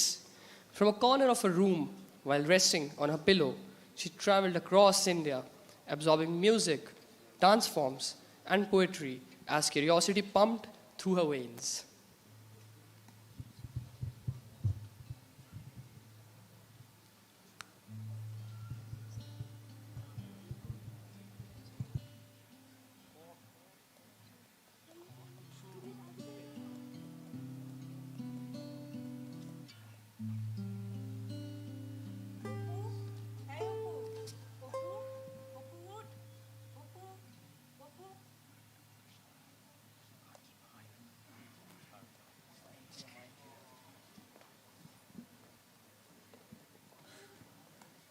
প্রত্যহ ব্যস্ত কিন্তু রহস্যময় engineering জীবনের মাঝে প্রান্তিক সুখময় সাহিত্যরস এক প্লাবনের জোয়ার আনে। প্রাত্যহিক অবসাদ ও ক্লান্তির সামনে এ যেন এক স্বর্গীয় অনুভূতি। আচ্ছা, আমি অপু, মানে অপরাজিতা রায়। অপু ট্রিলজির অপুর জীবন থেকে আমার বাস্তব জীবন গুণগতভাবে অনেকটাই আলাদা, আবার বেশ কিছু সাদৃশ্যও আছে। জীবনের অনেকটা জুড়ে যেমন fluid mechanics, heat transfer, transport phenomena বা সেপারেশন প্রসেস রয়েছে, তেমনি সমানভাবে রয়েছে রবীন্দ্রনাথ, জীবনানন্দ, সত্যজিৎ রায়, ঋত্বিক ঘটক, সলিল চৌধুরীর মতো অনেকে। জীবনে এই দুটি ছবি আমার কাছে পরস্পরের পরিপূরক।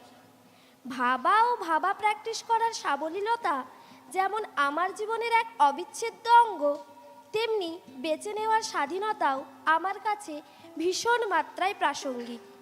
এই বেছে নেওয়ার লড়াইয়ের মাঝে অয়লার বা নেভিয়ার স্ট্রোকের পাশাপাশি আইনস্টাইন ফোবিয়াও ভুগলে তার তৎক্ষণাৎ সমাধান সিগারোফিলিয়ার which side are you on কিনা তাই নিয়ে থেকে যায় এক দ্বন্দ্ব।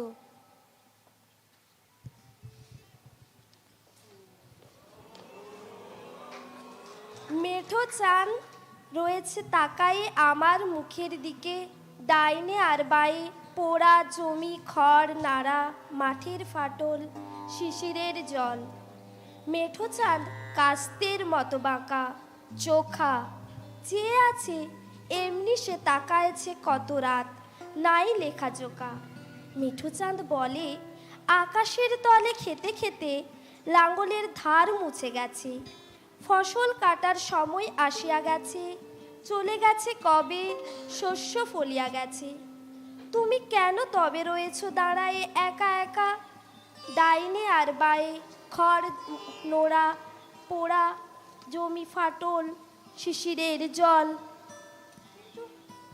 কিন্তু আমি তো খুঁজছি, এই মহাচ্ছন্ন প্রকৃতির বাইরে গিয়েও কিছু খুঁজছি।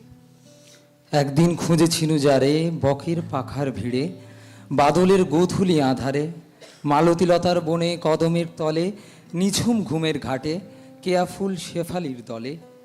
শুধু শেষ নিশীথের ছায়া, ঘুমটার ঘুমটুকু চুমি, মনে হয় শুধু আমি, আর শুধু আমি, আর ওই আকাশের পৌষ নীরবতা, রাত্রি নির্জন যাত্রী তারকার কানে কানে কত কাল কহিয়াছে আধো আধো কথা।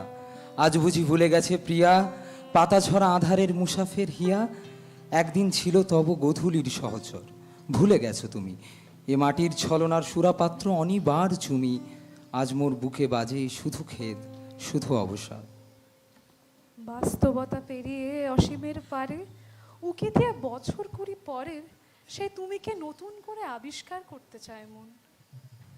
হয়তো মাঠে হামাগুড়ি দিয়ে পেঁচা নামে, বাবলার গলির অন্ধকের অসুখের জানলার ফাঁকে, কোথায় লুকাই আপনাকে, চোখের পাতার মতো নেমে চুপি কোথা চিলের ডানা থামে।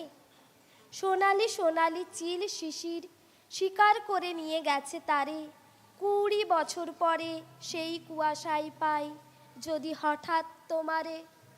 কিন্তু সময়ের অমোঘ সত্য তো আটকে থাকে না, সে চলমান, সে ক্রমবর্ধমান, সে চিরবিস্তৃত। পৃথিবীর এই অধীরতা থেমে যায়, আমাদের হৃদয়ের ব্যথা দূরের ধুলোর পথ ছেড়ে স্বপ্নের ধ্যানের কাছে ডেকে লয়। উজ্জ্বল আলোর দিন নিভে যায়, মানুষেরও আয়ু শেষ হয়। পৃথিবীর পুরনো সে পথ মুছে ফেলে রেখা তার, কিন্তু এই স্বপ্নের জগৎ চিরদিন রয়। সময়ের হাত এসে মুছে ফেলে আর সব, নক্ষত্রেরও আয়ু শেষ হয়।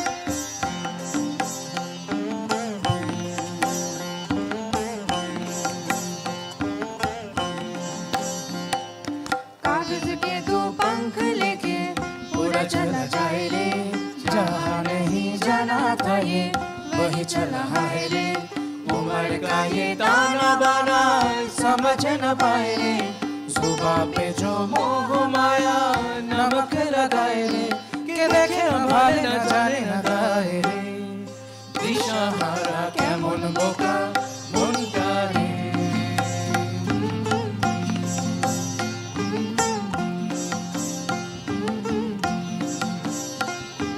कागज के दो पंख लेके उड़ा चला जाए रे जहाँ नहीं जाना था ये वही चला हाय रे उम्र का ये ताना बाना समझ न पाए रे जुबां पे जो मोह माया नमक लगाए रे के देखे न भाले न जाने न गाए रे दिशाहारा केमन बोका মনটা রে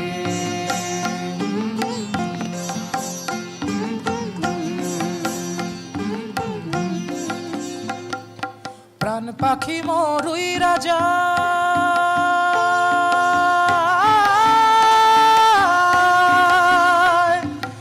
খাঁচা ভেঙে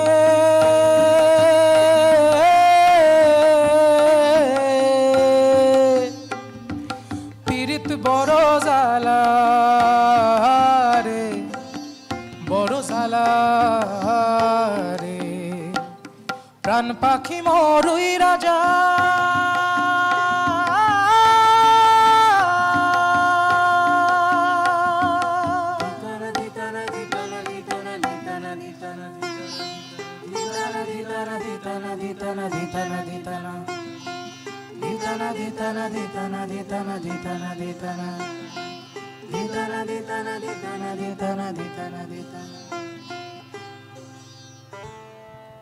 A week ago, in the column of a travel magazine, she read about the archaic forts of Lucknow. A teardrop-shaped arc appears above her, drawing shapes on the ceiling, and the tints of vibgyor from her sun catchers fill the room. She lets her hair loose, puts her feet on an imaginary bed of grasses, and leans on the yellow and moss-embossed walls of the withered monument.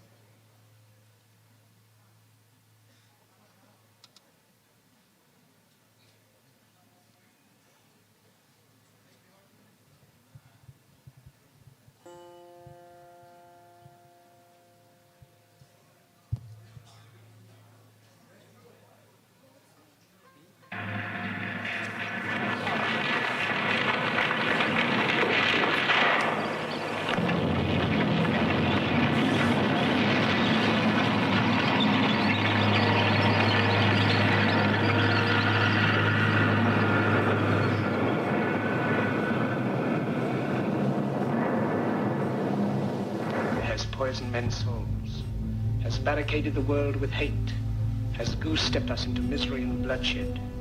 We have developed speed, but we have shut ourselves in. Machinery that gives abundance has left us in want. Our knowledge has made us cynical, our cleverness hard and unkind. We think too much, feel too little. More than machinery, we need humanity. More than cleverness, we need kindness and gentleness. Without these qualities, life will be violent, and all will be lost. The aeroplane and the radio have brought us closer together. The very nature of these inventions cries out for the goodness in men, cries out for universal brotherhood, for the unity of us all. Even now, my voice is reaching millions throughout the world, millions of despairing men, women, and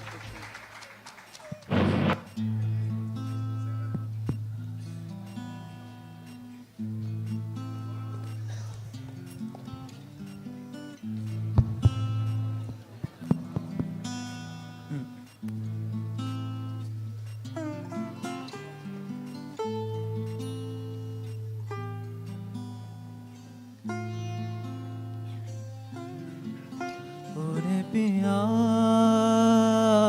है ओरे पिया ओरे पिया है ओरे पिया उड़ने लगा क्यों मन बावला रे आया कहाँ से ये हौसला रे ओरे पिया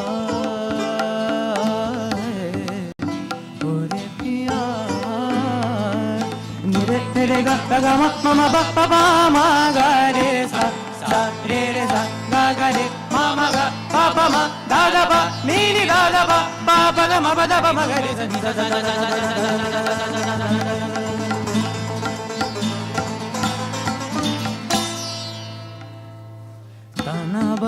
ताना बाना बुनती हवा है बुनती हवा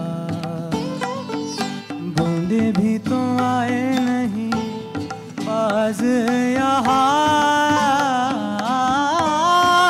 है साजिश में शामिल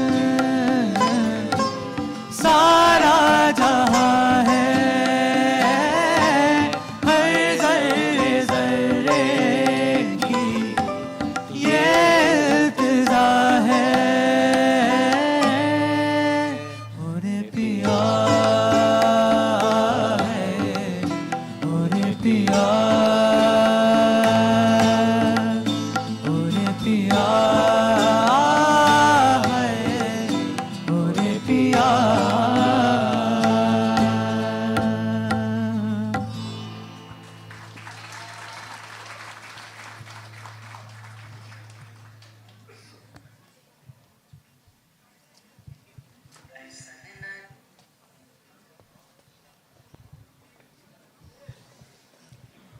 Opu's heart grows wings like monarch butterflies and migrates to the west of India. The purple color of its choli teleports to Agaba ground, a cacophony of music and the glee of distant relatives meeting months later during Navratri. Green, yellow, and pink flags are planted all around. Fairy lights bring the light of 1,000 fireflies to the ground.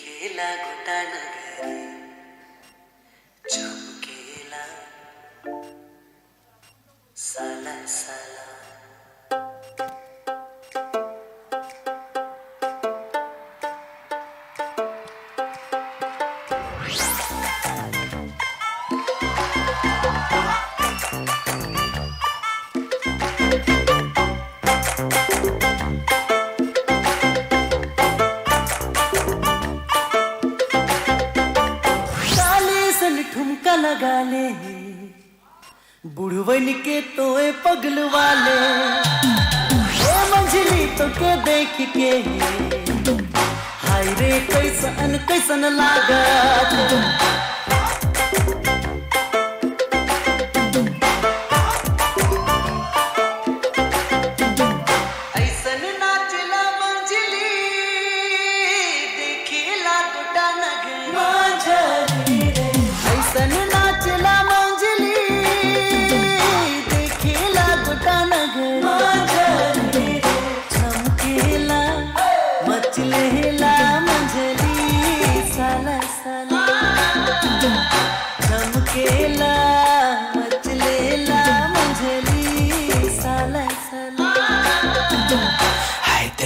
कोमल काया काले दिखाले डांडा लचकाए के तोए मुके पगलू वाले तेरी इन काली मीठी नस्ली आंखों में मैं हूँ डूबा आजा मुझे अब गले लगा ले ना तड़पा महबूबा ये मंजली तुर लचके कमरिया हाय रे गजब दिखेला तेरी आँखों किस तो हाय रे पागल मुके बाना चमकेला मचलेला मंझली साला साला चमकेला मचलेला मंझली साला साला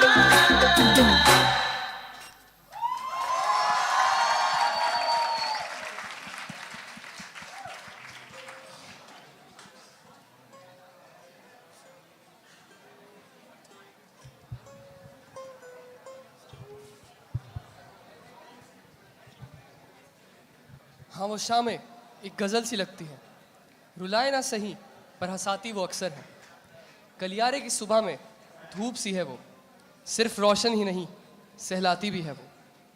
कोना कोना चमकाने जो इस कदर बिखरती है, बिखरी बिखरी जुल्फों जैसे साया भी उड़ेलती है। खासियत तो बेशक है कोई, आम तो नहीं है इसका जादू कि हमारे दिलो जान पर है सिर्फ इसका ही काबू। जिक्र है उस पाक आबो हवा का जिसमें हम जीते, जहाँ उड़ान भरी है इनके ख्वाबों ने।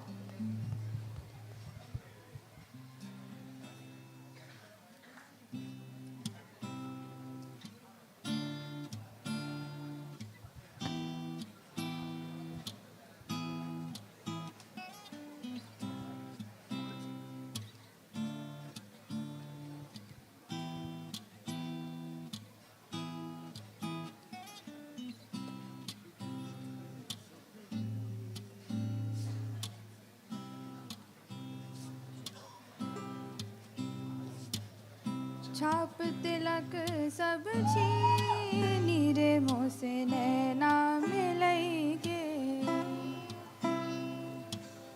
छाप तिलक सब छीनी रे मोह से नैना मिलैगे।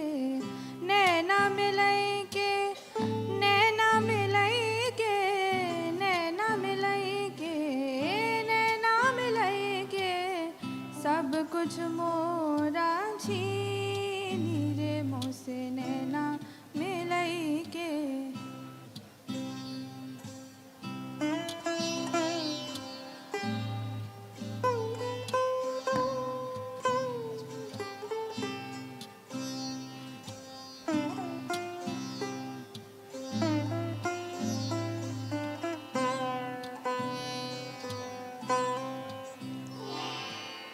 खुजरो निजाम के, खुजरो निजाम के बल बल जाइए। खुजरो निजाम के जान लुटाई रे मोहे सुहागन की नींद। हो मोहे सुहागन की नींद रे मोह से नैना मिलई के। छाप तिलक सब छीनी रे मोह से नैना मिलई के।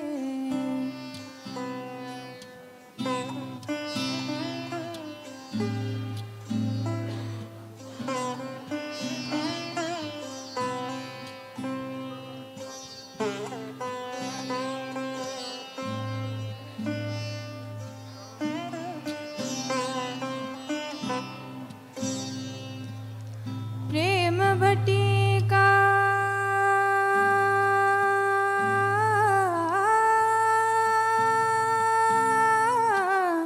प्रेम भटिका मतवा पिलाई के। मतवाली कर ली नीरे मोह से नैना। मतवाली कर ली नीरे मोह से नैना मिलई के। छाप तिलक सब छीनी रे मोह से नैना मिलई के। छाप तिलक सब छीनी रे मोह से नैना मिलई के।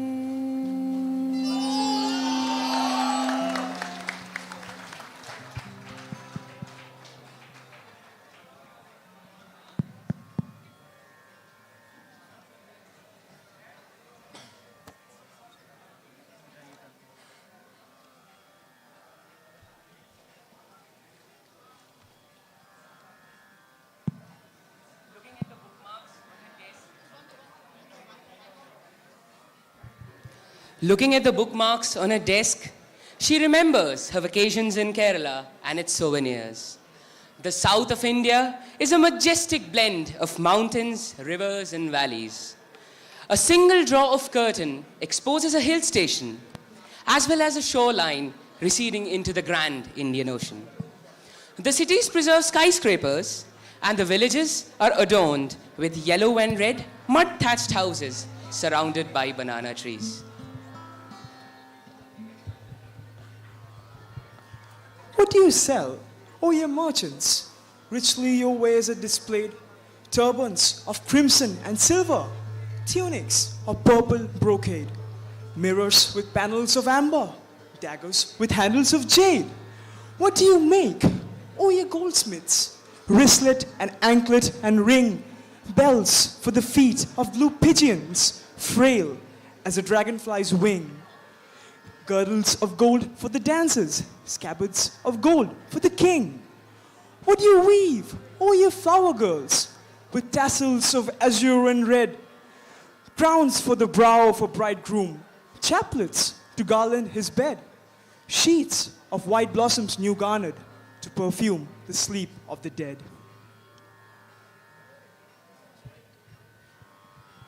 The cityscape ends in a village surrounded by hills, and a thin stream of river cuts through its heart. The houses are painted yellow, some faded, some scratched with a childish hand. Here, the families have practiced the art of togetherness, living in sobriety even with the bare minimum.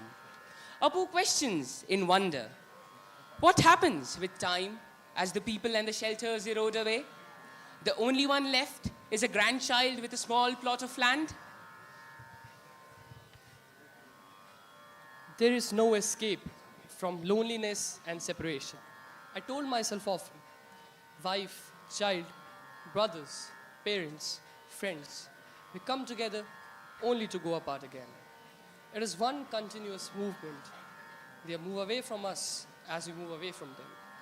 The law of life can't be avoided. The law comes into operation the moment we detach ourselves from our mother's womb. All struggle and misery in life is due to our attempt to arrest this law or get away from it, or in allowing ourselves to be hurt by it. The fact must be recognized. A profound, unmitigated loneliness is the only truth of life. But it never stops us from leaning on each other, finding peace, finding art in this world, putting meaning into it, and protecting it.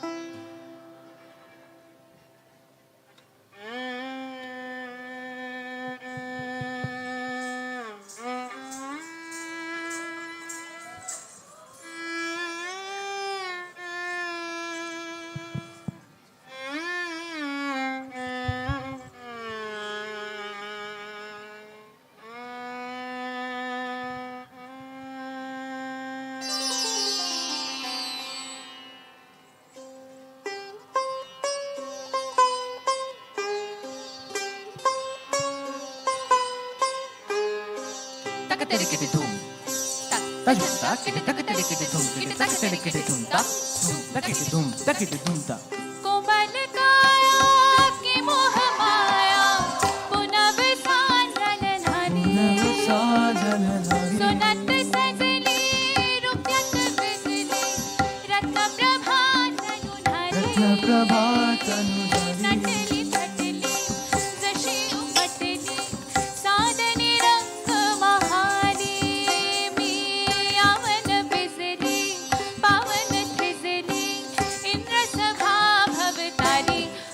अप्सरा तरिकिट झुम तरिकिट झुम kit झुम तक झुम तक अप्सरा तक तिंग तक तिरु तक तरिकिट झुम अप्सराली इंद्रपुरी तुम खाली बसन लीलाली रत्न प्रभा तनु नाली विहसली गाली चांदनी रंग महाली अप्सराली पुनः चांदन लाली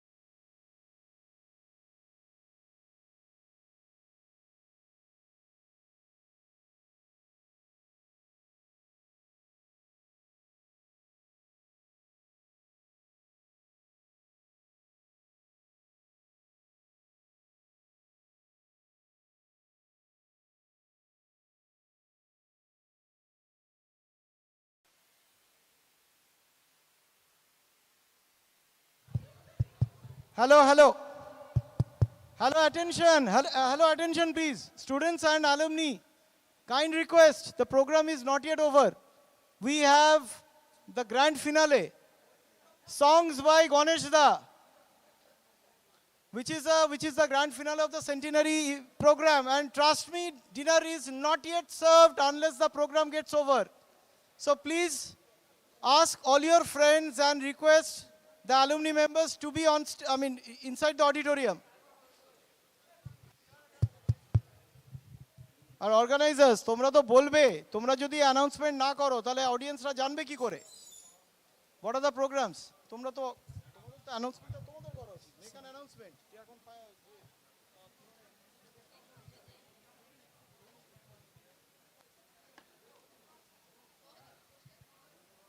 Please take your places for the meantime. We have a last performance going on. And before that, the dinner is not going to be served. So please take your places for the time being.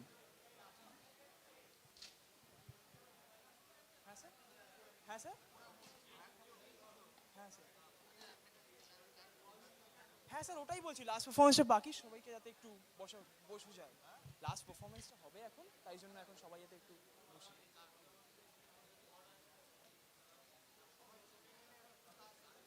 ওটাই আমি লোকজনকে বসতে বলছি, ওটাই বলছি sir.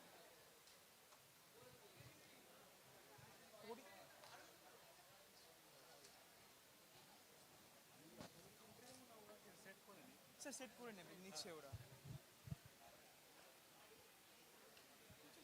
চলে গেল, আমি তো কথা বলে দিয়েছি, কেউ তো যেতেই বললোই না। সেটাই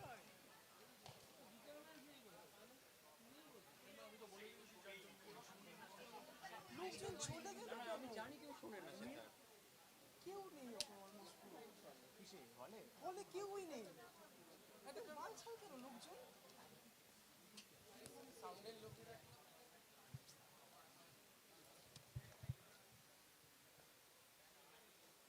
এই এই শোনো না আমরা সবাই অডিয়েন্সে গিয়ে বসি তাহলে একটু বলবে একটু জায়গাটা চলো চলো চলো হ্যাঁ এই মাইকটা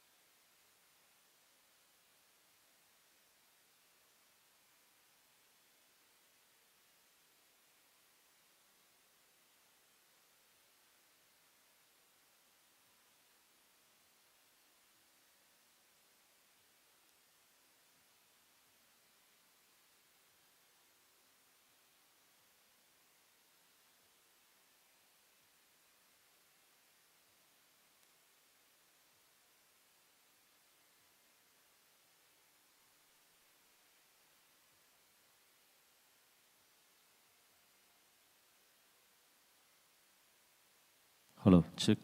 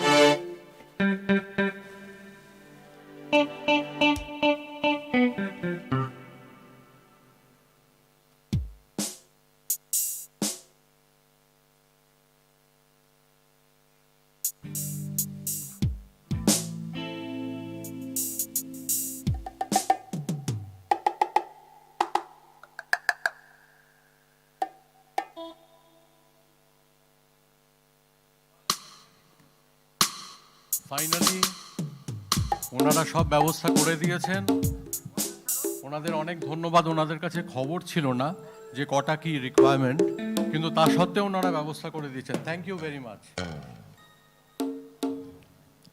বেশি দেরি না করে আমি শুরু করছি, কারণ অলরেডি ঘড়ির কাঁটা 9টা পেরিয়ে গেছে। আপনারা আমাকে একটু বলে দেবেন কখন শেষ করতে হবে আর কি, কারণ আমি তো বুঝতে পারবো না। আমি চেষ্টা করব একটু জমজমাট গানই রাখার, কারণ সময় খুবই কম। এখানে এলেই কেন জানি না আমার একটু পুজো পুজো ব্যাপার মনে হয়। এবার পুজোর সময় একটা আমাদের আমলে আর কি একটা খুব অত্যন্ত জনপ্রিয় গান রাহুল দেব বর্মন সুর করেছিলেন এবং নিজে গেয়েও ছিলেন, কথা লিখেছিলেন শচীন ভৌমিক। আমি সেই গানটি দিয়ে শুরু করছি।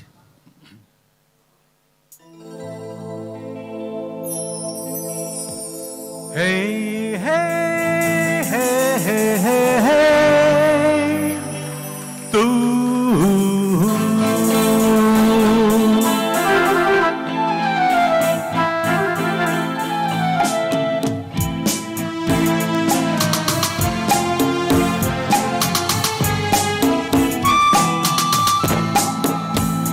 মনে পড়ে রুবি রায়,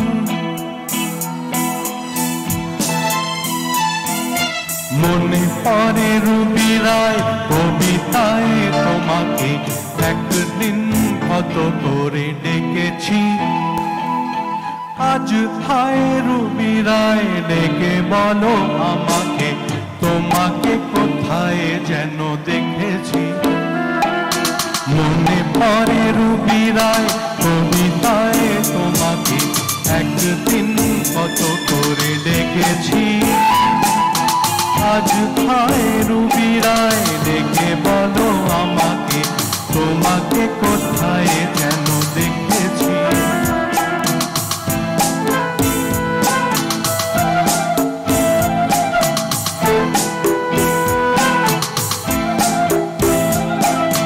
রোদ জ্বলা দুপুরে নুপুরে বাস থেকে তুমি যাবে নামতে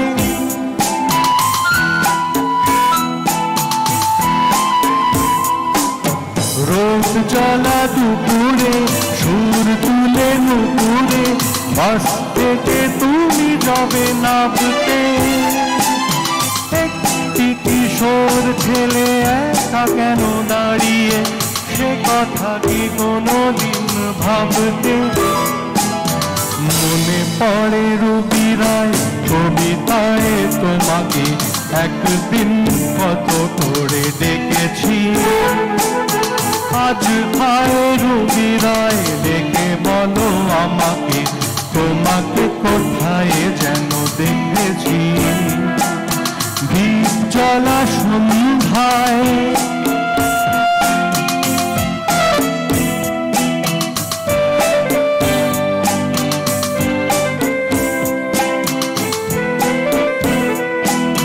দ্বীপ জ্বলা সন্ধ্যায় হৃদয়ের জানালায় কান্নার খাঁচা শুধু রেখেছি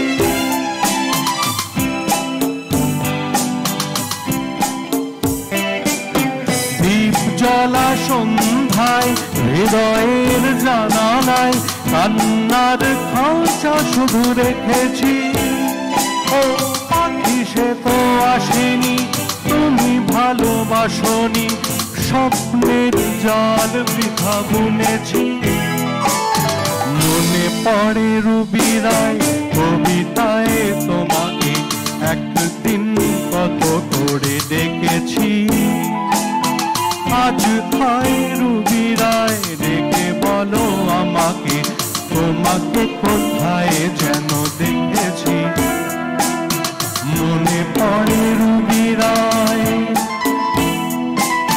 মনে পড়ে রবি রায় মনে পড়ে রবি রায়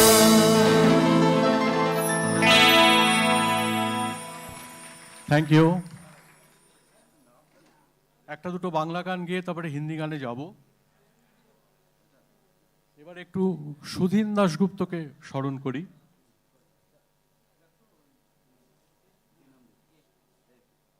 গানটি রেকর্ড করেছিলেন শ্যামল মিত্র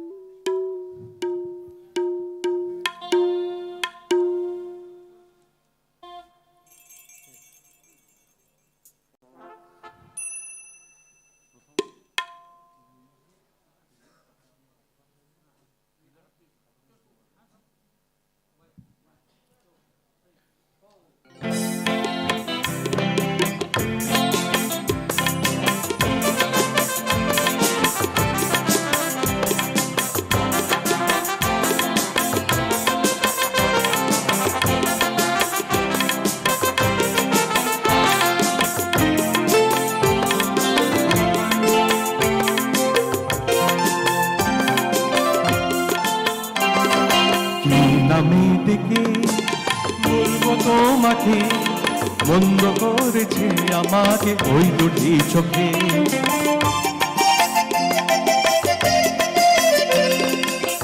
নামে ডেকে বলবো তোমাকে বন্ধ করেছে আমাকে ওই দুটি চোখে নামে ডেকে বলবো তোমাকে বন্ধ করেছে আমাকে ওই দুটি চোখে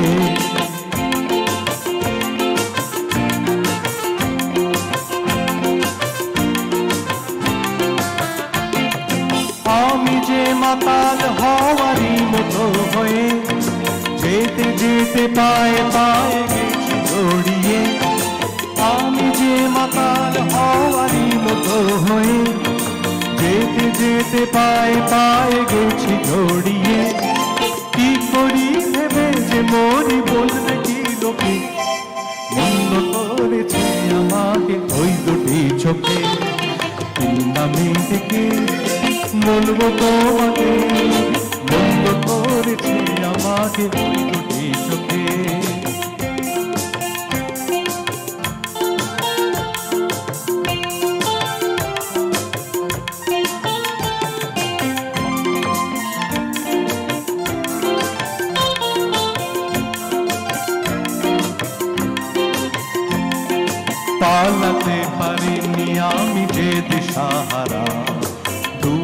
চোখ যেন আমায় দিচ্ছে পাহারা, পালাতে পারিনি আমি যে দিশাহারা, দুটি চোখ যেন আমায় দিচ্ছে পাহারা।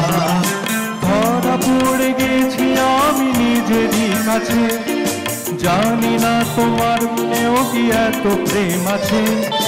ধরা পড়ে গেছি আমি নিজেরই কাছে, জানি না তোমার মনেও কি এত প্রেম আছে। সত্যি যদি হয় বলুক যা বলছে নিন্দুকে, বন্ধ করেছে আমাকে ওই দুটি চোখে। নামে ডেকে বলবো তোমাকে, বন্ধ করেছে আমাকে ওই দুটি চোখে। নামে ডেকে বলবো তোমাকে, বন্ধ করেছে আমাকে ওই দুটি চোখে, বন্ধ করেছে আমাকে ওই দুটি চোখে, বন্ধ করেছে আমাকে ওই দুটি চোখে।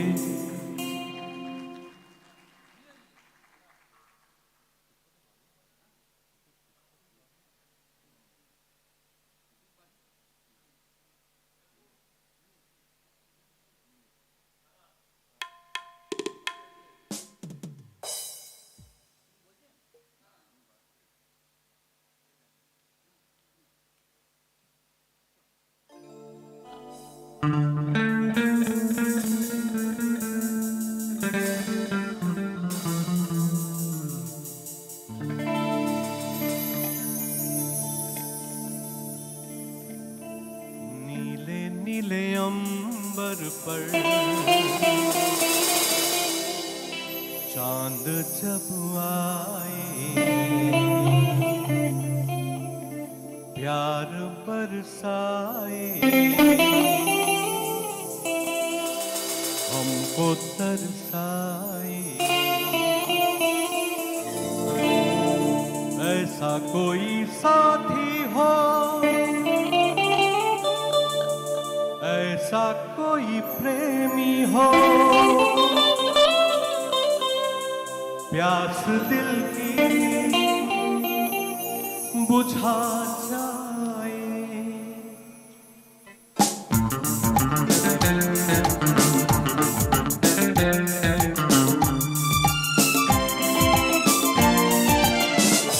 नीले नीले अंबर चांद जब आए, प्यार बरसाए, हमको तरसाए। ऐसा कोई साथी हो, ऐसा कोई प्रेमी हो, प्यास दिल की बुझा जाए। नीले नीले अंबर पर चांद जब आए, प्यार बरसाए, हमको तरसाए।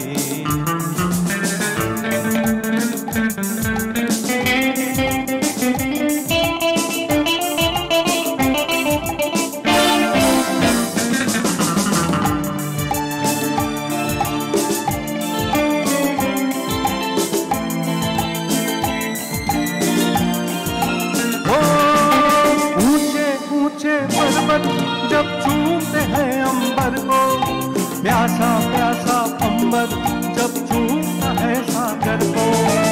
ऊंचे ऊंचे पर्वत जब चूमते हैं अंबर को, प्यासा प्यासा अंबर जब चूमता है सागर को। प्यार से कसने को, बाहों में बसने को, दिल मेरा ललचाए, कोई तो आ जाए। ऐसा कोई साथी हो, ऐसा कोई प्रेमी हो, प्यास दिल की बुझा जाए। नीले नीले अंबर पर चांद जब आए, प्यार बरसाए, हमको तरसाए।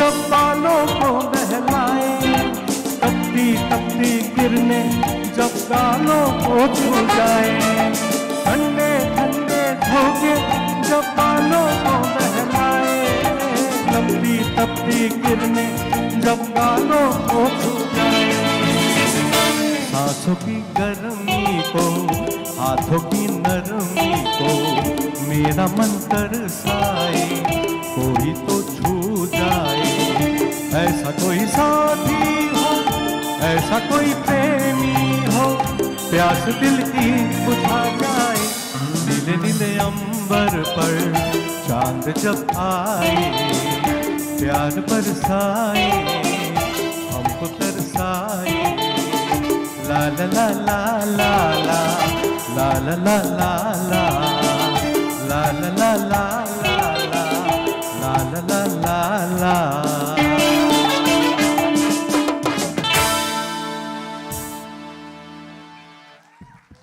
Thank you.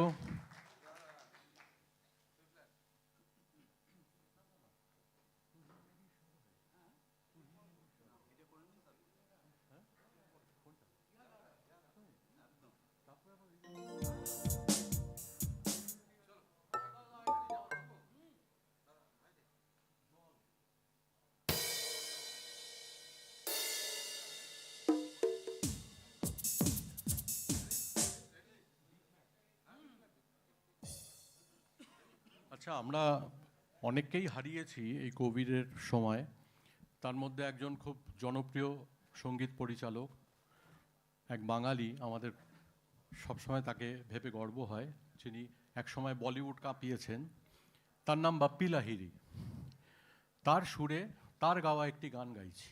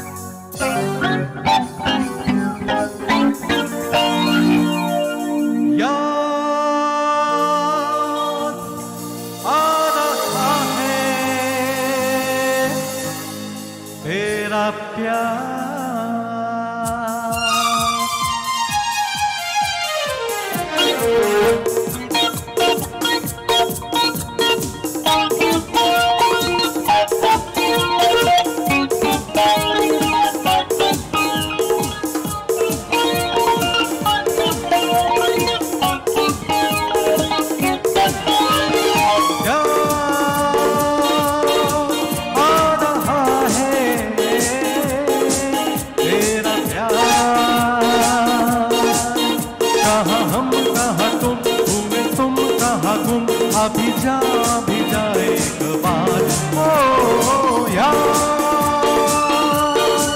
आ रहा है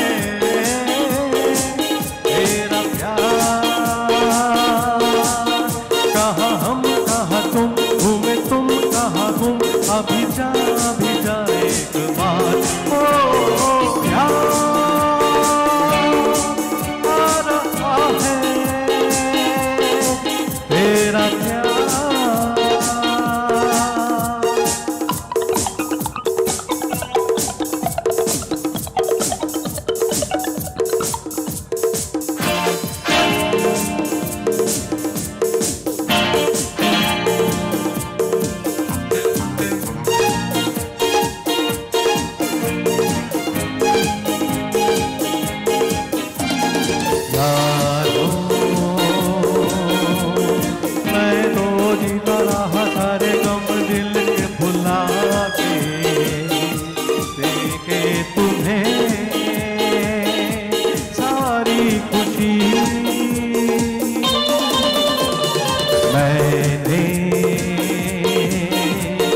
मैंने यहाँ कुछ भी तो पाया नहीं, सब कुछ आके मुझको मिली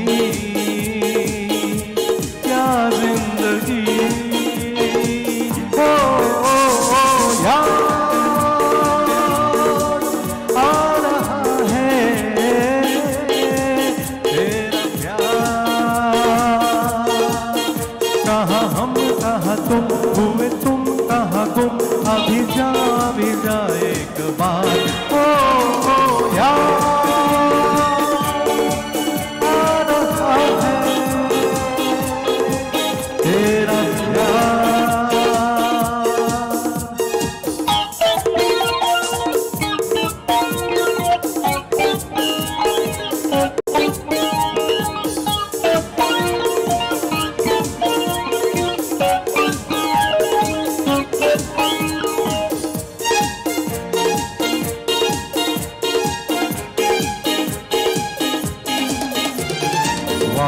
वादा, वादा रहा साथी मेरे तेरे लिए गाता चला जाऊं। तू मेरा दिल, तू मेरी जान, जीना जीना मेरा जीना यही तेरे लिए जिंदगी लुटाऊं। तू जो नहीं क्या है यहाँ, ओ याद आ रहा है तेरा प्यार। कहाँ हम कहाँ तुम, घूमे तुम कहाँ गुम, अभी जा एक बार, ओ याद आ रहा है तेरा प्यार।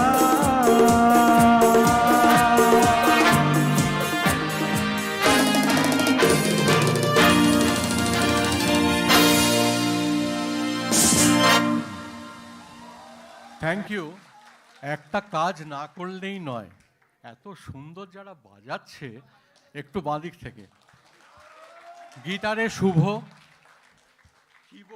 কিবোর্ডে বাপি, রাজু হ্যান্ডসনিকে, আর রক্তাপ্যাডে সমীরণ।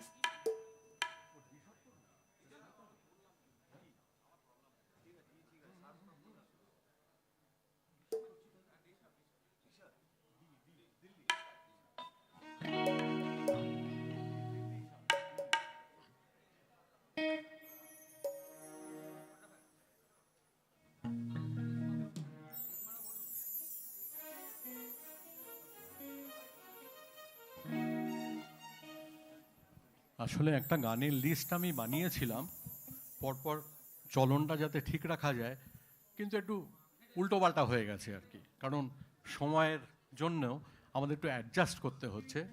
চেষ্টা করছি জমাটি জমাটি গানগুলো বেছে গাইবার।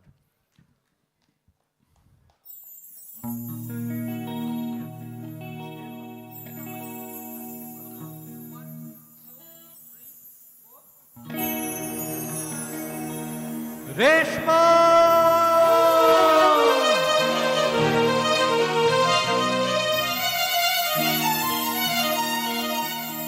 রেশমা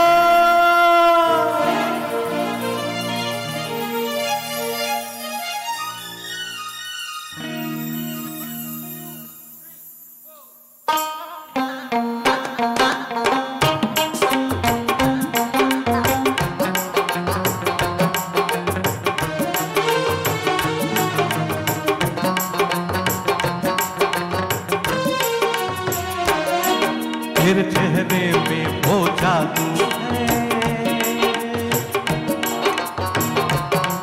तेरे चेहरे में वो जादू है, बिन डोर खिंचा जाता हूँ, जाना होता है और कहीं तेरी ओर चला आता हूँ, तेरी ओर चला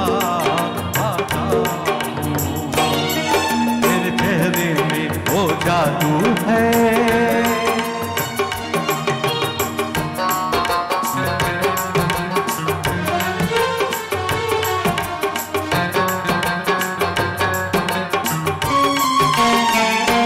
तेरी हीरे जैसी आंखें, आंखों में है लाखों बातें, बातों में रच की बरसातें, मुझ में प्यार की प्यास जगाए।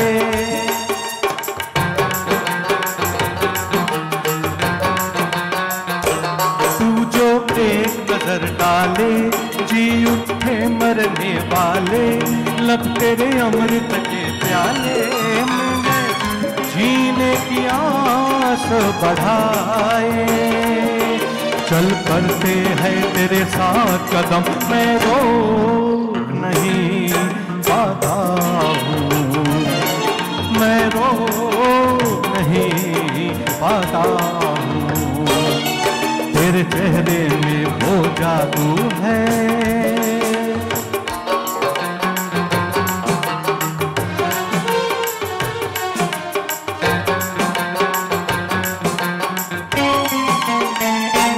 जब से तुझको देखा है, देख के खुदा को माना है, मान के दिल ये कहता है, मेरी खुशियों का तू है खजाना।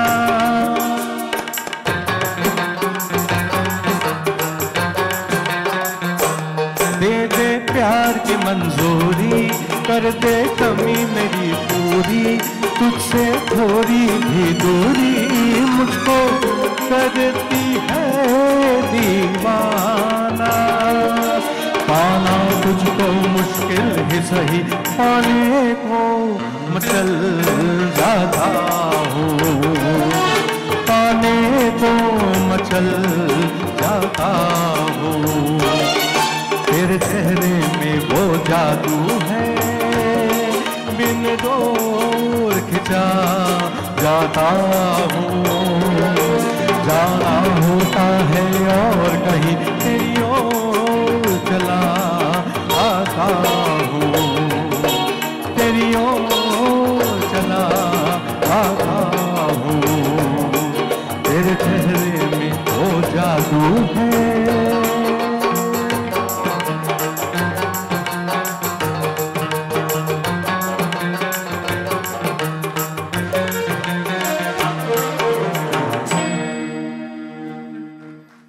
Thank you.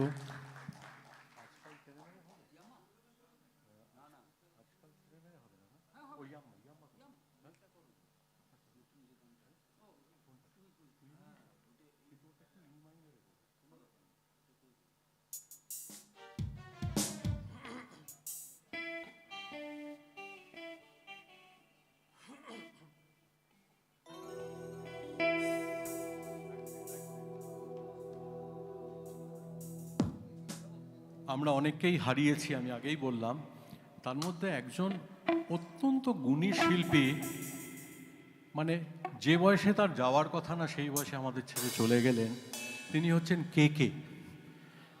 আমি তাকে ট্রিবিউট জানিয়ে তারই একটি গান চেষ্টা করছি।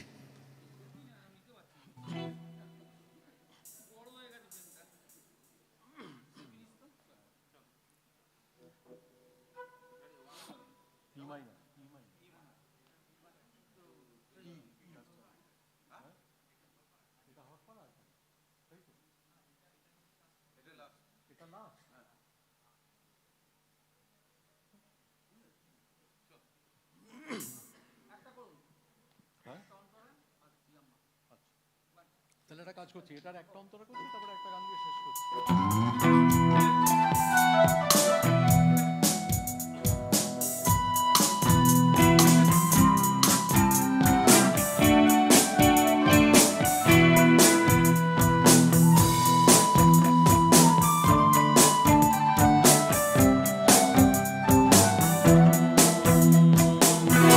तू ही मेरी शब है, सुबह है, तू ही दिन है मेरा, तू ही मेरा रब है, जहाँ है तू ही मेरी दुनिया, तू वक्त मेरे लिए, मैं हूँ तेरा लम्हा, कैसे रहेगा भला होके तू मुझसे जुदा। ओ,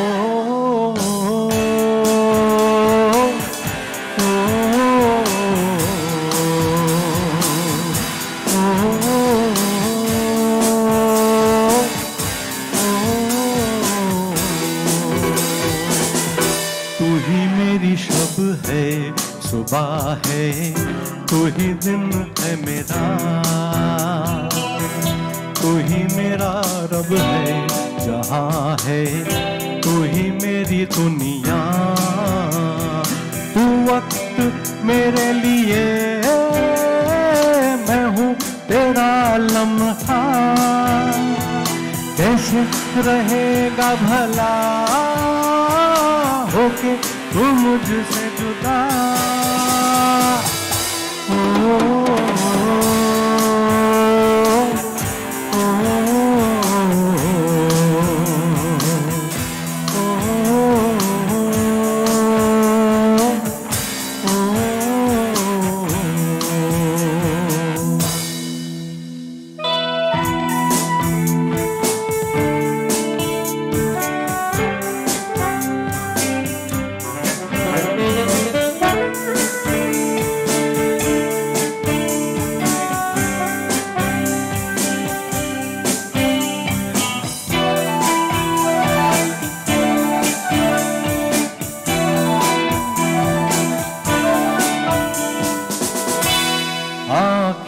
तेरी शबनमी चेहरा तेरा आईना, तू है उदासी भरी कोई हंसी दास्ता। हो आंखें तेरी शबनमी चेहरा तेरा आईना, तू है उदासी भरी कोई हंसी दास्ता। दिल में है क्या तुझको पता, क्यों है भला मुझसे खफा।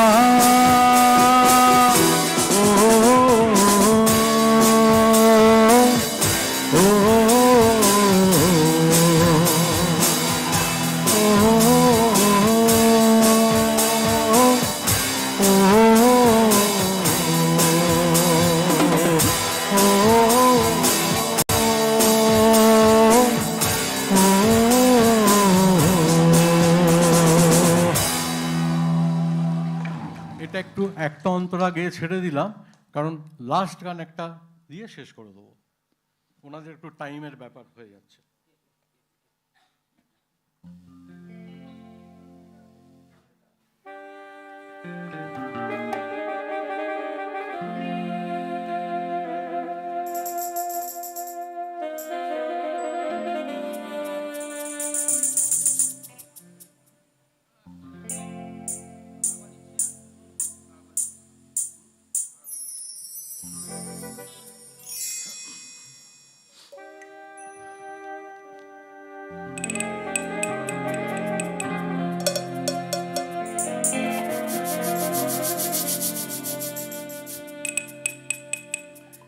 आरडी बर्मन सुरे एक गान।